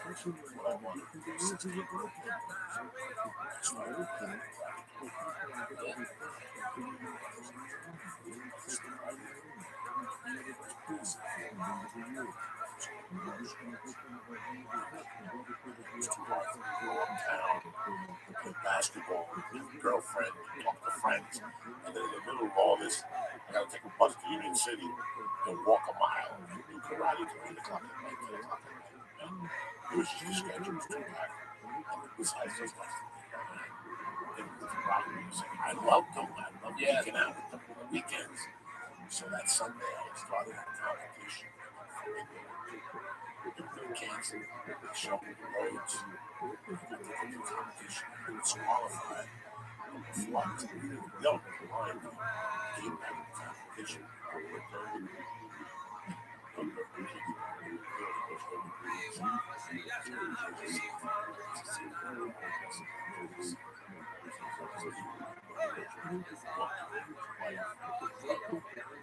Because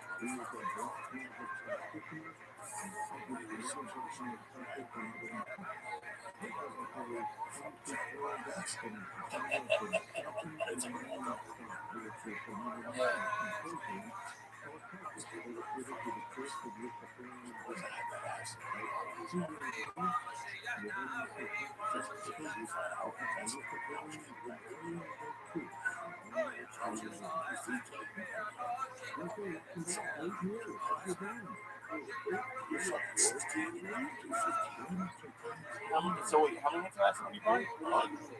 Did you ever think about what transporting 100 hits of acid across state lines would?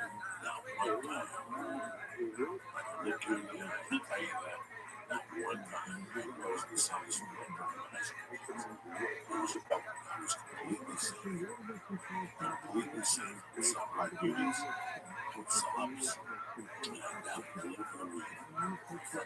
Jones.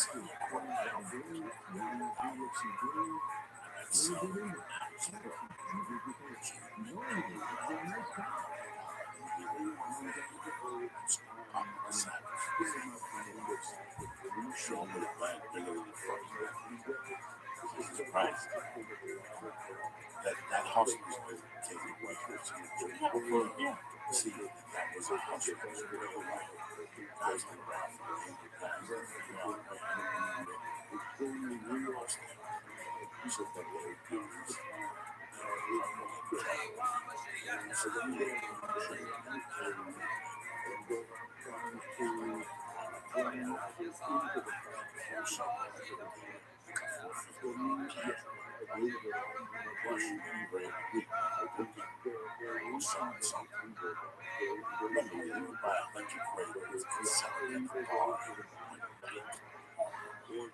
So it's $200 for all you gotta do is take a piece of this equipment, break it down, and then come to my house at 6:30. Come to my house at 8. This is how people listen. Come to my house at 8:30.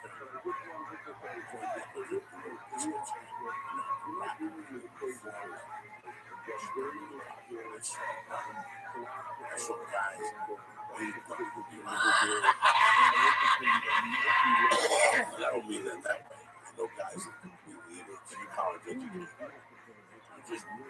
I have an art student. Your body language. Right.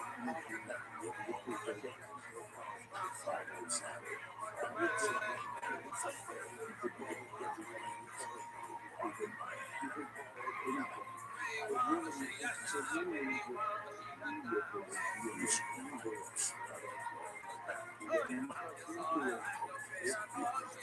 That's like an open sign? Yeah.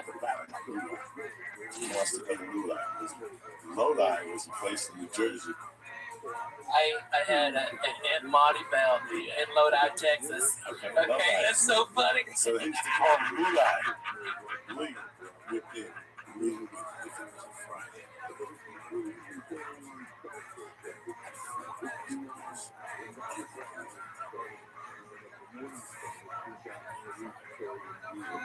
Yeah. Nobody would tell you about it. You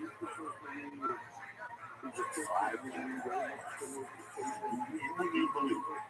You'd be back. What people knew you had gorilla business, good things. On the weekends, Thursday, Friday, Saturday, shit. All you have to do is go to 3 neighborhood bars. You can Uber in between these bars and just drop 60 to 70 off of each bar. And go and make your profit. See a guy like Ralphie, make an extra money. You get $3 a piece over $5. Ralphie's a dog man, fucking jazz room.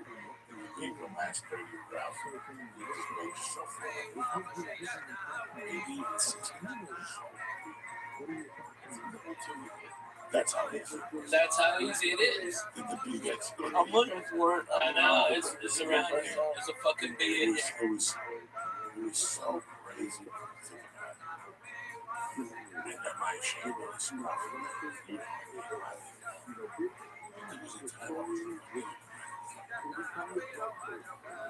and I still to this day, this shit is terrible.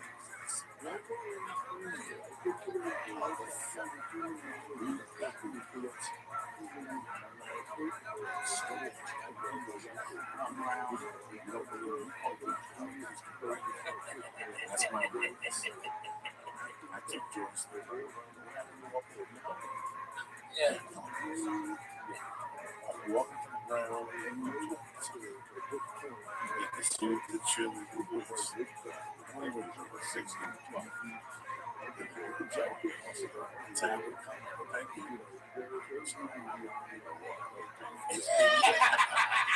And then you're fucking accomplice. I think I did it 3 or 4 times.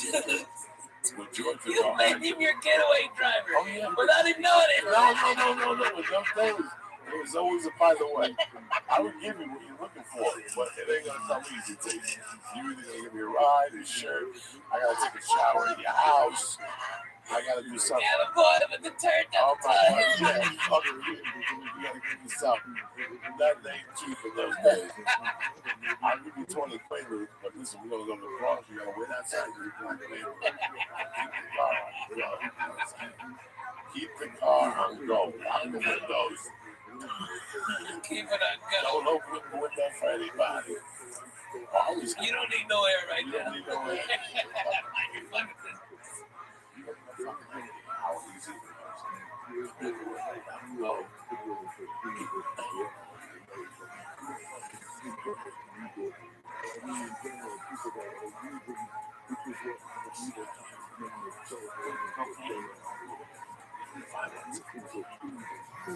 I was spotless. It was just 6 months there.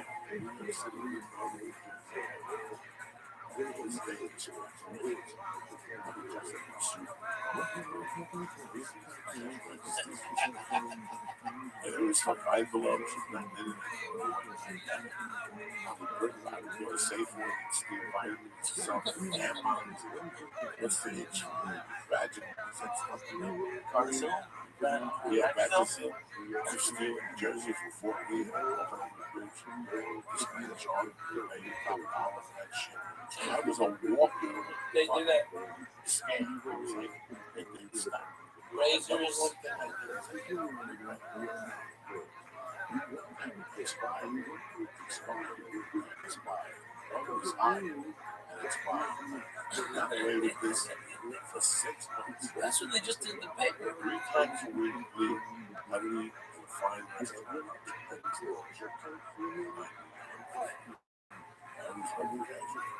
I think they invented cameras because of you. I think like because of people like you gave me the apartment for $50 for lunch to the crowd. Your restaurant had to be packed. Yeah. It had to be packed. They can't look at it too long. They couldn't look at it too long. They would have to take. They had 3 of them for lunch in the restaurant. Yeah. Everything. Those days they didn't call me. It was all under $50, $28, $32. They didn't call. They just went this. You signed it. Did you like look at the names and only get like a male who like not like a black dude? It was Olivia for a week. No. I became whatever name you gave me. Olivia West. It was Mohammed Ching Sao Ho. I was a Chinese guy for about 2 months. When I lived in San Francisco, dog, I was a Chinese guy for at least 2 or 3 months. Because I used to go to that fucking Japan San Francisco. And they were the only people who take travel shit.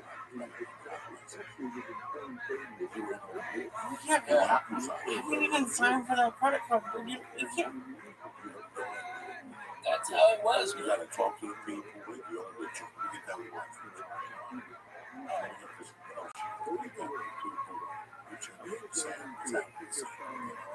I made the date. Easy credit card. Yeah. Here I'm holding a visa. Yeah, but you know what I'm saying? I'm holding a visa, but I'm throwing different options at you. I got Discover, I got Amazon. I've seen you do that. No, dog, you gotta walk in there like you own the fucking place. And the guy would be smart. We have a great time. Give him the card. Thank you for coming. Thank you for coming, Mr. Kim. Thank you. This is they're not gonna argue with you. Every time I ask you for a license, one out of 10.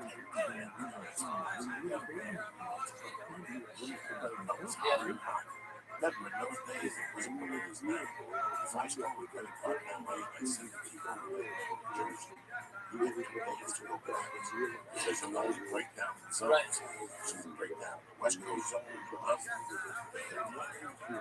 You did it on Friday, you had till Tuesday. You had till Tuesday. Oh, yeah, there was 1,000 scams. Remember, those days every single week. My father on the Chinese checks, and we give you fucking 30 cents on the dollar, whatever, and we bang it with t-shirts. You have no idea. You have no fucking idea how you make your day. I can say you need to use the travel checks. It would cost me nothing. The travel checks would cost me nothing. 30 cents on the dollar, man, maybe a favor. Like in those days, the Cubans used to get a ton of travel checks. They could use it. So they tell me what they want me to pay them. Then they would charge me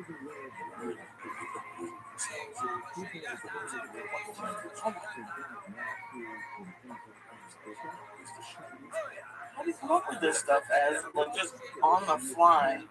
Make these big like you're running an empire. One man army, daily basis. We wake up in the morning, we go to Charlie's, we go to breakfast, we go to that. Because we go to pressure.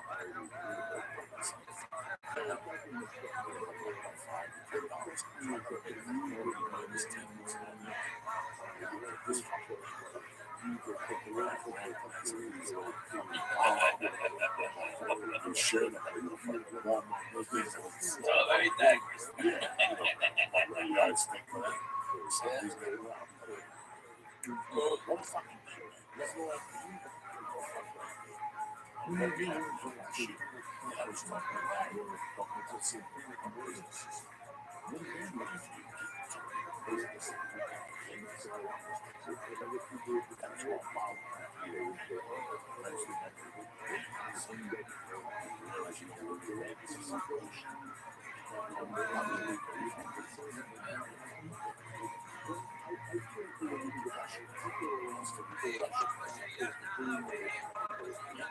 I had when I moved in, I didn't transfer my electric. It was just on. I had it for like a year and a half, and it just turned it off one day.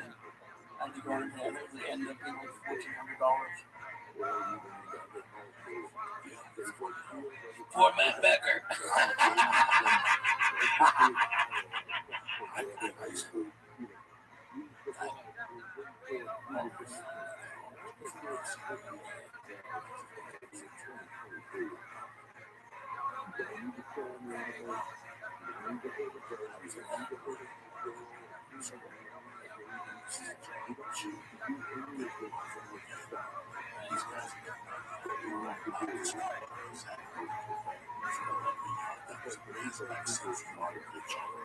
This was the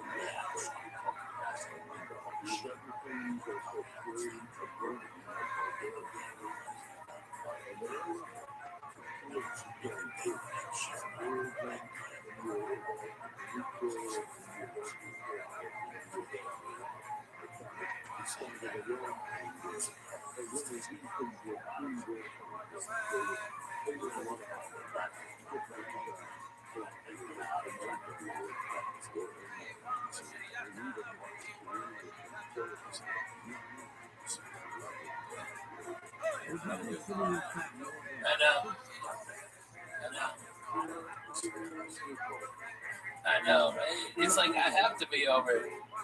I miss a lot of those people. First of all, no, but I talk to them. Yeah, I don't. See, I talk to them a lot, especially now.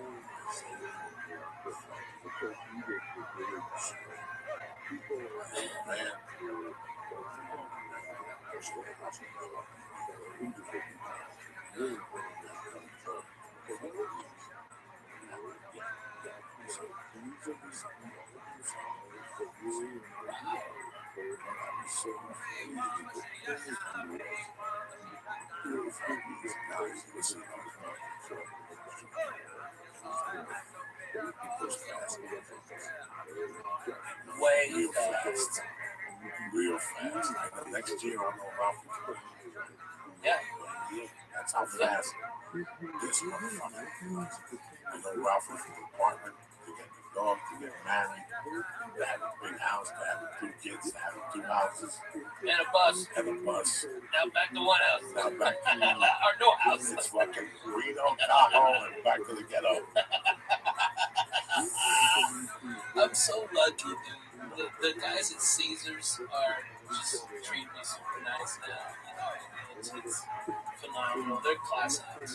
You know, I can't be mad the way I'm being treated or nothing. I can't even cry. Listen, brother. But I tell people all the time, you say,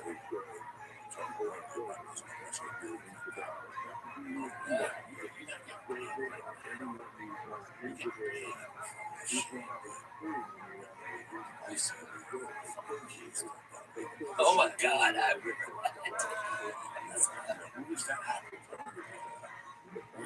What happened to me? You go to a fucking gig, you do a great job, you spend the night, you wake up the next morning, you go to fucking elevator, your keys go down that one little crack. That crack. And I heard they held for like a minute. Yeah. I heard they held. By the time you No, you should be elevated. I could see them. I could see them going down as they hit the light of every elevator. So I saw them, and I could see them down at the bottom. And I'm just like, ah! I got hit by a kid who was coming in from the swimming pool. Okay? And I had the keys in my hand, and I got hit by that little girl and on my hand, and boom. And they just right in the middle. It took 2 years, but the Hilton there, or the Marriott, whatever it is, they gave me my keys back. But luckily, I had an extra key in the car, so all I had to do was get it over. And it was Saturday, and they couldn't get an elevator. Yeah, no. I mean, there was 1,000 fucking by-the-ways. Yeah. And that's why I tell people,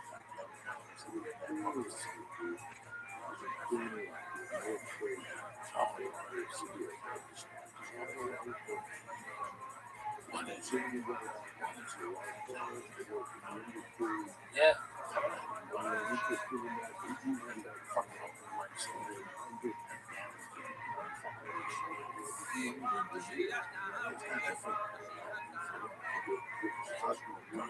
You'll know too. You'll know. Sometimes they give you a check. That's where that coming from. Yeah. That sounds like fun though. Why you know what, bro? If I had the time, I could do one. I would take one to just so you see. You know what? You would tap on the third one. No, I love it. I would love it. You know what's great is I could do them now. I did one basically earlier or last year, but I did it in a bus.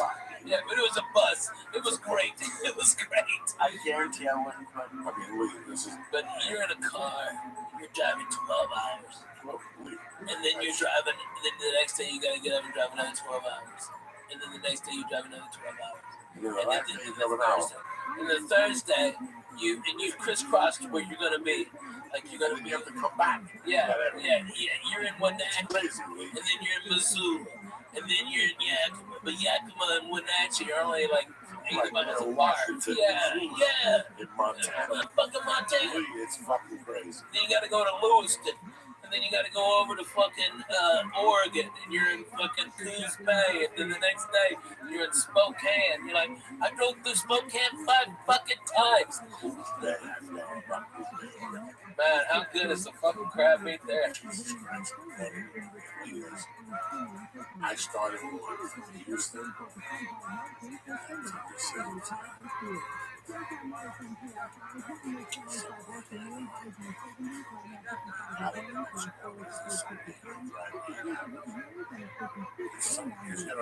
got to do a show.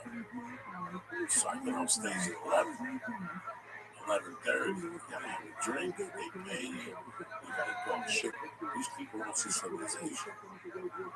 They don't see anybody. You're the biggest thing that's coming to their town. Some fucking the guy who shot the president. Steve Prefontaine. Yeah. No. It is crazy. And God forbid if you do radio. You used to go to some college station. They'll come out. You really live in California. What's that? So you gotta talk to them. So you get back to them. Fucking 7. Drive 10 hours to 5:30. Take a shower, eat, do your fucking show, go right back to bed, and fucking all over the place. 6 hours. It's Friday, you guys like a 10. And then if you're lucky, it's the same place, maybe an hour. But no better. Some nights you gotta fucking drive. Oh, yeah, because you gotta beat snow. You gotta beat the snow. You gotta beat the fucking And snow. now you gotta drive back home Saturday night. Through the snow. How can you do it, Joey, without the GPS? Like, can you read a map? Yeah, motherfucker.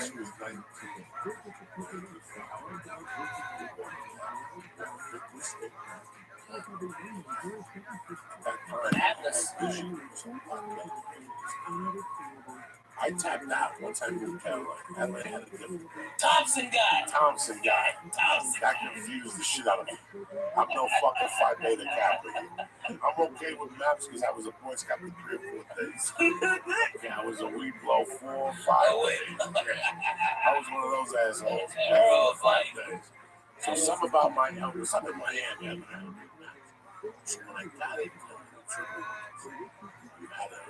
you had to get the state, drive it out, and then go to that page, put my fucking paperclip on that page and your page, and get the connector, and then I would circle that, and get the directions from them also. They also send you directions. They would also send you the night of the gig and how you would get there.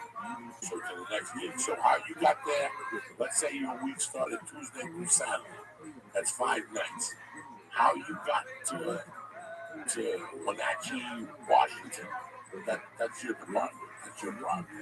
Once you get to Wenatchee, Tuesday night, you're going to go to the place, Palm Springs, Washington. You just set up a room. Yakima, Washington. And then you're probably going to go to Missouri on fucking. Now people like Don Richards in those days. They had runs. Their runs were like 4 hours. Right. That's not that 4 or 5 bad. hours. Yeah. No, that's not bad. No, those other ones, those 2 ones, they were 12-hour runs. And like, what happens with weather, construction? Fuck you. Accidents. Let's pretend that there's a gig that's 7 hours. It's me around.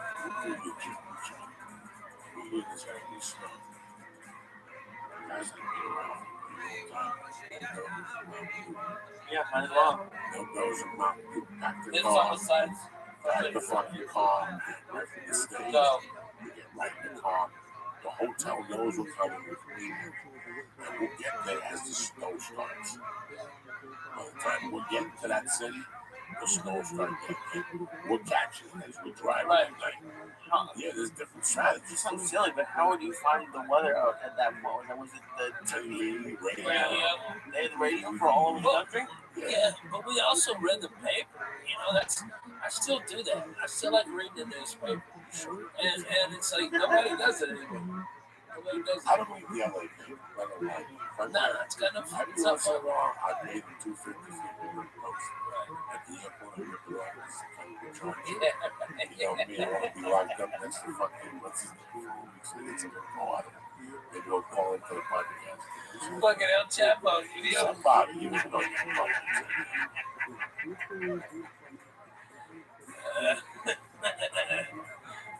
I wish my memory was clear from those times. There's maybe like 3 or 4 prisoners, maybe 5 at the time. Every time we had it would pop up.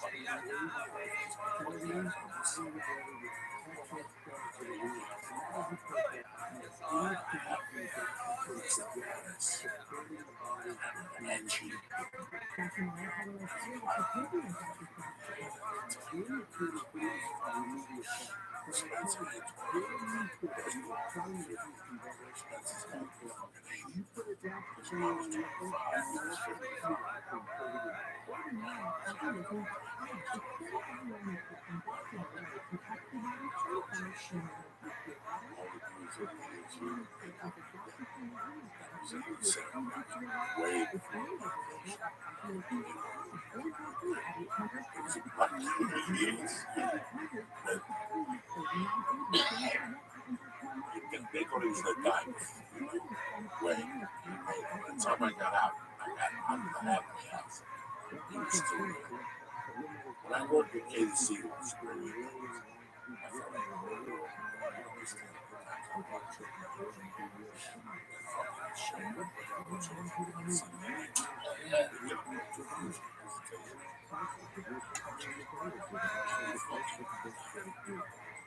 Watch my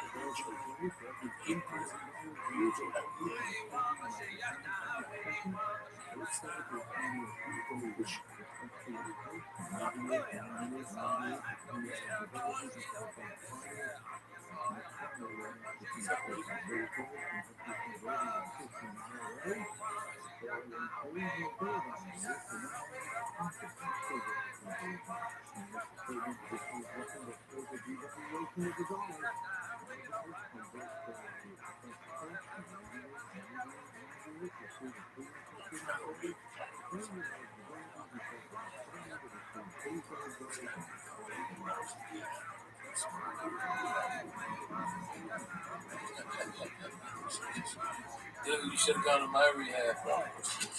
Man, my rehab was nice, dog. Nice. This one, you paid them the money. Oh, no. They were like this. No, this one had you chin. You can stay here for 22 years. Ain't nothing gonna change. They told you that going. Massages and stuff. Yeah, just give us the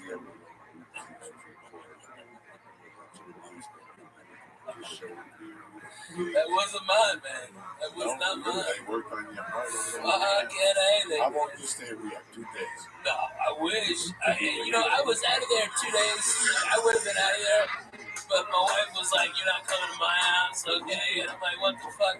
And they gave me a fucking Ativan, okay, that I'd never taken that shit before. And I woke up 24 hours later, okay, 24 hours, the whole day later, in my own piss, okay, going, I just pissed myself. What the fuck did y'all give me? I just smoked weed. I was taking some pills. But I wasn't taking that motherfucker, all right? I swear to God. Oh, my God, Coco. Would you recommend that after taking names? Oh, my God. Oh, my God. It sucks so bad. And then it's like, as mad as my wife was, she's like, hey, you gotta get out the herd. Okay, so it was rehab. I'm out. Okay, I'm out and about to come back. Maybe take piss test. There's nothing in it again. I'm like, I told y'all. What the fuck? Let's just go. But it was good to get my head right. How long did you say? 34 days. Oh, nice. Yeah, it was great. I ran it out to the insurance and said, fuck it, we're out. Yeah. Almost. Yeah, it still costs around $60. You know what? I didn't have I wasn't addicted to drugs. I was gonna be because I had PTSD, and I would have been. I really did. Why do you want me a PTSD? Because he's a cocksucker. That's why he loves to torture me. I'm just trying to think. When you got PTSD, I was there on many occasions. Yeah. Was it the fall on Gardner? No. Rabbi, mate, get up! That thing is gonna mug you. Was it the time we found the hooker? I mean, there was a lot of situations where you could have got No. It was when I almost died in Tampa. You're fucking such a dick. I know. Hey, put the sandwich down. That's what it means for Rabbi, mate. You told me that joke one time. You go, you got PTSD. You put the sandwich down. That's the problem you got. But I would have been addicted. I would have been. Ain't no doubt about it. And I'm on Lexapro. I'm a victim now. And man, I feel phenomenal. I'm not fucking bad about nothing. You should be able to rap on the commercials for them. Man, Dollar Shave Club. I can do it all day. What's Lexapro? It's an antidepressant. Yeah. There's got to be a violence. No. With the Lumental, my comes are like twice what they used to be. Okay, it makes your fucking semen load twice as much. Alright, which means my nuts get a little sore, so I gotta fucking drop a batch pretty regular. Okay, but man, it's like more volume than it's like a fucking wet sock or a ladle of pancake batter up against the wall. it's like Stymie when he got hot with the ink. I'm only gonna laugh because it was two other times I got PTSD. Two other times. One time it was light bulb. That's not PTSD. That was hilarious. Sleeping next to Jerry Furry, but she passed on the finger. You gotta sit there. Yeah, you can't. Get off of your pants. Oh my God. That'll give you PTSD. Me and Ralph would play fucking drink or pool with Jody. You sit there praying for her to just take her clothes off. Oh my God, this time. Oh my God. Fucking crazy.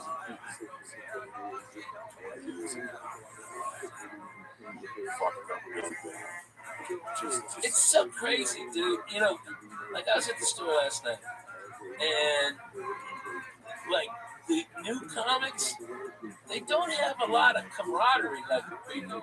Like the same guys that we used to roll with, I saw last night, and it was like even though I haven't seen them in a year, it was like I saw them last week. You know what I mean? Because we were down so much, you know. I like Mike Young, okay? Saw Mike Young. Yeah, right? Man, no shit. Dude, you had me dying with that fucking art.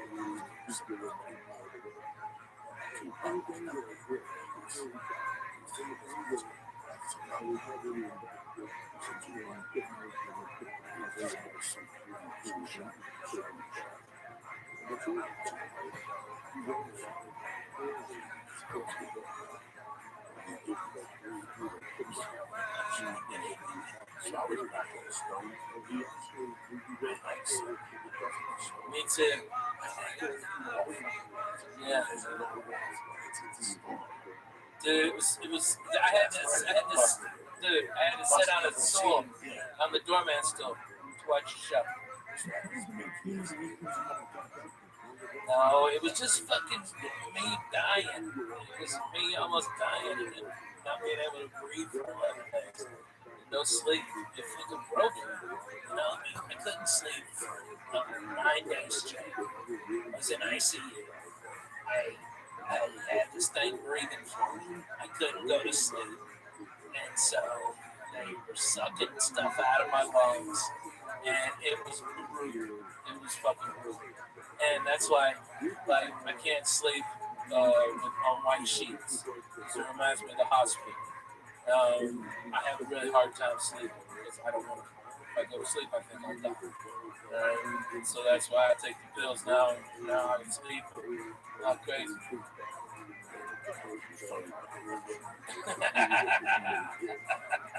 Did I tell you you can't go to my show sometime? It's so cool.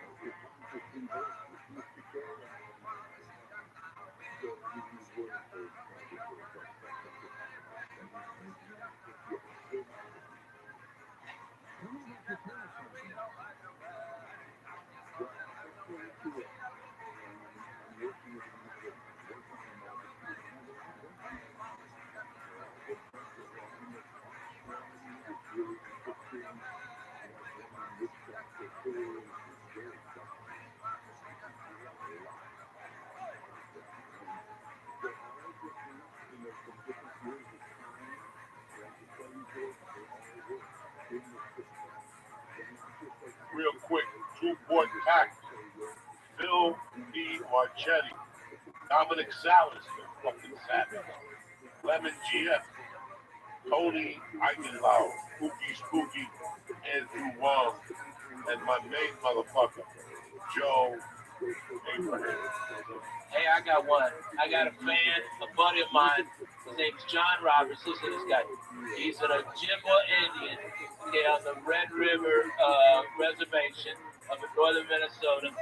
He has, I think, 9 kids adopted, and he's a stand-up comic, and he's a member of the Church of What's Happening Now. Give him a shout out. Fuck yeah.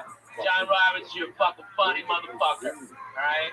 And I worked with him. The guy's great. He's fucking phenomenal. No, dude. The natives, they like me, man. I raised a bunch of money for and I like, man, I'm glad that thing happened. I didn't know how fucked the Indians were. Did you know how fucked they are? I didn't know that. I thought like after like the Trail of Tears, because I went to school in Arkansas. You know, they didn't put, oh, this is what happened to the Indians. Okay, it's like after the Trail of Tears. I guess I thought everything just worked out.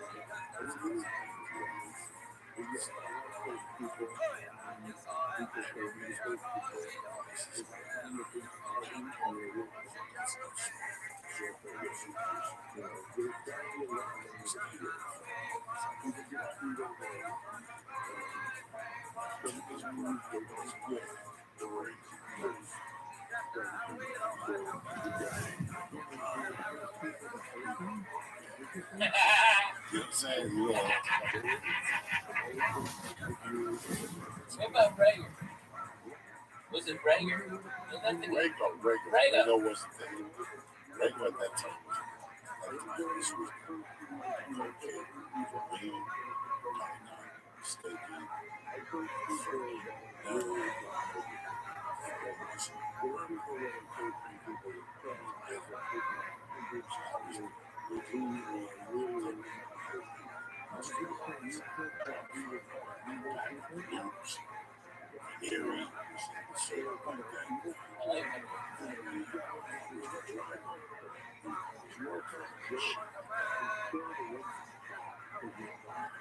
What about Ruffles? He's basketball.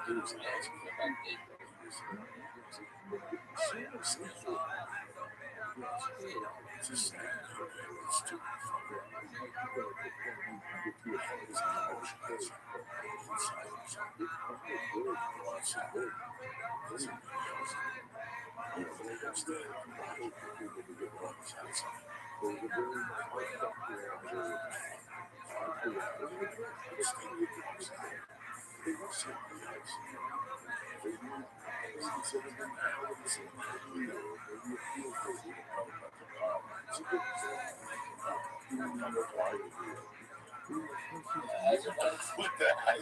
Yeah. I was like, forget he bends like his Timmy was a circus in Go turn the fucking lights up. What's the circus in I work with people who say shit to you, and it's always something. I love you. Because the last 20 years, cool for me, you made it this acceptable. It was the one where I love because you got me shit. And I really love you because I really missed you. I figured without you, I'm at the store by myself. I'm fighting. Dude, we were. It was you. In that little fucking apartment. And it was just a crazy situation. That's where this began. And I would tell you shit, we would giggle. And it's just weird that every time it was in the hospital, I was gonna ask you, Ralphie, how do you like survive 20 years of shows like this? Like this would be like a flag for you looking okay, longest. All right. Yeah, my longest running friend. Okay. All right. First of all, build up a tolerance to that weed. Okay. All right. You gotta be ever mind. Now, have you been a getaway driver yet? No. I'm not aware. You haven't been a getaway driver yet? And Coco's not the same Coco he was. Okay. So, and I mean, while you get the Bolivian flu every once in a while, you never fucking brought it around me. No, I do bumps in the back. Right, but nothing disrespectful. You know, like if like when I first got here in Houston, if you put out coke right there, oh, I'd have died. All right. But you were always a gentleman. Always a gentleman about it. I wasn't even talking about that. I was just talking about like him torturing you like mentally. Oh my God, the torturous. Oh. Okay, all right. Like I broke my fucking hand. I hit a guy at the fucking at the post office because he pushed an old lady down because she couldn't hear the Asian lady. She was an old Russian lady, right? And he couldn't hear the nurse go, "Next, please." Okay, and so the Russian lady was standing there, and this douchebag LA guy pushed her, and she fucking snapped her fucking arm. Yeah, right in front of me. So I turned around and hit the guy, and it fucking broke my hand. Okay, and so I go home. I'm fucking calling Joey, and I'm shook up, man. I'm like Coco is like a shark. If he smells blood in the water, if you're upset about something, that's what he's going for. All right. So he called me up and go, "Get out of there! Get out of there right now! The police are coming right now because you knocked the guy out. Let's go out the back door. I'm outside at El Compadre. All right, go out the back door right now. All right." And I ran out the back door thinking like that, and I didn't have my keys. So I could lock myself out of the back of Gardner. So I had to walk all, and I was, "You're fat, you're mad. Okay, you're mad. Like, now I got to walk around the goddamn front." To get in there. Or I'm hiding, thinking about doing going down to John Wolf's house, okay? You know, what do I do? What do I do?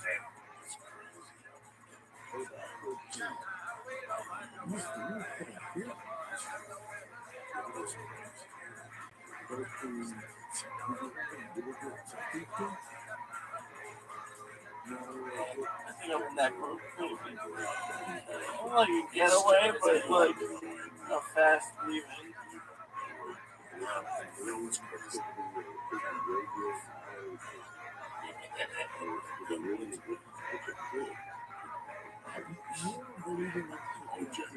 Yeah, to cut eyebrows out his body.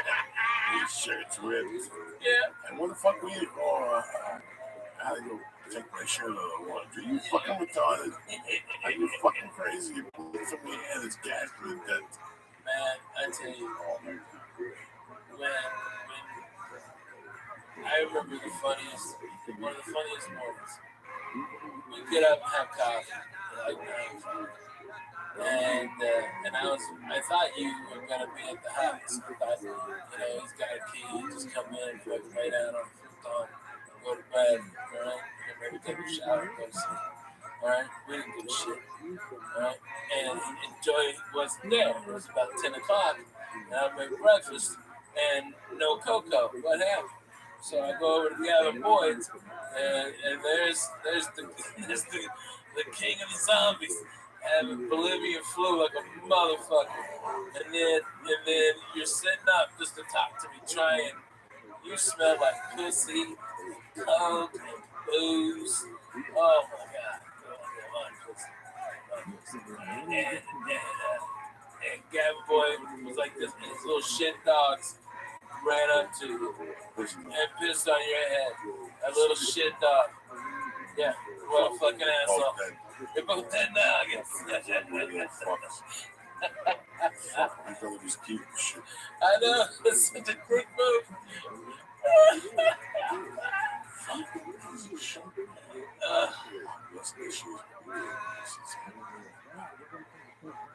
Dude, I know. This Christmas. Yeah, it's so crazy.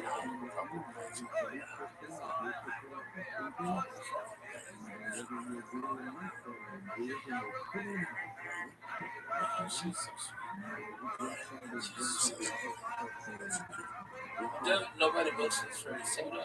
Nobody mentions Mitch Mullane. Nobody mentions Mitch Hedberg, except for if I can take his joke. Nobody remembers nobody. It's like they pay no respect, and they've never developed that type of friendship.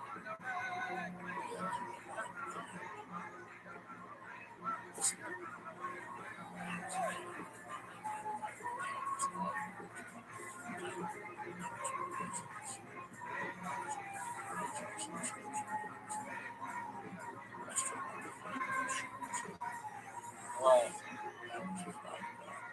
Yeah.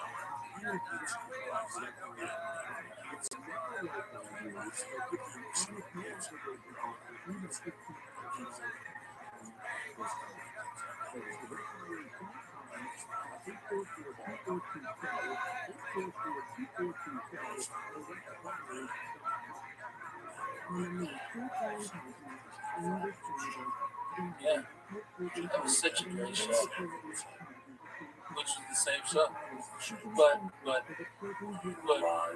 Freddie was so goddamn more funnier than the monk. The monk sucked. All right, like I wanted Freddie to be Red Fox's son. All right, and that would have been a hell of a show. And then have Shady Grady come in. Okay, yeah. I know, man. Shady Grady, Shady Grady.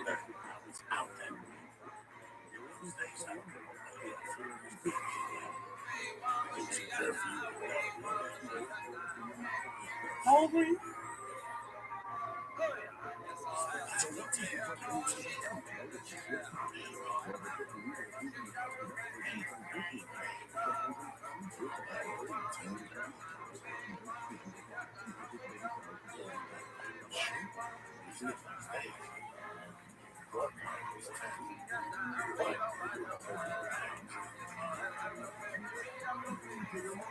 Yes. Get off that fucking stoop. Don't make me look like this dog. You're playing up the fucking ball. Start to 11. So some people have to skate.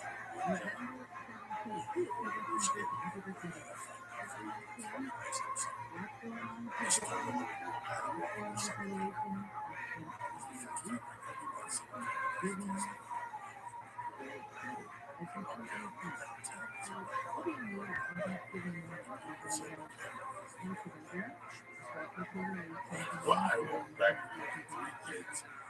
I saw some people do some stuff. They make believe which is yeah, you guys are really for 5 minutes each time. You jump in like the 61st Street, jump out like 51st Street. You know,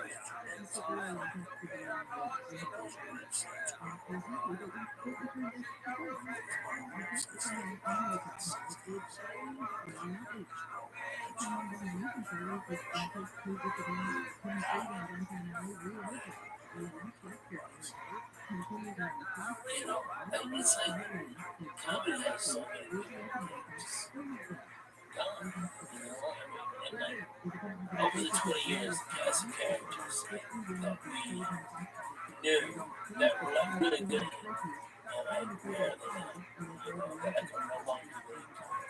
It's crazy. Last night, he was standing where he was standing. Last night, I got a little thing in the truck. His career was push my teeth.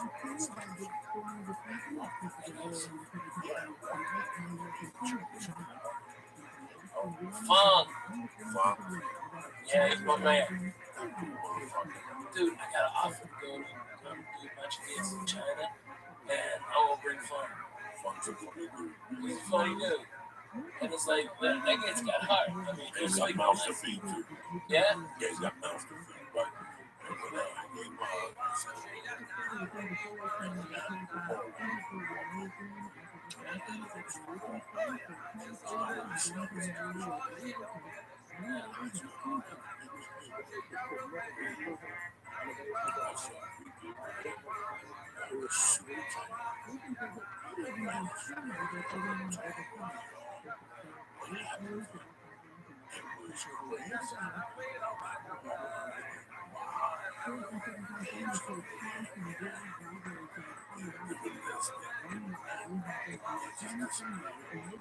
I just did a show. Get the fuck out of here.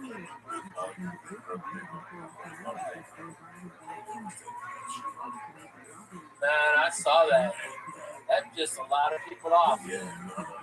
She fucking rocked that spot. I was there that night. So it's just crazy.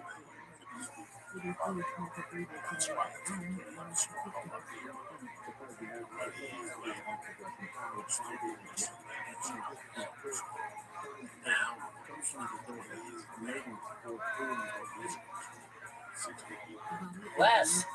Great room. Don't get me wrong. Education. Dude, the time we'd get on, because we get bumped down, you know, first of all, you hear Andrew's coming, okay, and Eddie's coming. I would, nobody said this crazy.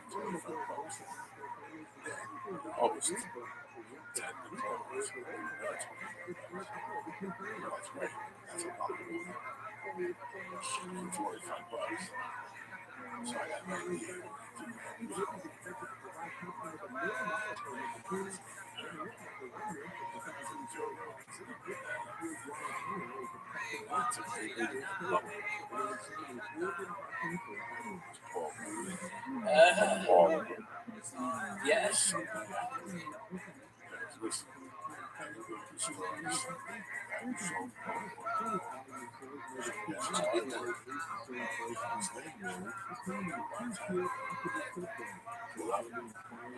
That's Eddie. Easy.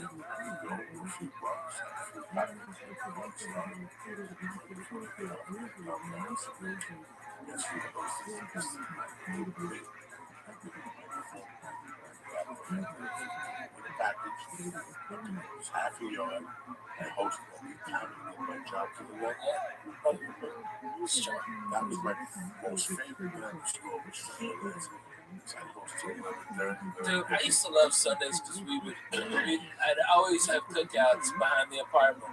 You know, even though I had a studio, and it was a murderer's row of comedians at those fucking barbecues, right? And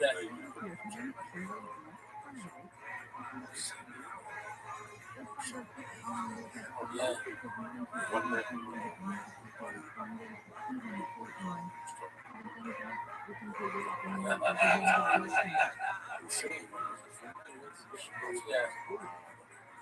Yeah. Jesus Christ. Oh, Foxy white chicks. Foxy. Didn't like some black girls that stab somebody. To this day, after 10 o'clock, do it. Oh, yeah. Fuck yeah. Yeah. The street after it's cursing. It's where it starts. All right.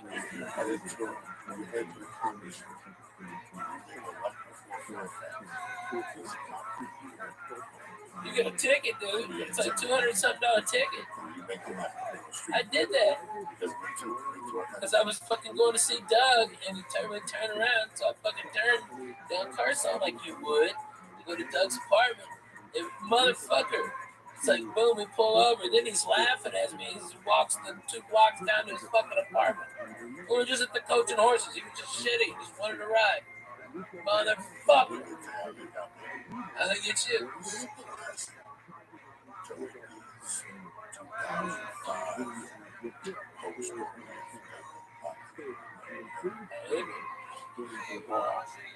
You got some of the stars over there.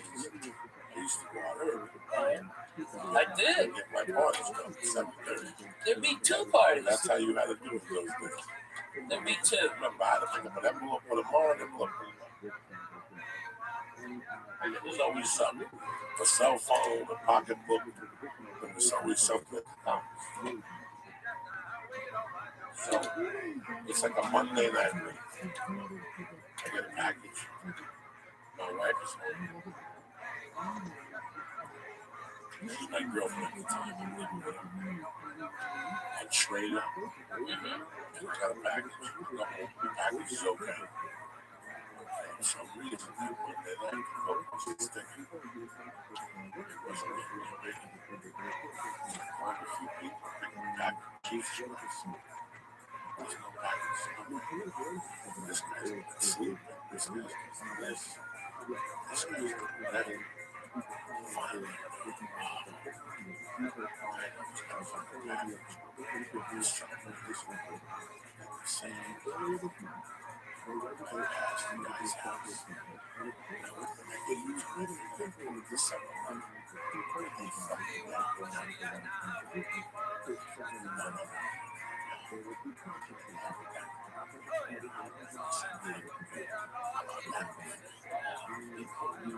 I saw them. I put them in 7-Eleven to make believe that I just walked down.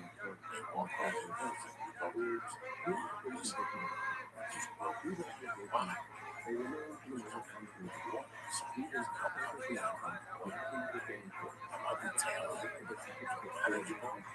I'm still going to fucking close.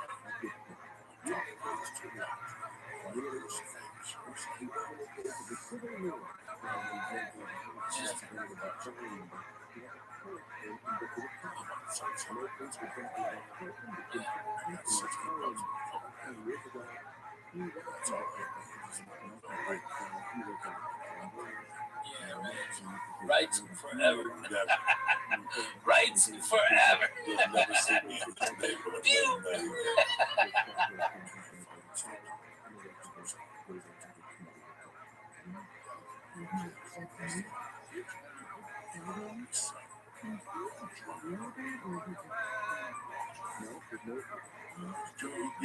Oh shit.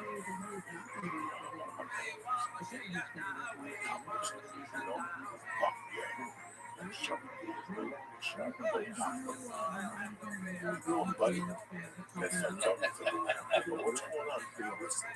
Just like the house. I just went to 7-Eleven just to get what I was buying. Something was going on. Just go straight home.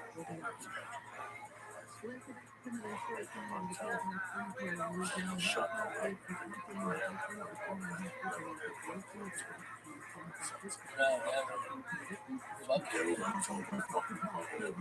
They do that on Melrose too, Jack. Melrose you can't turn after 11 on some points. Yeah. I think Santa Monica too. Like not Stanley, but on the other side of Fairfax. Those houses back there, those gates, they're like, nah, you don't bring your party back here. Alright, you want to turn a trick, suck cock in the fucking bathroom? Go for it. Abby's down the block. You know what I mean? That's how they get in there. You know? And we get to taste the dick out of their mouth with that Brazilian food next door, that bossa nova.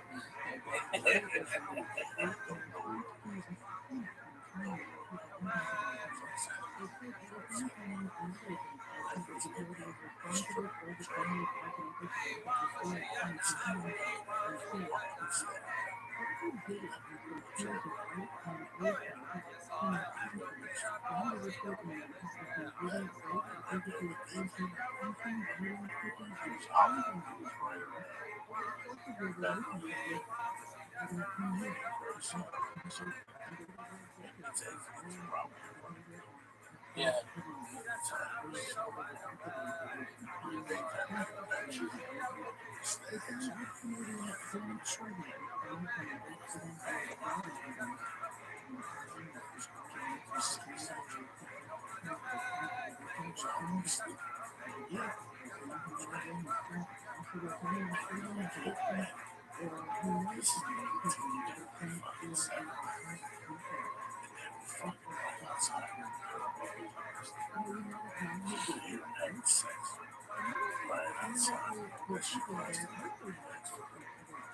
I couldn't sleep. Just can't have to sleep with that noise. I couldn't sleep. There was no women out there. There was no guys. It was too ready having sex. No one guy choking the other one. I just remember this shit. See, this is the shit that's Maybe you have PTSD. Maybe you have PTSD. You fucking late. Oh my god. I got acid from that last fucking church. What's happening now? That you can do right now. God damn it, not go get the snake.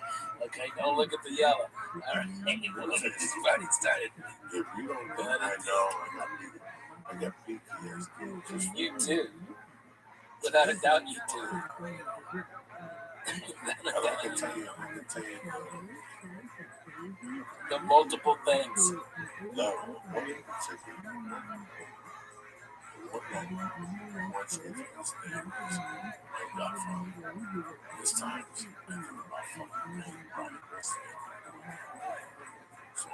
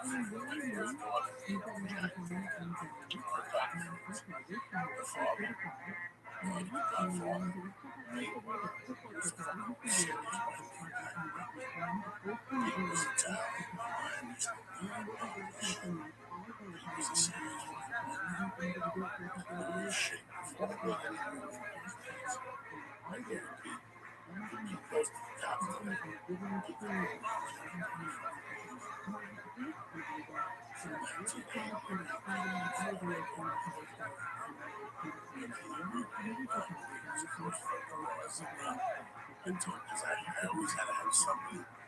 I was 100%. Yeah. I've been that guy for a long time. Yeah, no matter what you came to me in those days and said to me, you came to me in those days and said, Joe, I was that guy. If anybody else asked me, no. It seems like a liability to me. Telling somebody? You gotta burn your heart. And no judgment. That's what real friends are. We did. In those days, you're people that they come up to you. Listen, if you don't want the answer, don't ask the fucking question. Right. But, okay, when I was 14, I got one of the greatest lessons in my life. His name was Jimmy Benson. Once told me something just stuck with me. I started hanging out with him. His friend was something.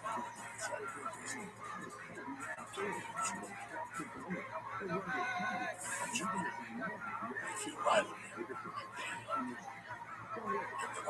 and it always stuck.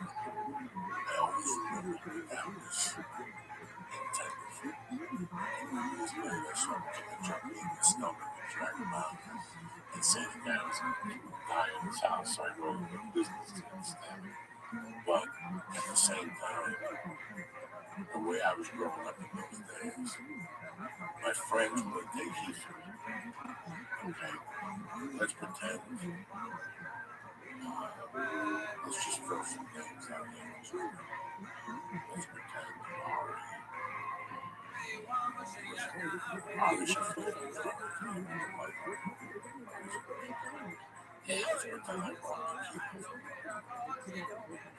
Joe Gibbs today.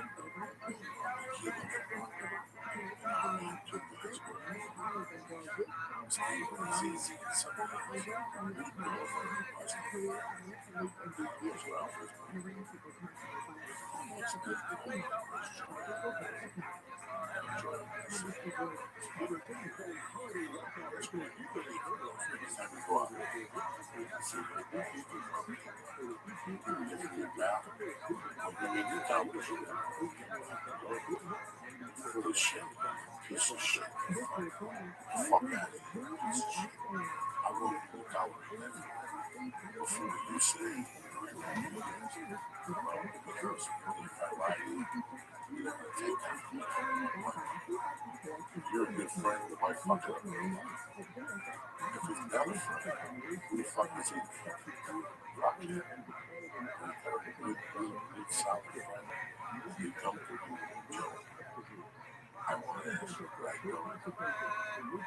And I already know where you want to go. They were looking at me, Jesus Christ. Friends of mine, that's the things. And so I feel across the street.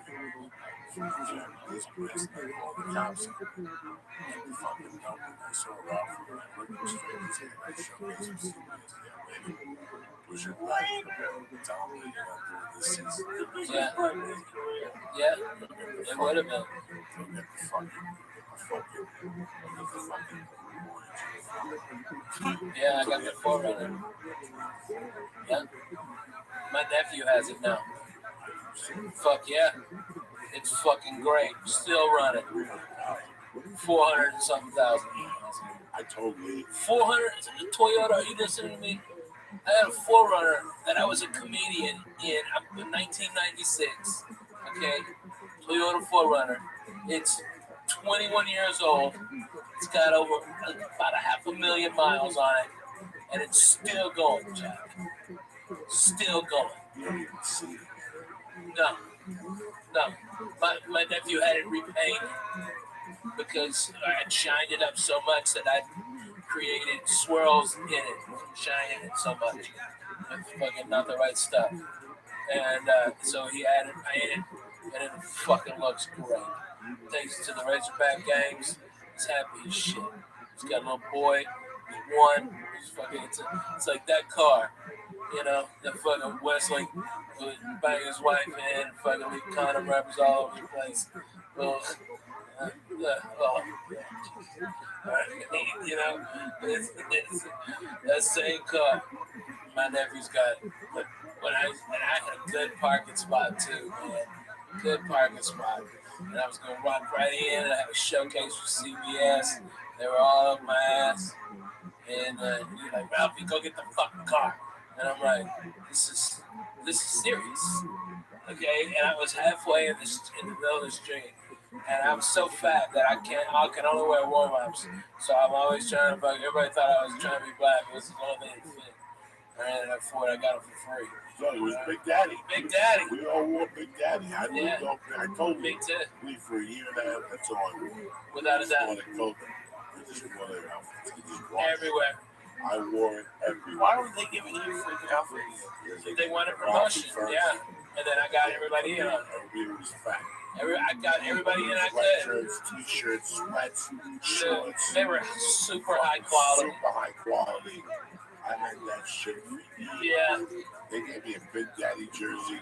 I wore once a year, once a week for fucking 3 years. They gave me a Big Daddy. That was wow. Yeah, right. Oh, yeah.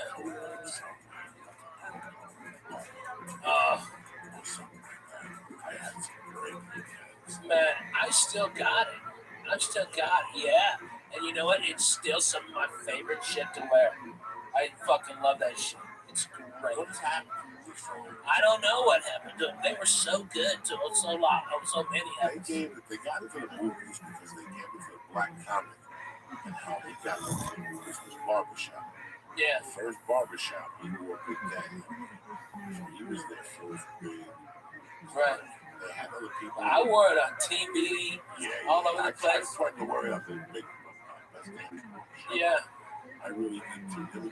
Yeah, they were great, and yeah, and I did that. I wore them, and I got Big Daddy to sponsor a bunch of. I was doing those Lowrider magazine car shows around the country, and I got them to sponsor that. So I was getting my airfare paid.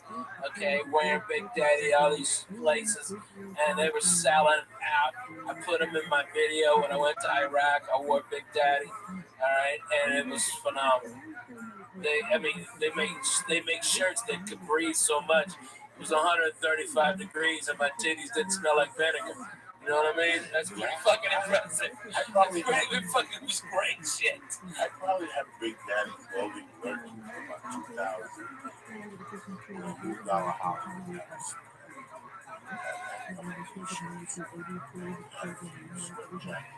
Yeah.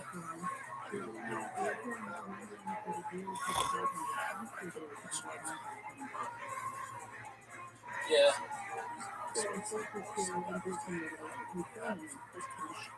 They're great people. Yeah, it's so nice. Still around doing something. See, in those days, a lot of people would start those companies. They would blow up and then something. Yeah.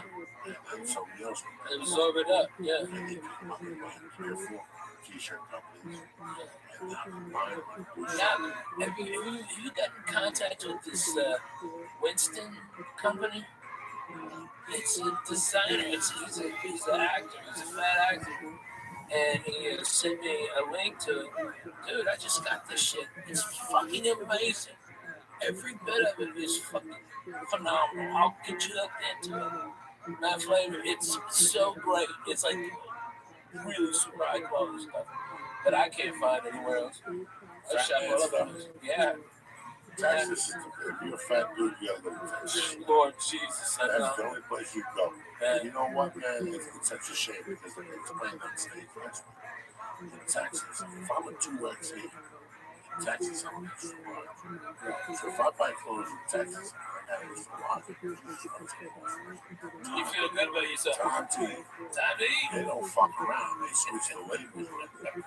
So you go to Texas, you buy a 3X, you smell like a fucking thing. What happened to this? Because they use this 3X now. because they make the clothes bigger and then they make them smaller. Get the 2X in LA. I guarantee you walk in that you will walk in LA. Yeah, you can screw one extra. Every of those bar shoes, all that shit. It's fair fucking game. If I usually walk at the Marshalls, there's no clothing. Texas, Marshalls is clothing. Don't move. Don't move. Don't move. Don't move. It's the spike. It's the bad beat right there. No, I'm not.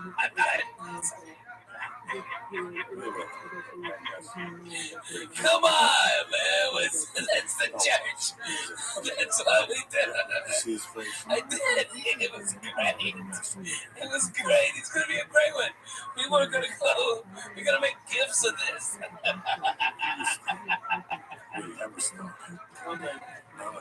Here, you eat this. This. Fine. You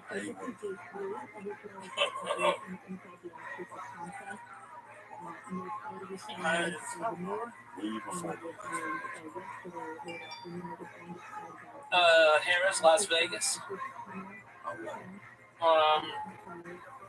This Thursday, Friday, Saturday at 10 o'clock. Then next Thursday, Friday, Saturday at 10 o'clock. And then I'm in San Antonio and LOL. And I can't remember. That's like the next 3 weeks. But like I'm gonna be also coming back here next Sunday and Monday and Tuesday, hang out with kids and do some meetings.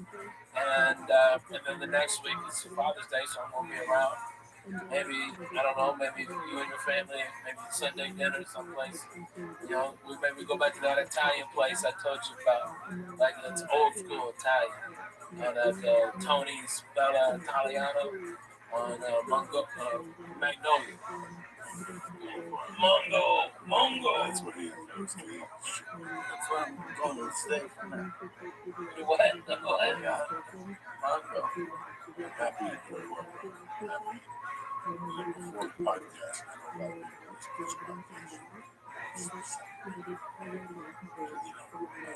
While it's happening, right? It's amazing.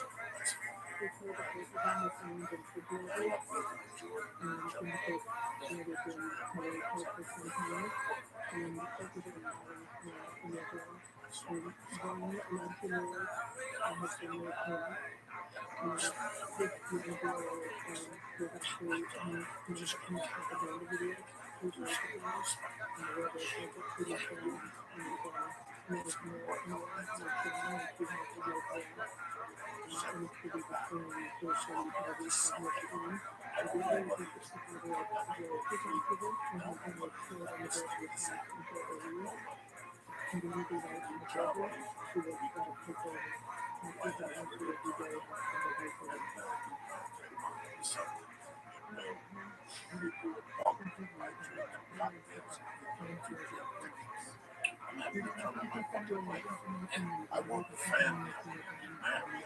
That's what I want. Once I got on that stage, I got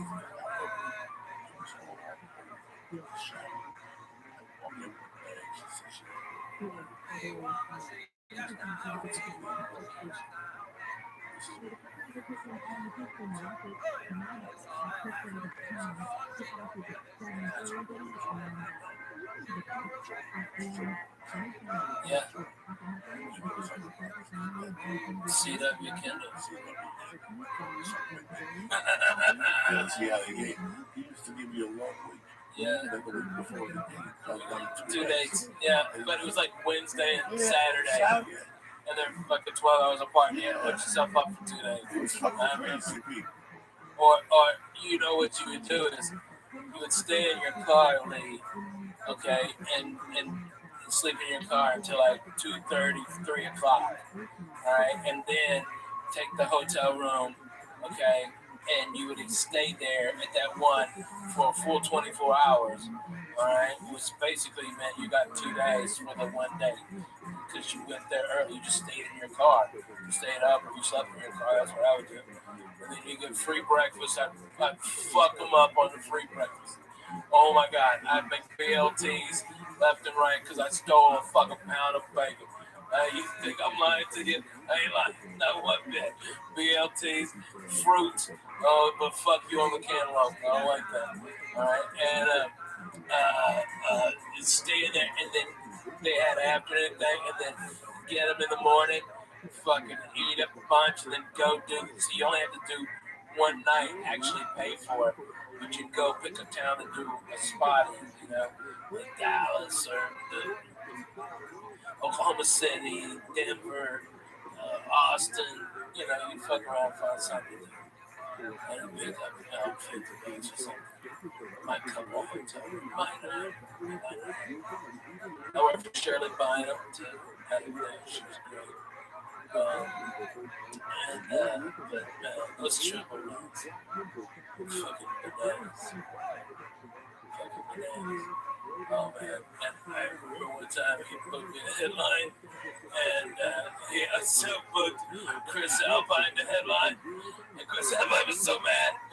Okay, he was like, I want to go last, and I'm like, well, Chris Alpine, I'm a filthy, dirty motherfucker, and if it means for a second this guy's not gonna pay me a headline back, fuck you. You won't be able to follow me. And he went up, and I didn't give a shit. I didn't stay there and listen. And I got all mad about that, and he was all clean, and I just went up and just trashed him for the first 15-20 minutes. Oh God, Tribble got lit up on that one, and then like Chris Alpine's manager was another woman that booked gigs up there. Was Pat Wilson, and she blackballed me because I was dirty. Okay. Yeah, she blackballed me. And she managed to Chris Alpine, and he got blowed out. They were big figures in our life, man.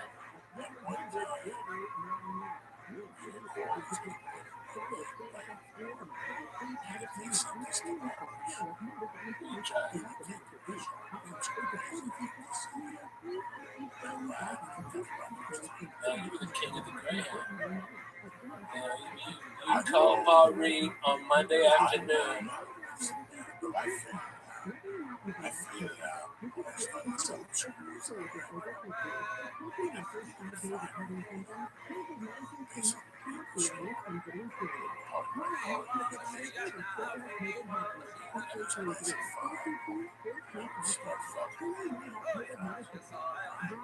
Yeah. Fuck yeah. Yep. Yeah. Oh yeah. Stardom. Yeah. Comedy Showcase. Yeah. Every Monday. They got an earbeat. They got a fact. Yeah, here's my bells. And if you left them wide open, you wouldn't get booked. So you'd have to put in where you kind of want it to be. Okay, like this is dates booked like this, and you knew these dates were kind of close. So you'd call them and back and go, hey, I got this, let me have it. All right, you know, you manage it. You know, you had to work the angles. If you went in comedy like, well, I'm a nice guy and I'm going to send a headshot and a tape, a VHS, they wouldn't give a fuck. Okay, you had to be something different. You know, you had to be funny, and there was no fucking YouTube. None of this shit was VHSs. They can check your fucking web page. Yeah. You can tell them this will be an awesome mistake. The week before. Right, exactly. Really? Yes. Hey. It's an amazing thing to learn. Then you hear that there's a Thursday in Beaumont. You're like, fuck it. Somebody, hey, I'm going to be in town. All right, and you just set up and you start calling other comedians. It's like the internet was like just your fucking Rolodex. You know, you go, hey Dougie, where the fuck are you at? Okay, hey, give me a feature week because I'm fucking co-headlining with, oh my god, what was that guy's name? That, damn, Arkansas comic. It's crazy. It's crazy. I forget. God damn it. And he was fucking bananas. That guy was so much fun. Or Captain Rowdy or something like that. You know, you see these guys and you're just like, wow, these but it was all of like, hey, I need help getting this date, you know. So you go, if you wanted to be in the Zanies, you had to tell people that you were doing creative gigs in the Southeast. You know, hey, I'm going to be there, give me a spot. All right, boom, you know. Hey, can I stay at your condo for extra? What education is the future? Yeah. Go from having a day job to what you do. You have up all these things. You have it up. You're still not making it. Yeah. You accept it. You figure out a way to make it work. You know what? Then you move backwards and forwards. Listen, yeah, you written it out. This is way before ADB. Yeah. To the library, put a piece of paper. That goes for rent. Split the utilities and shit. These guys, like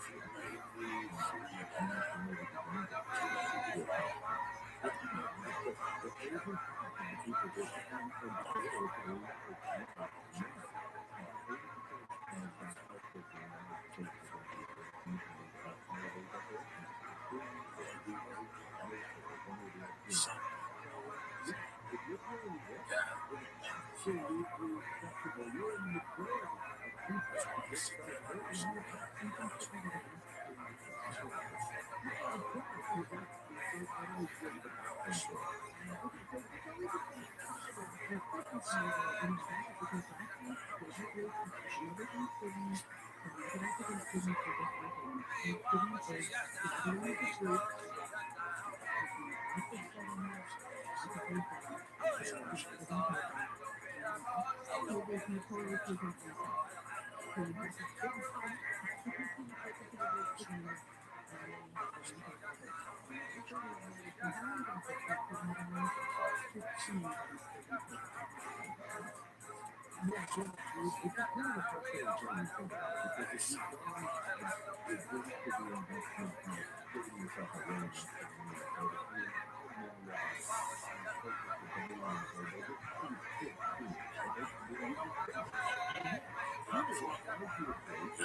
Look, that's the fucking back window was missing.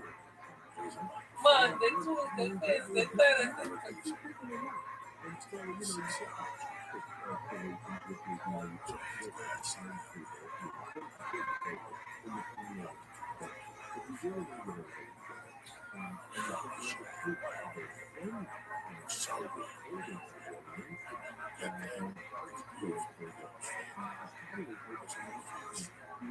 yeah, and you have to be from Cheyenne. You had to be in Bozeman, okay, and or Jackson Hole, okay.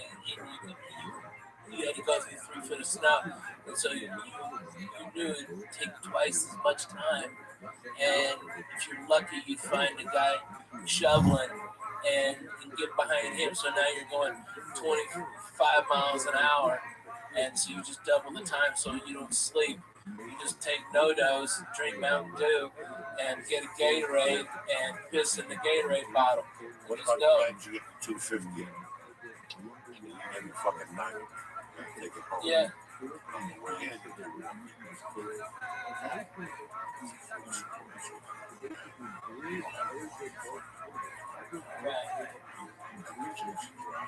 I almost Shovel froze. yourself out. I'm at the supermarket. Dude. I used to have a bike in that truck, this I am. I didn't get it when I go by this I am. I can tell you, I got just like that. I know you had that Toyota. Yeah, man. I'd sleep in that Toyota. Yeah. Guys, I could I slept in my car so much. 100 times I slept in my car. Yeah, easy. Easy. Really convenient. No, and I had that full fuck. No, you can wake up anywhere and get stand in the fucking night. Without a doubt. Oh my God, I would go by hotels. I would go by my warehouses. I was falling asleep. You have no idea when you're tired how your mind works. I was falling asleep at the wheel, okay? I mean, coasting around Shasta, okay? There's scenic overlook. I pull in there, okay? I go to sleep in the back of my truck. All right, it's like 50 degrees. All right, and I got my pistol and I'm in my sleeping bag. I wake up and there's 8 inches of goddamn snow, and it's now like 16 degrees, and I'm blue. My face is fucking blue. All right, I don't know where the fuck. I don't know how to get out of there. The road is completely fucked. All right, and I gotta be in Wenatchee, Washington. Okay, and 14 hours. Okay, and I don't know where the fucking roads are closed, not closed. Okay, or and you have to cut through fucking White's Pass. Okay, god damn, fuck that White's Pass. All right, you drive up, you're at 9,000, 10,000 feet, something like that, and there's no weather at the bottom. Up there, it's a fucking blizzard. Okay, and so you have to fight going to sleep because if I had to shut my car off because I was going to be carbon monoxide poisoning. Okay. I had a car every time I got in it. I had to write a suicide note. Right. I just smoke, go into the fucking cockpit. Yeah. I would get a headache after 20 minutes. I had to pull over, get out of the car, walk in the bush. No. It would take me for to see how it was going. I had to stop every 2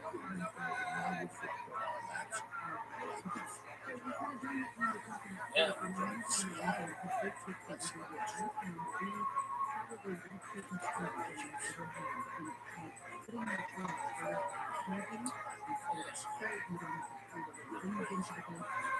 Man, how many Roger Paul gigs did you do with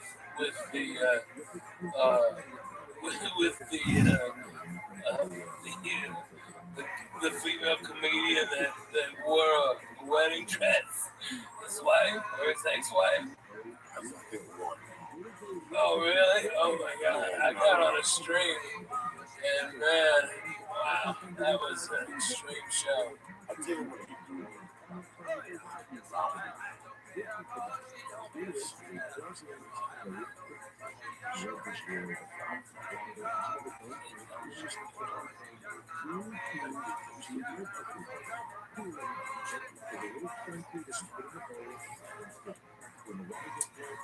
Phenomenal.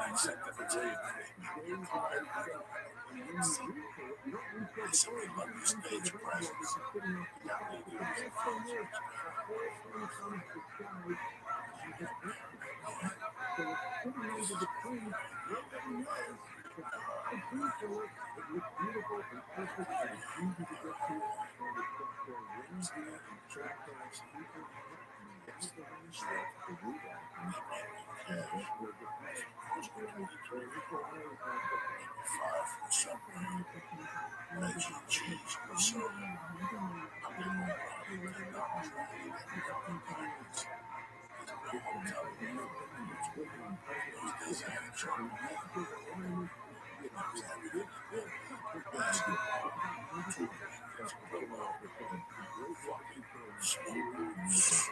Regular shoes, hiking boots, explosives, a flash, canteen food, fucking It was in there.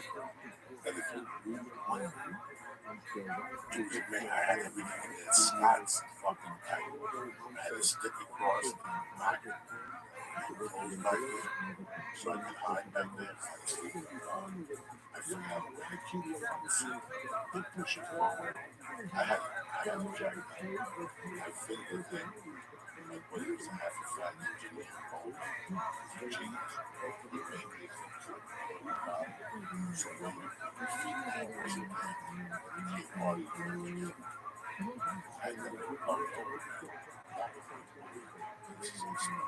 Yeah, man. How you walk in the hotel. But yes, exactly. Walk past the front yard. Walk in the hotel. Take a tremendous shit. Yes. Wipe my ass real good because I'm dirty. Brush my teeth, wash my hair, push my eyebrows back, gargle, have everything in my jacket. And then I walk like the old yeah. Become reconciled.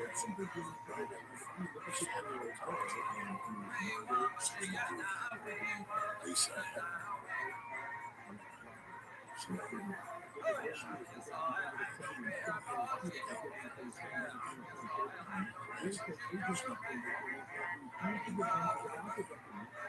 Yeah. Ice with the space. You eat bacon, consume buffets, yeah, you go back for a couple more times. Just left in the car. You do your fucking treat. You dying really doesn't matter. So, that's what killed me. You dying at that point, that really doesn't matter. I'm gonna go back with time. You put my weight, I put basketball. I forced myself back a little bit.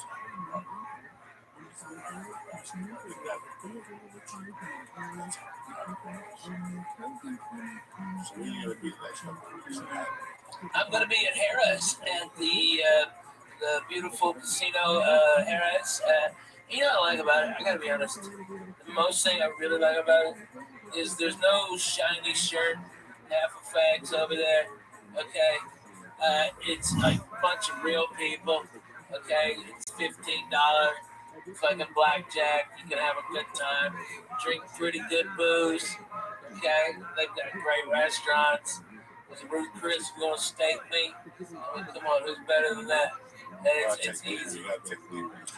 Man, Lee, I want you to come out, you fool. Okay, listen, Hercules. I got a 5-bedroom house in Laredo with a good ass pool and everything.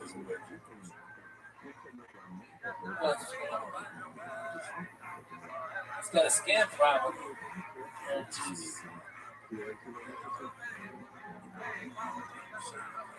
Okay, all right, done. I'll put him in the beautiful Caesar's Palace. No, good God, no. I don't need it. I don't need my little money job in Las Vegas. Me for me, no one's in Nevada. What are you drinking? Champagne? Champagne cocktail? Champagne cocktail.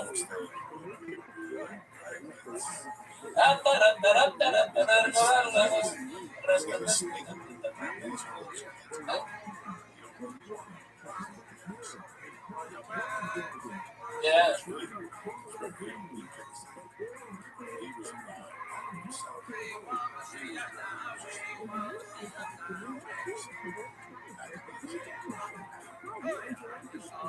Yeah.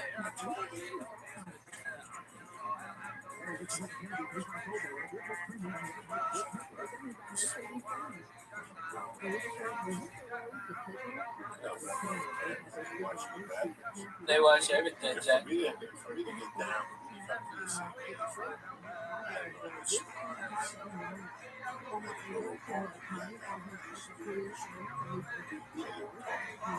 I'll park in. No. Yeah, fuck yeah. I'll park in.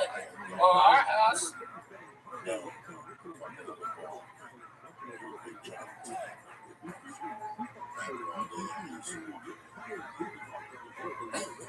But anyway. What's up?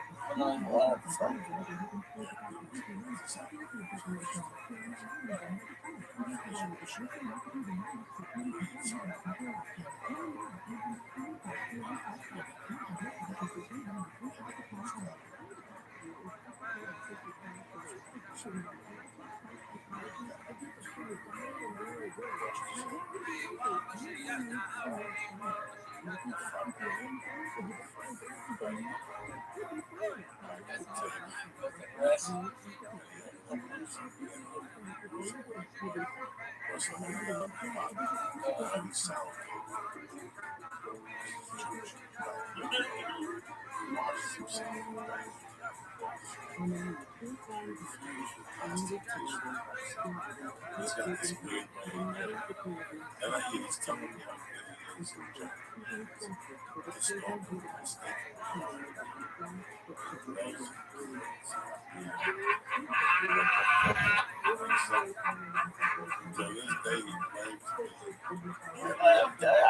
one of the first couple hands that left. I've never been nobody's lucky. I've never been nobody's lucky rabbit before. This guy He's a mush. Put him in the bathroom. About 8 weeks ago, he took a fucking course on the blacks. How to hypnotize the black text. I need a bracelet. I'll leave you have it. Oh man, it's actually in my luggage. I go everywhere with that. You know, by the way, I've had thank you, church, for taking me in and loving on me. You guys come to my shows, and after the showroom, I'm downstairs maybe having a delicious Budweiser product. Okay, maybe enjoying myself a little bit before I go home. And you guys come up to me and you're like, look at the yellow. Ralphie, where's that goddamn bracelet? We fucking love that. And because of this, I've gotten tons of fans and they come in and they love me, and I just say thank you. I am very humbled by y'all. The fucking church is for real, dude.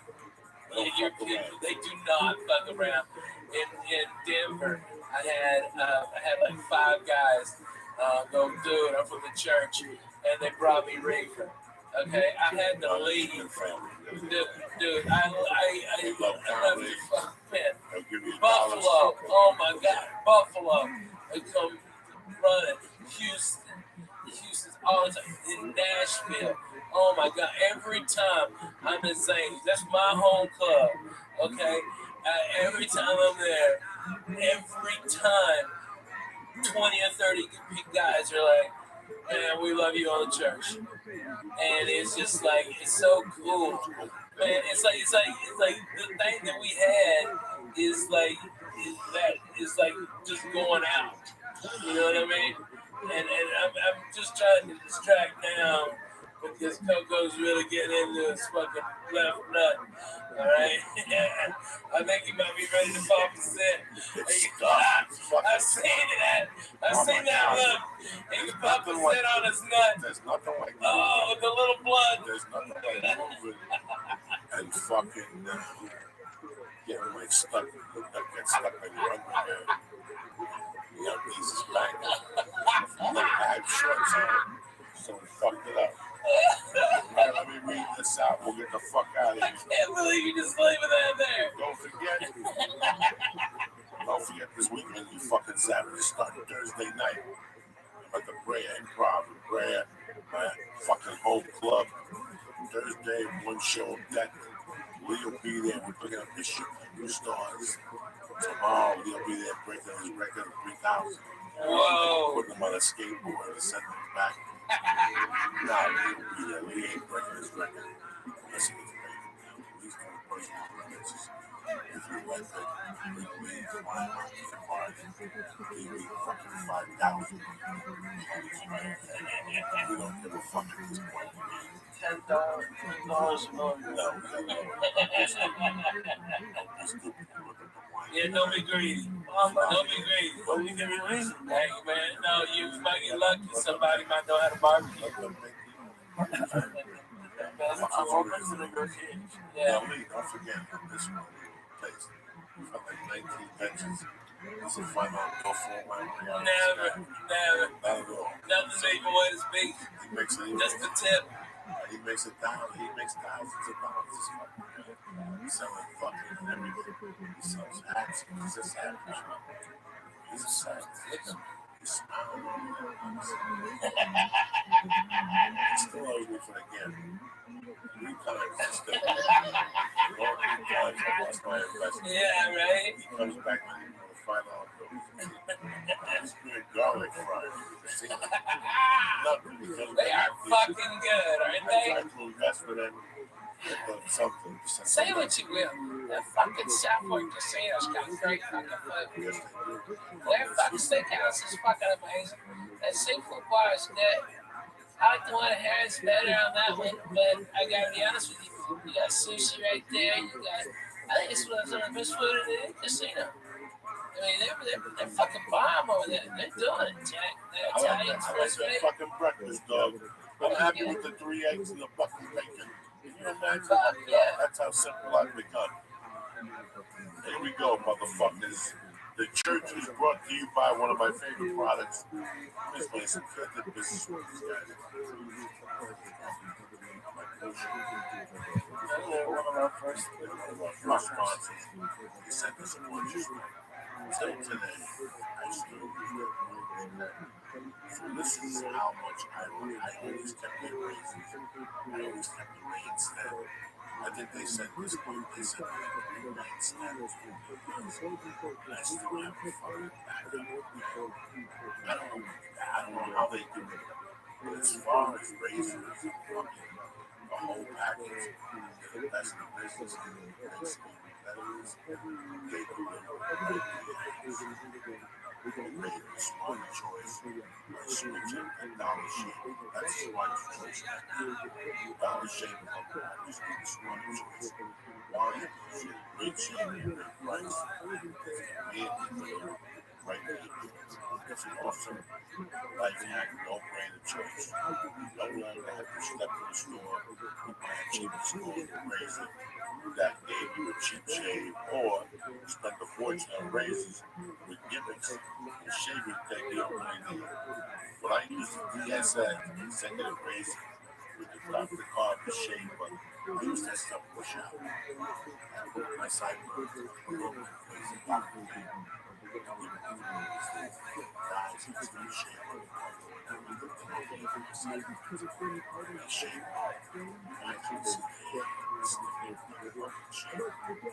Yeah. Dr. Carver's one of the best products. Dr. Carver's shave product is transparent, precise shave. It helps prevent your hands and it fights crazy bugs. You can make the smarter choice by joining Dr. Shave. Limited time, new members get their first month of the executive razor with a tube. Ready for this? A Dr. Carver shave button for only the Finland room. For $5 with free shipping. You're not going to beat that nowhere. After that, razors are just a few bucks a month. That's a $15 value for $5 in your first month's box. You're going to get an awesome weight handle, which I'm telling you, I still got mine after 3 years. You're going to get a full cassette of 4 cartridges, which will last you. These things are fucking tremendous. They're sharp, they get right to the point, and you're going to get a tube of the shave button. After your first month, replacement cartridges ship automatically at their regular price. There are no hidden fees and no commitments. Cancel at any time. You can only get this offer from us at DollarShaveClub.com/church. Again, 1 month for $5. That's DollarShaveClub.com/church. Again, make the smarter choice. $5. DollarShaveClub.com/church. Number 2, we go. These days, you got everything on demand. It's like this podcast. So why the hell you still going to the post office? Dealing with limited hours, standing online with the movie. You get postage on demand at stamps.com. Anything you can do at the post office, you can do right now from your desk with stamps.com. Buy and print official postage, any letter or package using your own computer printer. And unlike the post office, stamps.com never closes. Listen, you got a little couple cocktails in you. You're in the mood to work. You got a couple things to ship out. You don't need sleep. Get the postage whenever you need it 24/7, right? Whenever my wife uses stamp.com, she loves it. You know why? She puts it out there, the mailman comes and picks it up. That's how good and convenient this was. You still got Master stamps.com? I do. I still have the scale at 1 string. Tremendous. So what we're going to do is this. Right now, you're going to use my name, Joey, the special offer. We're going to give you a 4-week trial. This includes postage and we're going to send you a digital stamp. Don't wait. Go to stamps.com before you do anything else. Click on the radio microphone at the top of the homepage and type in Joey. Listen, you got a small business, you're trying to get a small business started. This is the economical way to go.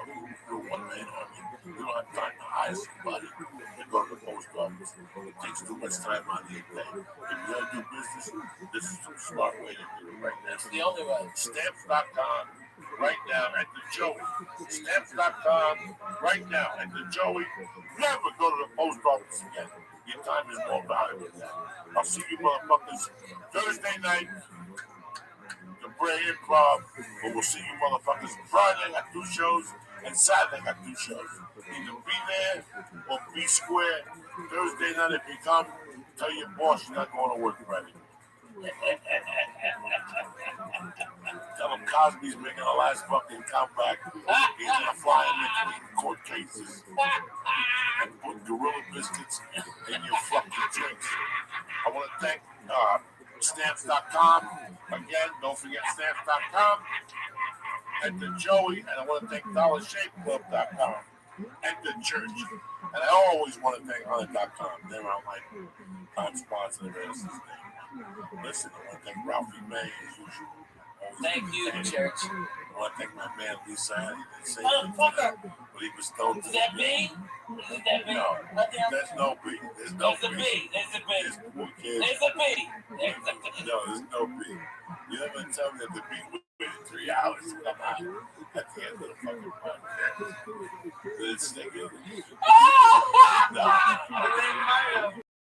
Hey, I've been trying to get him to forget about that big for the last like 20 minutes. And what y'all didn't see is my hand was over here just creeping and trying to find this side. And I swooped my finger. That was the big.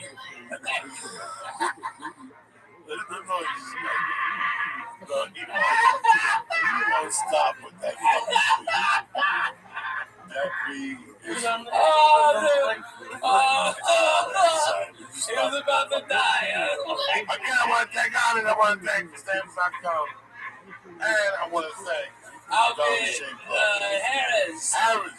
All in June, no July. Yeah, no July, no August, but then I'm back in the fall. Then they give me the summer off. God bless them. I'm fucking way too 2,000 degrees. It's 2,000 degrees. Fuck down, like I'll blow up. Okay, I couldn't take it. But I'm at Harris Thursday, Friday, Saturday. Come on. You guys are great. I love you. You're coming out to Vegas. I'll make you laugh hard, I promise. Okay, I'm bona fide. I love you. Have a good night. Stay black. See you Wednesday.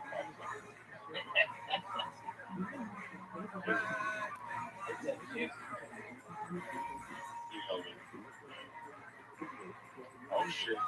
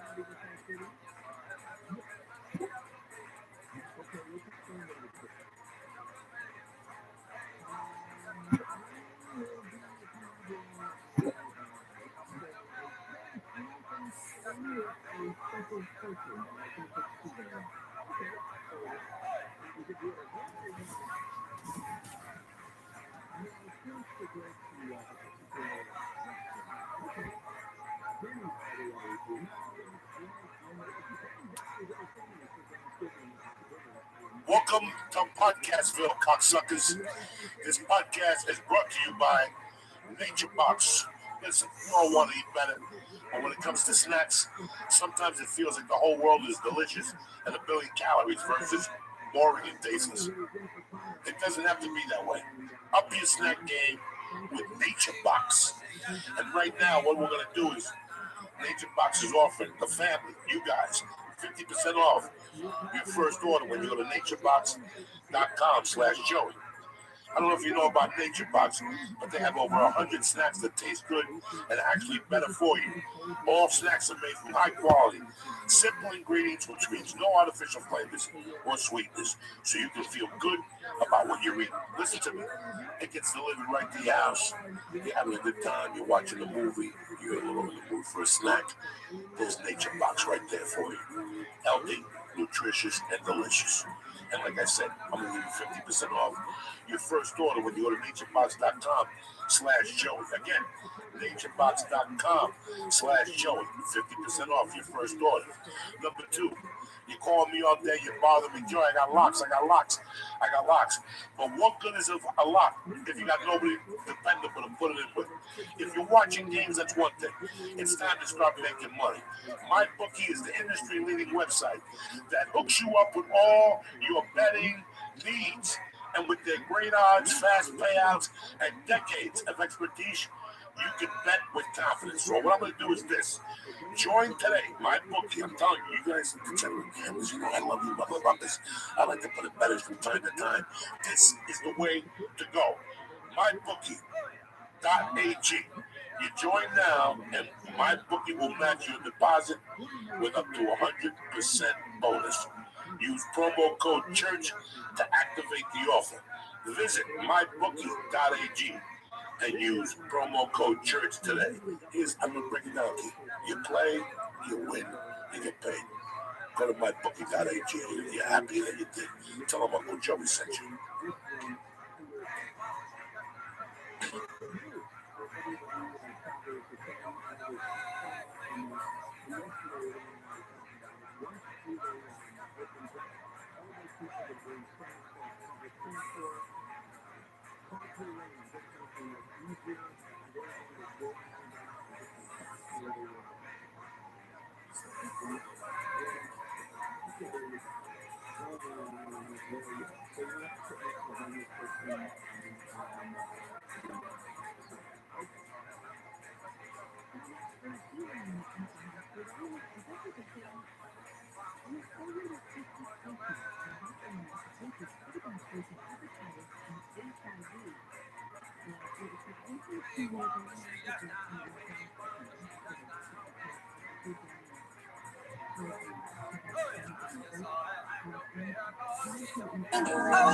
Time. When does it stop? When do you dare me to draw the line? You care about it now. You want my soul. Don't even Greetings, you bad motherfuckers. Before we even start the podcast, obviously you guys have heard the horrible news. A dear friend passed on Friday. A lot of you people hit me up and said if we could do like a memorial podcast. And I was going to have a bunch of people come in and call in and stuff like that. You know what? I knew Ralph for 20 years. I could do a fucking thing on him by myself. Backwards, I got my little brother Steve Simone, who's got a heart of gold. And the fucking Christ kid was here as usual. Fucked up to the gills. What's happening, gentlemen? How are you, Joey? Good, good. Friday, I'm in jiu-jitsu. I walk out the door. I got no calls. I get in the car. I start the car. And also I get a call from a dear friend. And I answer. She was crying. And I knew right there what she was crying about because she's going to Ralphie all the time. This is a longtime friend, publicist Stacy Pocaludo. And, I came up with Stacy and I heard her crying and I knew right away. And I drove home. You called at one point. The phone started ringing. She told me not to say nothing because the family didn't know yet. But it was too late by the time I got home. TMZ had released it and the phone started ringing. And I just sat there fucking confused. I didn't know. I couldn't put the pieces together. I called my wife. She was at Target. She fucking lost it. My wife loved him to death. He gave us a crib. We didn't ask him for a fucking crib. He goes like, yeah, I'm gonna give you something, baby. And also fucking UPS is not on the door with a fucking crib that's worth $10,000 with buttons. And it was just so I knew it was gonna kill her. He knew what she liked, the southern shit that they grew up on. Yeah.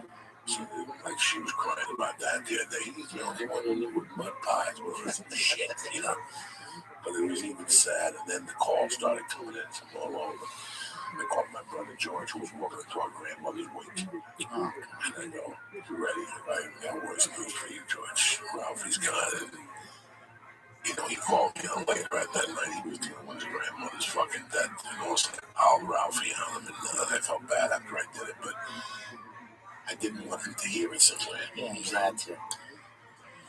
I called my friend Pete in Houston, who was a dear friend of Ralphie's, Pete Pirelli. You would get to meet Pete Pirelli. People don't like him. I love him to death. He was one of the first guys that headlined me, and he loved Ralphie. And that's how it went down. Friday was basically just a shock, and then Friday night was when it got worse a little. When I started realizing what was going on, when Harvey called and Josh Wolf called late night. And I'd spoken to Josh that afternoon after it happened. He was upset. Next thing you know, fucking Sarah Tiana called, and I tried to butter her up and tell her, don't worry, I got that edible for you. That's what stopped her from crying. And sadly, I had to do kid stuff, but every once in a while we realize, for people who have experienced death before, and a lot of you have, it's a magnitude of emotion, and you go numb, and then time is the healer. Whatever levels, you get better in levels, and But the number one thing is coming to grips with it. My body and mind still haven't come, because I would talk to him sometimes for 4 days of the shot. So my body's just, he was supposed to come into LA last week. The plan was for him to come to LA last week. If you looked at the Comedy Store on Tuesday, he had a spot at the store Tuesday night. So we were going to try to do the podcast Wednesday, and he was going to fly back because he was going to get the comedian of the year. So when I didn't think about him coming in. I assumed he was doing the podcast Wednesday. So when I went to the store Tuesday night, when you're at the store, you go down there, wants to take a picture, you bump into somebody you haven't seen in a while. Yeah. Next thing you get in your car without knowing. I got here at 6:30 tonight without my bag. I came over here. Sometimes you have so much on your mind. Absolutely. And I got in the car and ended up we're okay. And next thing you know, fucking, when I get to the house, I'm laying in bed with the sleep apnea mask on. I was like, hold a second. I didn't see Ralphie today. So the first thing Wednesday morning, I called just to make sure. I didn't know if he had the kids. Tuesday, and he went over or something. And he said no, that he didn't feel well. He had pneumonia. But he had a different angle to him. I could always make him laugh. And on this day, I couldn't make him laugh. Something wasn't right. And I hung up on him. I didn't think nothing odd. I just thought maybe he'd be having a bad day. And I came on and I told Lee that night we had a podcast Wednesday night by ourselves. And I sat here and I told Lee that I didn't think Ralphie had much time. And it didn't have anything to do with the moment. It didn't have nothing to do with that. It had to do with a tone in your voice that I recognized. One day when I was a kid, I fucking was leaving the house.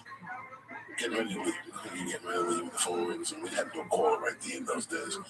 I went and picked up the phone. It was my mom. And she looked at the time, I'm here.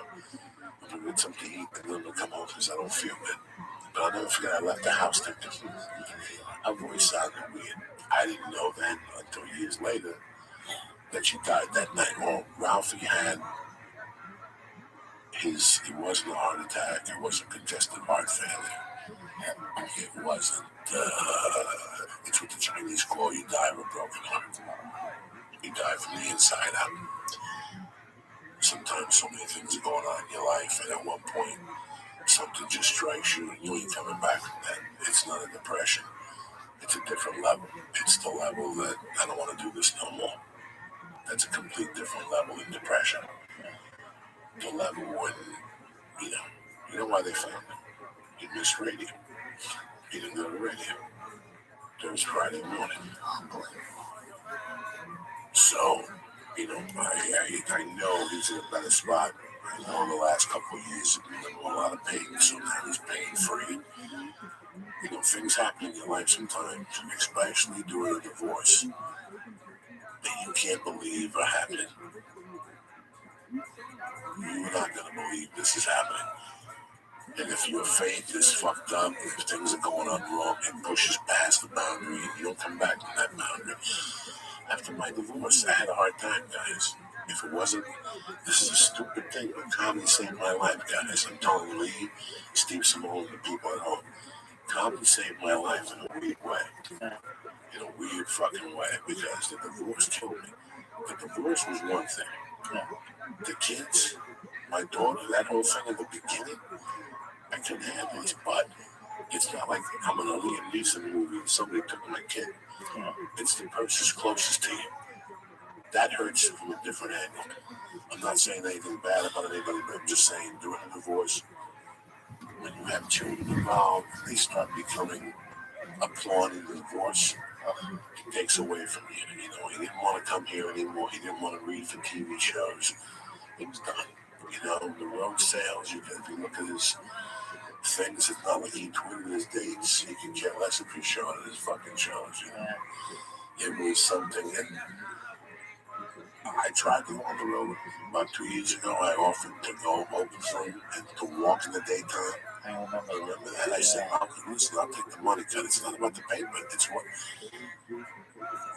the amount of things I learned from watching Ralphie. It doesn't take.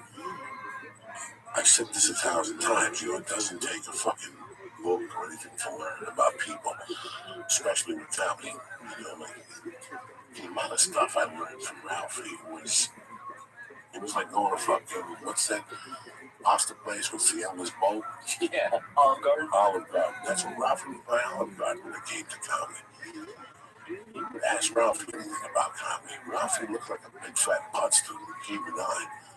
But when it came to stand-up comedy, he had clothing down. He had eye levels down. Encyclopedia. You know, he wanted you to switch by the channel, so he wanted you to put on a yellow leather jacket.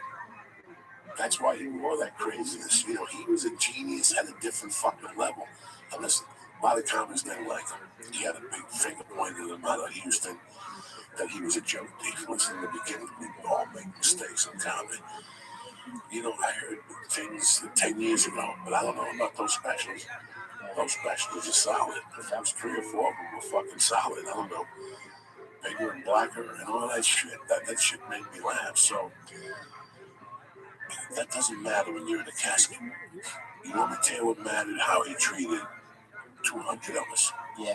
How he treated everybody. 200 of us. That's the thing, Joey. I don't even, when I think of Ralphie, I know he was a brilliant comic, but I don't even think of that. I don't even think of Ralphie on stage. No. I think of, you could feel his warmth. He cared about people, and you could feel it. When he talked to you, he was there. You know what I mean? He wasn't one of those guys looking over your shoulder, somebody else coming in the room, somebody else more important to talk to. His heart was open when he communicated with you. It's like I was telling you guys before the show, I was here a couple months, and all of a sudden this chubby kid appeared, and everybody said he was fucking hilarious. And Mitzi Shaw put him on, and I could tell it was a hard time for him to walk. And I would talk to him, I didn't know who the fuck he was. He just had a southern twang to him, and talk to him. And one Thanksgiving, I got a call from Marilyn Martinez, God rest her soul. And she said Joey Medina was having a barbecue over at his house. Ralphie was cooking. And I go, this is fucking kid Ralphie. And I get over there and I walk, and I told him, excuse me, I didn't leave the story. I walked in and there's this kid on a fucking futon. That's when futons were hot. He had broken the futon. And he had a big blanket on him, and he was jovial. You know, they didn't have much, but what they had, they shared it with you. You know, I had nothing at the time. I had fucking nothing. And I was just a death mention, whatever the fuck you call those things, living off comedy and the $15 at the store. And here I am at this house. I knew Joey Medina, I knew Alex Raimundo, who was the opener for Ron White. Now I knew him, you know, and we would all talk and stuff. And I never forget leaving. They go, this is fucking crazy. I don't even know these people. And I just was there for 5 hours and I had a blast. And that fucking fat kid's a blast. And he smoked dope. He was very potish, and he had different types of weed and shit. And I was like, wow. And then he signed with a manager who had cancer.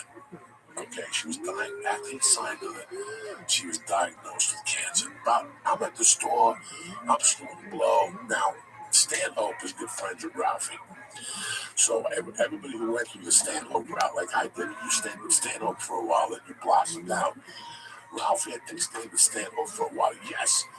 Because one day I got a call from Stanhope saying that he couldn't find Ralphie, that he came home and Ralphie was making out with his mother. And he yelled at him, and Ralphie left embarrassed. Stanhope's mother? Yeah, she's like 60 at the time.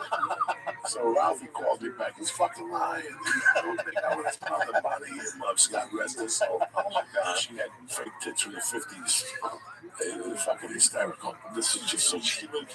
So Ralphie, Stanhope had an apartment. How old was Ralphie? A baby. Doug Stanhope had an apartment 25. Because I'm 50, 45. So I'm 9 years his elder.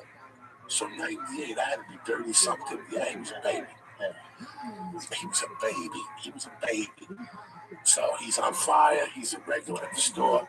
He's a regular at the Improv. He walks into the Laugh Factory and bam. Not only do they make him a regular there, but they fucking Jim Masada signs him on the spot. He tells Jamie, well, you know, I'm a good old boy. I'm already with a manager. And Jamie goes, yeah, but she's dying of cancer. Oh my God. He's like, yeah, but I gotta finish out my commitment with her and stuff. He goes, I'll get back to you. This is just too much for me. So he comes to the comedy store, and it's a Sunday night. I'm hosting, maybe. There was nobody out on the patio. And he's sitting there, sad as fuck, with his little chubby cheeks. He's just a baby. I'm snorting blow. I'm a wild man. And he comes up to me and goes, "Can I ask you a personal question? You've done this, you've done that." He tells me the girl, he's a Christian man, Ralphie. Yeah. He looks me straight in the face and he goes,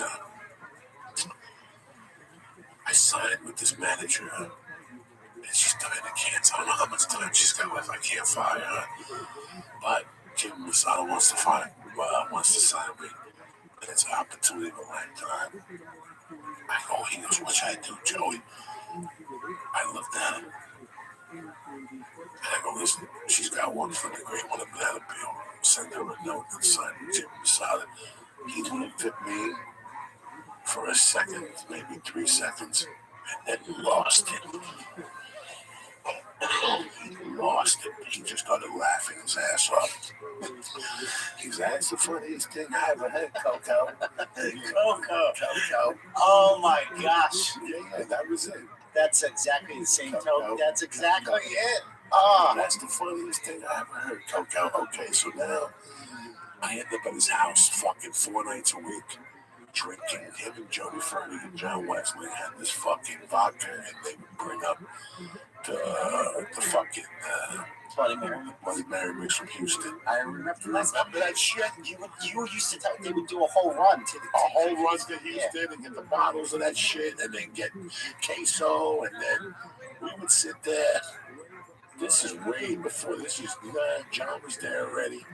Me, Jody, and Ralphie May would drink a bottle of vodka with that Bloody Mary mix. I'd be in the back room sneaking bumps. He never judged me. He never really. It was nothing like that. It was just, he was just a regular guy. When he asked me where I was from, I would tell him about this before I told anybody anything. Yeah. Like, I never told anybody anything. "Well, you from Jersey?" "Well, my town play football. That's it. Nobody knew nothing." And one night, he just asked me. I just started telling him Georgie stories, and Carmen Balsano stories, stories of me growing up in my mother's bar. So we left it at that. Okay? He tells me one day, like a month later, he goes, "Come down. One day I'm going to come up to this nut burger."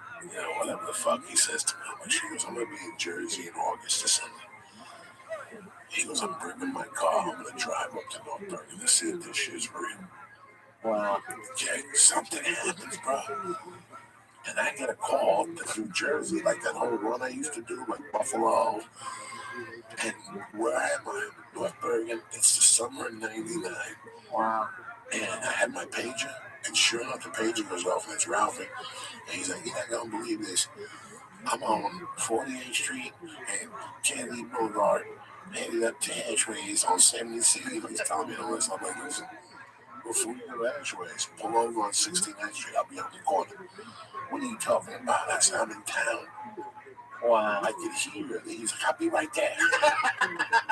And also, that came right to George's house. He picked me up. I introduced him to George. This is way before Last Comic Standing. Yeah. This is a while before Comic Standing. And I took him to a place called Ashway's Deli, where I had grown up on. Everybody has their personal deli. And this was my deli, and I was very proud of the roast beef on the rye. I would put it up against anybody, and I also put up the rice pudding up against anybody. Gotcha. Like, that's what they were looking for, the roast beef and the rice pudding. And if I brag about it, it's because you're going to go blind with it. Yes. And I took him to Ashway's. He fucking had the roast beef. He's 600 pounds, dog. That's a different patois. He's from Houston. I'm taking him to North Bergen. I'm taking him to eat. What did he think? His head blew up. He became friends with the Ashways, and then it got to the point that every time he'd be in the area, he'd just go to Ashways and pick up a gallon of fucking rice pudding. Wow. They give him a container of whipped cream. That's great. They give him a container of whipped cream, and they give him a little thing of cinnamon. That's how he liked it. That's the type of guy Ralphie was. Then one day, I get a call from the area. The kid I grew up with was the assemblyman. And he goes, "Doc, I just got a fucking Some big fat guy came in here yelling about North American rules. He said his name is Ralphie May. He's right outside. I go, yeah, bro, that's family. I go, you dumb. You just mean family. But I introduced him to George. I was going to have George call in tonight, but George is working in New York Comic Con. You know, and then their relationship, they're at giant games. Yeah. That's the type of guy Ralphie wants to meet friends. If he was let brother, Ralphie took care of him. Yeah. Never mind. This went on while he was broke. I'll never forget 9/11. We were at Ralphie's house. He made a gumbo. On 9/11, that night, he made a gumbo for me, Jay Moore, Joey, a bunch of people over there. Mike favored me. 9/11 gumbo. Broke. The last fucking dollar off his shit. I still remember a night going over there. I had never heard of this guy. I had never seen it before. I am fucked up. In those days, I lived in my car. It was between my car and Ralphie's apartment. And I would park the car at night and pull the seat back on Vista between El Compadre and between Vista and whatever that street was. El Compadre's on Sunset and Gardner. I would park 50 yards from Joshua's apartment. I had a blanket. I would, whatever coke I had left over, I would polish it off out there, and then I'd pop the seat back. I'd put the air conditioner on, and I'd wait till I got warm, and I'd jerk off 2 or 3 times in the car. People would be walking their dog past me at 4 in the morning. I'd be in the car pulling my yank. And then I'd come in the blanket and walk to Ralphie's house. And it must have been 4 or something in the morning, because I would never go to Ralphie's coked up. I would always wait to come down, or at least look like. We would always leave the door open for me just to slip in at night. And put a pillow on the floor. And that's exactly what I would do.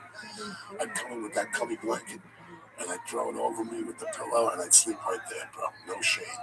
I was doing it for comedy, and he was the guy that was helping me. But one night I'm coming over there, and I come over in the bed, and I hear voices, and I see smoke. Like there's a little fire. I turn in, and it's him. Jay Moore, Teddy, Gavin Boyd. There must have been 10 motherfuckers back there, 5 in the morning. We're deep frying the turkey. It's great. I'd never heard of that wing. All right. When you pull that turkey out an hour later and let it sit, now it's daylight. They get beers and shit. However, nobody was doing blood. This was not a cocaine grab. It was Ralphie was cooking turkey. Probably delicious. It was delicious. I never tasted anything like that. That's the first time that I bugged them for years to do it again. Let's do it again. That was one of the best mornings, you know. Listen, man, I'm doing comedy now. Everything's good. And I have a family. I told you guys I would give my finger to go back to that life for a week with him in that apartment. Because it was real camaraderie, and he had no reason to love me, and I had no reason to love him. Before the money, before this is anything, just love. Just love. It was based on love. That's all we need. And he had people all over. Listen, he brought John Wesley up, he brought Jody Fertig up, he brought Celine up. You know, I mean, this was a clique from Houston that was just, and he introduced them to me until today. They're my family. I mean, we lost Celine early this year. Jody's doing her thing, and Gentry doing her thing, and, you know, but I still talk to Stacy. That's throughout this whole thing. That's who's been there for me. You know, I'm getting all my information basically from there, and I feel bad for her. You know, I might have to hire her just out of what Ralphie did for me because she's out of a job. You know, and Ralphie's assistant who just had a baby. He just lost his job with Ralphie and the insurance Ralphie was providing for him. So there's a lot of, and then you gotta think about the 2 children, you know, and what's going on there. And, you know, it's one of those situations where I have a duty, you know. I have a duty to check up on him and try and talk to him and talk to the little boy. He's gonna go through hell now. Yeah. I know what a young man goes through when you lose your father. You know, especially when he was such a big figure and meant so much to you. So, it's the effect that a death has because he had 2 families. He really was a gangster. He really was a gangster. He had his home family And his comedy. and his comedy family. And I gotta tell you, man, you spoke to Harvey? I left him a message. Okay. I went straight to voicemail. He didn't sound too good. A lot of people ain't sounding too fucking good. He was so good to so many people. That's why. You know, he was such a good person. He can't. You live in a world where a lot of people don't care. No, they don't give a fuck. I still had my surgery to get the fat ball out. And I got the stitches in there and shit. And I got a fucking call upstairs. I didn't have a cell phone. He called like the house phone. He's like, hey man, I'm downstairs. I'm like, dog, I just had surgery. He was like, no, that's why I gotta see you. And I went downstairs and he handed me a stack of cash and a rubber band. He goes, here, so you don't have to worry about your surgery and you can relax. It was $1,000. I took it upstairs. I just gave it to my wife. I go, you're not gonna believe this. Look at this. We needed the money like now, like yesterday. And I go, you're not gonna believe this. What happened? And Angel just came to the fucking. That's exactly what it was. You know, there was a time where I got a flat tire. He called me and wanted me to call. What was the sushi place he went to?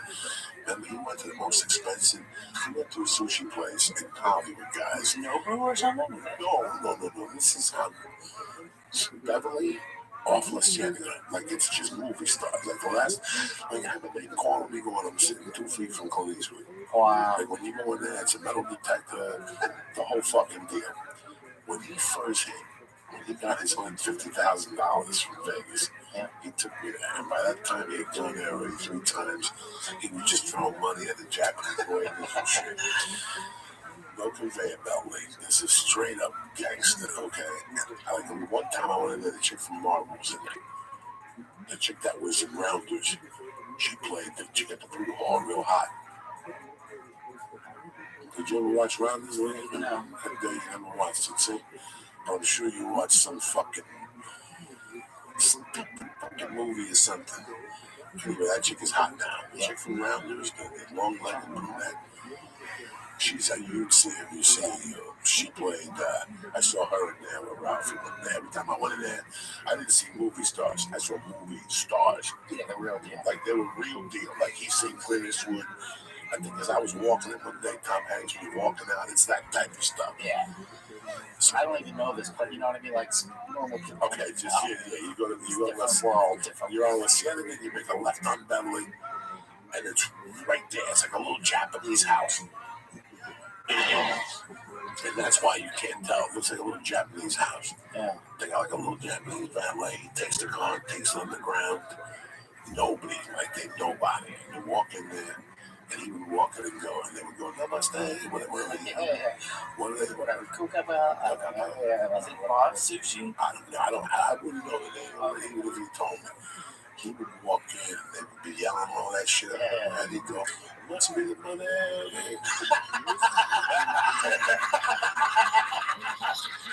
He would just yell, must be the money. Oh, that's hysterical. And I would die of fucking laughing. When he first hit, guys, in 2005, let's just say, in 2004, he was already banging. Yeah. He was already banging. I remember being on the road with Paulie. We went to a little club in Chattanooga called the Comedy Catch. And it was right after Ralphie had done Last Comic Stand.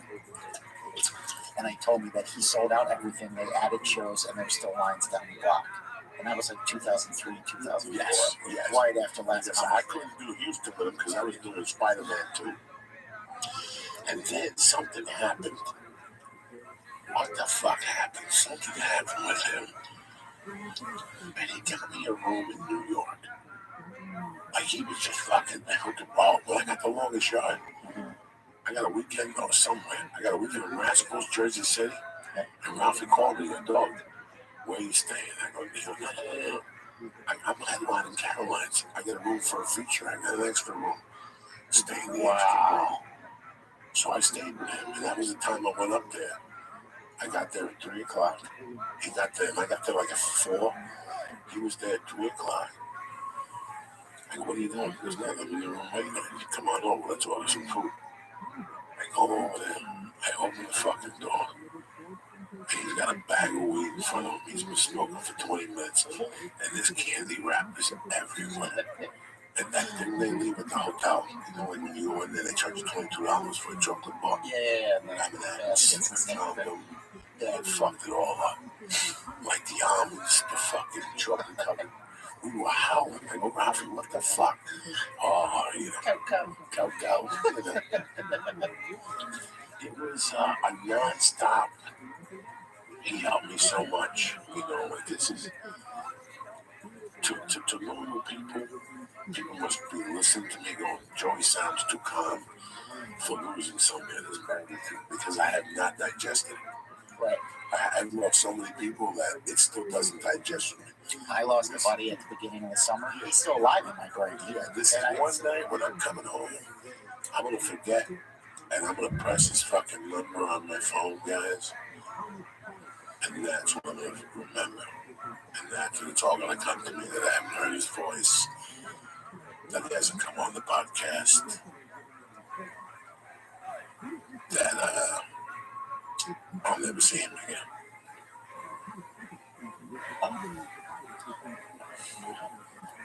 He will in heaven. I totally believe that. For sure. Oh, come on. I mean, on the fucking head. They're going to put me in purgatory for a few thousand years. It's trust in his mercy. Trust. Yeah. No, he's not going to take me right. He's not going to ship me right up there. I got to play a fucking game. I got to go to Israel and help the fucking slaves for 2,000 years and shit. That's more cool. It's like, don't let fat people live. You gotta be like 180 or above. I don't want no problems. You get that. So you gotta let them just take it to a Christian fat camp. Steve Simone, what's going on with you playing? This one, I don't. It's been a rough week, Joey. I'm gonna be honest. No, I know. I try not to be this person, you know. But I'm just trying to focus on all the joy Ralphie brought into the world. Yeah, that's what I have. You know, like legitimately, and. Thank God I wasn't closer to him, but it always made me feel good whenever we hung out. You know, he just had that energy. But it just made me feel good. Like, I remember him pulling into the Comedy Store last year and he had like a convertible BMW, some kind of sick car. It was just like, it kind of reminded me a little bit of like when Rodney Dangerfield showed up at the country club in Caddyshack, like, oh, Ralphie's here. And he's like, you know what I mean? Yeah, you know what I mean? When he's like handing out cash to the parking lot guys, and he's like, oh, the party's here. And then just the young guys going, Stevie Simone, how you doing, player? And then me and Ralphie are in the middle of the parking lot, and then all the young door guys are like, oh, shit, Simone knows Ralphie May. And I'm like, yeah, how long? And I'm like, I've known Ralphie since I started comedy. And I told Lee earlier today, just he had this way of just encouraging me, you know? Like, I remember he was always supportive of younger comics. And the bigger his star got, the more people he started to influence. Always, yeah. Always. And we would talk, because he was really not happy the last couple of years. And my phone would ring sometimes at odd hours. And I would just get on the phone and talk to him. And I firmly believe, I'm not telling anybody else what to believe, but I think I'm praying that he has the peace now that he was searching for the last couple of years. And I believe it. I look in my heart, it makes me feel good. I know he's in a better place. All I know is one thing, man. I know one thing for sure, guys, that at an early age I had a sadness in my heart, but the fucking people around me made me hobble with laughter. There is nothing like somebody making you fucking die of laughter. Okay? Yeah, it's the best feeling in life. Now, with Ralphie May, it wasn't as much that he made me die of laughter as that how much he would leave himself open to a guy like me, okay? Like, when you meet me, do me a favor. If you like me, at time, tell me everything about you. Don't make me have to find something out on the slide.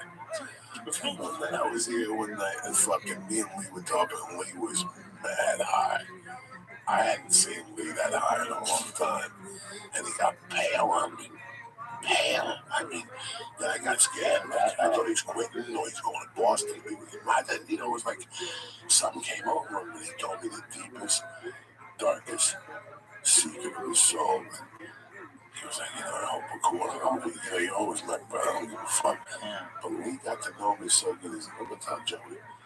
Before Joey finds out, I'm going to tell him that, I used to be a tranny before. I'm just teasing you. But he never told me a certain, when we first hung out together for years, he never fucking told me that about spellbinders. Okay. When comedy got really popular in the 90s, there was the Lap Stop, the Lap Spot, the Comedy Showcase. There was everything but an improv in Houston. But the club was the Spellbinders. If you ever went to the Houston Improv 10 years ago when it first opened, it was the old Spellbinders. Okay. Ralphie was banned from Spellbinders because he fell to the stage and sued the club, all right? Now, her name was either Kim Carnes or Lynn Carnes or something. Somebody sang a song with Kim Carnes. Yeah. So this lady was Lynn Carnes. Voice is scary. So Lynn Carnes was the lady who booked the room.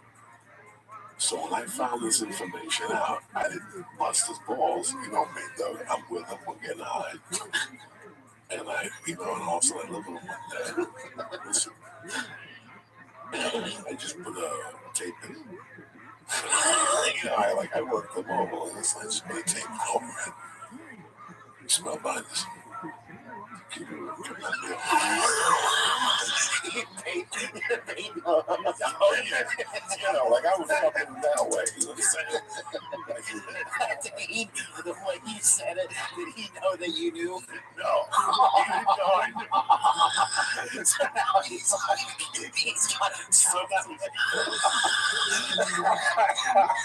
so it's me and him. And he had to tell me why he couldn't fucking. And he started right off with, you know what happened? The stage was fucked up. You know what I'm saying? When I'm dead, my foot went through it. And I could never walk the same.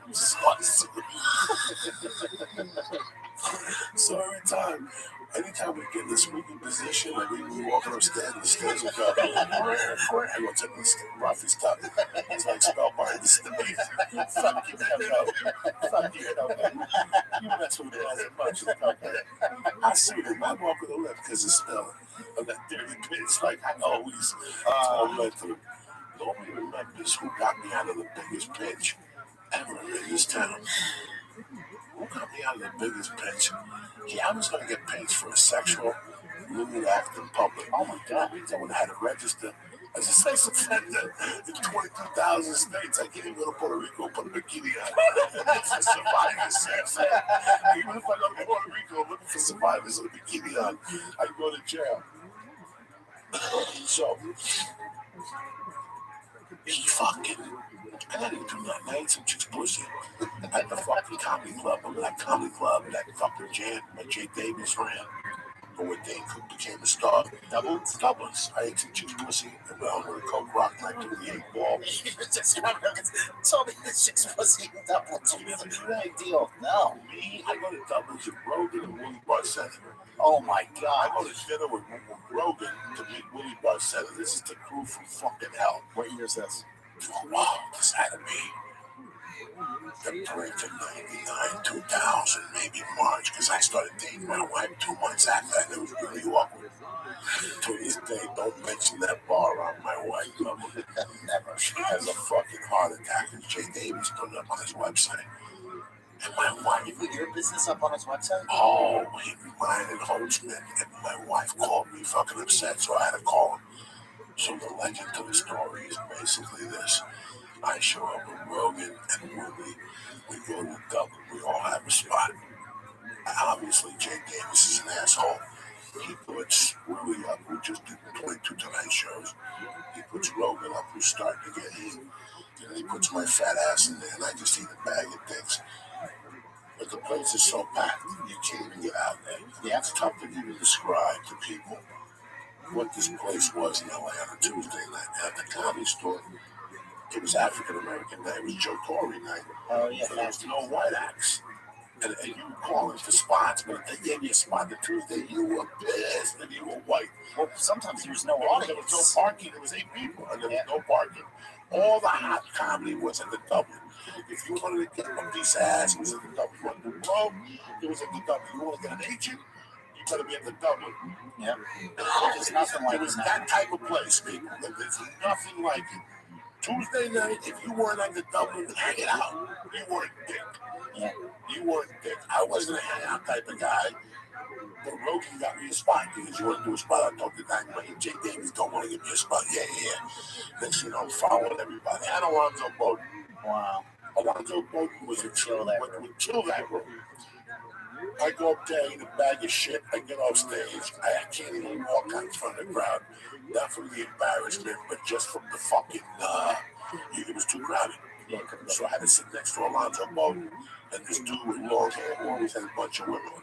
He ran the club next to the fucking club I was at.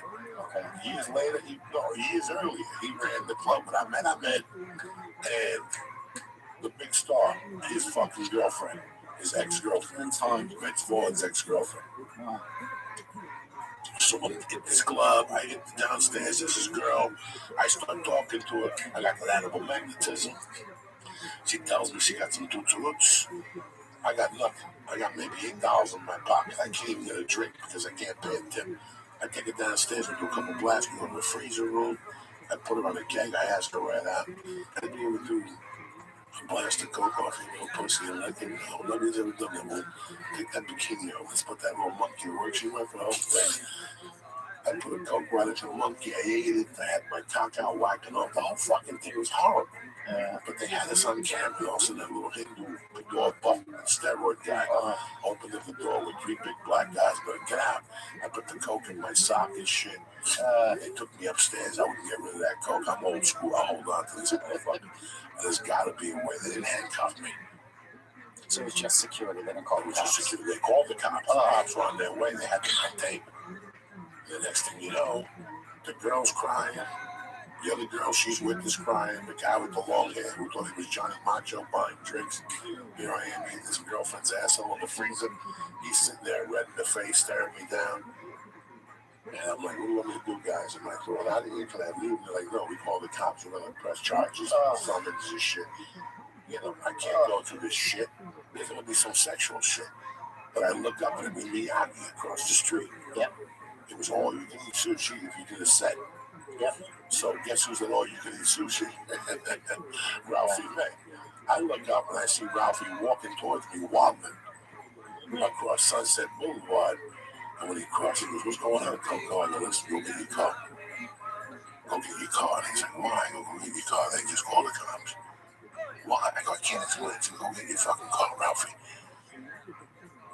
Also, when they brought Senator Rogan, come out. They go, what's going on? I go, and they call the cops. Rogan peeled off $100 bill. He goes, call me from jail. You got my number. I'll go down there. Well, really? Wow. When he goes, call his bail bonds. And all of a sudden, I go, all right. And they're like, what happened? I go, I don't know. I'm seeing it. They saw me on tape. So this girl's going to say something. Yeah. They got the tape. Nothing happened. I just ate a monkey. You can see her pulling off her own bandages, the whole thing. Yeah. And the next thing you know, I see the Forerunner. Ralphie had the red Forerunner with the silver bottom. The fucking security guard was trying to talk to the girl, and the other guy was just amazed it was Rogan for Fear Factor or something. He was amazed with Rogan's radio, whatever. And I'm right there. The truck is right there. And I fucking look, I get back in the fucking truck, I close the door, I go, Ralphie. Ralphie goes right around, stays right on Sunset. And the next thing you know, we're on fucking Sunset and Crescent Heights, which is Sunset and Laurel Canyon. I go, Ralphie, just in case they're following us, go past and look that fucking right now. We were right to where I went to, where Ralphie was living, where I was living. Motel. It had to be 9 o'clock at night. I ate. I licked some pussy and I came up with an $8 and $1 bill. And it was Ralphie who took me out of that mess. Wow. No repercussions, nothing. Nothing. I was just banned from the club for life. And then Brian Holtzman got banned a year later for throwing a chair. And that was it. It was me and him that was banned. I can't remember the Holtzman story. I didn't start hanging at the store in 2001. Yeah, but you were there with Ralphie. Listen, dog, I was in the store 4 years before you. It's not like I was there 10 years. Right.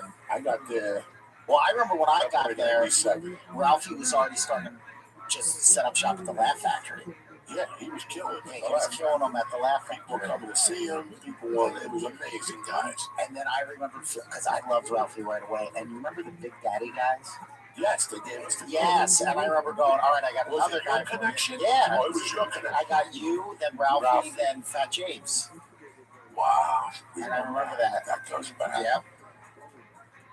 And I remember Ralphie was so cool. Steve Simone on this because out of all the guys I know that have love, Steve has real love. I could tell when you called me the other day, he said, you just want to talk. You knew I wanted to talk. Yeah. Because this is how you remember all this shit. This is how you remember what you've done with the guy. Another time, I see him at the store. I got a late set. I got a package in my pocket. I got 40 or 50 bucks. He's telling me he already did his set. And you know what? I don't give a fuck about doing my set here. You going home, Ralph? He goes, yeah, I'm going to go home, smoke some player. Smoke some, you know what? I'm going with you. We drive home. We drive to Sunset and Gardner. We park the car. We're talking. We're talking the whole way home. Baba boom, baba bing. We're going to do this. We're going to do that, right? We pull over. He stops the car. We're still talking. You know, you've been in that conversation. You're still talking. It's the best. The next thing you know, I open up my car door. I get out of the fucking car. We're still talking as I get out of the car. Now I get out of the car. I slam the car door. I take 3 steps. I'm still talking. I start walking towards Ralphie's house. I'm still talking. I turn around. You know fucking Ralphie. I look over. Ralphie fell. And he's on Gardner. And he's like, help me, right? So now I reach over and I try to pick him up with one hand. That's not going to work, right? Yeah. So I got to get his hand and get his leather jacket. Yep. As I'm pulling him up, some lady by the fire department goes, leave him alone. I'm calling the police. I go, Ralphie, you got to get up because they think I'm going to be mugging me. He's like, I can't get up. Come on. I slipped on the plate. There was no plate there. He just fell. His equilibrium was off. So I'm picking him up. I mean, the lady's like, leave him alone. Call the police.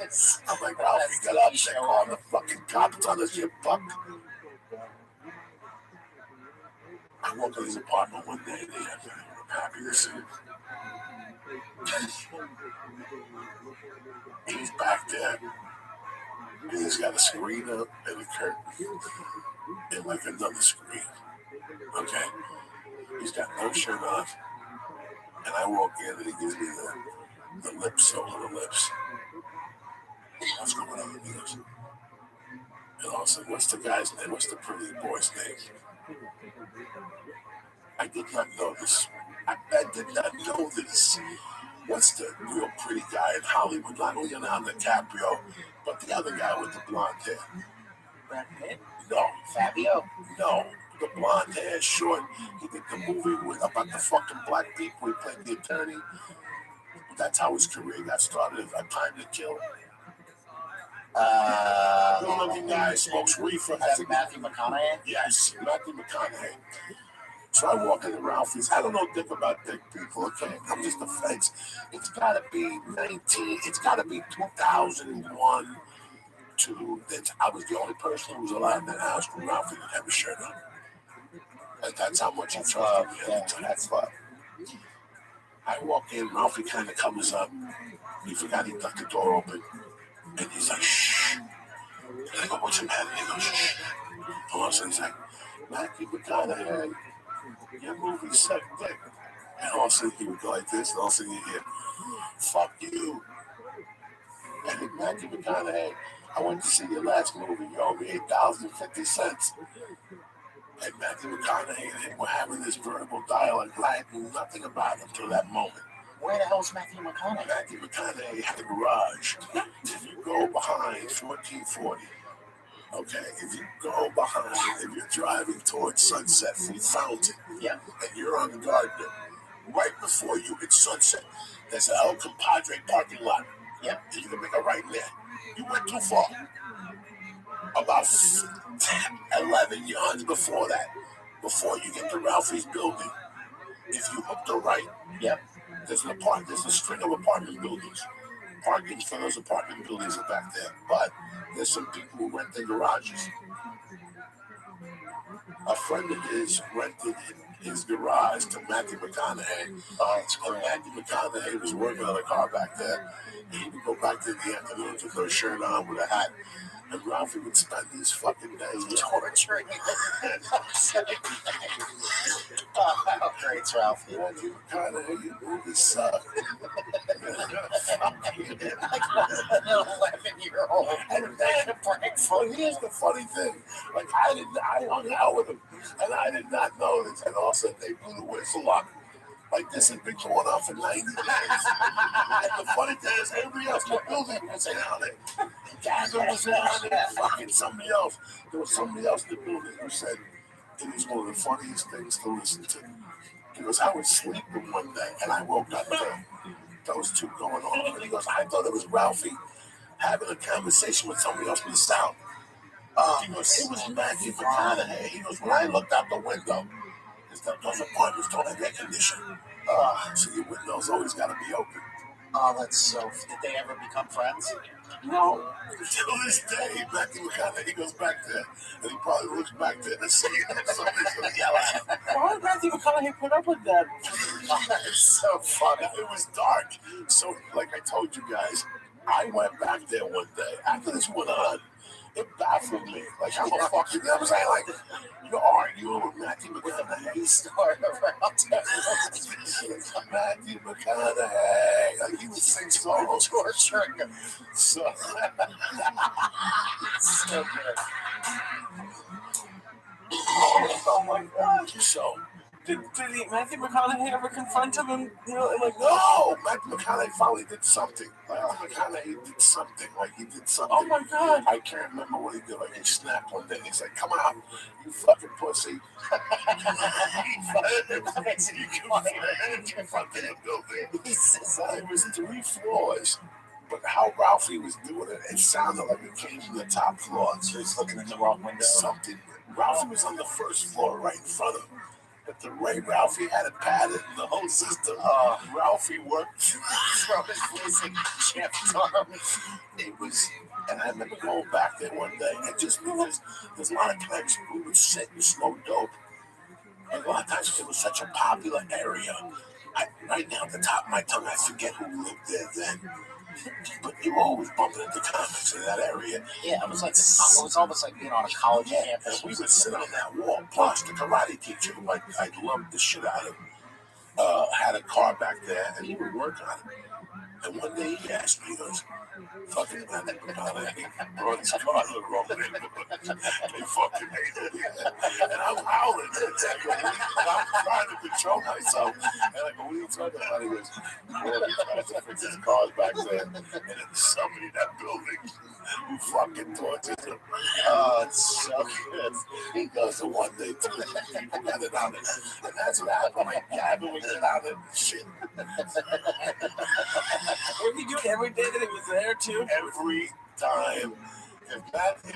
Listen to me, if Ralphie had a meeting and he was about to leave and he looked out the window and he see Matthew McConaughey jacking up his car, the meeting would be canceled. He booby trapped his window and he just started yelling for the top of his So I wish he recorded it all. Oh my gosh, that was like a Jerky Boys CD that you could buy. Ralphie just hammered Matthew McConaughey's balls. It was, you know, like I said to you guys, at this time I was walking around with nothing. I would go to his house at night and drink his vodka and fill the bottles back up with water. That's a nice guess. Oh my God. I would do the worst things. I loved him like a motherfucker. He would make me laugh my ass off with that type of shit. Like, you know, the best was, I'm in El Paso, Texas. I'm minding my own fucking business. And the phone was at the condo. Doing hello, go. Here's Ralphie, man, I'm coming right now. I'm like, what are you talking about right now? He goes, I'm coming from Houston. It's your birthday. It's my birthday. His birthday was February 17th. Mine was the 19th. So he goes, come down to Arby's. Meet me at Arby's. That's where you pull in, go do some shit. Yeah, birthday stuff. Because the condo had moved. There was an old condo in El Paso. Now we had moved. Was this at Bart Reed's Club? Bart Reed's Club. It was on the west side, whatever. Oh, yeah. So the old condo was down the corner from Taco Cabana. I love Taco. Wake up in the morning, go right to Taco Cabana like a motherfucker. Texas. Lisa, yeah, we're going back to Austin. Austin. Going back to Austin. Yo, I don't think so. Going back to Austin. Going back to Austin. Yo, I don't think so. Going back to Austin. Getting some shrimp.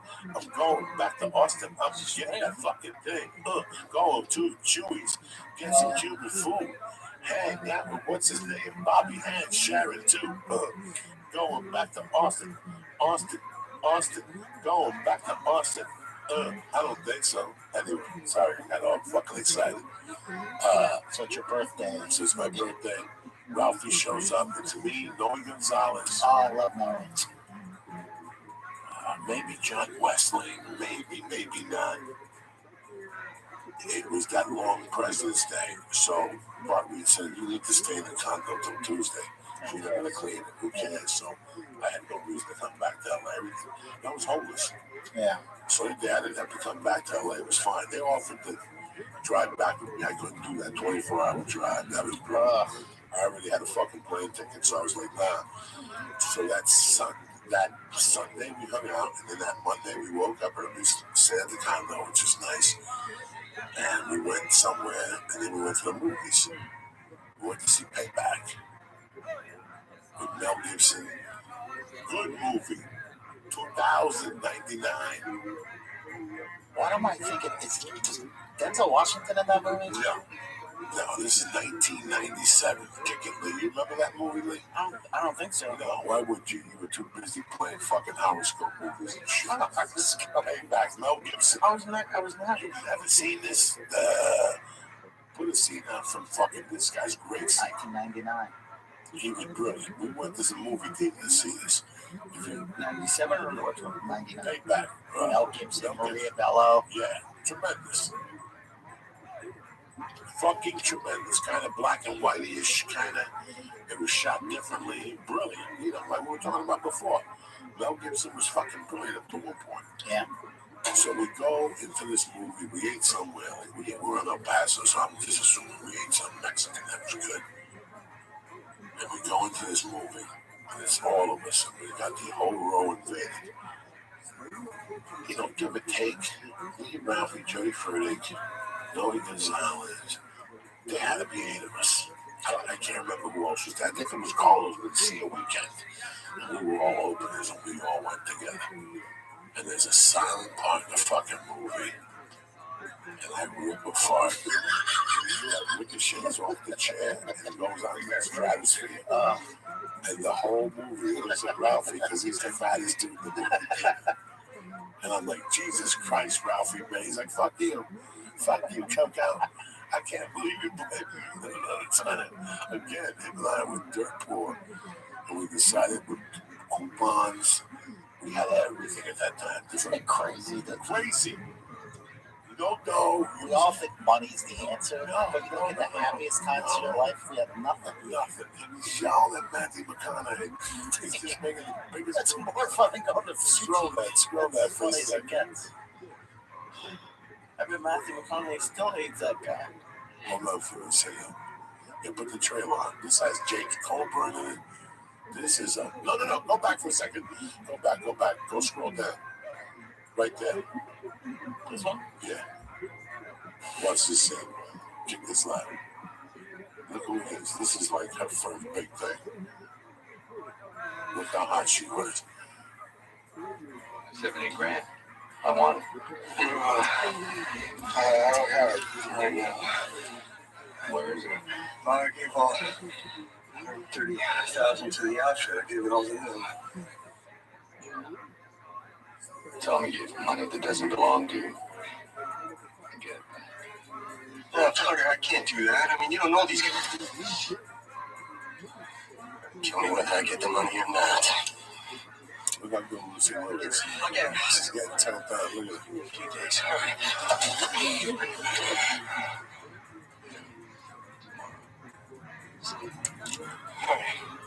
Yeah, this may sound crazy for you, but no hard feelings, huh? I did what I had to do. You can appreciate that? Yeah.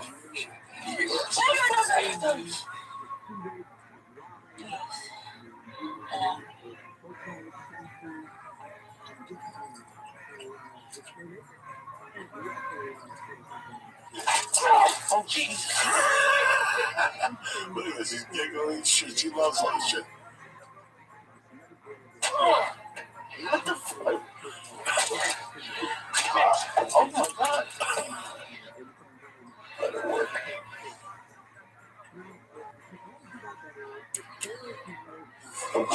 Oh. That's why you pay these chicks to come over and do this to you. We love you, baby. We love you all the time. Look at her ass. Look at the little Chinese. Look at her. She comes back with a whip now. Oh, this is tremendous. Oh, tremendous. You wouldn't give a Chinese girl 500 to be Chinese. So give her this. For those listening, she just stepped on his balls and squished it out like a cigarette. It's tremendous. That's why you fucking pay him the nickel. You know, who else is going to step on your balls and smack you in the face like that? I don't want anyone to do that. I don't know what type of party you're missing. Tell me you've had someone kick you in the balls, Joey. Listen, I had a chick smack me in the face a couple of times and tell me to go fuck my mother. It was tremendous. You come like a fucking savage in the stick. You just can't stop coming. You get flashbacks of mom, the whole fucking thing. You know what I'm saying? We can't stop. You go back to the womb and shit. Where's Tony Bennett? Tony Bennett for fucking Ralphie made another one. I had to sit down and come up and look at the game. I love you, cocksuckers. What are we talking about? Oh, then we went to the movies and you fart and everybody blamed that was that time. Where I goes, Ralphie, and he goes, stop, go. And then about a year later, we went to Universal City up here. Up here with fucking whatever it is. We bought M&M's. So it's hold on, put it like this. I start throwing M&M's, right? And we're in the second one, right? They were in the movie theater. We're in the movie theater. You guys are professional 11-year-olds. You're farting. So kicking people. So we're sitting like this, watching the movie. There's a balcony, okay? Yeah. We're up in the second balcony. And they're still like whipping with people. I'm just letting them go, right? It's like they land. I'm gonna go through someone's skull. So, we're firebombing people, and they're the M&M ones. The peanut, they got substance on them. So we're whipping them off the top. And you can see them throughout the screen. You can see them. We're fucking out in the back. But out of one of those peanuts, you hear it going. And it was by the time it got to where we launched it, it was like the guy had a headache and everything. It didn't break. It hit the guy's head bounced on. So he held his head for a minute.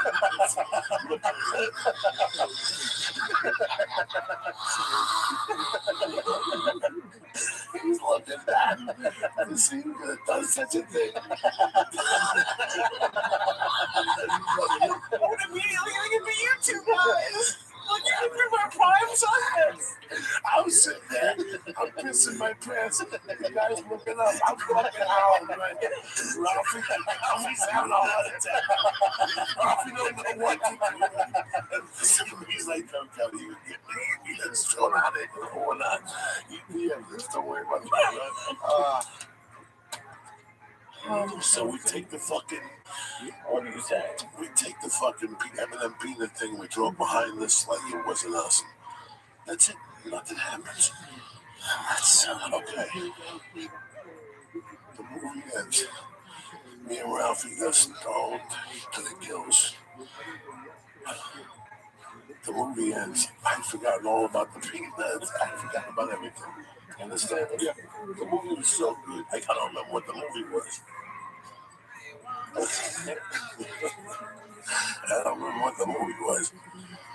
But I do remember, when the movie ended, Ralphie didn't walk fast, and I was in no shape. We all remember that. I was in bad shape. It must have taken us 20 minutes to walk downstairs. As we were making the turn, I had forgotten about everything. All I had in mind was he was going to take me to eat somewhere. We were going to go back to his house and make a sandwich. And the next thing you know, we walk around the turn, and the guy's got a nice pack in his hand.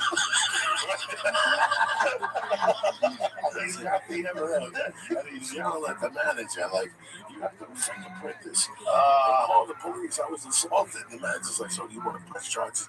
He goes, yes. And me and Ralphie, it took everything.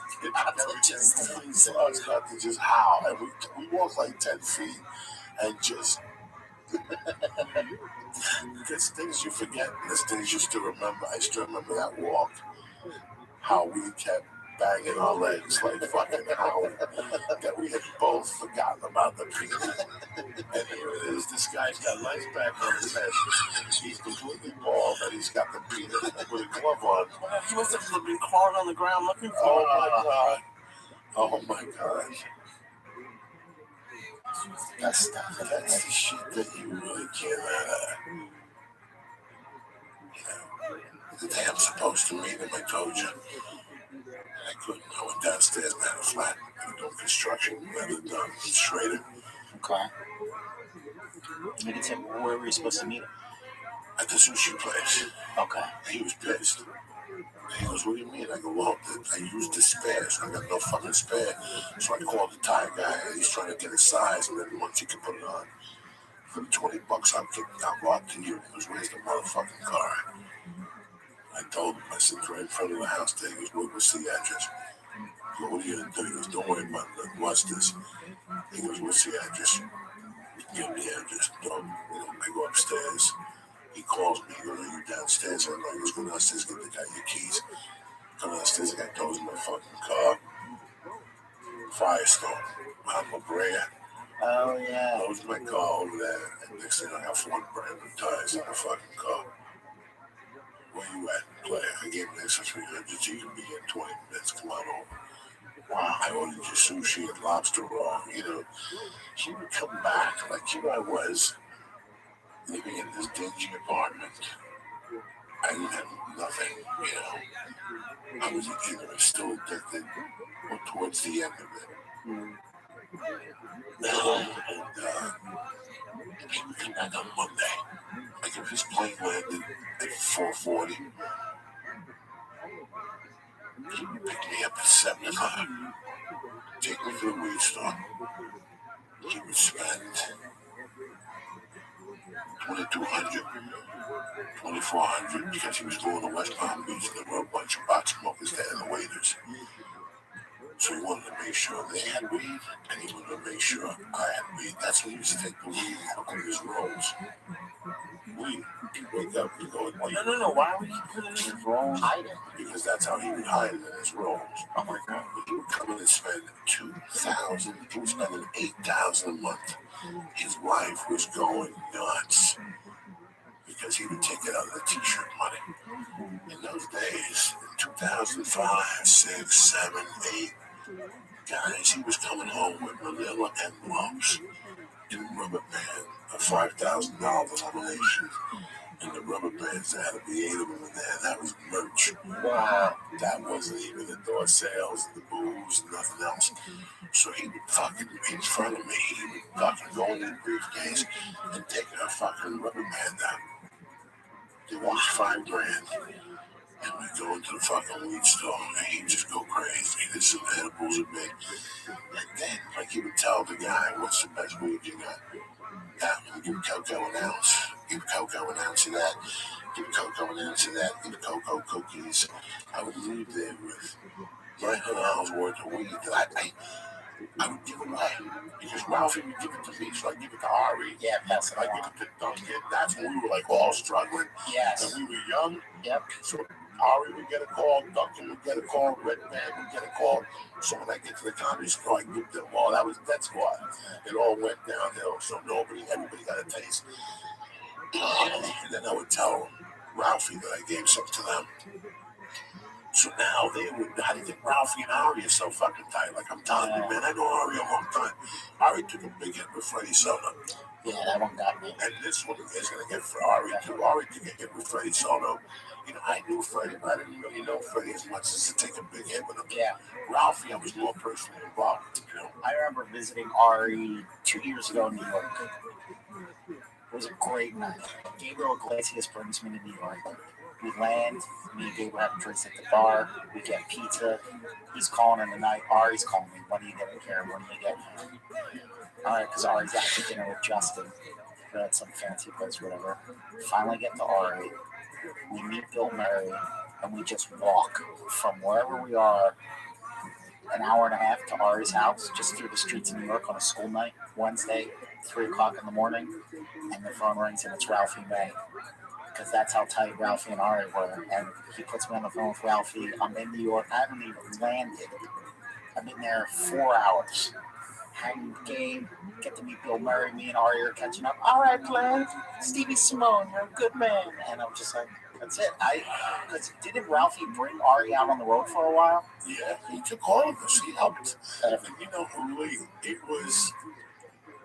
I think I did 2 dates with him. Now, I loved Ralphie to death in those days.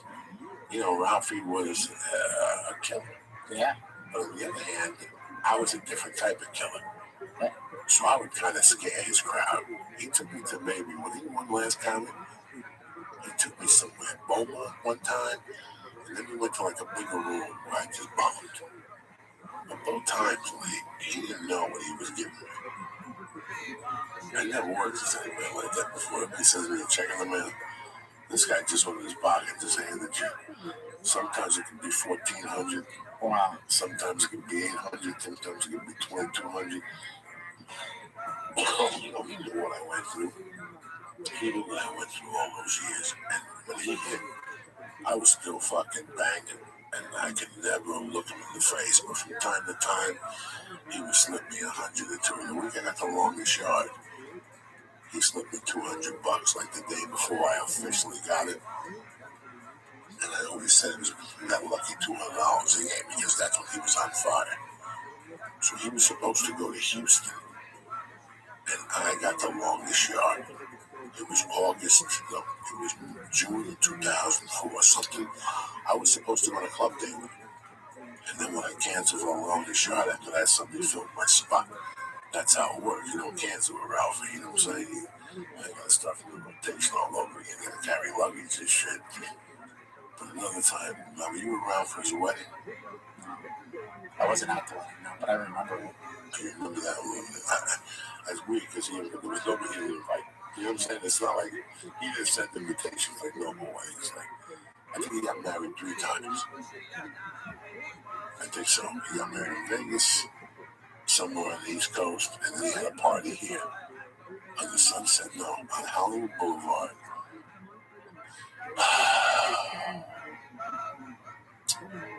They tried to do comedy there. It was a place, and they served food. It was Star Strip Star, something weird. That was the name of the fucking place. Ralphie got married there. But when he got married, he sent the invites out. He didn't say Ralphie on it. He said Ralphie, right? That's great. You know, I could only have it in him. Yeah. And he's got me as a buddy. Just more ammunition to break his balls. Oh, yeah. That whole week of the wedding, I kept calling him Raffy. And I told people to call him Raffy because his face would turn weird. He was so mad at the printer, he would fucking choke. Even at the wedding, I said to him, so what's going on, Raffy? And he just froze. And he looked at his wife and he goes, hey, Lana, remind me not to pay the printer. Like, he was so furious at that fucking printer that he messed up his fucking day. You had one job. You had one job.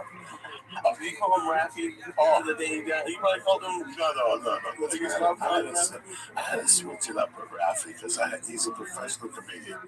It's like really a jiu-jitsu tournament. Before you fuck with Ralphie, you better come prepared and know how you're going to step inside and get him to die of laughter. Ralphie loved it direct. He didn't like you fucking around. That's why I could always get Ralphie on the phone. Ralphie liked when I was direct with him on the fucking phone, you know, like, I can't even imagine. I can't remember all the things I used to do to him just to torment his fucking life. Okay.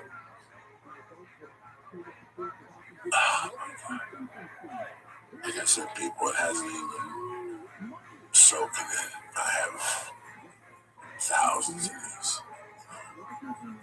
There's thousands of these. I have a friend right now that I haven't spoken to in a long time. I have a couple. We were all there with them, man. And they have to feel as bad. Everybody. This is deep for a lot of people. Just what I'm telling you. This guy was a good guy all the way around. And like I said, I saw some really, really negative things on Facebook. And I saw some really negative things on Twitter. And it really made me laugh because if they really knew who this person was, regardless of what they heard. Because listen, there was 1,000 things. There was 1,000 people he helped. That you and I never know about. Trust me, one time. You and he wasn't that type of dude, bro. If he helped you, it was between him and you. That's it. That's it. Nobody else was involved. He wasn't bragging, don't show about it. He did it because he wanted to, because he came from his heart. So yeah, you know, listen, man, I'm 54 years old. I lost both parents. I lost two of my favorite people in the world before I was 18. I know how this shit works, and this is the final chapter of my life. I gotta tell you something. He really added some flavor to it from day one. You know, he was never a competitor. We were always very helpful to one another. You know, he got me gigs. He got me so many fucking gigs. But like this, the one thing I gotta miss about him is the generosity. It was our conversations on the phone. Our conversations on the phone. I don't know what I'm gonna do about those. That's what we always ended getting off the phone fucking howling. You know, we had mutual friends from Houston, so we would goof on them. It's great. It was just insane. But you know what, man? The beauty about these stories I'm telling you people is maybe you haven't heard them or heard them before. You guys heard them on the podcast. You guys felt his tenderness. You guys felt his loving. You guys felt how much of a good time he would have, you know. We all knew what he was going through. You heard the rumors, or you didn't hear the rumors or whatever, but it didn't matter. Every time he came out here, he gave it everything we had, you know, again. And I hate this. I hate saying this. I love comedy. Listen, who doesn't love howling? I'm not talking about Saturday night. That's so witty. It's so politically. Oh my God, it's so socially environmental. No. I'm talking about when you're keeled over and you're coughing your fucking and your eyeballs are about to come out.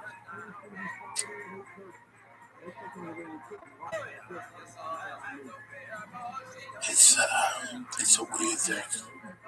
Because somebody make you laugh that hard. And they just make your day. My God. I'm about to have a heart attack right now, but that Christ, right? I can't even tell that story. That Christ, it was one of the funniest nights of my life. With the way when he fell into the fucking kid's house.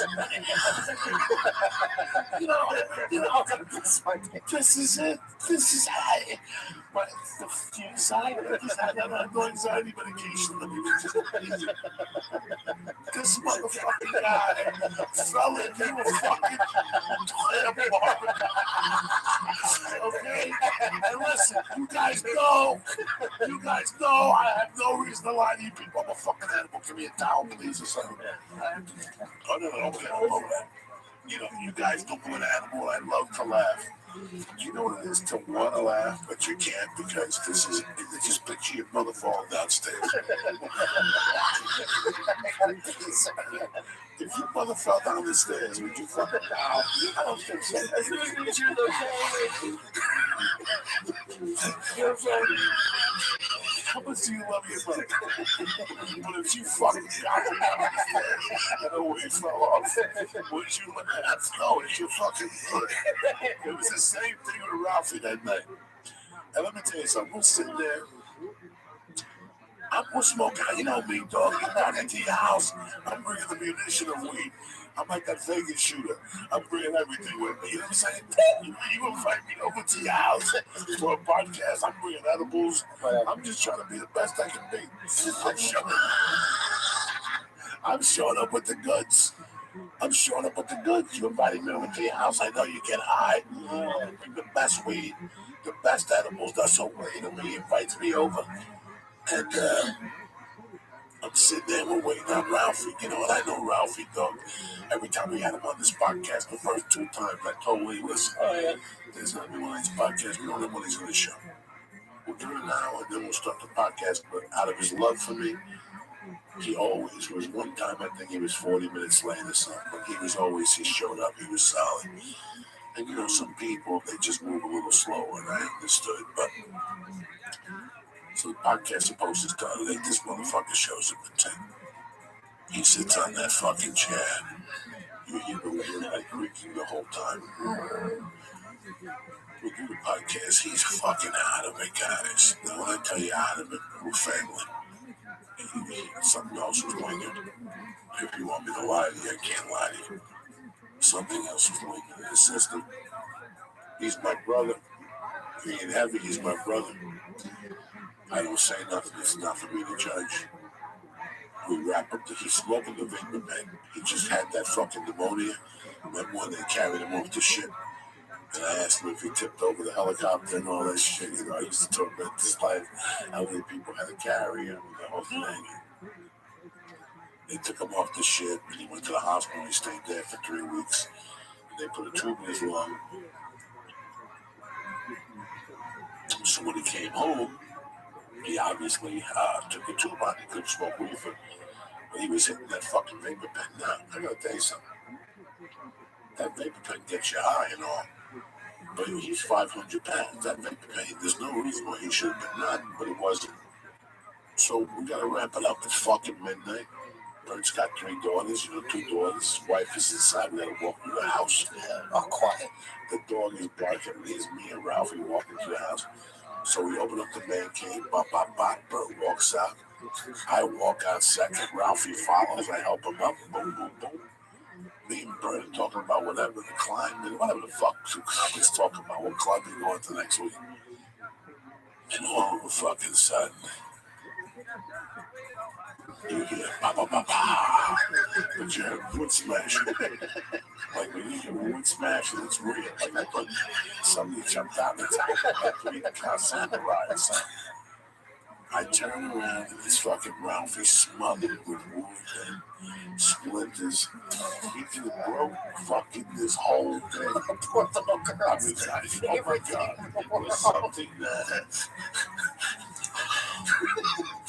And it was John Candy type comedy. Like, listen, guys, I got 1,000 of these that I forgot. Like, just him picking me up in North Bergen. Like, he came to my hometown and picked me up and drove me around maybe 3 times. Wow. And then after that, I even got a call from a teacher friend of mine who I'm going to see this week in Tampa. That was my teacher since I was a sophomore in high school. I hooked him up with Ralphie.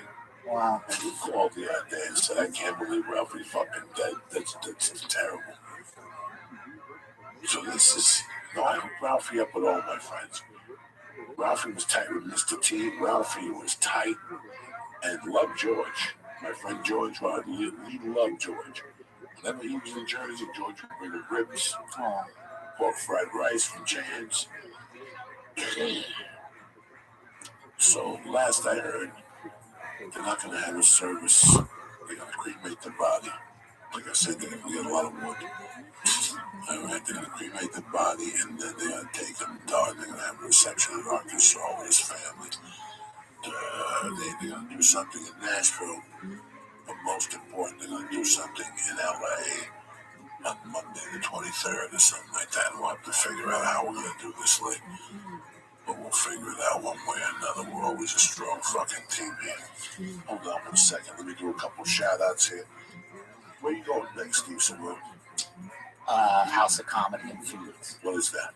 October 25th. Look at you. Just one night on. No, 25th through the 30th. I'm there all week. It's like Wednesday, Thursday, Friday, Saturday, and Sunday. Yeah, you're the Phoenix area. Go by the House of Comedy, my man. Listen, I want to give some shout outs. I can just imagine what Spooky's feeling like. You know, I love you. I can just imagine what Dee from Colorado's feeling like when, you know, I love you. Jeffrey Collins, I'm always here. Bob Lelennis, I love you. Jose Tortatuhi, I love you too. Ethics and this. Anyway, I'm gonna fucking whatever. David Macca, Andrew G, MMA Dude Bro, Alex Paz with the podcast, and the rest of the fucking church family helping me out, keeping me fucking smiling all weekend. You motherfuckers, I owe you one. Don't forget, if you're in the Tampa area next weekend, I'm slinging dick and giving out fucking swizzlers over at the Tampa Improv starting Thursday night. And the following Thursday, I'm in oh shit. I'm in Lexington, KY on Broadway, Lexington, Kentucky. Bring that fucking homebrew. Bring the reefer. Bring everything you got, Kentucky. I don't give a fuck. Steve Simone, talk to me, my little brother. What's going on in your world? Everything's okay, man. You look good. Yeah. I mean, you're another guy that's living your foot Forever. Been here for, and that's what Josh Wolf really, like Josh called in the afternoon. Like Josh, it was really weird how the phone rang, and I tried to take as many as I could to let people know, listen, it's cool. Yeah. Okay. And Ari said it best. He goes, like I said, every time I saw him, I prepared for it. What Josh Wolf broke down to me is like, do you remember what we were going through those days? Like, we were all fucking broke, barely putting it together. Josh Wolf had just had Jacob. You know, that was, comedy was the bright spot then. Everything else was shit. I was starting to lose contact with my daughter. Yep. They were moving to England. It was just something that, you know, Josh Wolf had not, like he said, he had the child. Now he's in a one-bedroom apartment with two of her kids and a Great Dane and fucking his brother. And, you know, it was just something that everybody, just to let people know, man, that whatever, it starts with Ralphie. Whatever dream you got, it could be done. And we did it together. And I never realized that till Ralphie passed, that Josh Wolf brought it to my attention.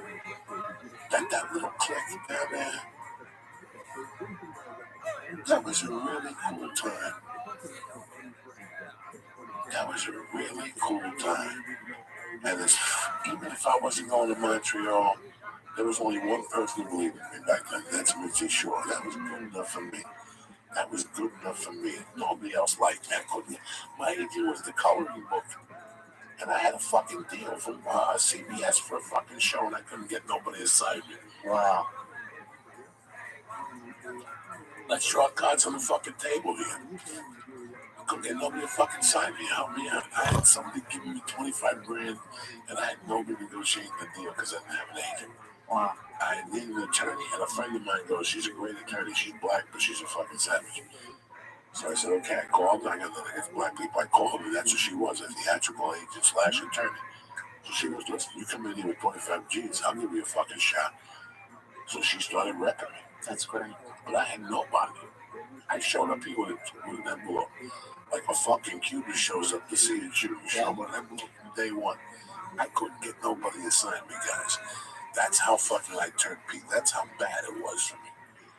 And it was that whole 2 or 3 years. It was like 4 years. I moved in with Terry in 2000. So I was on that corner for about 3 years, and Ralphie was the catalyst. I can tell you whatever fucking story I was, that I was doing this and that. That's a bullshit story. I was living in front of Ralphie's fucking door, cradled every night, with no sleep apnea machine, dying. Just I don't think I had sleep apnea then, because I used to sleep all fucking night. But that's what Joshua pointed out to me.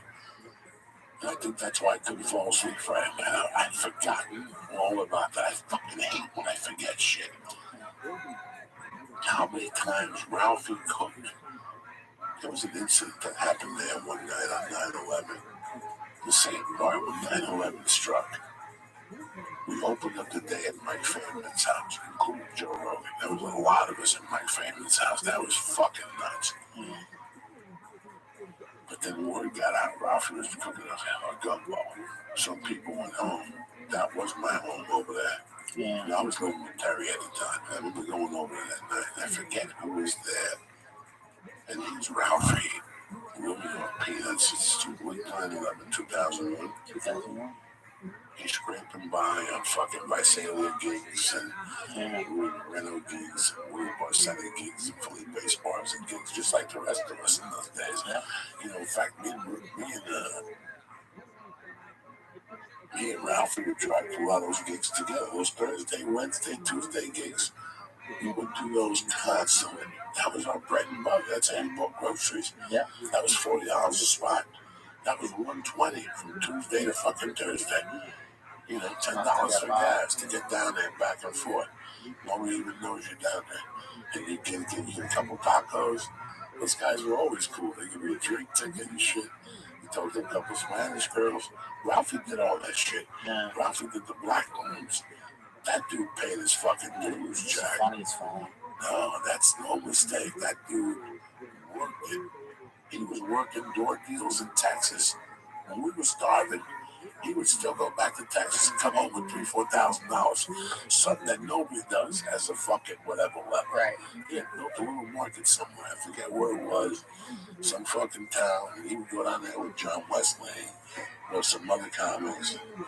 He fucking raped a man. He was that strong even back then, business-wise. So we're gonna miss him.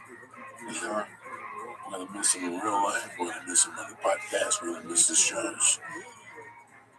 We're gonna miss his advice. We're gonna miss that fucking face.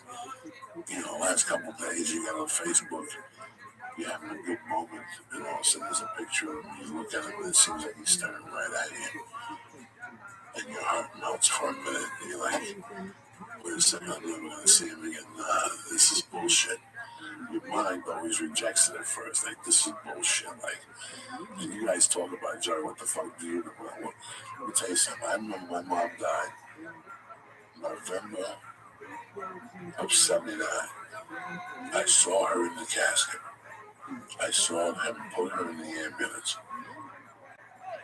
I saw them close the casket and put it into a car. And then I saw them take it out of the car and wheel it to a hole and put it in there and throw dirt on it. And the next day I went by the fence because I lived 2 blocks away from the cemetery. And I saw them dig it, fill it in the hole. Do you know that 18 months after that, once every 10 days when I get a couple cocktails in me, I would walk to my house and sit on the steps and walk around the back just to see maybe it was a mistake. Maybe my mom went away to Florida and didn't tell me. You know, that's how fucking tricky your mind works. So I know the last 20 years here, my life has been wrapped on around Ralphie around one way or another. You know, he filled the void for me that he was a guy that accepted me from day one. He just accepted me from day one, and he knew all the, you know, he knew everything. No, I didn't tell him anything. He didn't give a fuck. He really didn't. He never judged me. That's what made me love him more than anything in life. That he knew everything that went down in my life. He knew everything crazy. He was in the car that night. All right. Steve Simone, I got a call from my friend's ex, this little hot Filipino. I mean, fucking smoking late. Steve Simone, she's smoking. I mean, once or twice, you know, Drugville. You know what I'm saying? Yeah. And the first time I see the skirt she's got on and the heels, I'm like, oh, you know, this chick's pregnant. She was Americanized, but she had the black hair and the beautiful dark eyes. So, it's a Sunday night. I'm watching football like everybody else at 5 o'clock and the phone rings. I had a cell phone back then, yeah. It's got to be 2006. Okay. And I get a call at about 5 in the afternoon. And it's a woman's voice. And she goes, do you know who I am? I go, no. She goes, I go, what's up? And she goes, can I talk to you about something? I go, yeah. She goes, listen, I got a big role in a movie. It's going to be like 3 weeks of work, guaranteed. But I need to pay SAG. And they were 1,800 or something. I don't know what the number was then. And I just want to know if I can borrow it from you. And I'm like, no, listen, I got $3 in my pocket and $22.50 in the bank account. You know what I'm saying? They're ready to shut it down. Yeah. I'm waiting on the tips to come in before they shut it down. You know, you tip people. They don't come in right away. Then you look at your $22 late. Yeah. You're like, fuck, that's right. I put tips down and shit. Well, okay. So, this girl's telling me, you know, she needs a $17.50, whatever, if I can help her out. Blah, blah, blah, blah, blah, blah. So, you know me, I can make a call for her. But I'm going to see what, you know. I go, so what's going on? How are we going to work this out? And she goes, well, when you give me money, I'll pay SAG tomorrow. I think I start working next week in Seattle. And when I come back, I'll hand you the money. And I go, but what if you don't? I go, well, let me see the contract and stuff like that. Let me see the production. She goes, well, I go, let me get the name of it. It's on IMDb. Yeah, I go on IMDb, they ain't nothing for this movie. And I go, look, I'm pre-production and nothing on that. So I go, listen, I don't see nothing on this. Do you have sides for it or anything? And she goes, well, he gave us the sides, but then he rewrote them like a horse in the movie. She wear a bunch of big names. And I go, okay, well, there's nothing in there on it. I just, I go, listen, let's make this easy. You don't forget the payment. Let me just give you $17.50 and let's go to the hotel room with me. You know, can we work it off that way? And there was like a little silence. And I'm like, I got $3 in my pocket. Right. And like I said, maybe $22. And she what do you do? You know, she's a little shy. She goes, what do you want to do? And I go, the whole monkey, maybe I'll give you all that. And she goes, and there's like a little pause. And then, you know, there's like a little pause. And she's like, well, I just broke up with my boyfriend out for a week. Like, listen, don't worry about nothing. $17.50. Nobody knows nothing. Don't worry about nothing. Like $17.50. The $17.50 you don't have. Yeah, but I gotta push the envelope, right? So she's like, so what are you gonna do? I'm going to be over and give you a stab and eat your monkey. And she said, I go, let me come in your mouth and shit. She was like, I don't do that. I go, listen, for $17.50. You got to leave it together different. I don't want you, dog. I'm a savage. Yeah. And there was silence.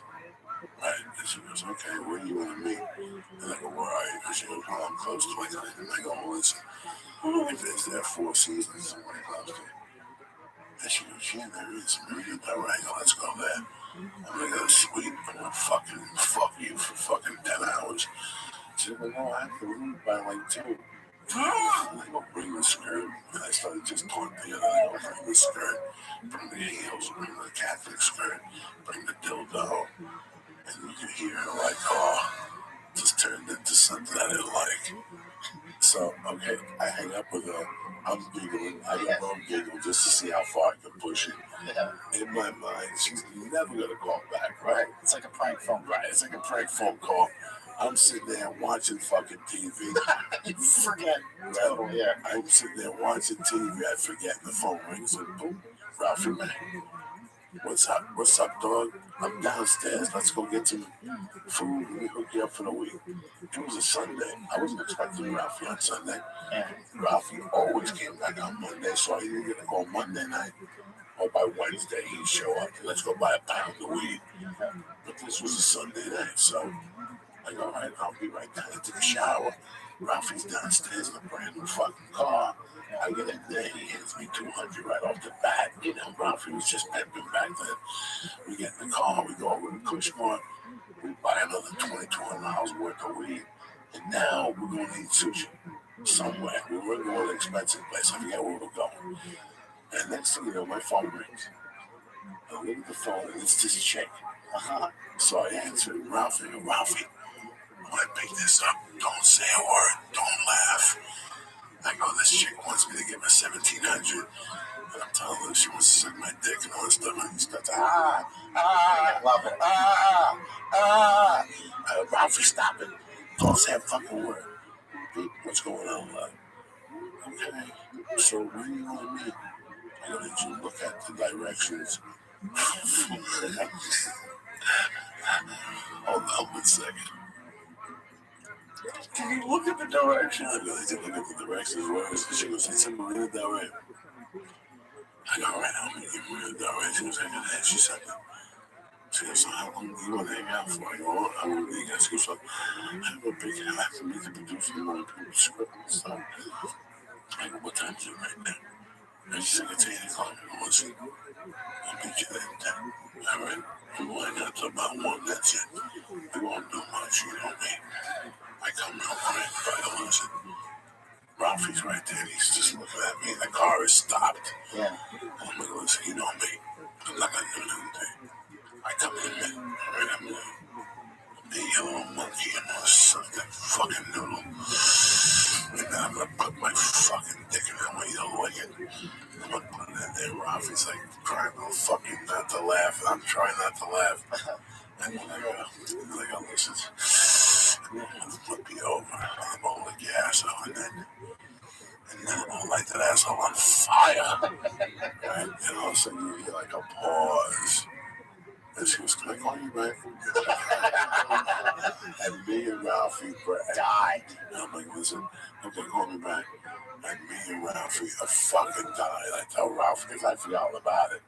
I tell Ralphie the whole story and went down. And, I might listen, I forgot how I told her it. But I was like, listen, I'm gonna look at pussy. I'm gonna fucking stick things. And then I'm gonna fucking do it. I'm gonna put my dick in your mouth and when you suck it and get it hard. I'm gonna flip you over. I'm gonna lick your asshole. I'm like, and then I'm like, yeah, it's on fire. Like I just acapelloed this. And I could hear her whole demeanor change. Like she freezes. Like she knows just would be like, I'm gonna go and feel her up. And she's gonna leave. I'm like, no.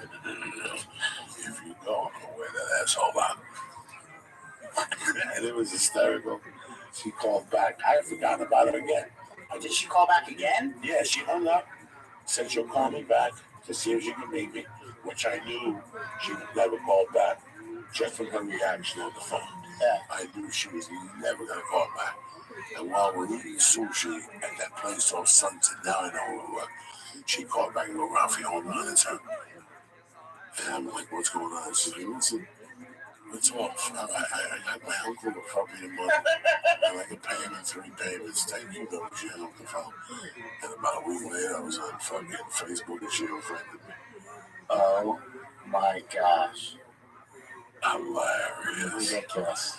But listen, I thought if I tell the whole story, she was talking to me from day one. When I met her, the first 2 or 3 times, I met her, she had a guy. She always had a boyfriend with her. We bought weed at the same spot.